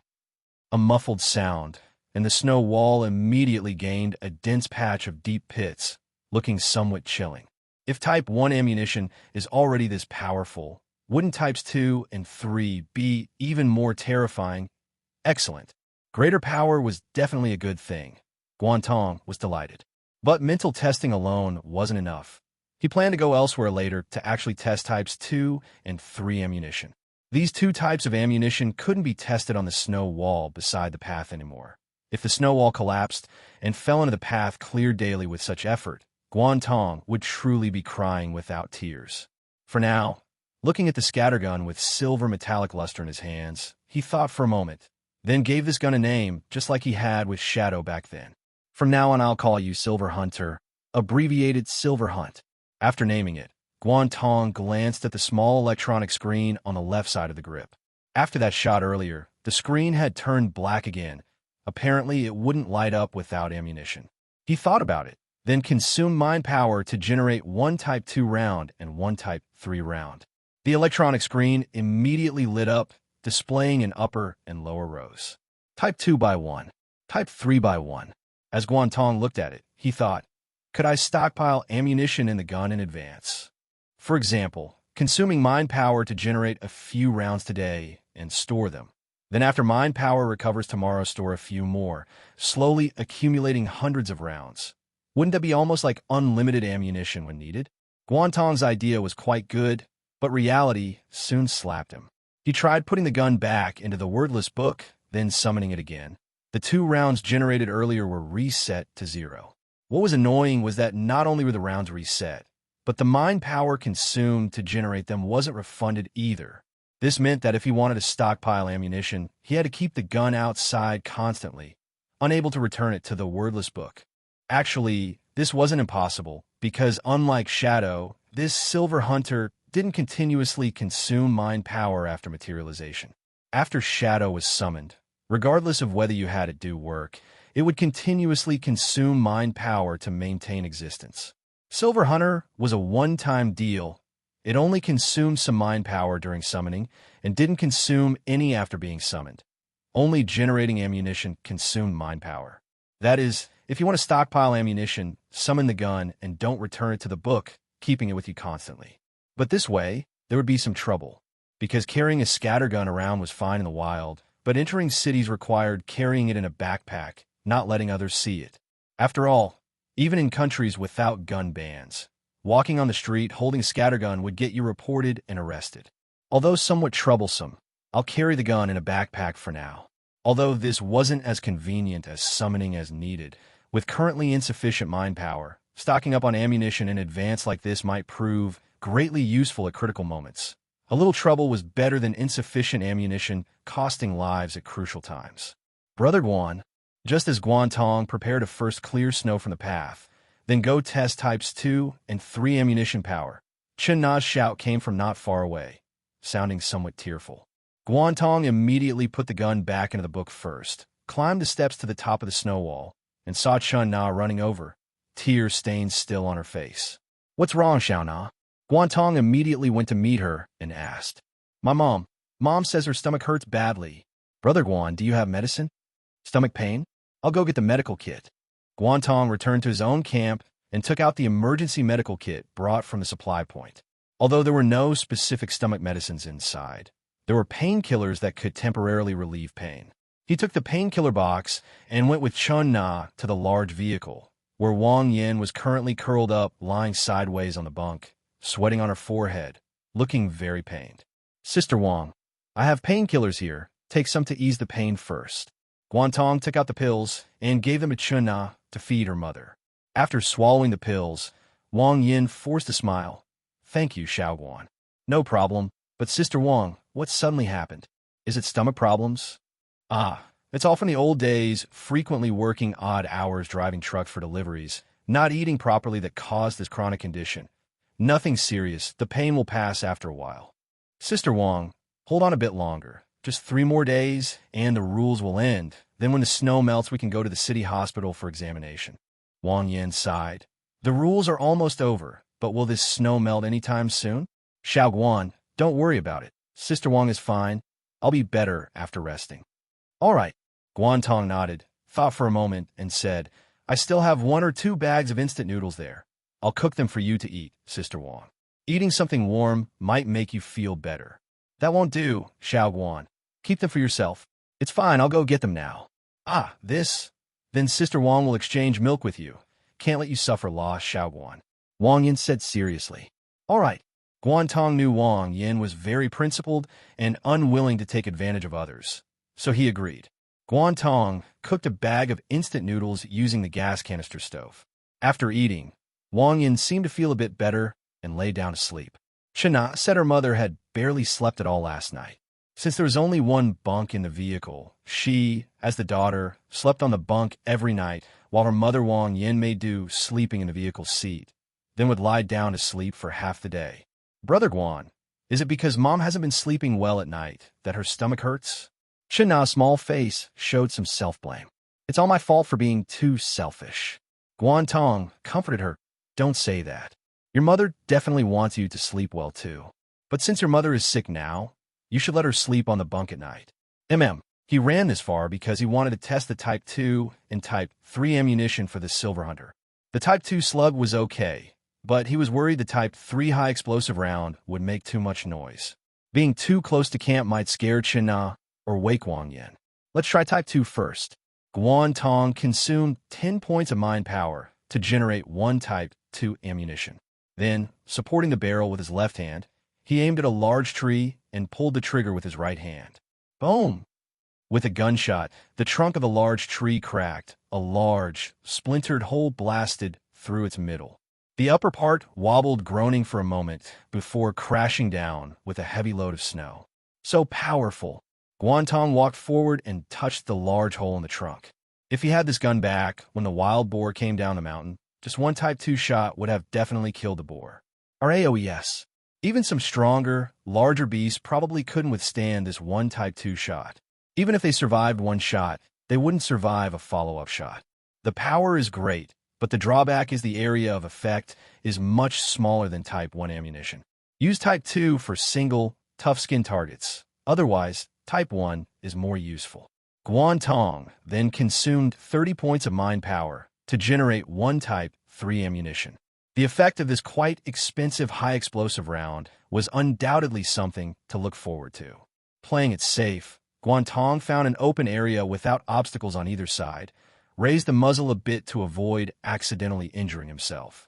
Then he pulled the trigger. Kaboom! A loud noise like muffled thunder erupted from the barrel, startling even Guan Tong, who was holding the gun. Immediately followed by another explosive boom. Within the impact area of the Type 3 round, flames burst forth. 4 or 5 surrounding large trees fell accordingly, and large amounts of snow poured down, quickly extinguishing the flames. Looking at the mess ahead, Guan Tong said distractedly, "This Type 3 high-explosive round basically has the power of a personal grenade launcher. No wonder generating one Type 3 round consumed a high 30 points of mind power." Guan Tong knew that firing one of these at a critical moment could solve many problems. Forget combat. Even for breaking down doors or blasting through walls, as long as there was a need for destruction, one Type 3 shot would satisfy most requirements.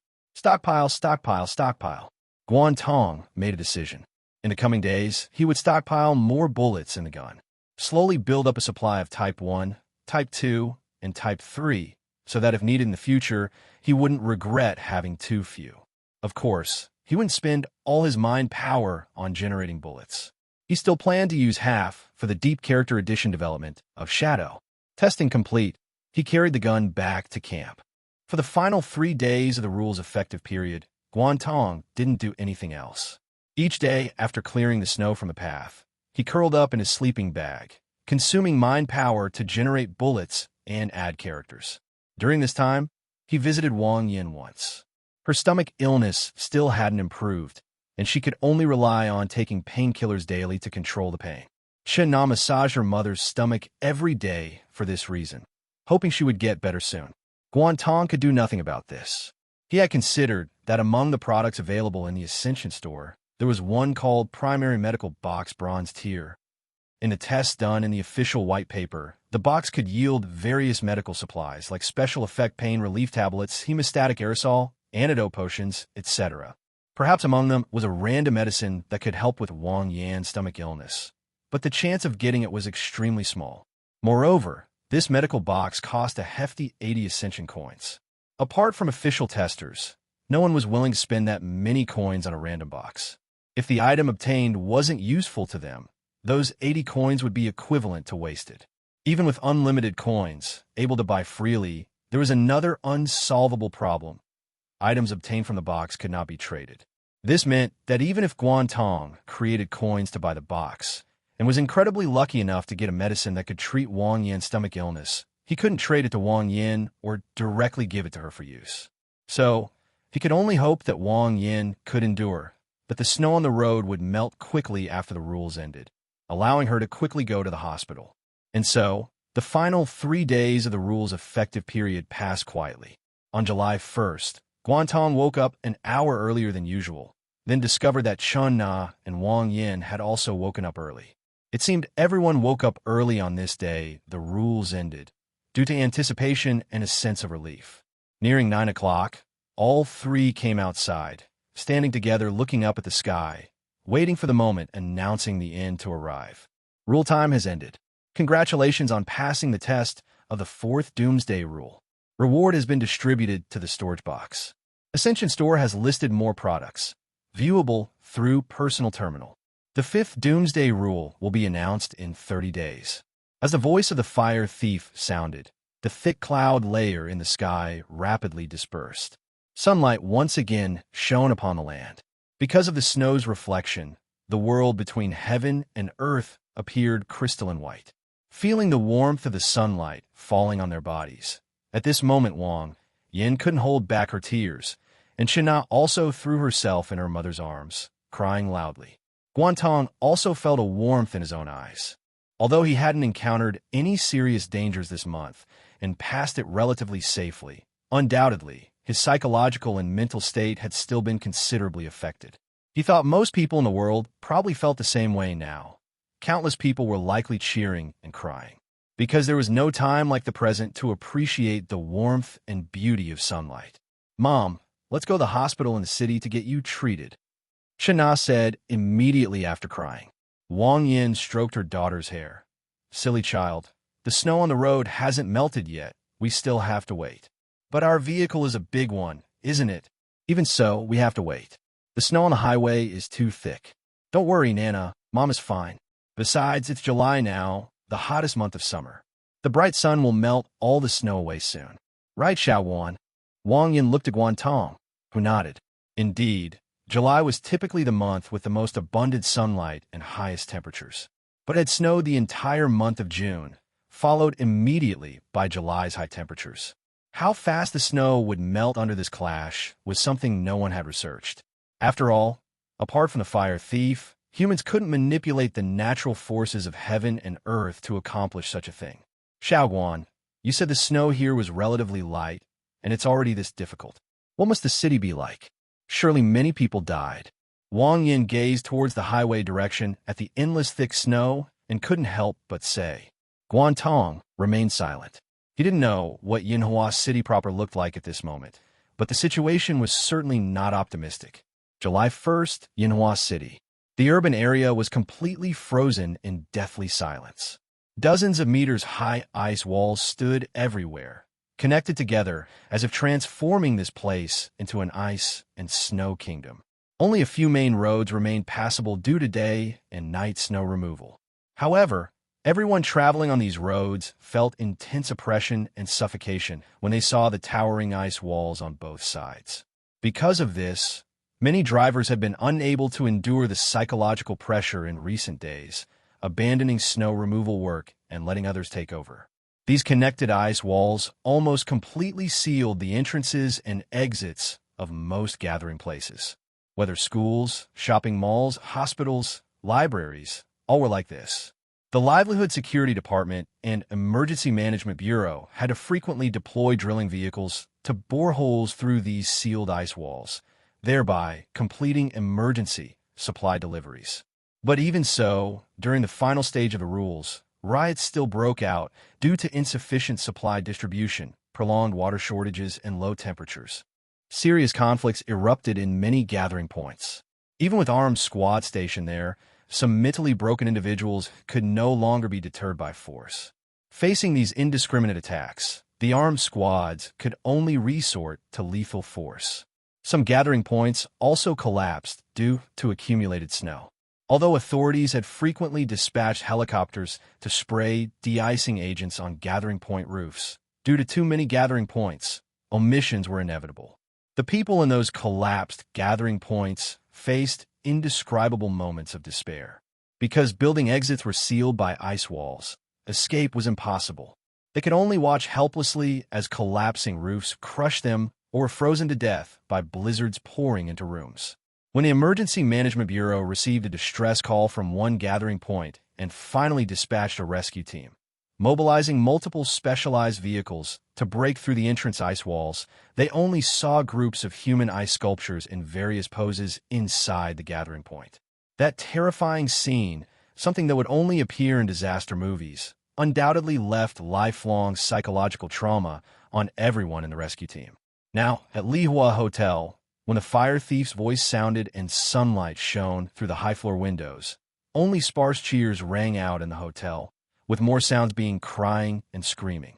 Groups of disheveled people hugged each other crying, both weeping and laughing, grateful to have survived while also releasing all the numbness and breakdown from these days. Su Xiaotian was currently among the crying crowd. Looking at the people around him, the hotel that originally gathered several hundred people now only had about 3/4 remaining. That 1/4 had all turned into cold corpses placed in guest rooms. And such significant casualties mostly occurred during the final week of the rules. Not due to internal conflict or hunger, but because of low temperatures and illness. By the final week, the hotel's power cables and outdoor ring main units, like the long frozen water pipes, finally succumbed to damage, causing the power system to completely shut down. Soon after, indoor temperatures dropped to over 40 degrees below zero. People wore multiple layers of cotton clothes, covered themselves with thick quilts, and crawled into plastic bags. But even so, many were frozen stiff with pain like needle pricks. Then came numbness, illness, and death. Many with poorer physical condition simply couldn't endure such low temperatures for long. Some even experienced failed body temperature regulation, shouting, "I'm hot," while actively removing clothes. Others couldn't restrain them no matter how hard they tried, only able to watch helplessly as these people froze to death. After 1 week like this, the death toll was several times higher than during the previous 20-plus days, barely fitting the corpses by vacating 10 guest rooms. Undoubtedly, they had fallen during the darkness before dawn. Therefore, when seeing daylight again now, the survivors couldn't control their crying, screaming, and gratitude for survival. During the final stage, Su Xiaotian, who relied daily on hot instant noodles to provide warmth and survive the low temperatures, finally understood how difficult survival truly was. After crying for a while, he took out his phone with only 3% battery remaining and opened his contacts. Many people in his contacts were those he met only after moving into the hotel, but quite a few had died during these rules, their ringtones never to sound again. Neve. Su Xiaotian couldn't bear to delete these names. As he browsed, he stopped when he saw Guan Tong's name. The days of struggle and numbness had made him forget about Guan Tong, leaving the hotel to survive elsewhere. Only when seeing the latter's name now did he suddenly remember. With trembling fingers, he tapped the screen and sent a message. "Brother Tong, are you still alive?" At the campsite by the mountain foot, Guan Tong looked up at the blazing sun hanging high in the sky. The scorching sunlight made him feel somewhat mentally dazed. Imagine one moment there was heavy snowfall. The next there was brilliant sunshine. Such contrast and change was enough to make people doubt whether they were dreaming or in reality. Guan Tong believed it wasn't just him. Most people who survived these rules would have similar feelings. And this was the fire thief's power. Before its ability to arbitrarily manipulate nature's great forces, humans seemed like mere insignificant ants, struggling with all their might just to survive. The dazzling sunlight made Guan Tong lower his head. He knew the challenges were far from over. He had to be prepared at all times to survive the increasingly tricky rules in the future. Wang Yin and Chun Na had returned to their large vehicle. This mother-daughter pair, who had just finished crying, needed some time to calm their emotional fluctuations. Guan Tong sat on the branch stool he made and began checking the rewards after these rules. Personal terminal. Name, Guan Tong. Nickname, Shadow. Title, Order Keeper. Mind power, 123. Ascension coins, 150. Comprehensive biological information evaluation, excellent. The 150 Ascension coins were the reward for passing these rules. Regarding mind power upper limit, Guan Tong remembered it was 119 points before the fourth rule began. Now, after 1 month, it reached 123, increasing by 4 points, which aligned with his previous judgment of in extreme conditions, upper limit increases by 1 point every 7 to 8 days. After checking the panel, Guan Tong opened the storage box. The items inside had gradually increased as he passed more rules. Wordless book. Constant temperature, tech underwear, equipped.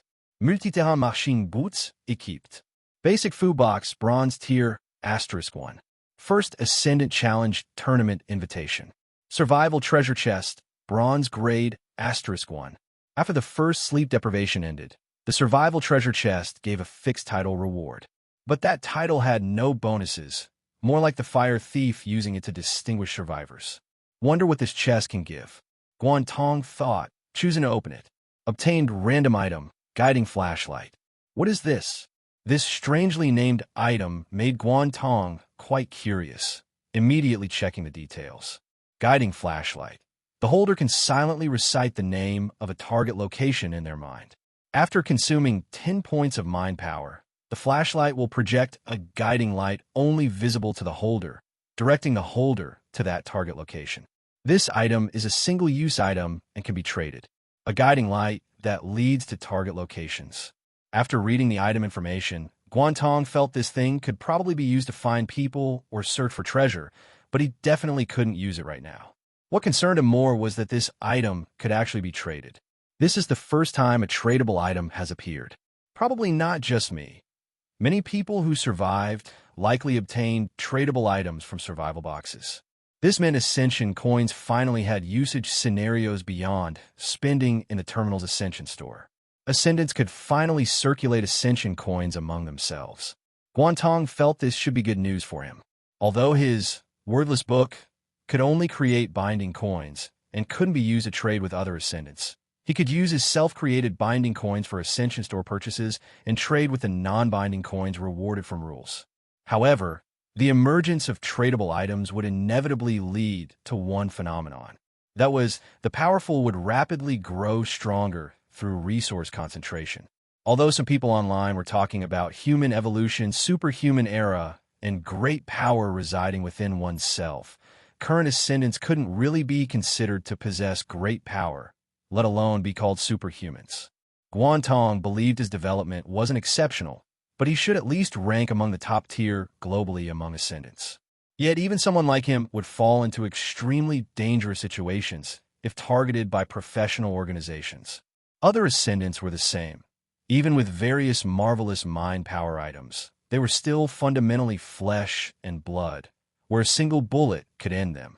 With tradable items appearing in this context, those groups or organizations currently holding power might use force to compel others to sell items at low prices or force high price sales of worthless items. Guan Tong recalled a nationwide serial kidnapping case he was involved in. Perhaps one purpose behind the mastermind or organization's prearranged kidnappings was to exploit the captured Ascendants once tradable items appeared.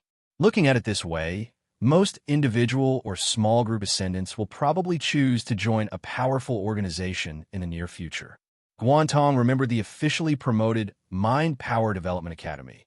Once it opened, it would definitely experience a massive enrollment wave. Because the academy had official backing, enrolling meant gaining official protection, making ordinary civilian powerful groups or organizations somewhat cautious about targeting academy students. A sense of crisis spread through him as Guan Tong wondered where he should go from here. After some thought, he slightly shook his head and temporarily set the matter aside. The most urgent priority right now was comprehensive self-improvement. Once he started depending on others or seeking protection, it would plant seeds of potential trouble. Because others wouldn't protect you for free. No matter what organization he joined, enjoying benefits would come with costs. No. Like some Ascendants who chose to join the Official Countermeasures Research Office.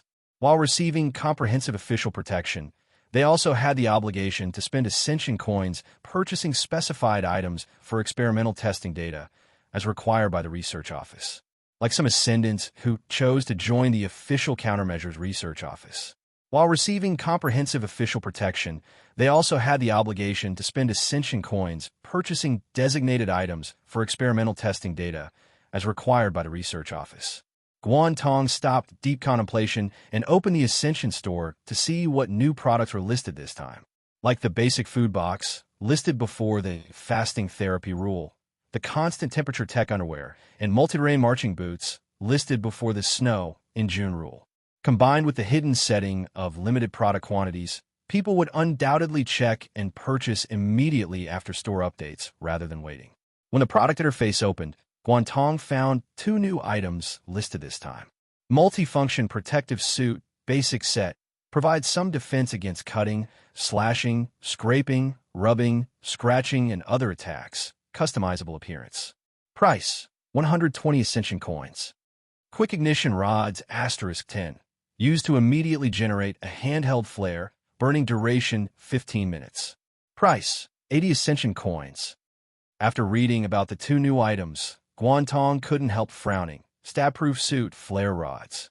Could the 5th rule be some kind of free-for-all battle type? But he couldn't jump to conclusions either. Given that the fire thief often acted unpredictably and enjoyed creating hidden settings, no one could make accurate judgments before the rule was officially announced.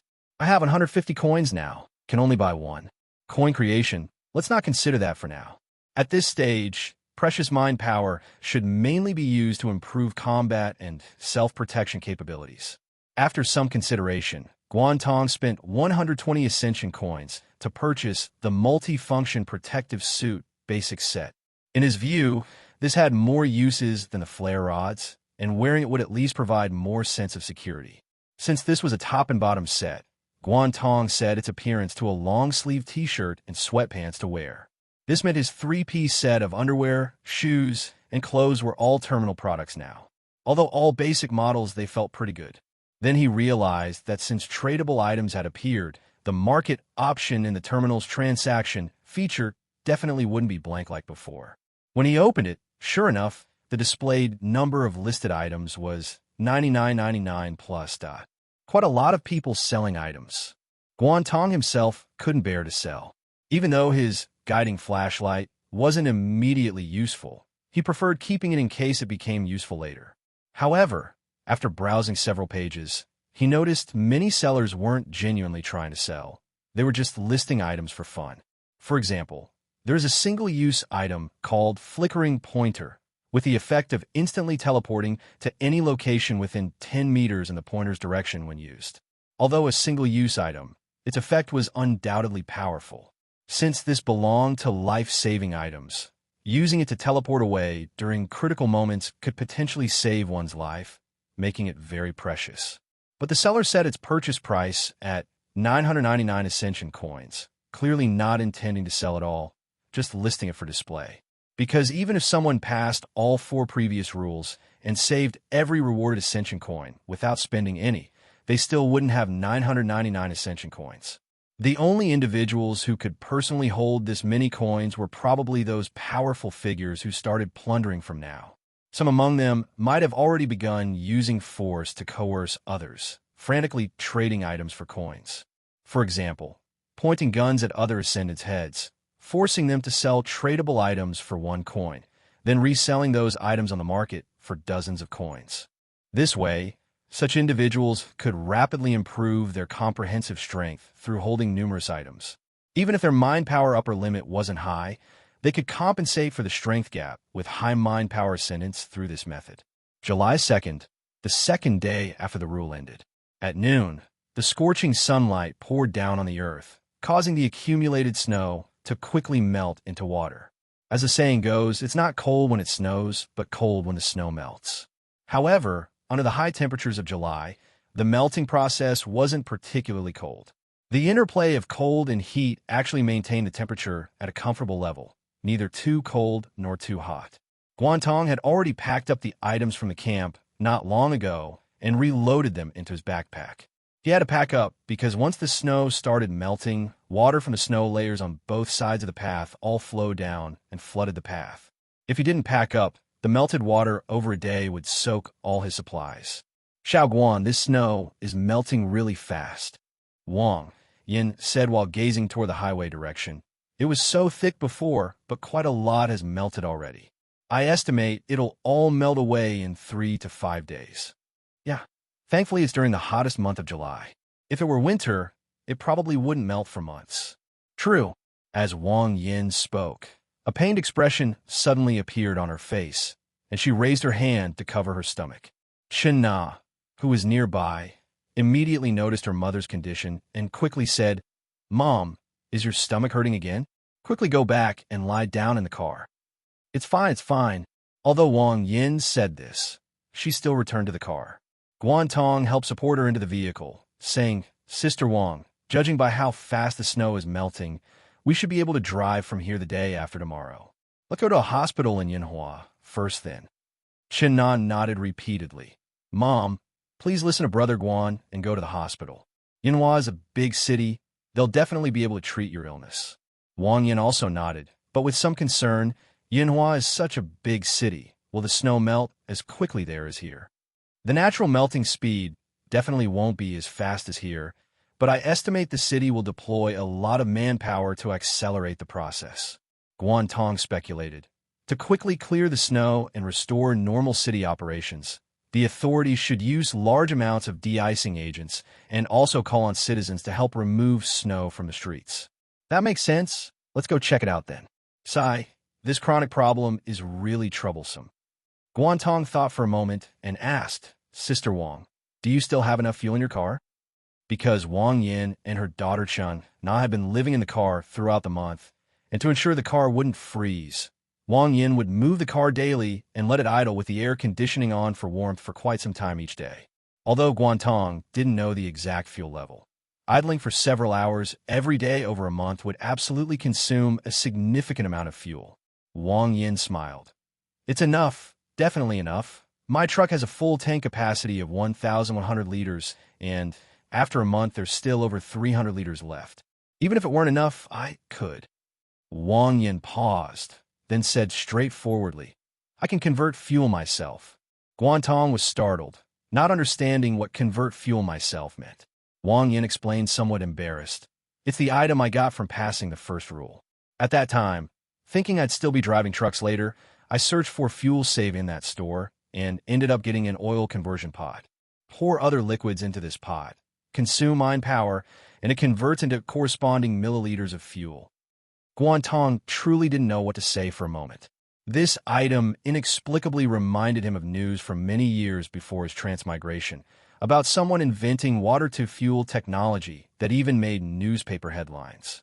Of course, it was later proven to be a scam. He just never expected that in the Doomsday Rules era after his transmigration, this technology would actually become real in Wang Yan's hands. Not to mention, with the snow melting now, snow water was the most abundant resource. Scooping a pot daily, consuming mine power to convert it into fuel, and accumulating it could meet the vehicle's needs. But who would have thought that after the rules ended, the country would announce free supply of food and such, making money useless? Wang Yin said awkwardly, "If I'd known I wouldn't need to drive trucks anymore, why would I have bought this item?" "You can't say that. It came in handy during this rule, didn't it?"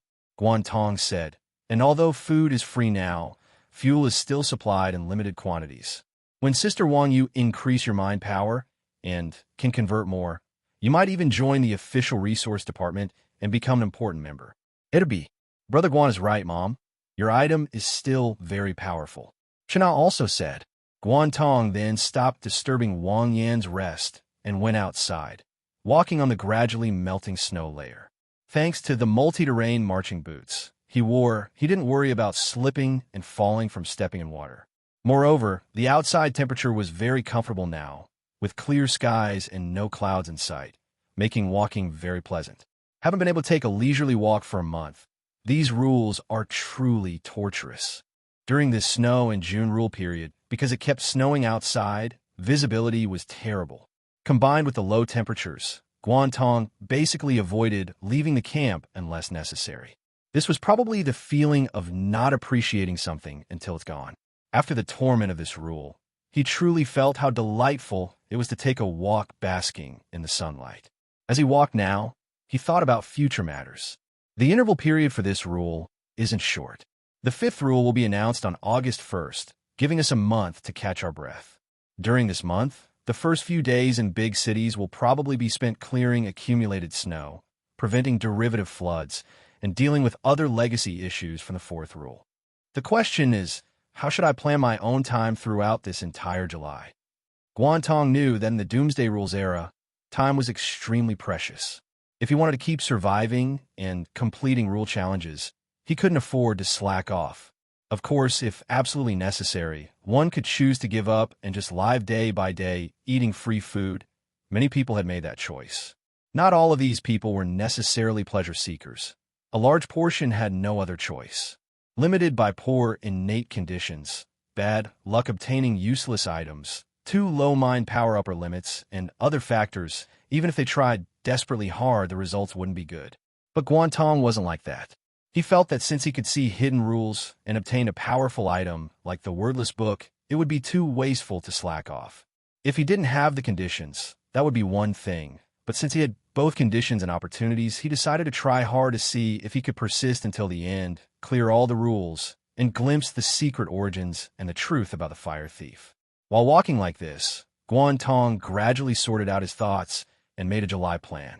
First, he needed to complete adding characters to the first page, specifically adding the 2 characters for transformation to try giving Shadow more possibilities and plasticity.